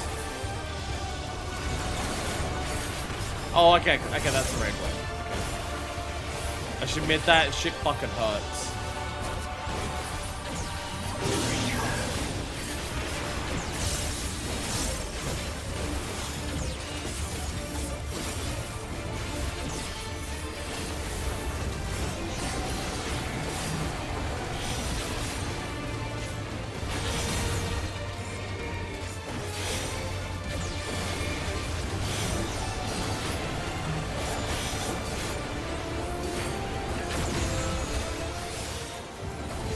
Fucking hell.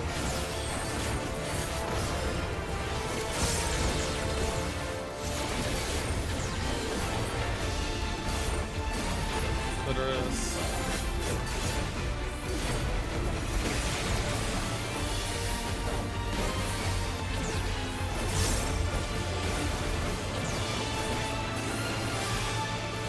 Dungeon boss 1, bro.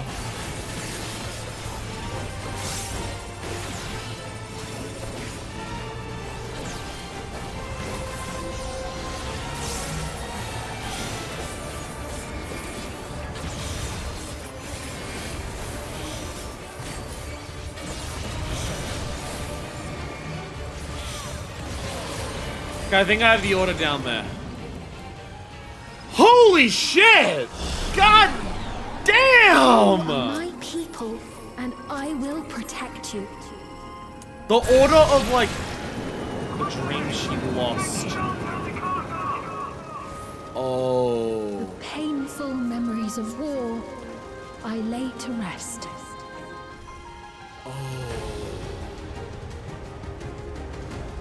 Oh, we're not just seeing Alexandria.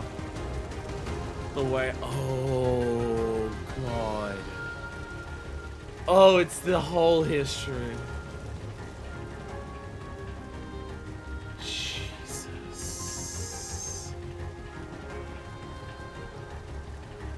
Can't make it up the step. Don't give up. We're almost at the castle. Lightning. So much loot.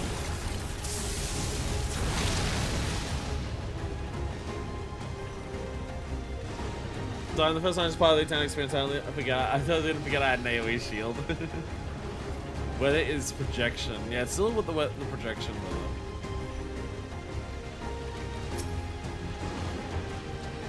Like, it's trying to work out the timing of just like, okay, so you've got the 5 patterns that it does, but then it also does like the cone forward and back. At which time will those forward and back cones go off at the same time as the like the other things? And that's hard to work out, but like.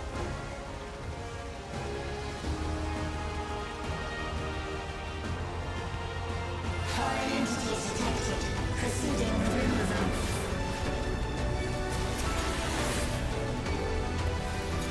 By the way, lightning AoE is just now happening.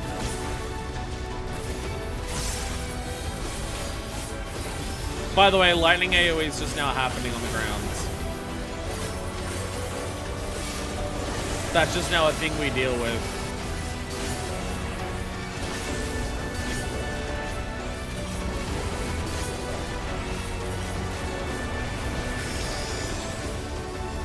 That's huge.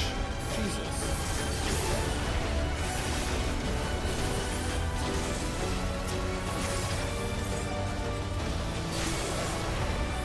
Hold the minute! I tried to get hard on them off multiple times and then the buttons weren't going because I was in the middle of attack animations. Whoops.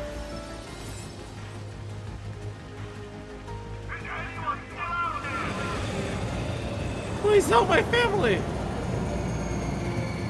They're over here!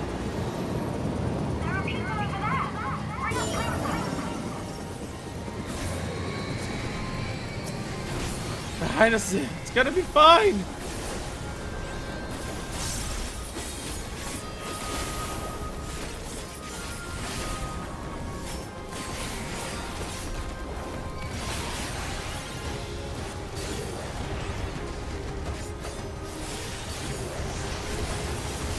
Oh, I think I walked into that anyway. Whoopsies, my bad. My bad.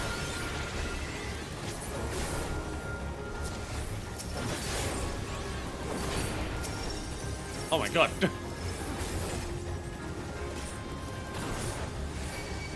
Oh my god.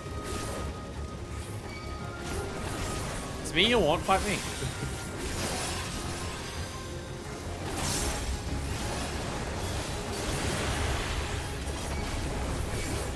Spinning attack! The spinning attack goes forward in a straight line. That's what we call in the industry misnomer.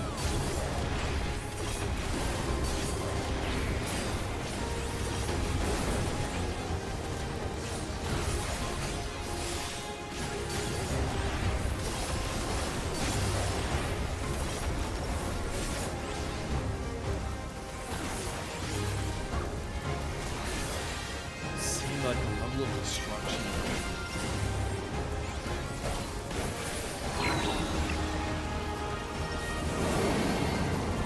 Lightning! Oh no.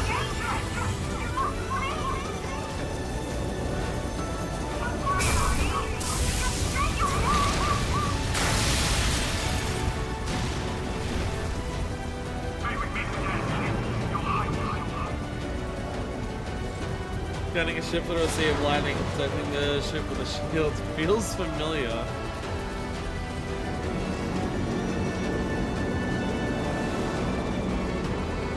Did you get the discrepancy? Because I only caught it yesterday.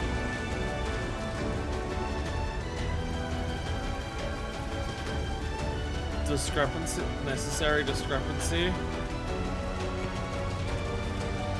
Like, oh no!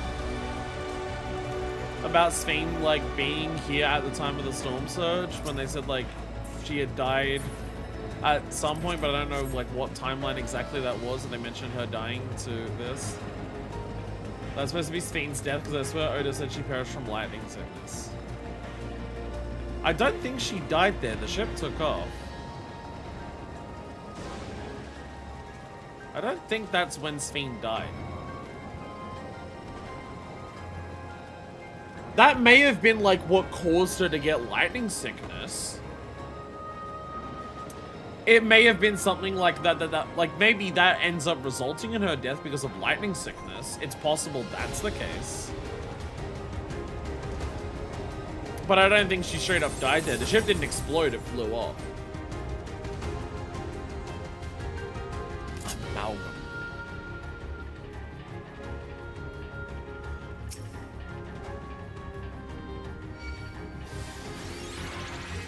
Well, the ships look like I thought she was on the other one. I have no idea which one she's on. I have no fucking clue.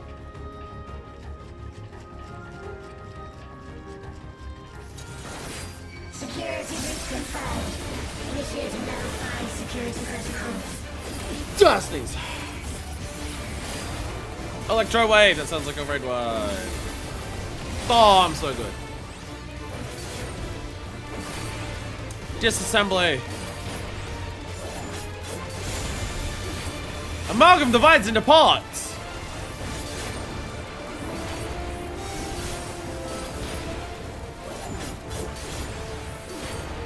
How are we already dead? How's my left headphone already dead?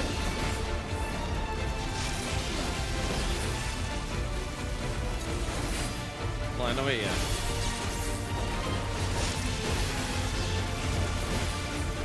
Split? Yeah. Hotel hall.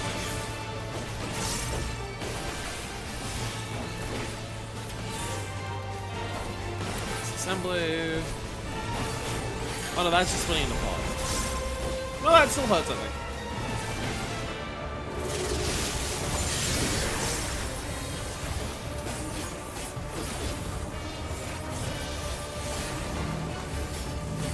Oh. Oh.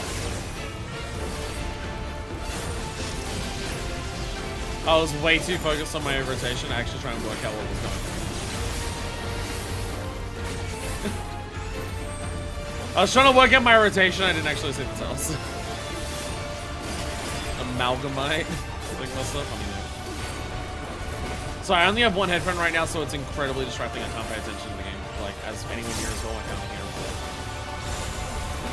Because these headphones are dog shit. Are these play baited? Yes. Yes, they are.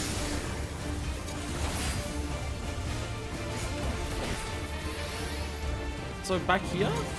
Yeah, okay. Okay, yeah. It's just, yeah, not on the side, yeah, not on the side where the tilts are coming from at all. Watch my character for a second, they're doing this like, yeah, we're good. The left side's dead. I can hear the right side, I can't hear the left side. Left side of the left side of the headphones already dead. They're that fucking bad. No, I did that in my burst. Can I max melee this? Yes, I can.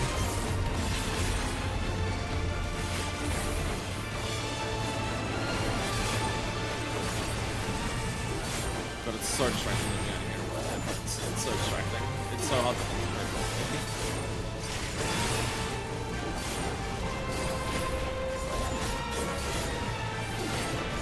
Very much at a point where I need to buy a new set. This pair's completely unfucking usable. Completely unusable at this point. If they're dying this fast, like, that's not usable.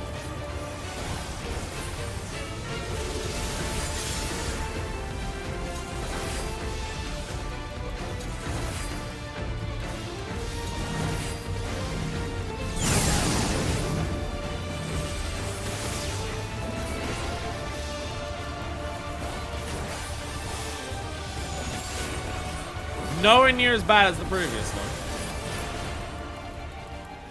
Nowhere near as bad as the previous one. Fear not. You will all live on. My dream everlasting, Alexandria's restoration.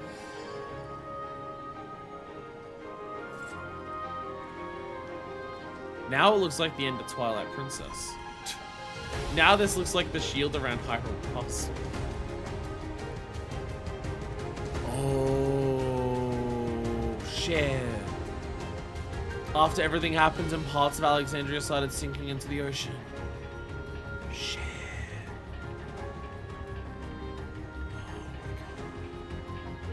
Bullshit could they plus on everything in Cyberpunk 2077?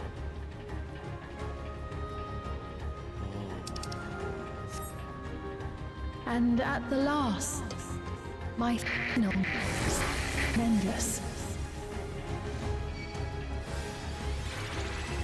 Use potatoes today, right? Thankfully the barrier protects us from lightning these days. There's no way we could come salvaging like this.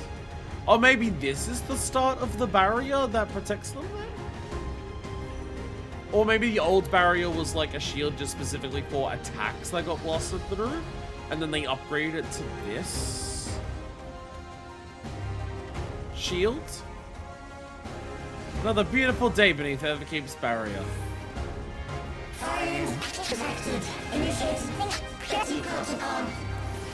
It's fallen apart. It feels like her memories are currently in the system of being erased. We're in the erasure process. It's starting to happen.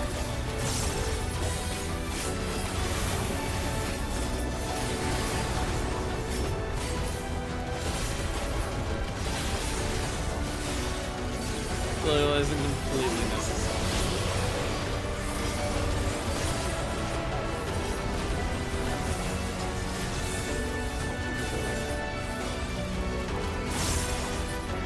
Well, the people are talking about like, oh, a beautiful day under the barrier, and they're like standing on top of a fucking building that's half sunk into the water.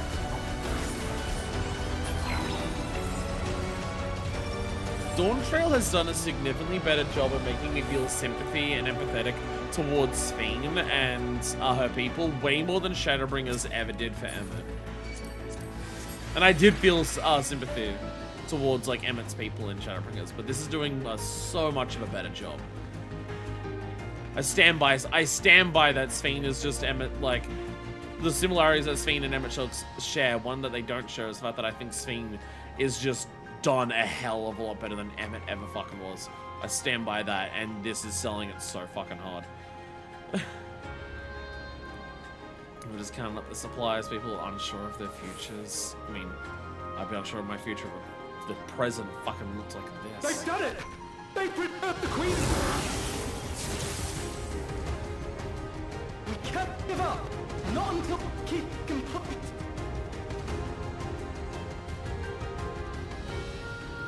Do you hear the rumors about the queen? This is the building of Everkeep. Her memory is being preserved, and this is them building Everkeep. Abandon all of this. This is dead. Build Everkeep, which is what Alexandria becomes. Oh shit.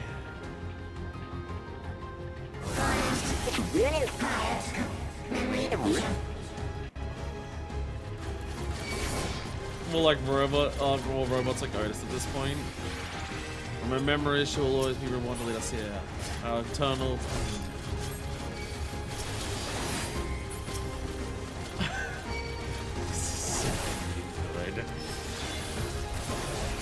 This is so fucking good. Holy shit.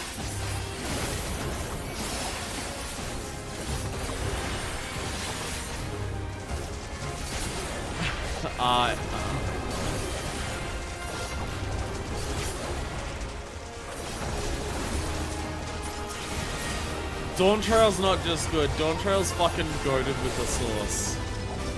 Dawntrail transcends just being, oh yeah, it's a good expansion. My hot take is that Dawntrail's a good expansion. Dawntrail transcends that. Dawntrail's a fucking masterpiece. Fuck the haters. Dawntrail's a fucking masterpiece.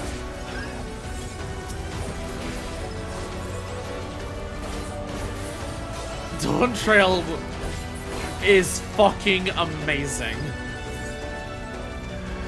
Holy shit.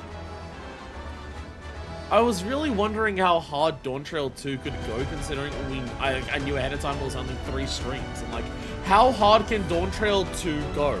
How hard can, like, we've done Wooklamart's journey, there's 3 streams left. What could they do with this? And they have somehow done the entire Alexandria arc of Dawntrail and Wooklamart's journey through it in 3 fucking episodes, and holy fuck! Peak Trail is great. It's... Dawntrail fucking rules. Jesus! Bleeding Edge Technology Eliminator. Fucking gun lance in one hand, a giant hand for the other hand!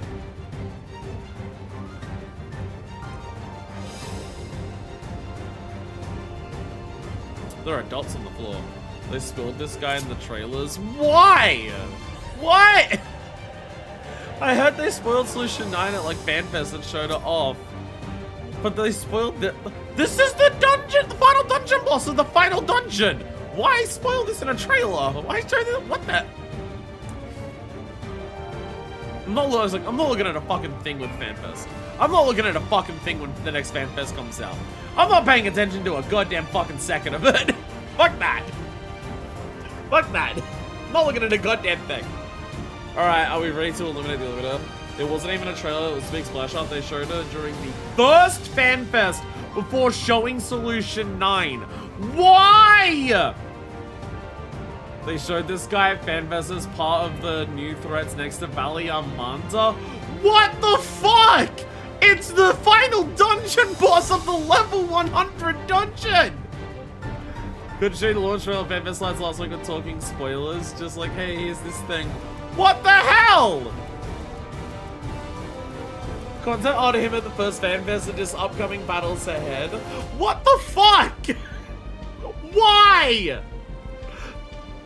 It's the final dungeon boss of the final dungeon. Why? Why? That's so stupid. Let's eliminate it. Picture the man looking massive. Activate components. Engaging priorities. Really glitching up there a lot. Oh, I probably should have. Found making certain people thought I could be some interesting uses of random across some more context. I was just gonna avoid this last partition. Oh, okay, so just like that side. Half room cleaves. Half room cleaves, baby! Welcome back, Endwalker! We're half room cleaving again. Welcome back, Endwalker.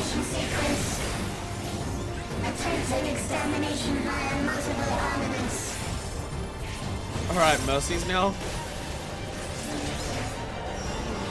Okay, so that side and... Oh, just the line. Okay, I thought that was gonna be a lot bigger than it was.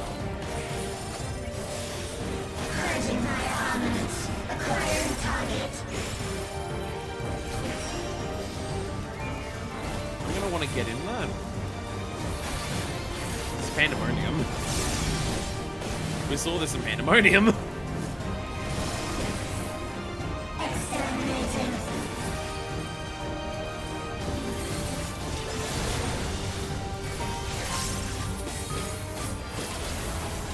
Oh. When did that happen? When did everyone die? Did I kill everyone? Attempting annihilation via high-powered energy discharge. Oh, and you're doing that at the same time? Okay.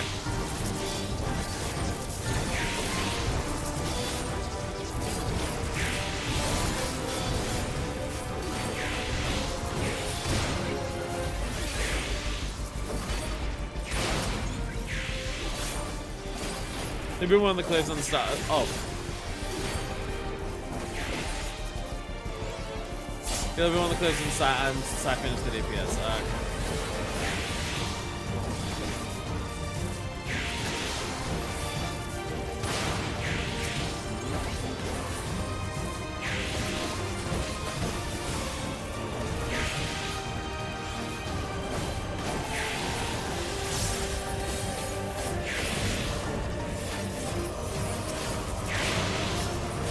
Alright, I got this!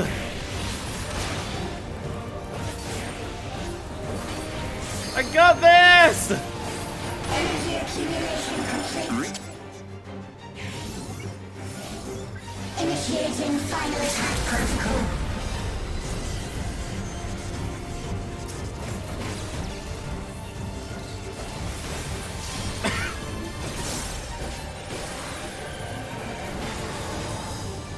I just wanted to make sure we lived.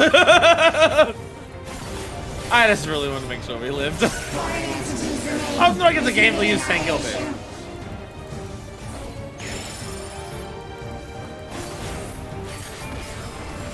Oh Jesus, not bugs.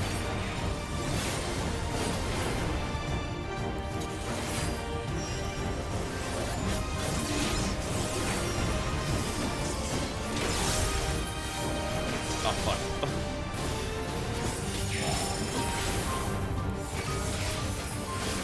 Attempting total annihilation. Annihilation. Annihilation.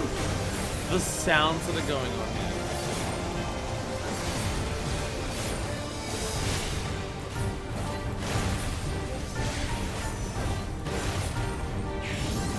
Oh! Oh! Oh, I don't think I could have chosen a tighter spot than I did. I don't think I could have chosen somewhere tighter. Which one's gonna go off first? Partition goes off first. And then those, and then we got judge over there. Okay. Gotta look at cast bars to like work out which one's going off first.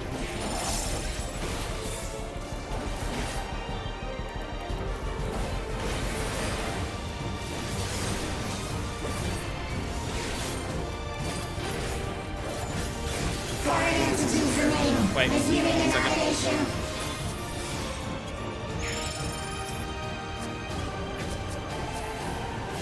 Right, give me a sec, give me a sec, give me a sec. Where's my fucking, where is it, some buff? 5? There they are. There they are. Phoenix down! I'm gonna hit my partition. There we go, it's fine. I have heals. Get ready. Ucho!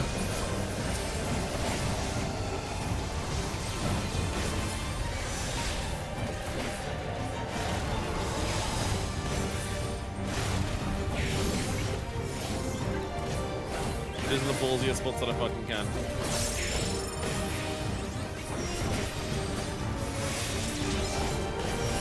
Reconfigured is on.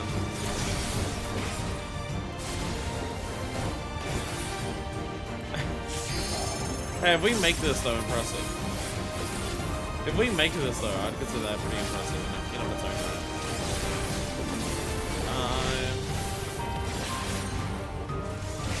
Foreign entities remain. Resuming annihilation.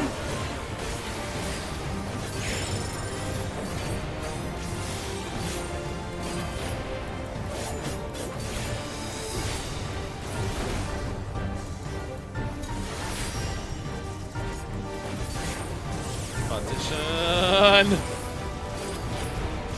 Thing is, I don't think partition and reconfigured partition is necessarily the same thing each time.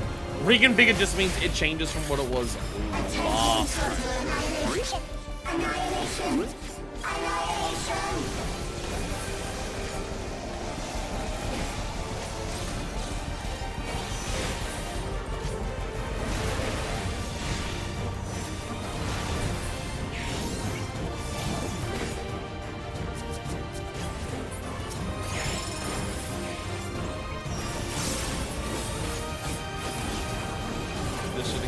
Partition on that side.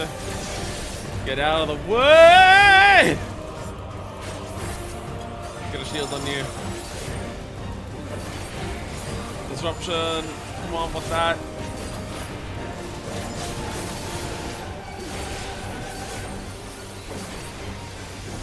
Foreign entities remain. Resuming annihilation.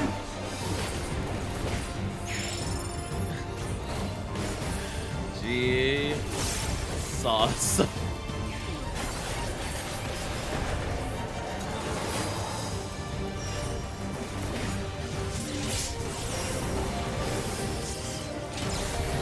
figured. Oh no. Well, I think this is where it ends. Attempting total annihilation. Annihilation. Annihilation.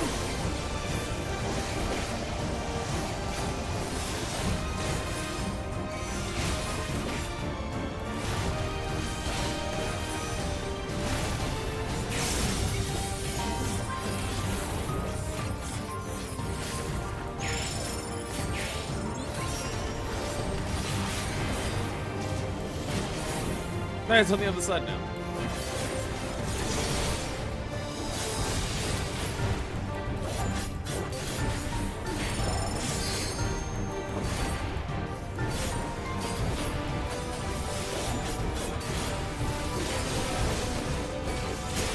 Alright. It's alright. It's alright. If I survive for another 140 seconds, I got this. 140 seconds. It's okay.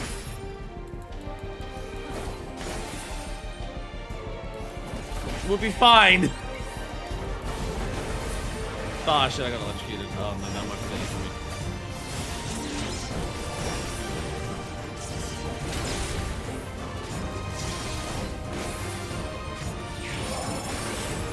Yeah, God's better where I'm Attempting total annihilation. Annihilation. Annihilation. 140 seconds. Survive. Hold in.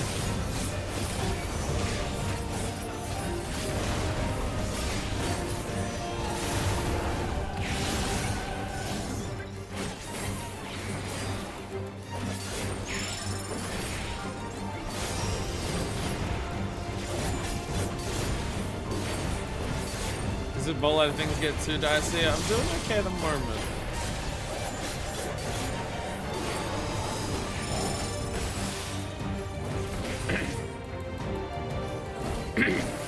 The main thing is trying to like choose the right time to bring you up, honestly. It's like kind of what I'm thinking of. Foreign entities remain. Resuming annihilation.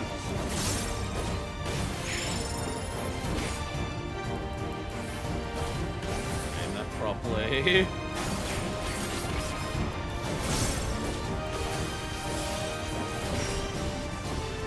Position on that side.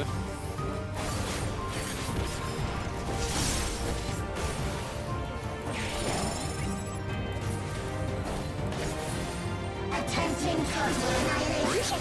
Annihilation. 24 seconds.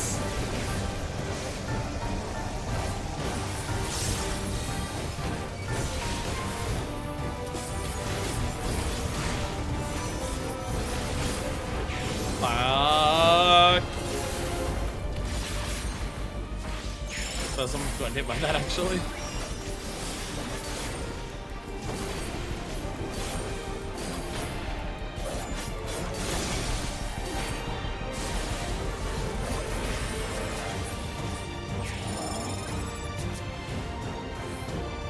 Disruption, perfect. Perfect timing. Disruption, because then that raid wide will go off. I'll get hit by it. You won't get hit by it. And the moment you spawn in, Foreign entities remain. Resuming annihilation.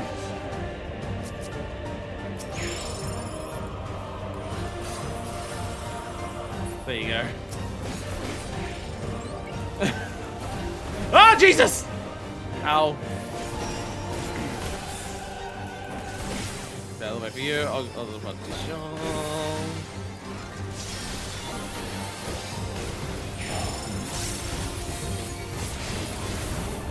Attempting total annihilation. Annihilation. Alright, get full elimination.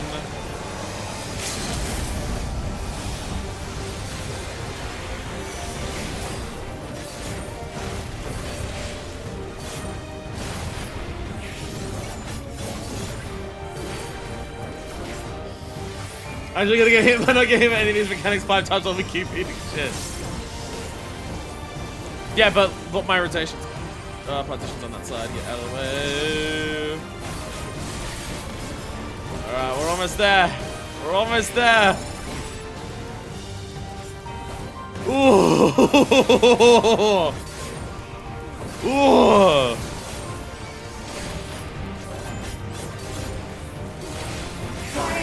Here we go! Woo! Ooh! Oh, we made it! Absolutely flawless! Hell yeah! Nothing went wrong at all! Perfectly executed. Look at that, I can fully shove Asher in the trial. I can claim I'm not a total fraud.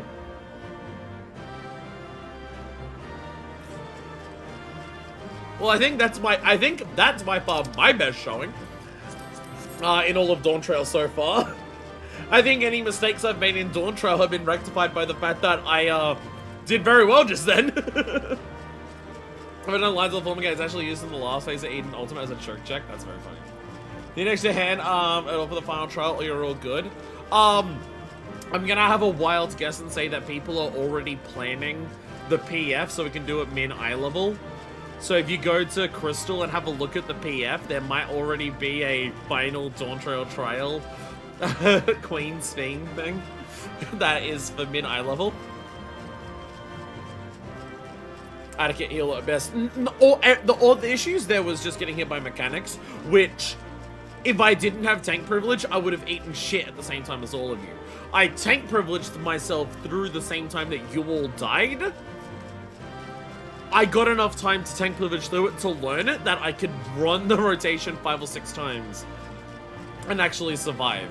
And also actually utilizing my tank kit well to keep other people alive by knowing when to like cast Heart of Corundum and Aurora on other people to actually keep them alive. Making sure that people res and don't immediately eat shit is a tank responsibility, and I also did that. So, they didn't open it while I was stuck at dungeon cutscenes. That's true. Again, you can always fix it. We haven't yet. Okay. You can always just make sure you don't accidentally overfill it by just locking 7 positions. Only ask for 7 and then invite me as the 8th, as opposed to letting someone else jump in as the 8th.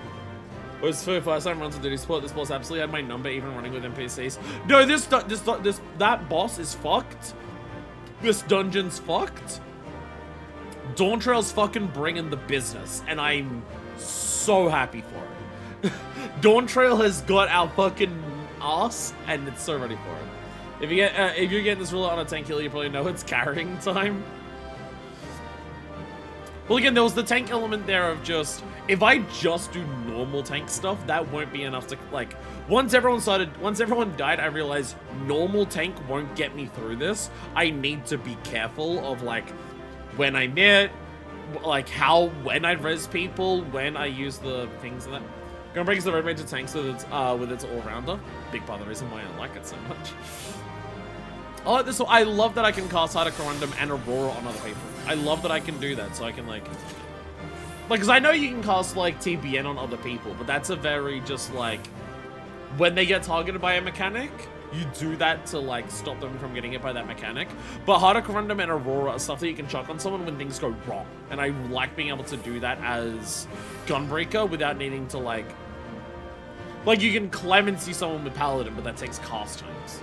I love just being able to use my off-globals to just save people like that, like, because it's mostly healing.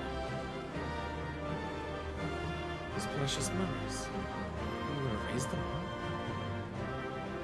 Without her memories, what will Sphene become? There's no telling what may happen, but stay alert. I mean, that's the thing is, like, after, like, I've had a pretty miserable performance. I've had a pretty miserable performance through a lot of Dawntrail playing, DPS. So, you know what, me showing that I actually can play a job in this game well, and that job being a tank, I'm okay with that at the end. I'm okay with that at the end.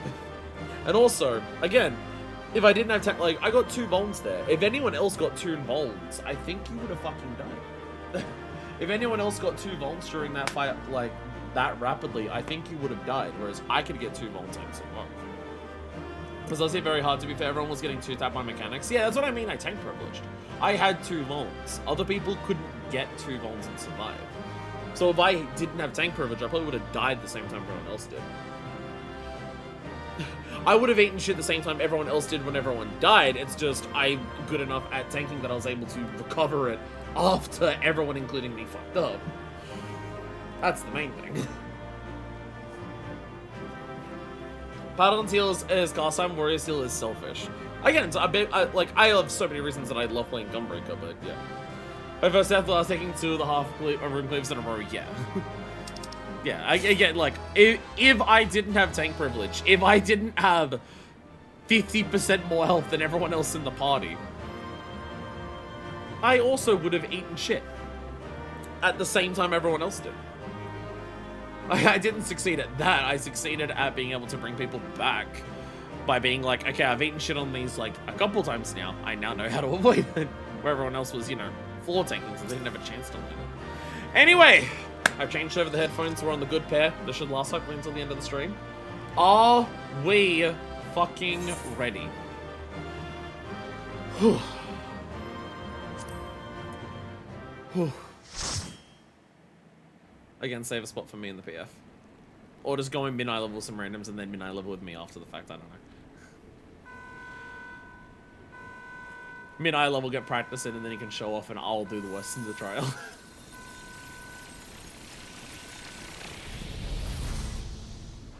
Is it all erased now? Is that the end of it being erased?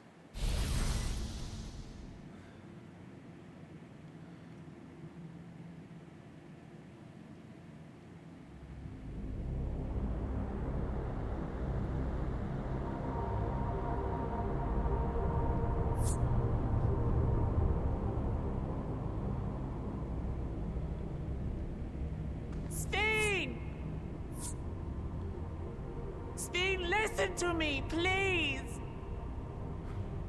The desperation in her voice. I'm afraid she's gone.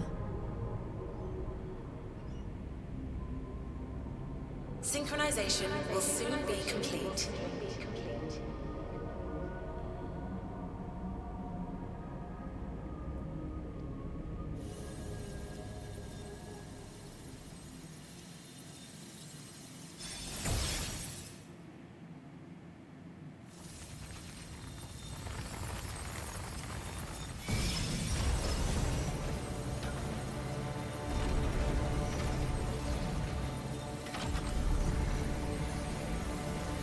Badass robot time! Oh my god, she's the final boss of Deus Ex Human Revolution. Data for the endless Sphene has been overwritten and reconfigured. All shall be well, henceforth and in perpetuity. Forever will I keep and cherish my people. To that end, I have removed the remaining checks upon my authority.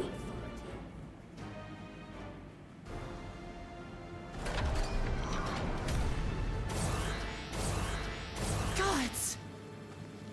Obstructions to the plan will be summarily removed. Wait, I still haven't said. Begone from my presence.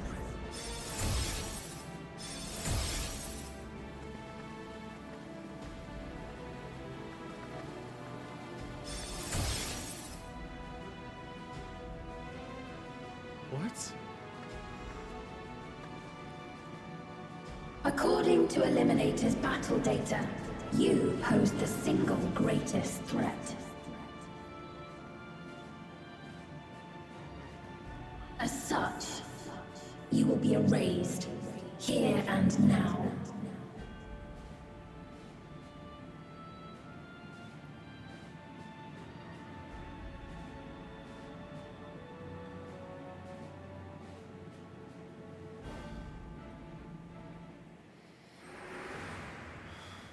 I am the bearer of the memories of Queen Sphene of Alexandria, and my desire to protect my people transcends all others.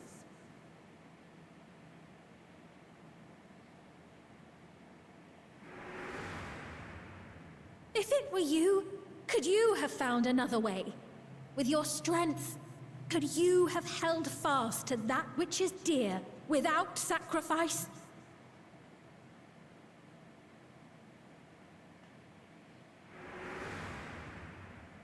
Listen to me. There's something that I need to tell you.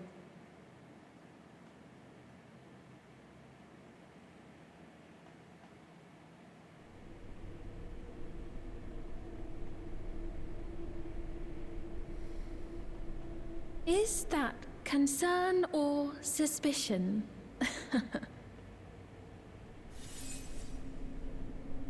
If things should take a turn for the worse...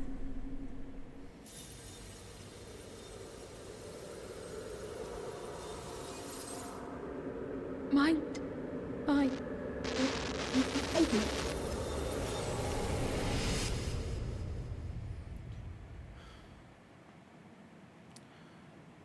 She's been looking to us the entire time.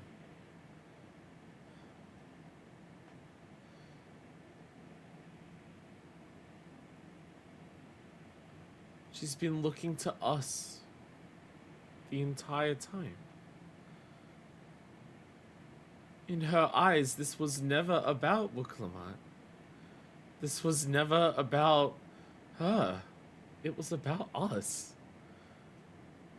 Isn't the whole point of what we've been doing here to raise Wuklamart up to the status where she can handle this?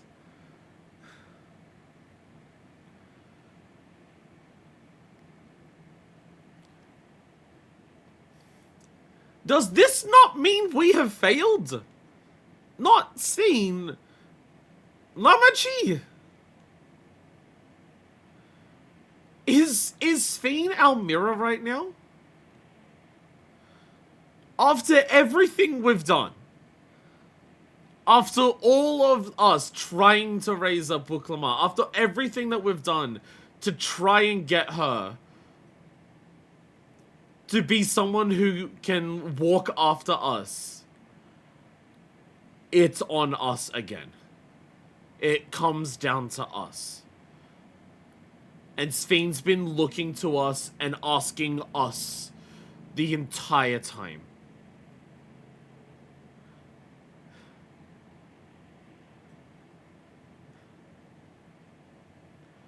Does this not mean that we have failed in what our plan was? Is Sphene our mirror of she views us like her, not Lamachi?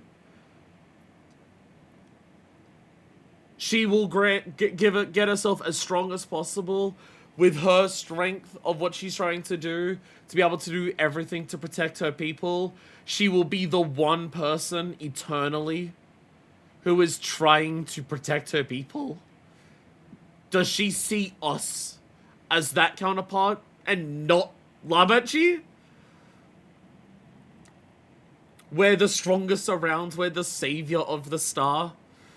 Does she view us as now we have that burden forever now? Have we fucked up?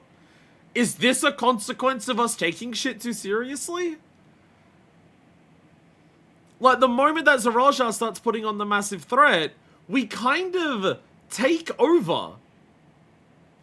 We got, like, Wukelamart's there, but we kind of take over. Even, I mentioned that as we went into Living Memory. As we go into Living Memory, all the characters are talking about how this is our duty, and this is, like, we're the ones leading the van. We're the ones who are running forward and saving the star. Again, like we always have. And we've now done that so much that it's just, the burden is on us again. We have failed to raise Wuklamart up to the level that she needs to be to finish her Shadowbringers here. We fucked up. We overtook. Us going serious mode, us going Gunbreaker leans into that. We didn't trust the ones that we were leading to after us enough to handle it themselves. The same way that Sphene doesn't trust anyone else to lead her people afterwards. She needs to exist forever to do it. It's fucked. It's fucked!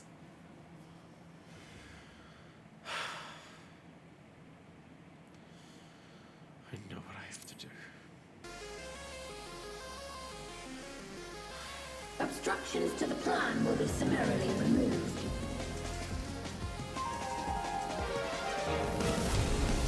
Oh, but the music goes hard though. But the music goes so hard though.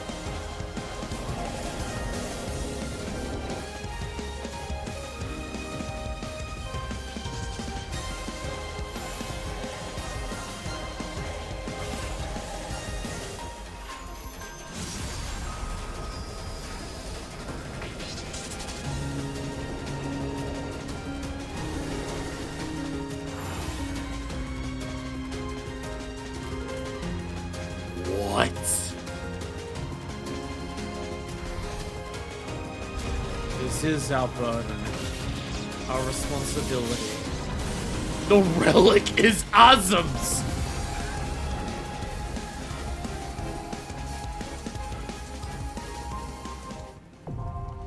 Interforce. Now accessible.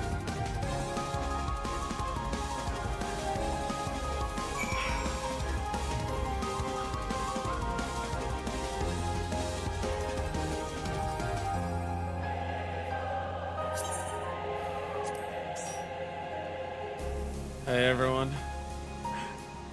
And we have a full party of 8! Syriac, welcome in! Eagle Falcon, fucking welcome! Welcome everyone! It's a full party, let's go! Did an Azim shot help the lava get to the 9th long ago? Ugh. Vibrant Yosted! Hell yeah, Syriac! Was the last time we had a viewer 8-man Shinru? Yeah, because we don't count Dusty, do we? Unless you count Dusty. But Dusty wasn't watching.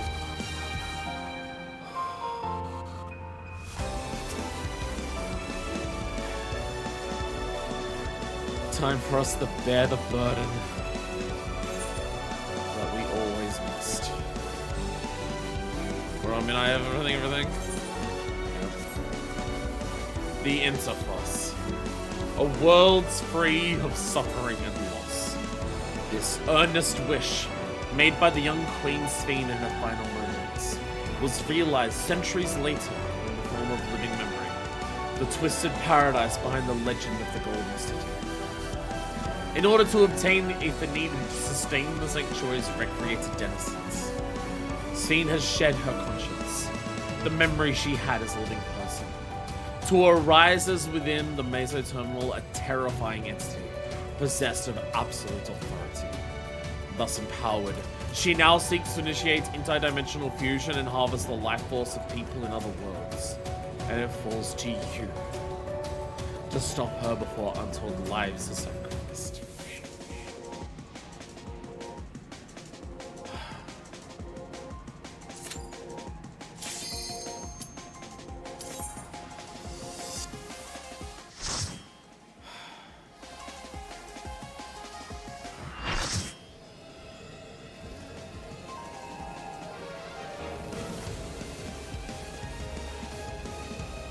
The worlds have been bridged.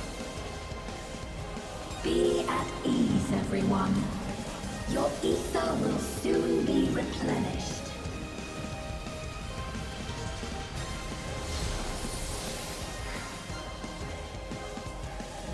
Syriac! I see you there!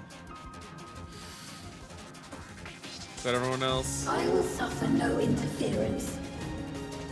Disappear.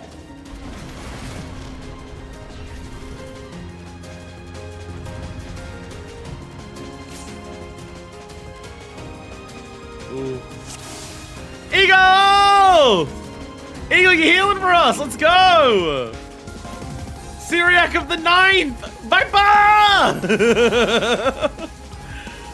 Yo! Would appreciate a timer? Oh, you're definitely getting one. The title on the boss, just like Hades, just Queen Eternal now. There is no Sphene. Again, no title, just like Hades.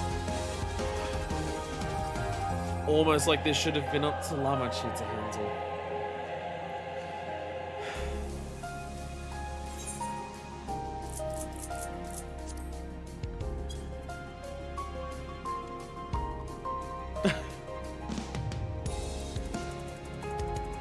Are you actually going, Scribbles? It's about time, man. I probably should have done a ready check before I got into the duty. I could have done a ready check before I got into the duty. I did forget about that.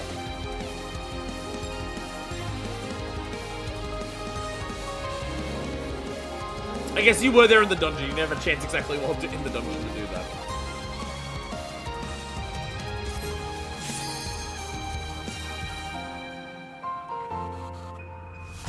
Paved in Solitude. This is remixing the dungeon music as well, isn't it?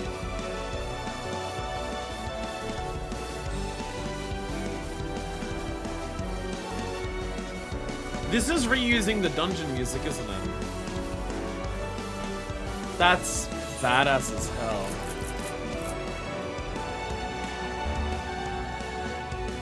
That's so fucking cool.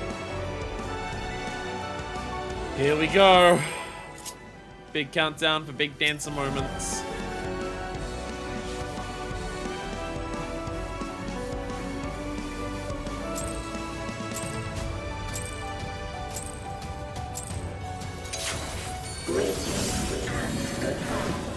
Greetings. Goodbye.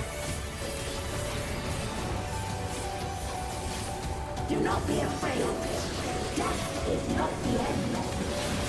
Death is not the end.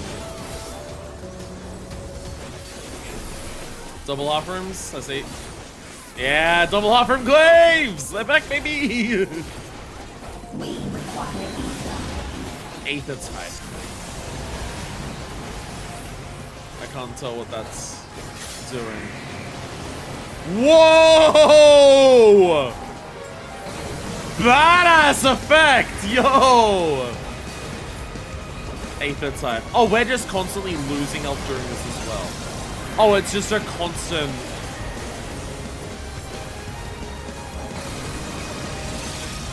That's a constant health drain. Holy shit. That's an insta-kill? Holy fuck.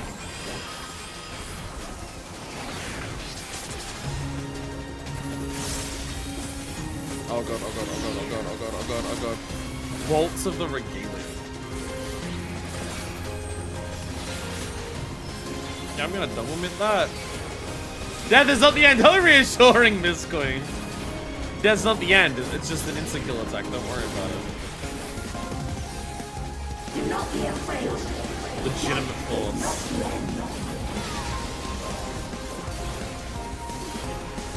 Oh, double on that side. Don't swap over. It's a trick that time. Ah! Don't swap over. It's a trick that time.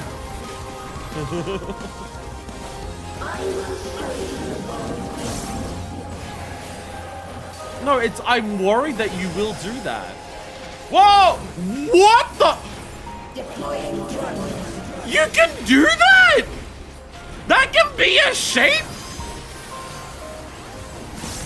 What tethers are those? Are you tethering the AoE line?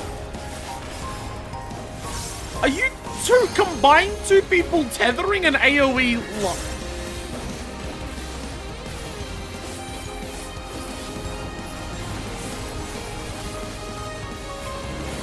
We have the technology for this? They're pointing out? The Null's pointing out? Yeah, okay. Yeah, okay.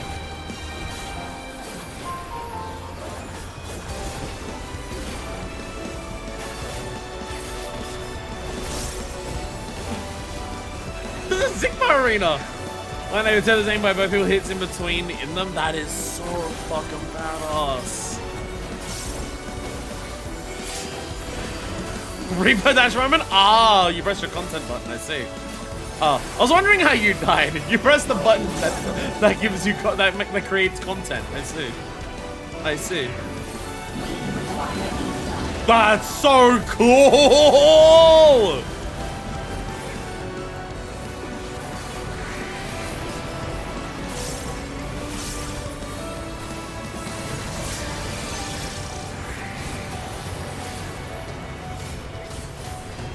Yeah, they both try to go the same way. You're both like, yeah, you're this way you spawn. Like, it fucks everyone. Holy shit. Oh my god! One of the coolest trials in the fucking game? Yeah, one of the coolest fucking trials in the fucking game. One of the coolest fucking trials in the fucking game, holy shit. I didn't realize we had mechanics like this in this fucking game, holy shit. I mean, it's a remix of previous mechanics, like yeah, it makes sense, but like, holy fucking shit. Holy fucking shit, so sexy. Legitimate force. Alright. This way. Die. Don't look at my past. Don't look at my past for this, don't worry about it. Royal Domain. I don't remember what this cast was. Oh, that's just the raid. I'll definitely remember that next time. That raid like fucking hurt!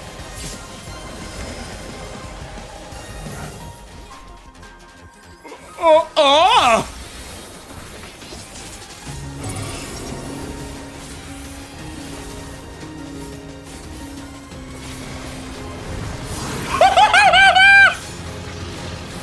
Gravity increases, making you fall. Hole in the wall, and like whether you're up or down on gravity, like affects it. Holy shit!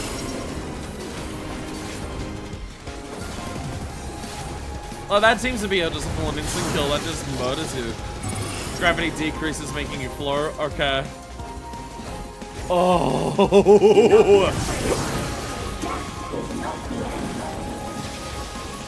Oh no, we're gonna have to, and this is gonna like make gravity fall. Oh! Oh! Oh! Oh! Get over far enough before the gravity falls!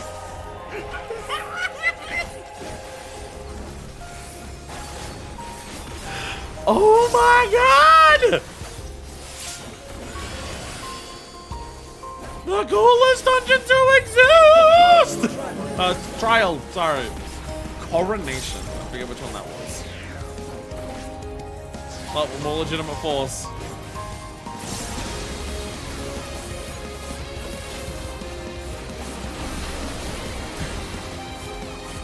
Hey, the Duma! The Milliths! Hey.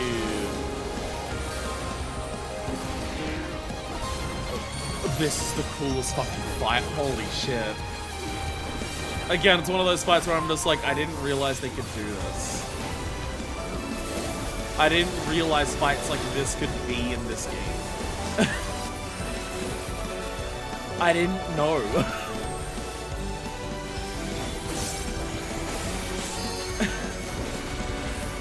Oh my god. Are you still alive? Are you still alive? Disengaging target area eliminated. Commencing derangement.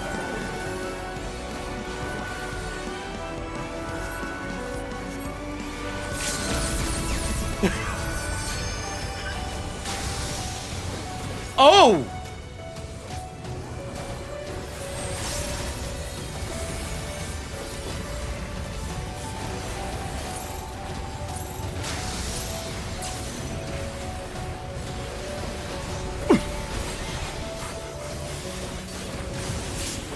That was not what I thought it was gonna be!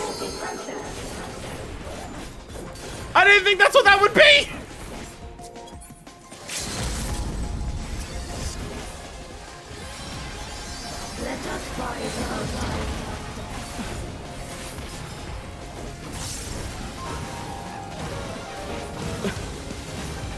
I sort of count that I'm just like, oh, it's a thank you, B moment. No! No, it was not! I got that wrong! It was a fuck you every mechanic at once moment! Ain't that again.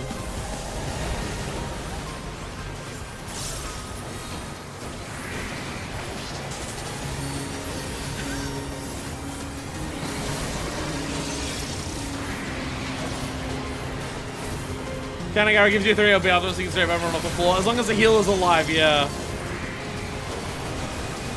I can hear about when you get in the crown enough, early enough.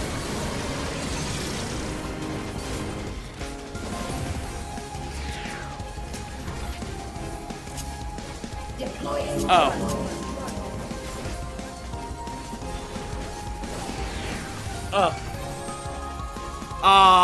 Wipe. Wipe. We can't survive. We're lost now. Yeah, wipe. Let us rise up.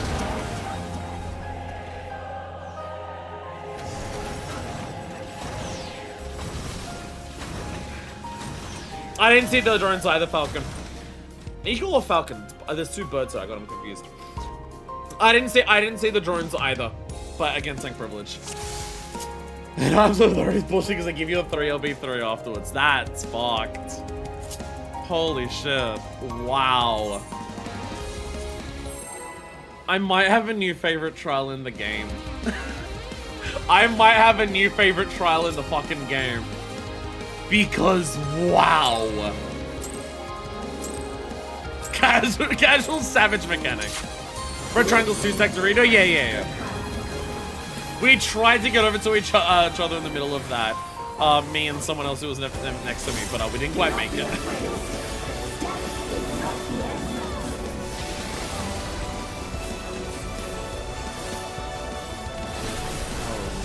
Wild to see. Just... I'm blown away by this. I am blown away by this trial. Again, it's one of those things I'm just like, I didn't realize they could do shit like this in this fucking game.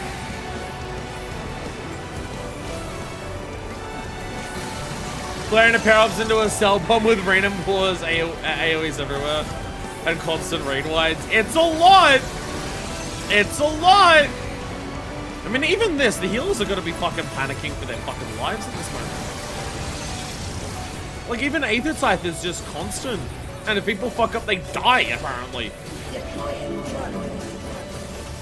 Not coronation. I know this coronation sucks.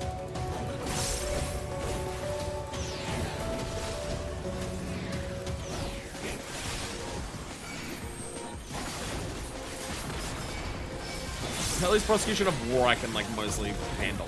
On, like, solo. Get away from me! No, wait!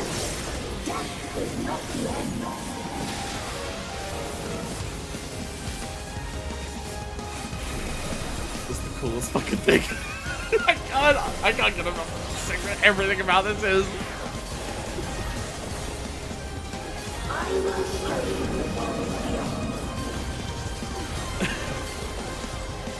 We love PvP mechanics in our PvE trials. Especially ones this hard. That's definitely what we need. Okay, Virtual Shift also does do raid by damage. So I should also admit that. I should also admit the Virtual Shift sanity.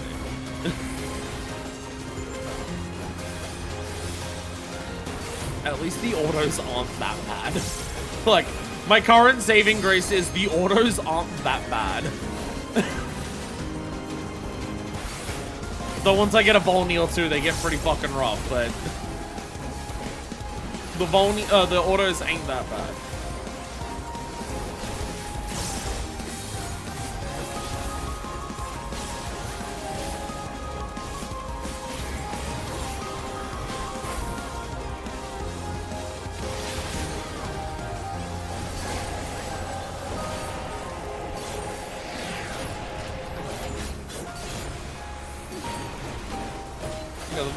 Okay, the autos aren't at up.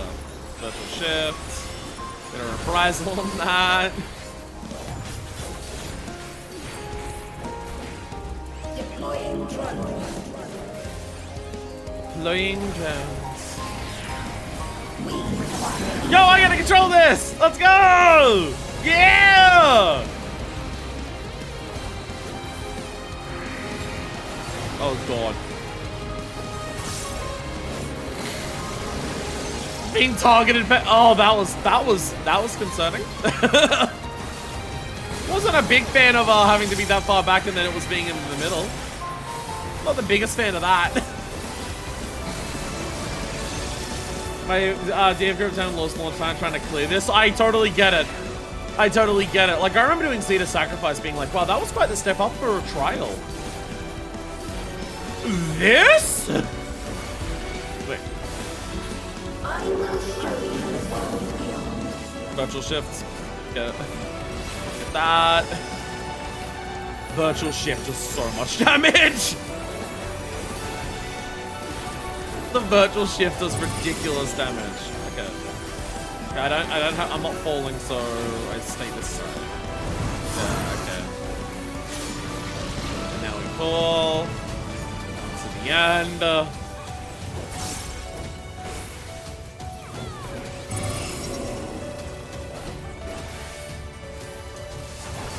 Badass hole in the wall mechanic. That is very cool. Very cool, like, concept. Do not be afraid. Is Artesia flexing and doing the ones in the middle?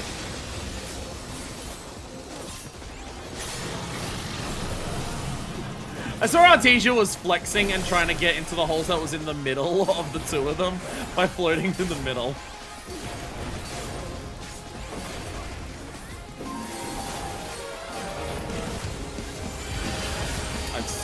I've desynced my fucking rotation so badly.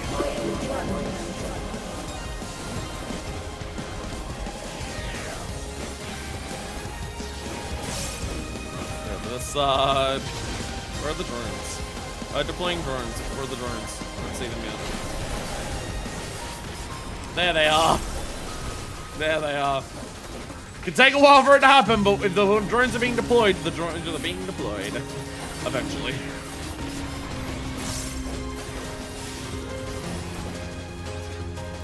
Are you still alive? Oh no, here we go. Oh no! Are you still alive? Disengaging. Oh no. Okay, absolute authority, here we fucking go.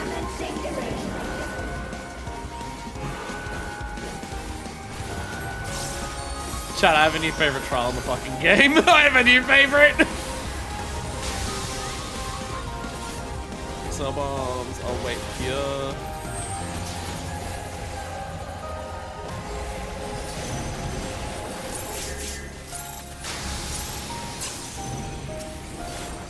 Oh god, oh god, oh god, oh god, oh god, oh god! System overload. Aborting process. Are you still alive? It's gonna bring sporting plays for everywhere.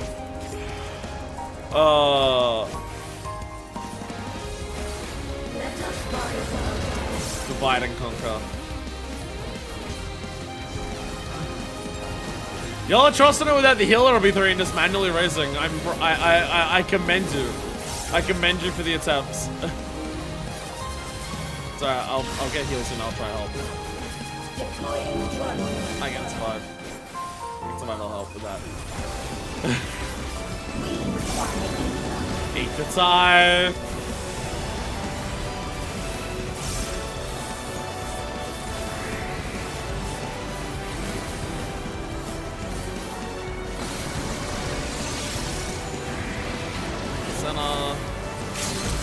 I don't think I've seen Aether type repeat a position. Oh no.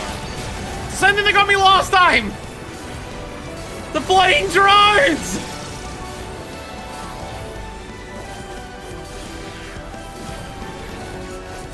Horatio, don't you die. You can't afford to die.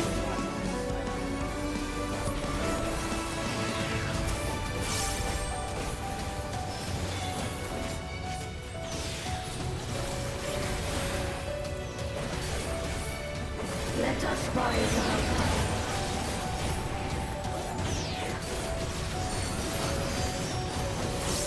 There's so much happening at once here. Eagle, get some shields in. Horatio, get the heals. We cannot let the healers die.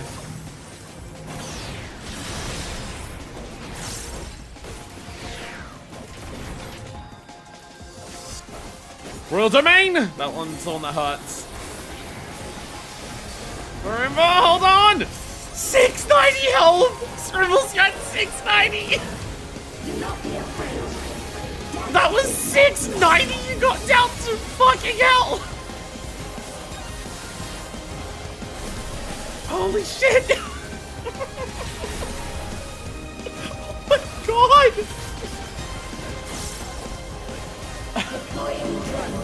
Coronation. Okay, deploying drones. Get ready for the deploying drones. to dive. Okay, I've got to be wary of the deploying drones for this, though. We all have to be. I'm facing this way. I can see what I'm doing better for that.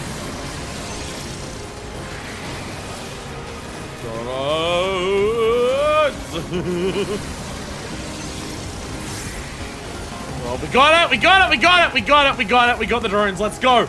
Let's go. Let's fucking go. None of us got hit by the drone that time. Let's go.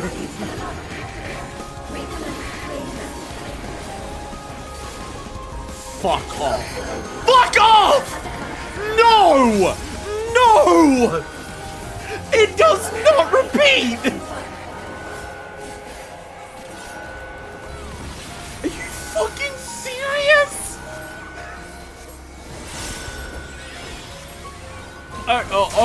Run! Get shields on!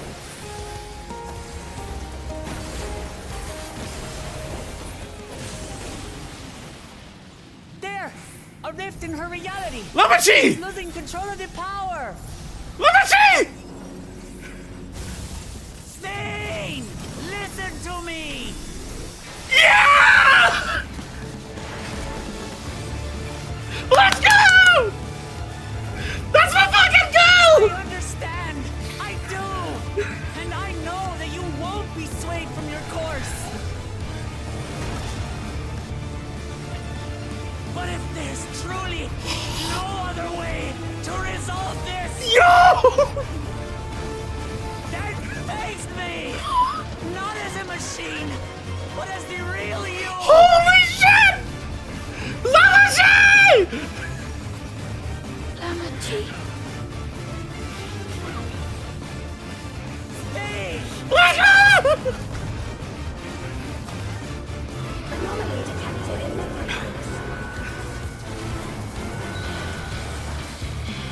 data of the endless Sphene partially restored. This is what I desire, and I will not fail.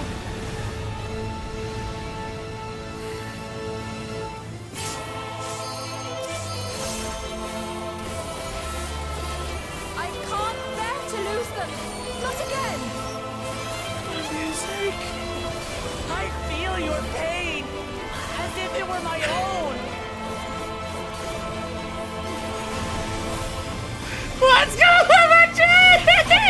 I think I know you. All of you. How can you say that to me now? We treat that fucking girl well!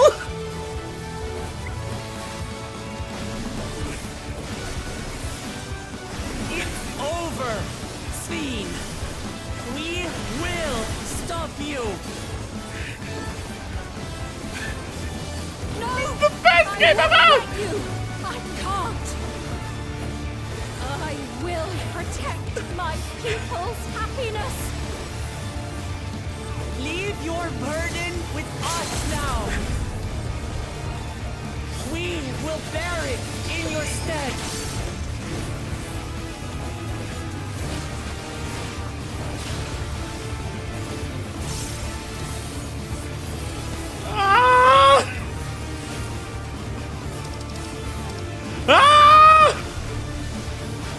Dawn's resolve!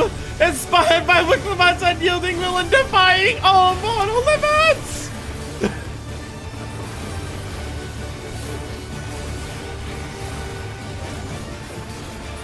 Let's fucking go! Holy shit!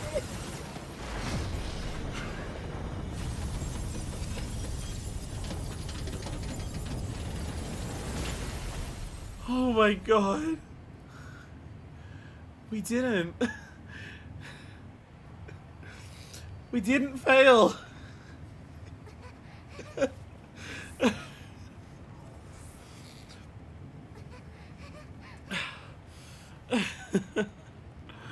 We didn't fail.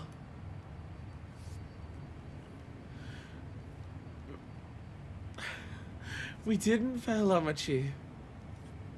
Here I was thinking us, like, being forced into taking over was us failing. But no, what it truly required was for Lamachi herself to take control herself, to choose to do it at the last second. Not us forcing it upon her, not Sphene choosing it for her. But by her own resolve to do it. Oh my god.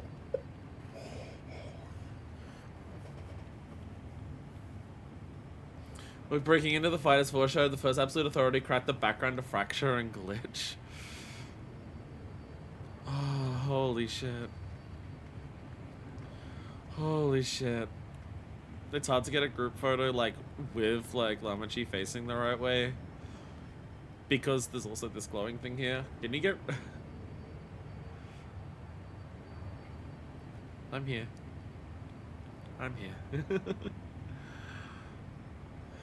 Can you G-pose it to, like, get rid of the exit, like, thing? Yeah, are you able to move Garda? Like, go to the pet hotbar and, like, move it back? Garda, stop photobombing.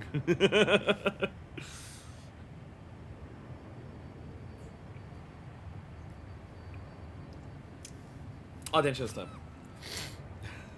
Densha was typing a thing here. Absolute Authority's most evil mechanic in the game gazes is cell bombs, Dorito pairs, and flare spreads, plus just the absolute fucking carpet bombing AoEs. It's such bullshit. Was there gazes during that? I saw everything else you mentioned. I missed that there was gaze mechanics during that. Do they not target tanks, or is the gaze mechanic the raid wides? If you don't look at her, you don't get... Healer gets a gaze? Ah, okay. Gaze are all behind us. Ah, okay.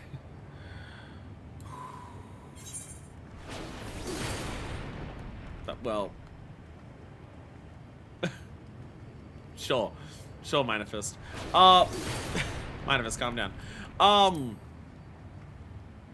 How do I disable the objects of the fucking objects? There we go.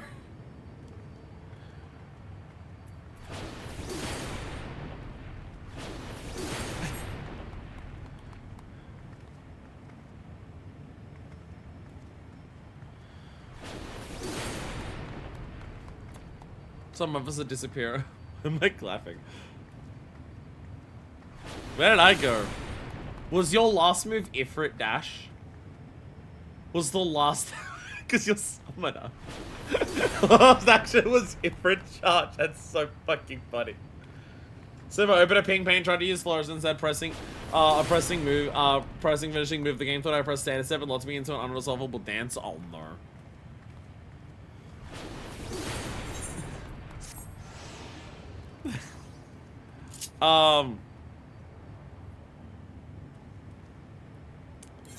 Densha, do you have an emote that, like, do you have, like, the read emote?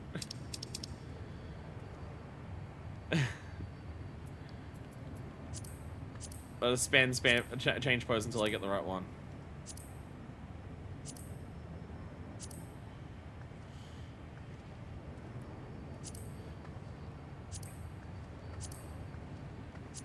Actually, yeah, that one works.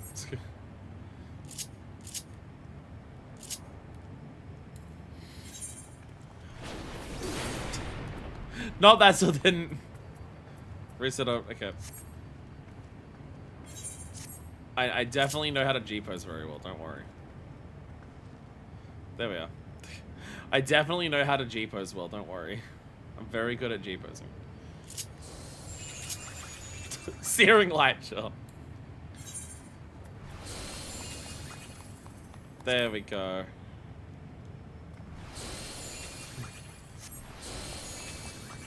There we go. Get down, I'm still clapping. Sorry, I'll wait till everyone finishes their poses and then stand there with swords. Bam. Wait. Bam. Damn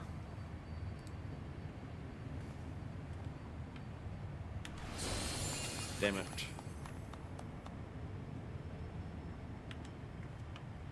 I have this pose. I will post it in Discord. There we go. I have an image. As what authorities also really is an extreme thing is dumb and say mitigation. The party and just take all the flares to the face. Good luck ever calling that for TF normal mode though. Holy shit. Thank you all so fucking much for being here. Having a full party, having a full fucking squad in chat all here doing that was incredible. That was absolutely incredible. Thank you all so much for that. That was fucking awesome. And, oh my god. Best character in a video game. Fucking fight me. Best character in this video game. Fucking fight me. Fucking fight me. Cause, you know what? You'll lose. Cause I'm right. Oh my god. There's still a little bit of, like, character development for Minefist here. All the worries that I had, those are absolutely also Minefist worries. Worries that Sphene.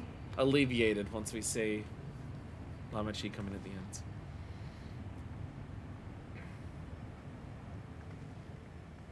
Your voice reached me, Lamachi. And I still decided I'm going to try and kill you all. Is it really you? No, only in part. My memories as a living person are gone. I've been remade from those I had as an endless. However, I cannot remain long, for the Meso Terminal will soon cease to function.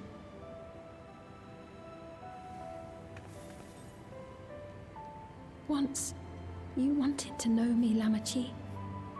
Let my last act be to give an honest accounting.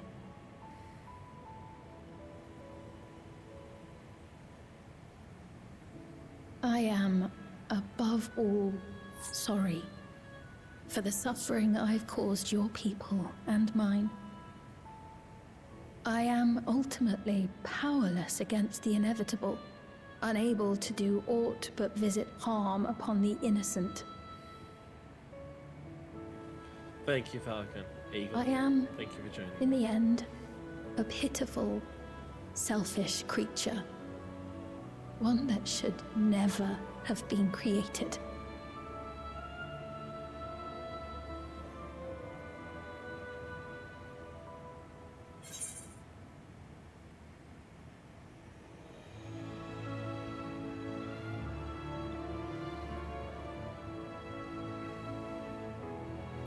You strive to make your people happy.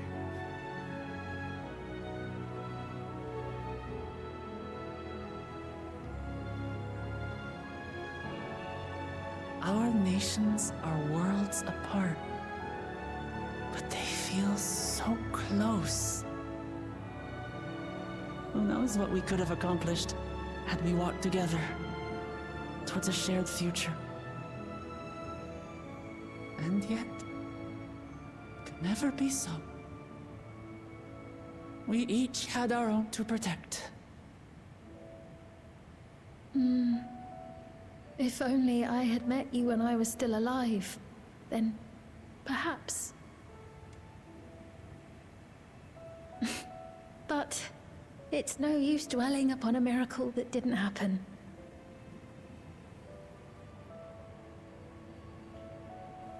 Still, if there's one thing I hope you'll believe, it is this.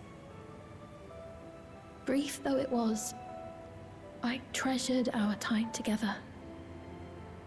It pains me to think that its memory will disappear along with me. It won't.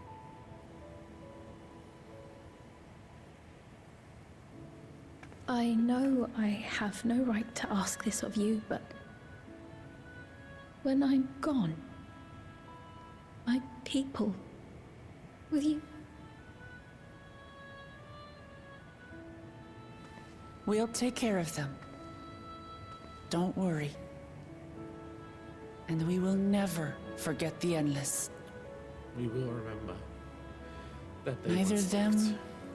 nor the time we spent with you.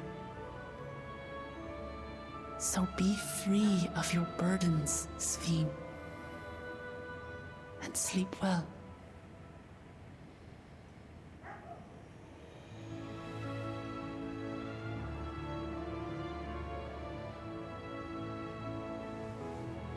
I will. Thank you.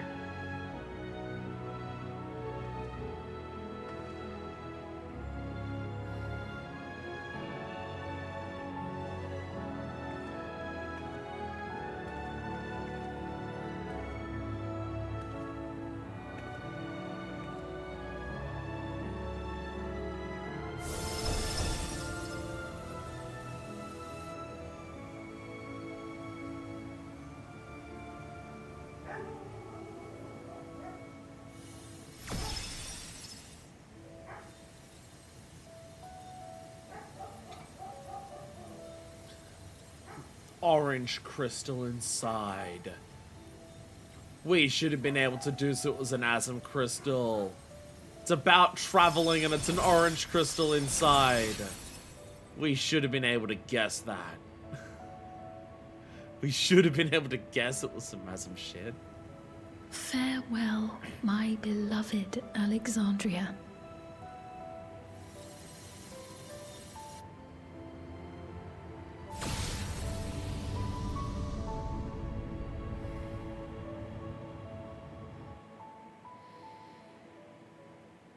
Dawntrail's fucking peak, everyone. I don't know what to tell you.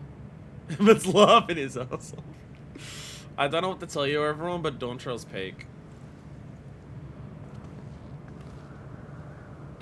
Dawntrail is unbelievably peak.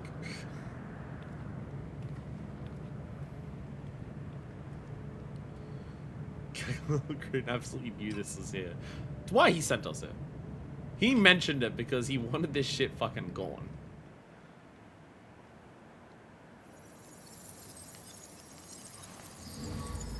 Last one turning off. So what does the meso terminal turning off do? Yep. Even the sky.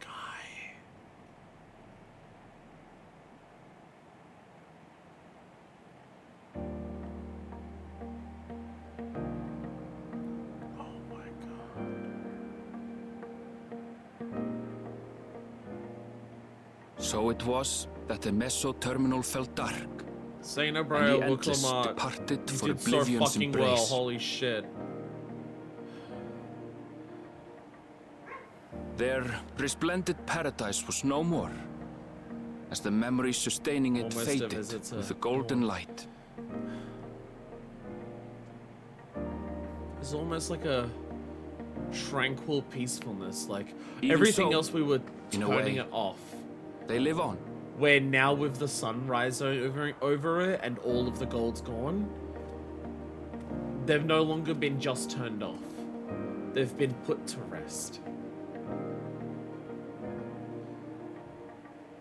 They're no longer just gone. This now I rest. felt with conviction, as I basked in the glow of a new dawn.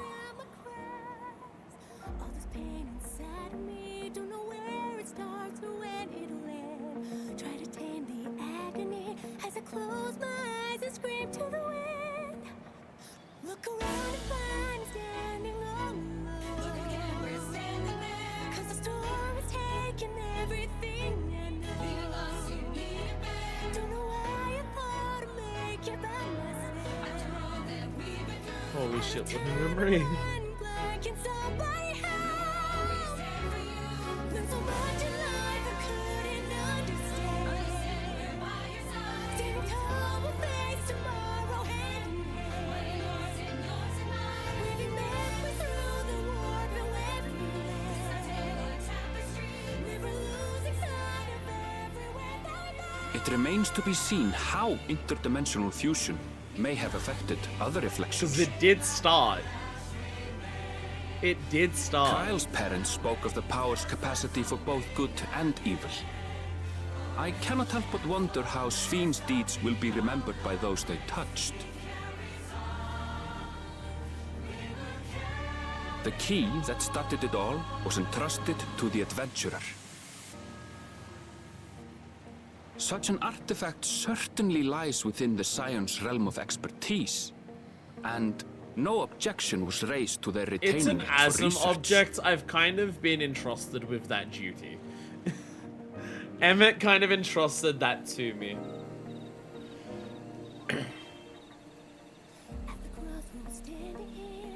By order of Vao Kona, the Sky Deep Cenote was placed under the strict watch of the Landscape.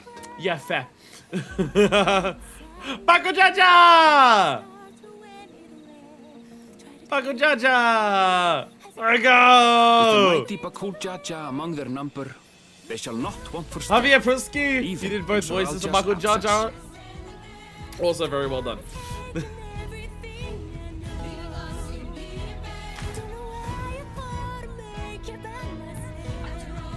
We go to Cenote, you get home standing there. Oh yeah. So a whole collection of ASM artifacts, it seems. I mean, technically the crystal that we have with the magic, like the summoning magic, was made by Upon Emma. learning of their queen's passing, the people of Alexandria mourned and wept. Awkward. Having devoted herself to sparing them sorrow, the sight might well have moved Sphene to tears. However, with Wuklamat carrying on her legacy, I have faith that her subjects will know joy once more. This is now your one king. Both your king and queen are dead. Behold your new king. The news that young Gululja had succeeded his father as king The baby. was greeted with trepidation. Reception was also mixed when Wuklamat came forward to name herself as the boy's guardian. I mean, family. But the people were mollified to learn that Everkeep systems remained operational, and there would be no impact on their lives. Yeah, we shouldn't have had this for the train though. Having this twice, I'm fine with. Having Smile play twice, I'm fine with. Because it is Dawntrail 1 and Dawntrail 2. When he is and playing it now reifies will the decide themes of for the first time himself it was played. What manner of ruler We didn't need to he hear will it for the be. train bomb. We did need to hear it for the train bomb. Till that day and beyond, may the path of the young king be illuminated by the love So of Alexandria is still soul-sucking. Just no longer for the endless, just for their day-to-day lives. So it's still a problem. The endless doesn't exist. The erasing of memories no longer exists. But they still have soul cells that revive them.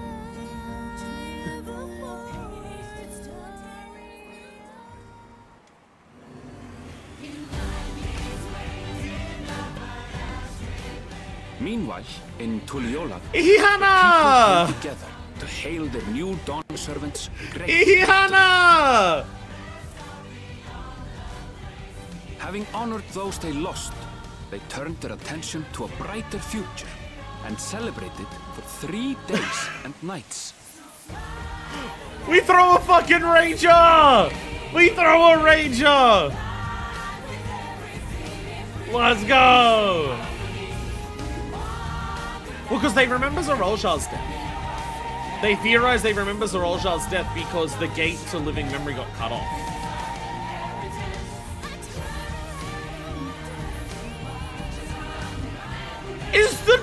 Is the opening cinematic from the fucking credits?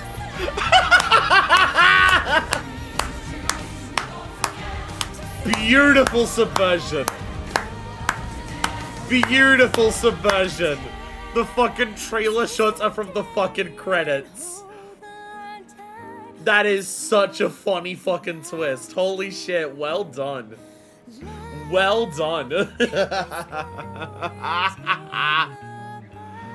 That is so fucking funny. Graha got his big fat taco.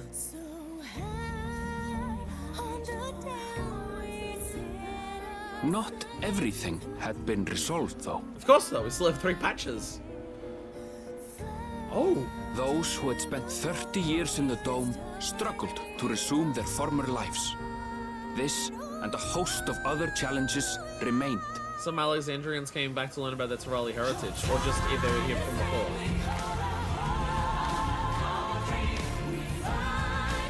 Oh, true, yeah. That may have been the case.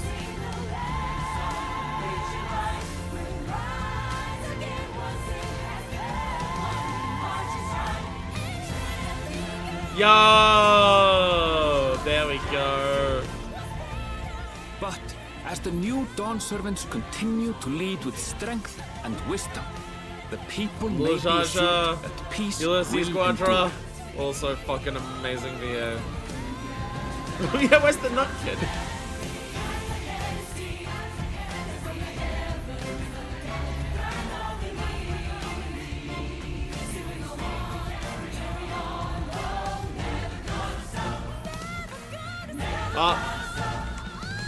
There's the shot. I got it, don't worry, I print screened it. Wall shot, I got it. I got the wall shot, don't worry.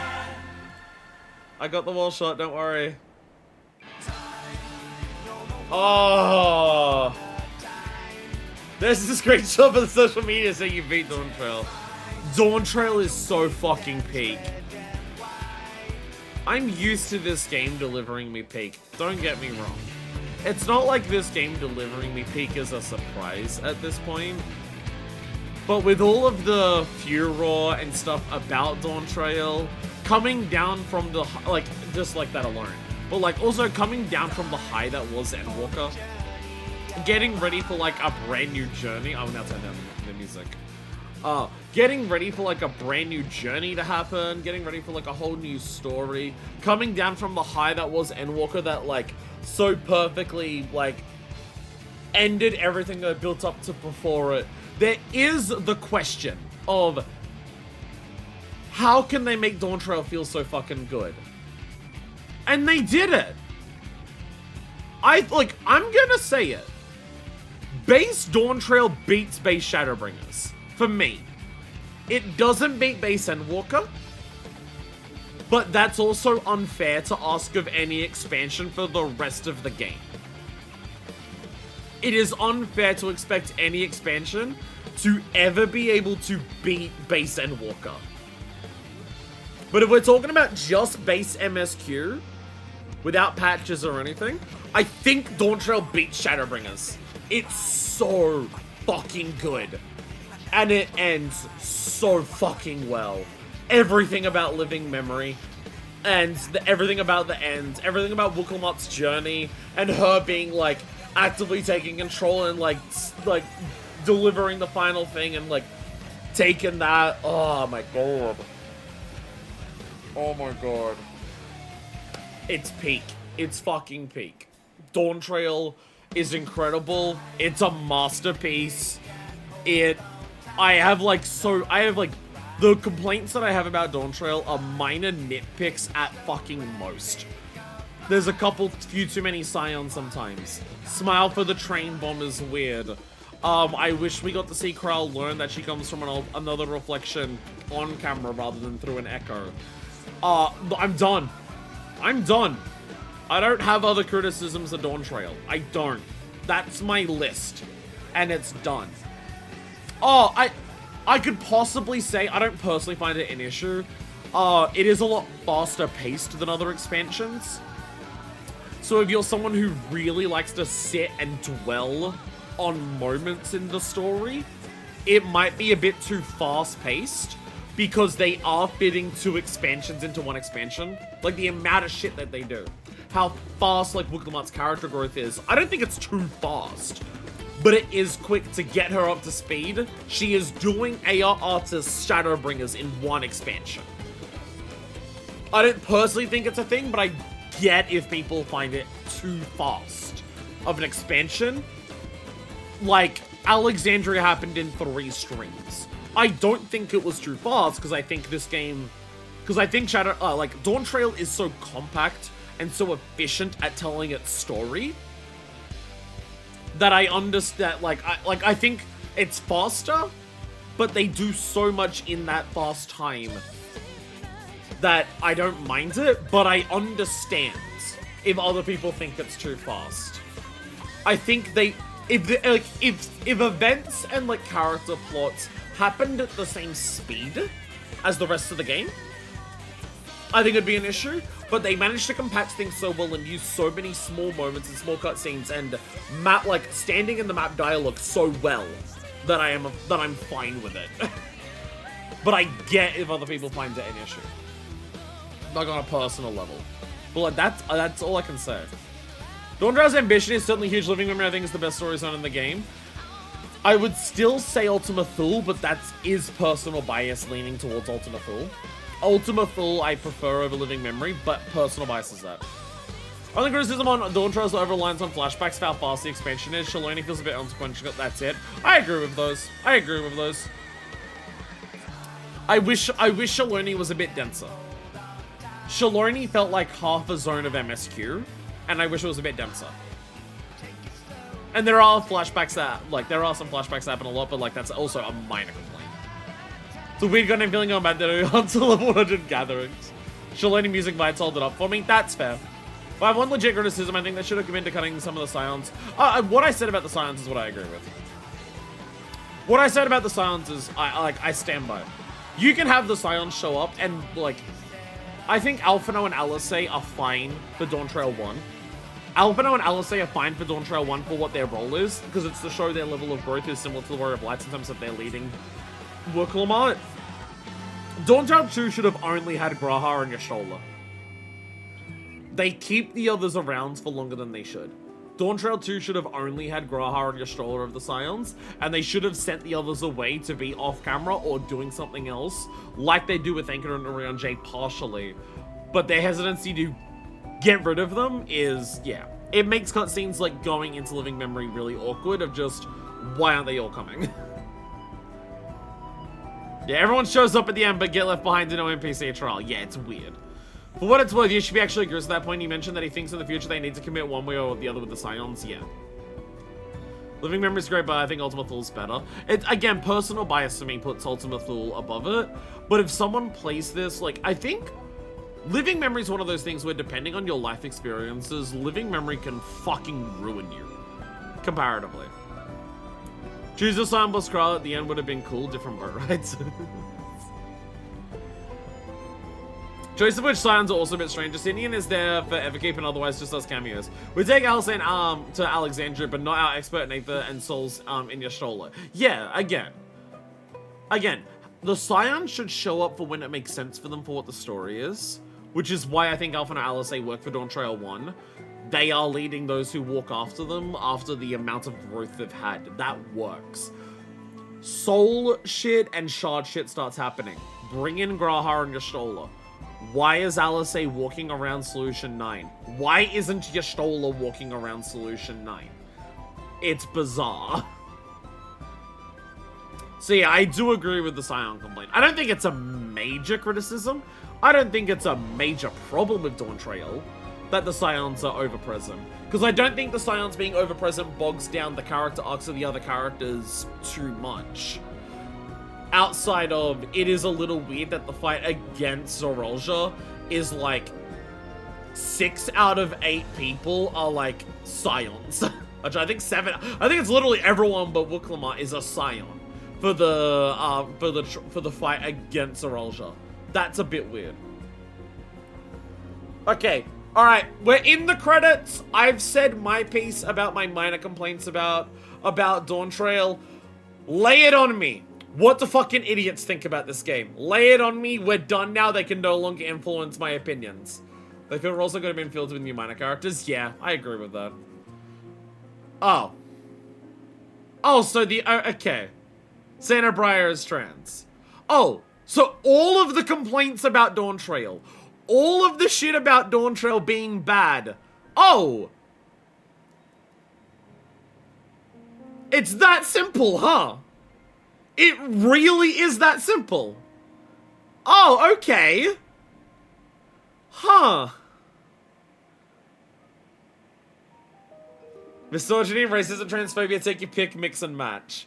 I mean, yeah, the misogyny because woman, racism because dealing with South American cultures, and transphobia because of the voice actor.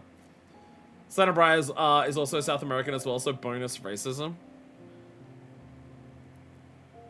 Whether you like DT or hate DT, the worst people will somehow bring it back to, but will come out bad when they get pressed and they can't give a real reason. Or if they're not cowards, they might actually say it's because of the VA, though they'll always phrase it as not liking her performance rather than because she's trans. She's the best voice actor this game has fucking had. I'm sorry, but if you disagree, you're flat out wrong.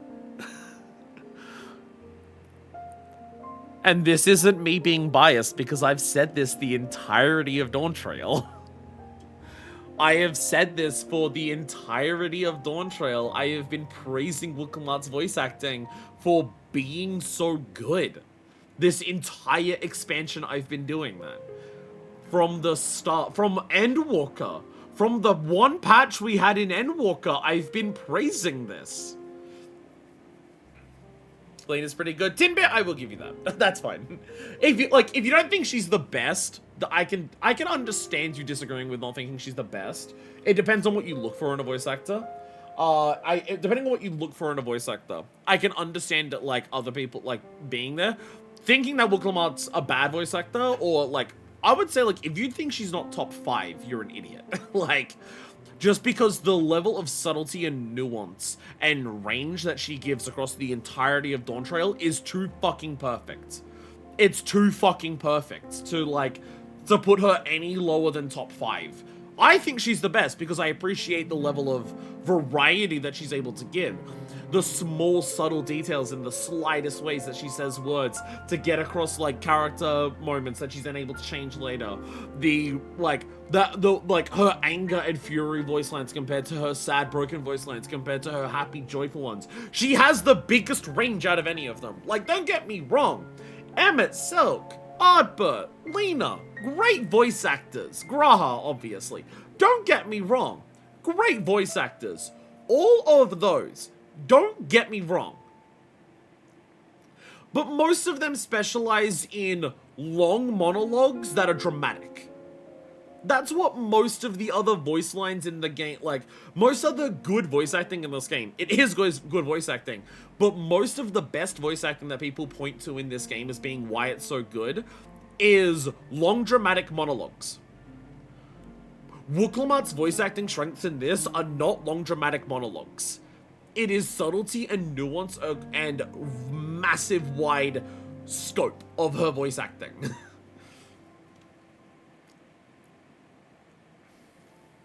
There are some weird things with the voice work, but they affect, like, the entire expansion, not just Wook. But for some reason, they only bring it up when Wook sounds bad. There's a couple of lines that are a little weird. There's a couple of lines that, like, don't seem as...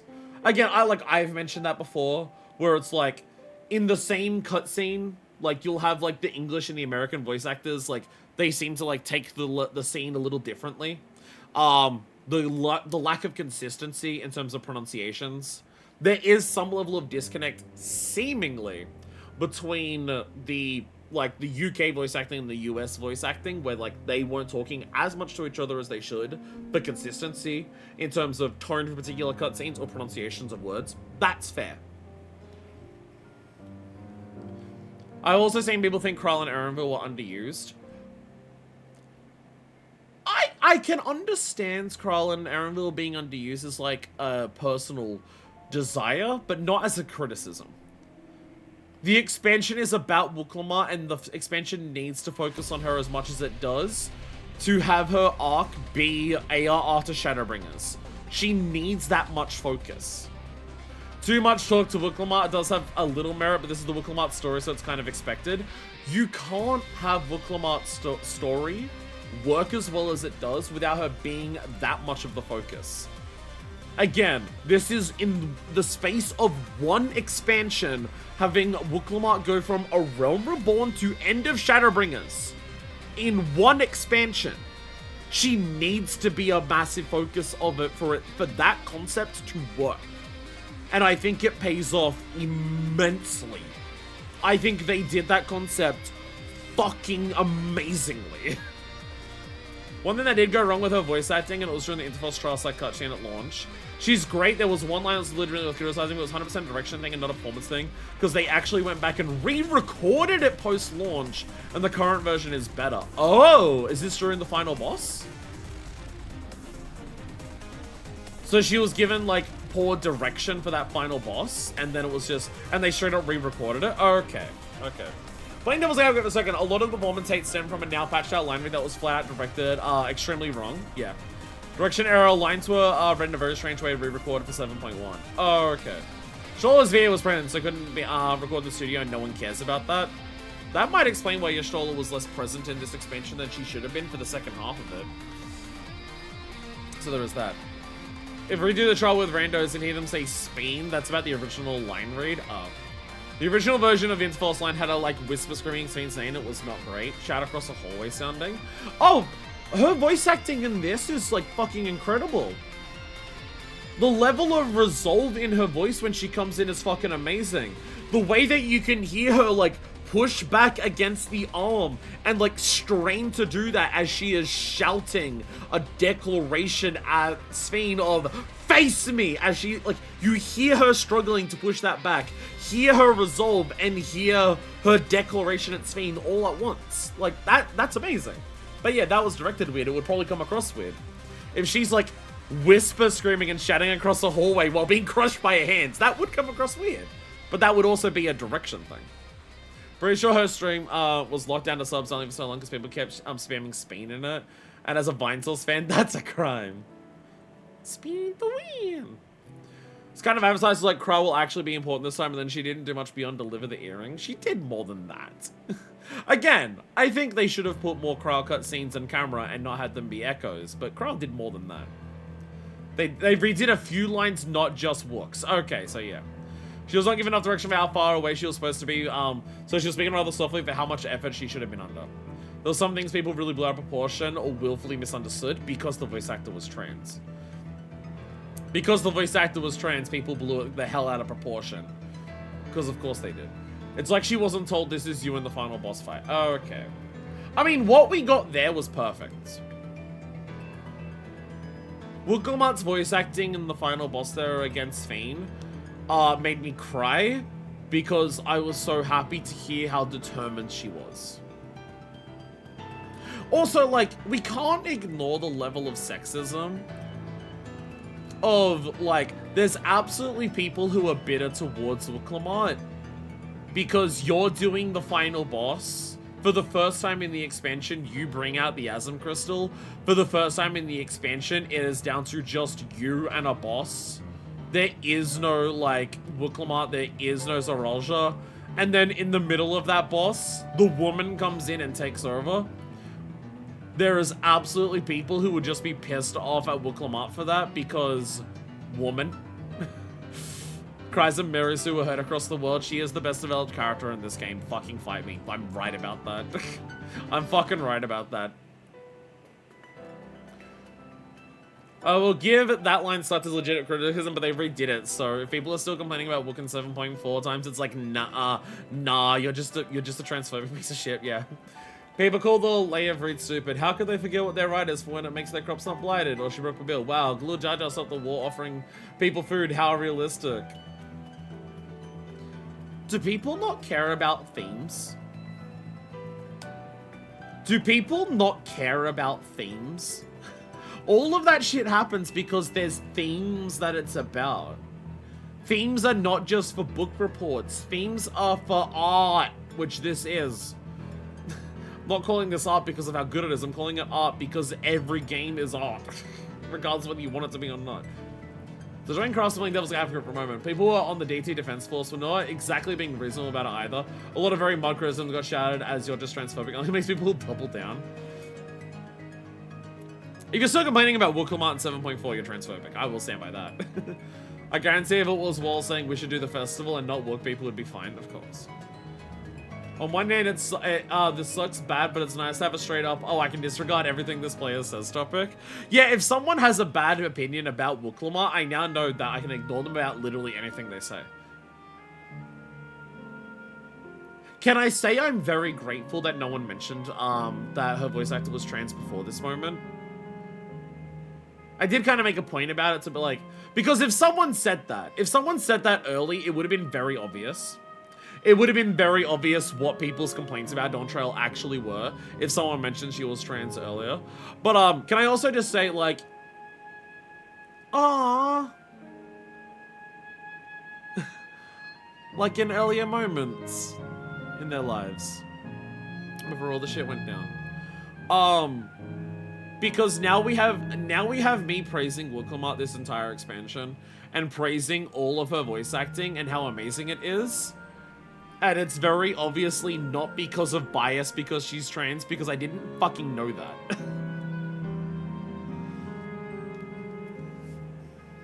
Like, again, if I was told earlier all of, like, the Dawntrail bad, I could have written off a lot of that as just, oh, I understand why this is because she's trans and people are assholes. But also, we're now in a situation of just being like, oh, you're only defending her because she's trans. No, I have an entire LP where I didn't know that, and I stand by. I think she's the best, like, one of the best characters in the game and one of the best voice actors in the game. Because she just is. It also means I don't have to, like, subconsciously try to be like, oh, well, she's trans, so I have to support her, so I have to look for the good. I don't have to, like, subconsciously go, people are being transphobic towards this performance, so to counteract that, I need to really, I need to gloss out the bad and actively look for the good. I don't think I'm the type of person who would actively do that, but it's really hard to tell whether I would have subconsciously done that if I have known. If I had known that her voice actor was trans from the beginning, would I have gone through this subconsciously trying to not look for any bad and trying to look for good more? It probably wouldn't have mattered because my overall opinion of her wasn't clouded by that while we did this, and I still came away with, I think she's one of the best characters in the game, and I think she's one of the best voice actors in the game. So it probably wouldn't have fucking mattered, but at least now it's like definite that, like, no, that, like, that aspect did not, like, have any influence on my opinion, because I didn't know it. A lot of stuff that is dressing up, but I am uncomfy when we are not about me as well, like being upset the plot isn't sucking off the wall all the time. We just had Shadowbringers and Endwalker. And also, this plot still does suck off the Warrior of Light all the time. How fucking frequently does this expansion still just be like, oh my god, we're glancing eyes, people know immediately that we're going to fuck with them. This game's, like, this expansion still sucks off the Warrior of Light, just in a very different capacity to what prior expansions do. We are the badass wandering sensei, who is stronger than the hero, and no one tries to fuck with us. But we're done our job, we don't need to do that. Any of the soundtracks or art books or whatever have a Gluja minion? I could do with that. I have a Glujaja one, but I could do with a Gluja one. With all of the discourse, now I'm worried that she'll get perma-benched like every other nation leader. That is a worry. But I would hope that the people at Square Enix, and I would hope Yoshi P specifically, is not that much of a coward. Is it mostly in the background instead of being front and center? Exactly. Exactly. See, you know what worries me as well? I worry the response to this expansion will make them try to course correct too much with 8.0. Yoshi P specifically came out in defensive of Sena. Thank you, Yoshi P. The P stands for based. I, like, again, a lot of my praises, Gluja Minion would just be the same size as Gluja. A lot of my praises for this expansion. Oh, she streams as well. Amazing. A lot of my praises for this expansion come down to the way that it's written. A lot of Dawntrail is written in ways that we are not used to in Final Fantasy XIV. There is, again, we joke about how this game lacks subtlety and, like, this game thinks that, like, subtlety is for cowards. And the game absolutely consistently does that. It is still Final Fantasy XIV.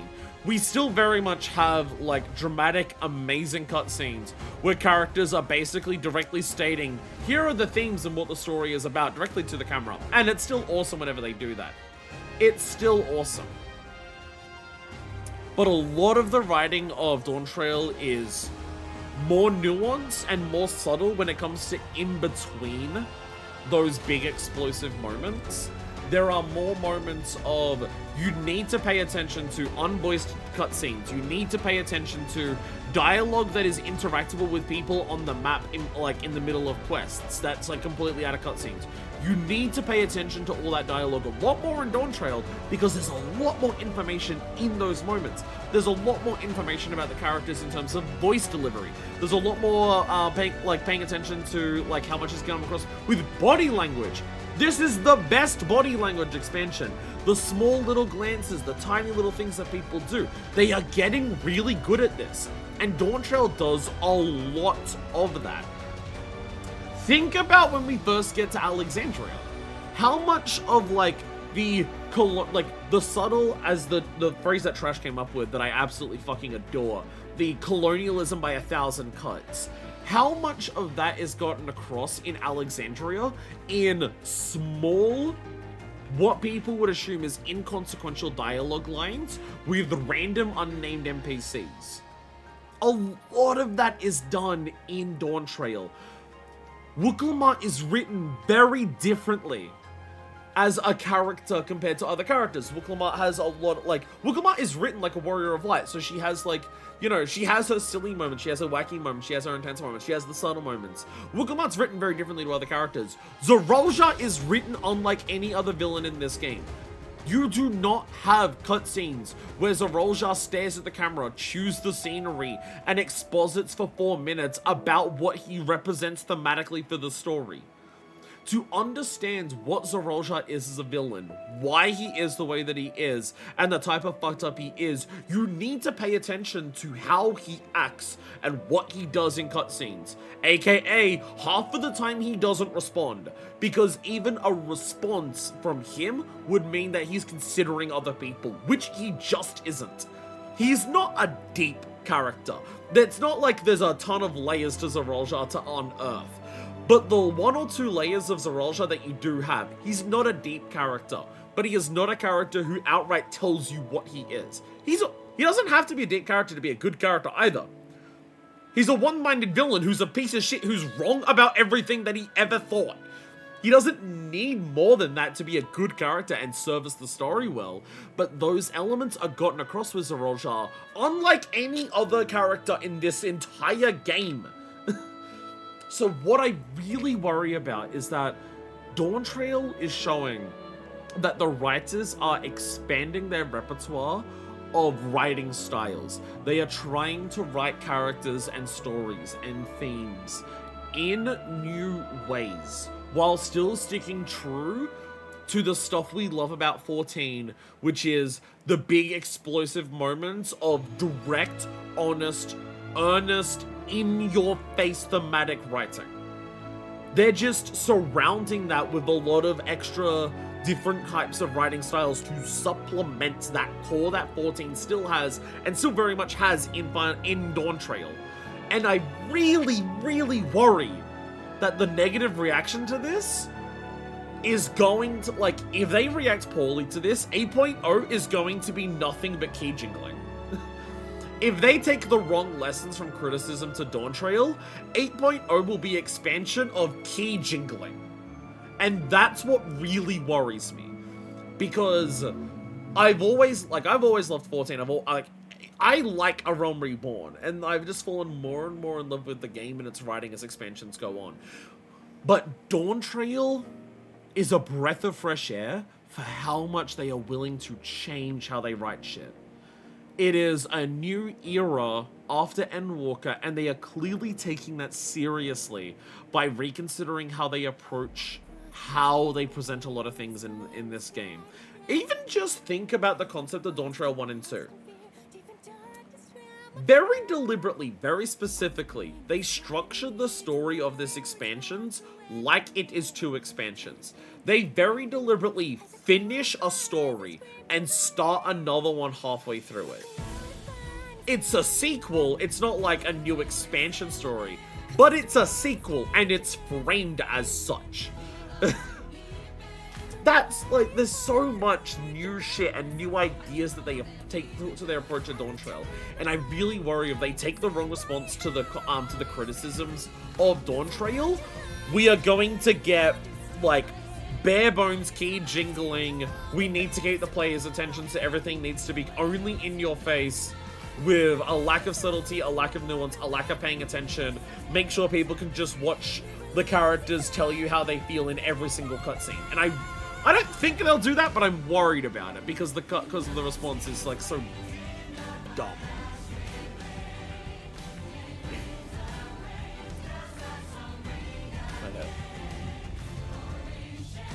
So Rolja says nothing. We literally have Crow reading his feelings multiple times. Really shows that a different writing team is at the helm and structure characters everything. Bill and Dev allegations are always on notice when Base Stormblood Xenos exists. And Base Stormblood Xenos is still good for what he needs to be. Now for Dawntrail 3, that'll be the patches. I'm so excited. 14 players have been trained to have every theme spelled out loud from the rooftops, and while the game is fantastic, has created a player base mostly unwilling to engage with the story beyond the very surface level. Even the big theory crafters only ever talk about the plot in terms of this trope is cool, like please read a book. It is, yeah, again, I love the cutscenes where the game will yell its themes from the rooftops directly in your face. 14 is really good at writing those types of cutscenes in incredibly engaging and emotionally impactful ways that also have, like, a lot to say about their themes. They don't talk about their themes in surface levels. They have a lot of depth when it comes to what the themes are discussing. And the characters will outright tell you that depth. So, yeah, in some capacity, a lot of people who aren't willing to engage with this, like, a lot of people who haven't been willing to engage with prior expansions more than outside of those cutscenes definitely get a lot less of Dawntrail than they do in prior expansions, because Dawntrail focuses on the moments in between those very expository moments more than any other expansion has.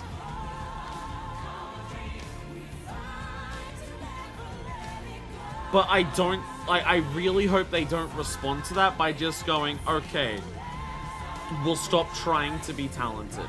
We'll stop trying to evolve our writing style. We'll stop trying to have faith in our audience to engage with the text. Jesse Cox says streams to the center, so he's cool that way, but I don't like his theory crafting too much. What if thing happens? Wouldn't that be cool? You need to approach theory crafting in this game from the way that the people in universe do, which is to say, science. When characters in this game theorize, it is based on science, as in observation, understanding of what, like, the rules of how things work about you, and trying to extrapolate that into unknown scenarios. And also, very importantly, for science, being willing to change your opinion on something if facts present it otherwise. Just because you thought you knew how something worked and new evidence comes along that suggests that's not how the way it works, doesn't mean that new evidence is wrong. It means science, bitch. Just waiting for Crafts to just yell in agreement, because I know that's a thing that Crafts gets really mad about as well. I don't remember where, but I saw a vid that said how on a surface level all the end of expansion villains, Emmet, Medion, Golbez, Sphene, are similar in the way that sympathetic motive equals boring at this point, plus final dungeon being similarly structured. There are obvious thematic parallels. There are obvious thematic parallels that are definitely intentional between Emmet, Medion, Golbez, and Sphene. The thematic parallels are definitely there, and they're definitely intentional. Final Fantasy XIV as a game that has some that has a handful of core themes that permeate the entire thing and will define every moment of it. Thinking that all of those are the same and not like paying attention to the massive differences that they have is shallow at best. That is shallow at best. Pretty much all the Dawntrail is just more of the same complaints rely on willfully not reading any further into things that is in to start complaining. Yeah, again, it's surface level at absolute most. Gonna be realized caffeine levels going down, absorbing less and less of this conversation. Completely ignoring Zoralja. Yeah, Zoralja, like, that's why Zoralja is such a breath of fresh air. Because Zoralja is like anything, unlike anything else we've had this entire game. Almost 12 hours. Let's skip the cuts. Let's skip the credits. Let's skip the credits. How do you skip credits? How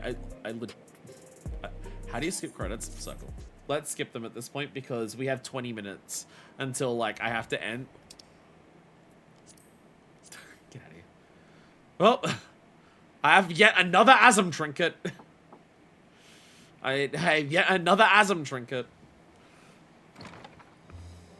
Yo! I'm sorry, we haven't been able to talk properly. Oh, between the reconstruction work and Papa's funeral, I've hardly had time to breathe. Been busy. But at long last, oh, there's a lull in my duties.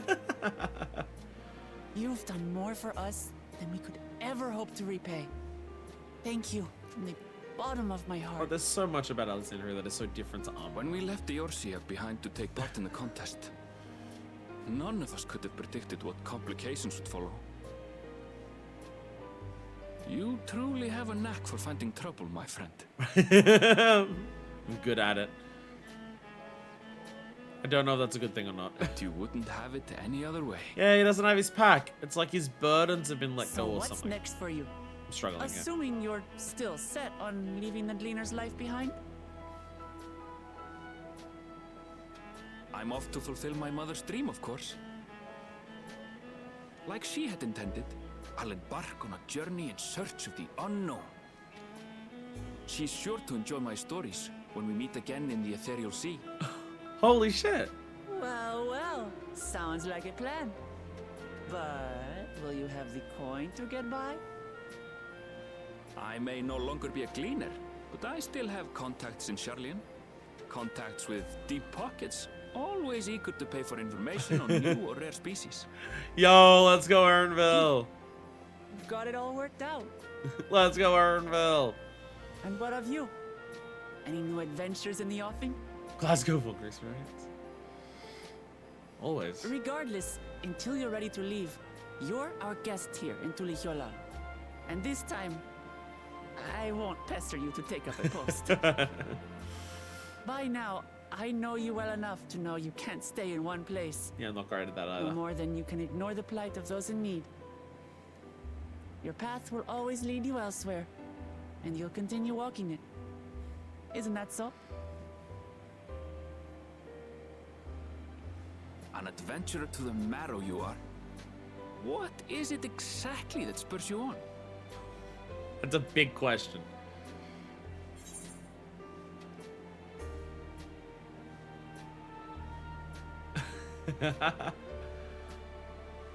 Do you want to give the Venat answer, the Asm answer, or the Emmett answer?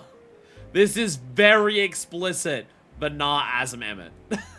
Very explicit. Very, very explicit. Do you do this because Asm left, because Emmett left the legacy to you? Do you do it because at your heart you are like Asm and just enjoy it for the sake of enjoying it? Or are you like Venar, where you do it because you love the damn thing so much you can't help it? And I mean, given that the minor of Minifest's name quite literally translates to the word love. And she gave a whole spiel about I am Minifest, she who dedicates the role to their love for these worlds and its peoples. The obvious answer is the Venal for Minifest. My love for the star.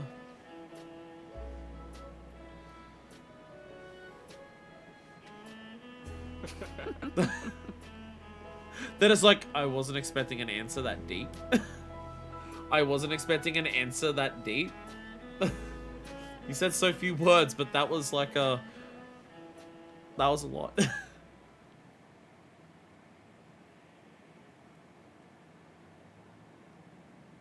Sphene's crown?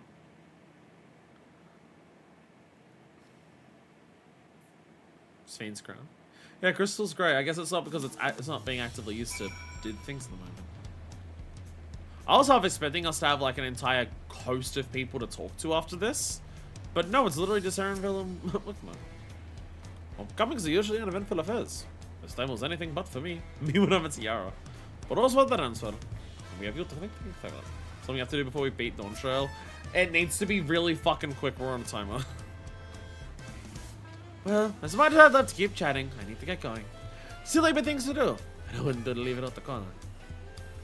By the way, the girl shot outside the room in Solution 9. He did.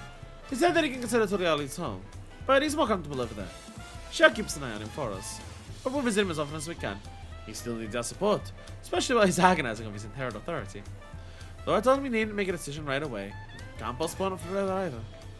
I'll do whatever I can to help Kulusha, as well as everyone inside the Dawn. I promise as much to Sphene. My chat, no. That's... There we go. Atisha Remenger shoots your Stola and fucking kills her! Never mind it was a fake out death.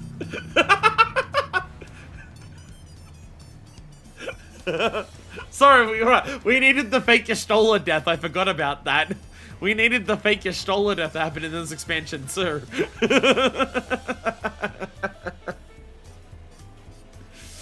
For my part, I'll be getting the Torah for a time.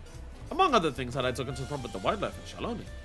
So if we get the Archfinder first, let's go on that journey together. There's still plenty of places I'd like to show you. She had 9 lives and loses 1 each time. Sorry, we're only at 7.0, she'll be fine. Now that sounds like fun. If you ever need of me, I'll come running. Oh, and before I forget, I also have a gift for you. Can you guess what it is? Is it tacos? Is it tacos? Napaka! What? Comes at the office table, of course. It's a shop order as they come. Perfect for an adventurer who's always on the move, eh? Here, this is the whistle for calling it. That's our reward. Alpaca mount. Yeah, she came back to life as a burrito in Heavenswood, yeah. Right, I'll really get going now. But I'm sure we'll meet again soon. Till next time, take care. Smile! Because we already got the Dawntrail orchestra on. There's Smile. And Alpaca Whistle. Let's go! Dawntrailed! Let's fucking go!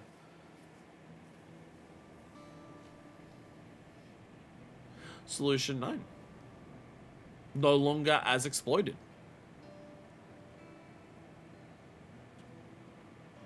But people are still really fucking sad.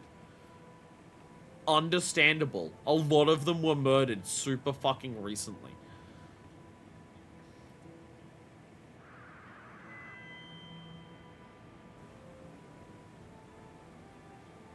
Fellow citizens of Alexandria, ever since our beloved queen's passing, you have understandably abided in grief.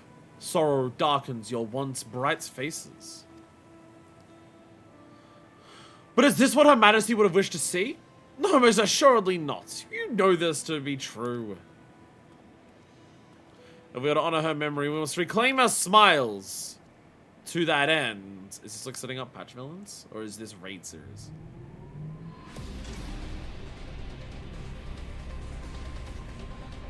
Oh, this building's the Arcadion. This giant fucking, like, absolute monstrosity of an RGB gaming PC. This is the building for the Arcadion. Is the Fighting Ring the raid series? Is the Fighting Ring the raid series? Are we about to tournament arc? Are we about to have a tournament arc in my Final Fantasy fucking 14? No fucking way! No fucking shot! That's so cool! That's right, friends! After a long hiatus, I am pleased to announce the grand reopening of the Arcadion! The realm's finest fighters stand ready to entertain you in glorious and thrilling combat. Come and join us, I bid you, and let your cares be forgotten. That is so fucking cool. What a perfect way to utilize the Solution 9 setting for a storyline you could never pull off in this game otherwise. We're gonna have a fucking tournament arc in 14? As skies aflame proclaim night's end, and thoughts unto adventure's tent. The brave make haste, and I can't read. What the fucking shit dick shits. She gotta be on Manifest entrance music. If it's a tournament arc, I need to make a fucking glam. If it's a tournament arc, I need to make a tournament arc fucking glam. That's very important. I need a tournament arc glam. I need a fighter glam. That's very important. You've completed the main scenario quest, Dawntrail. We are, hey, remember, I know what Haverill's entrance looks gonna be. Gotta get a special fighter man glam. So remember how I said, because I have some extra days off in a couple of weeks, we might do some things a bit faster. So we can do the raid tier in 2 weeks. Hey, guess what? We're gonna do Raw Quest streams on my days off, so we can do the raid tier in 2 weeks. If it's a motherfucking tournament arc, we're doing the raid tier in 2 weeks. Fantasy WWE in a few weeks? Hell yeah! So, chat, what's your favorite chapter of Paper Mario: The 1,000-Year Door? Is it the correct option? Is it the Glitz Pit? Is it the Glitz Pit? Is that your favorite part of 1,000-Year Door? The correct option? Because it's sure as shit mine. Thank you, Lullabelle Vince McMahon. I'm uncultured, never played it. 1,000-Year Door is very good. It's one of those things where you're like, you hear so much about it, and it's like, could it be as possibly as good as it's hyped up to be? And I don't think it's like the greatest game ever, but it is very fucking good. I have a moral failing and I never paper to Mario. I like how the people who haven't played Paper Mario are like apologizing for it in chat. You complete the main scenario quest Dawntrail. Quest 1 like new content become available until you're on Solution 9. Can Alexandria the party of trusts. Rest well, seeker of the unknown, for many and more adventures await you. In the glow of a new dawn. Dawntrail! I'm like Baby Mario because I'm a PlayStation kid. Y'all get in the fucking Glitz Pit right fucking now. Of the new dawn. Who's playing Final Fantasy of being gay? Of the new dawn. Oh. Syriac! Hey! Hey! Thank you for joining, Syriac. Your commitment to the bit and executing it. Mwah. Mwah. I live here now. You've been from Solution 9, decided this place was more fun. Hey, everyone, bay. Very pixied. There's a new mount to buy with nuts, but also we can spend out in-game terms. I can use poetics! I can use poetics! Where do I spend those? Hey, wondering, so we're not gonna worry about you right now. Where do I spend poetics? Gotta make a third-part Arcadion entrance songs. Fuck yes. Fuck yes. Load up my mid-2000s rap rock right fucking now. Oh, Solution 9, it's not here. Alright, okay. Time when there's an advocate. Okay. Salulu 9. There we go. We have a couple of minutes. We have a couple of minutes left, so if people want to say anything, say it very fucking quickly. We have a very short amount of time before we hit the YouTube time limit. We probably have more than I think, but I don't want to risk it, because I don't even know exactly how much more. Time, okay, it's like right at the front there. Streams later. Like, see you later? Like, see you. Oh, fuck, it's these menus. Here's Historia stuff. Yeah, 11:54. Again, we have extra time in that when it comes to like what's gonna get cut out, but I don't know how much is gonna get cut out. I know I can get stuff here. I was being a Twitter stand. Oh, okay. We're not gonna look at any glams. I just need to know where I can buy shit. We don't have time to look at glams. And mnemonics is current. Yeah, mnemonics is current, right? That's the big one.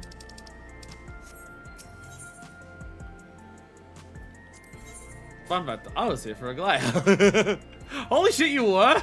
Badass. I didn't even notice. Getting on living is here too, but they don't spawn until you actually start. Okay.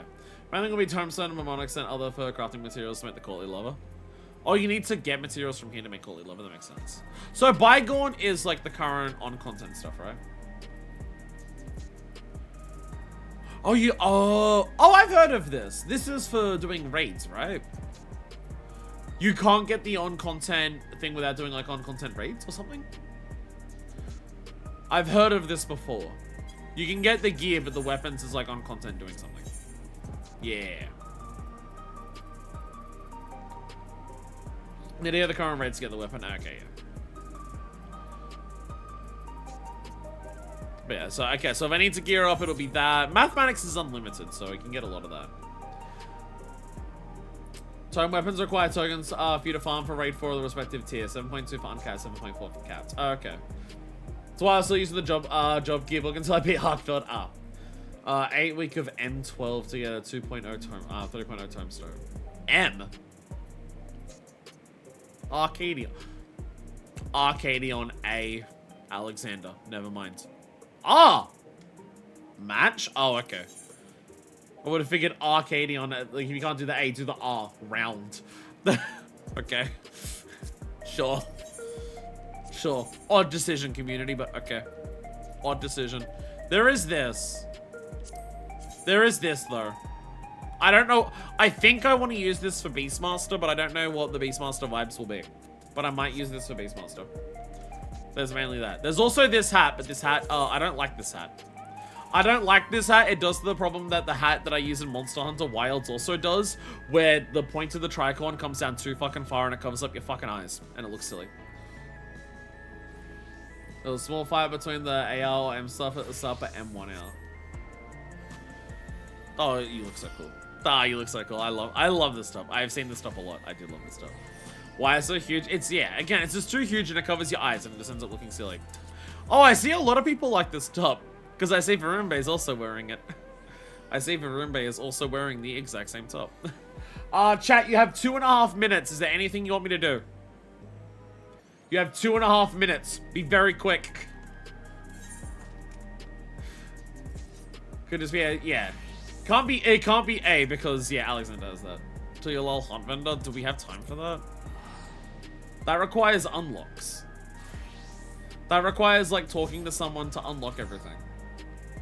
I think we save that for next time.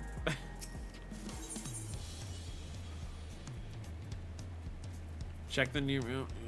you are right.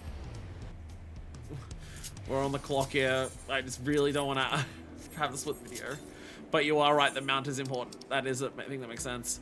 Oh, known as the Pelly Persian merchant's best friend, the alpacas long been raised livestock in the mountainous regions of Thrall. They are prized for their wool, a staple material in traditional textiles, as well as their sure-footedness, which seems that sees they're employed as both pack animals and cavalry mounts. Yo! Okay, it is very adorable. It is very adorable. Golden alpaca, it's gonna get 50 mil, it'll be fine. Yo! It's alright, I'm gonna cast sleep on it and then it won't be able to attack me. Haha. Haha. Hunt vendor. I don't think we have time for hunt vendor because hunt vendor also requires unlocking shit. We have to like unlock the various like levels of the hunt stuff, and that will take time. I know we could check out the vendor without doing that, but I figure we'll do it all at once. All right, 11:59. We've got 60 seconds. I know the video will cut out stuff, but I don't want to risk it. We've got 50 seconds to go to sleep. Chat, thank you so much. Dawntrail's been fucking amazing. Thank you all so much for being here, including the people who are, like, not normally always here. Thank you for, like, sticking around as much as you have. This has been an incredible experience to, like, beat the end of this fucking amazing expansion with you all. Thank you so much for being here with me. This expansion was fucking awesome. Stay tuned. Next time, we're doing Aether Quest. We're making it out. We're making the follow-up stream as boring as fucking possible. We are making the follow-up stream as boring as possible. We are doing Fizz. We're doing Fizz DPS roll quest so I can dye the Viper coat, and then we are doing Aether Quest and nothing but that. Maybe a crafter roll quest if we have time as well. We're making the follow-up to this really boring. Stay tuned next week for that. Thank you all so much for watching, and until next time, this is version 2, signing out.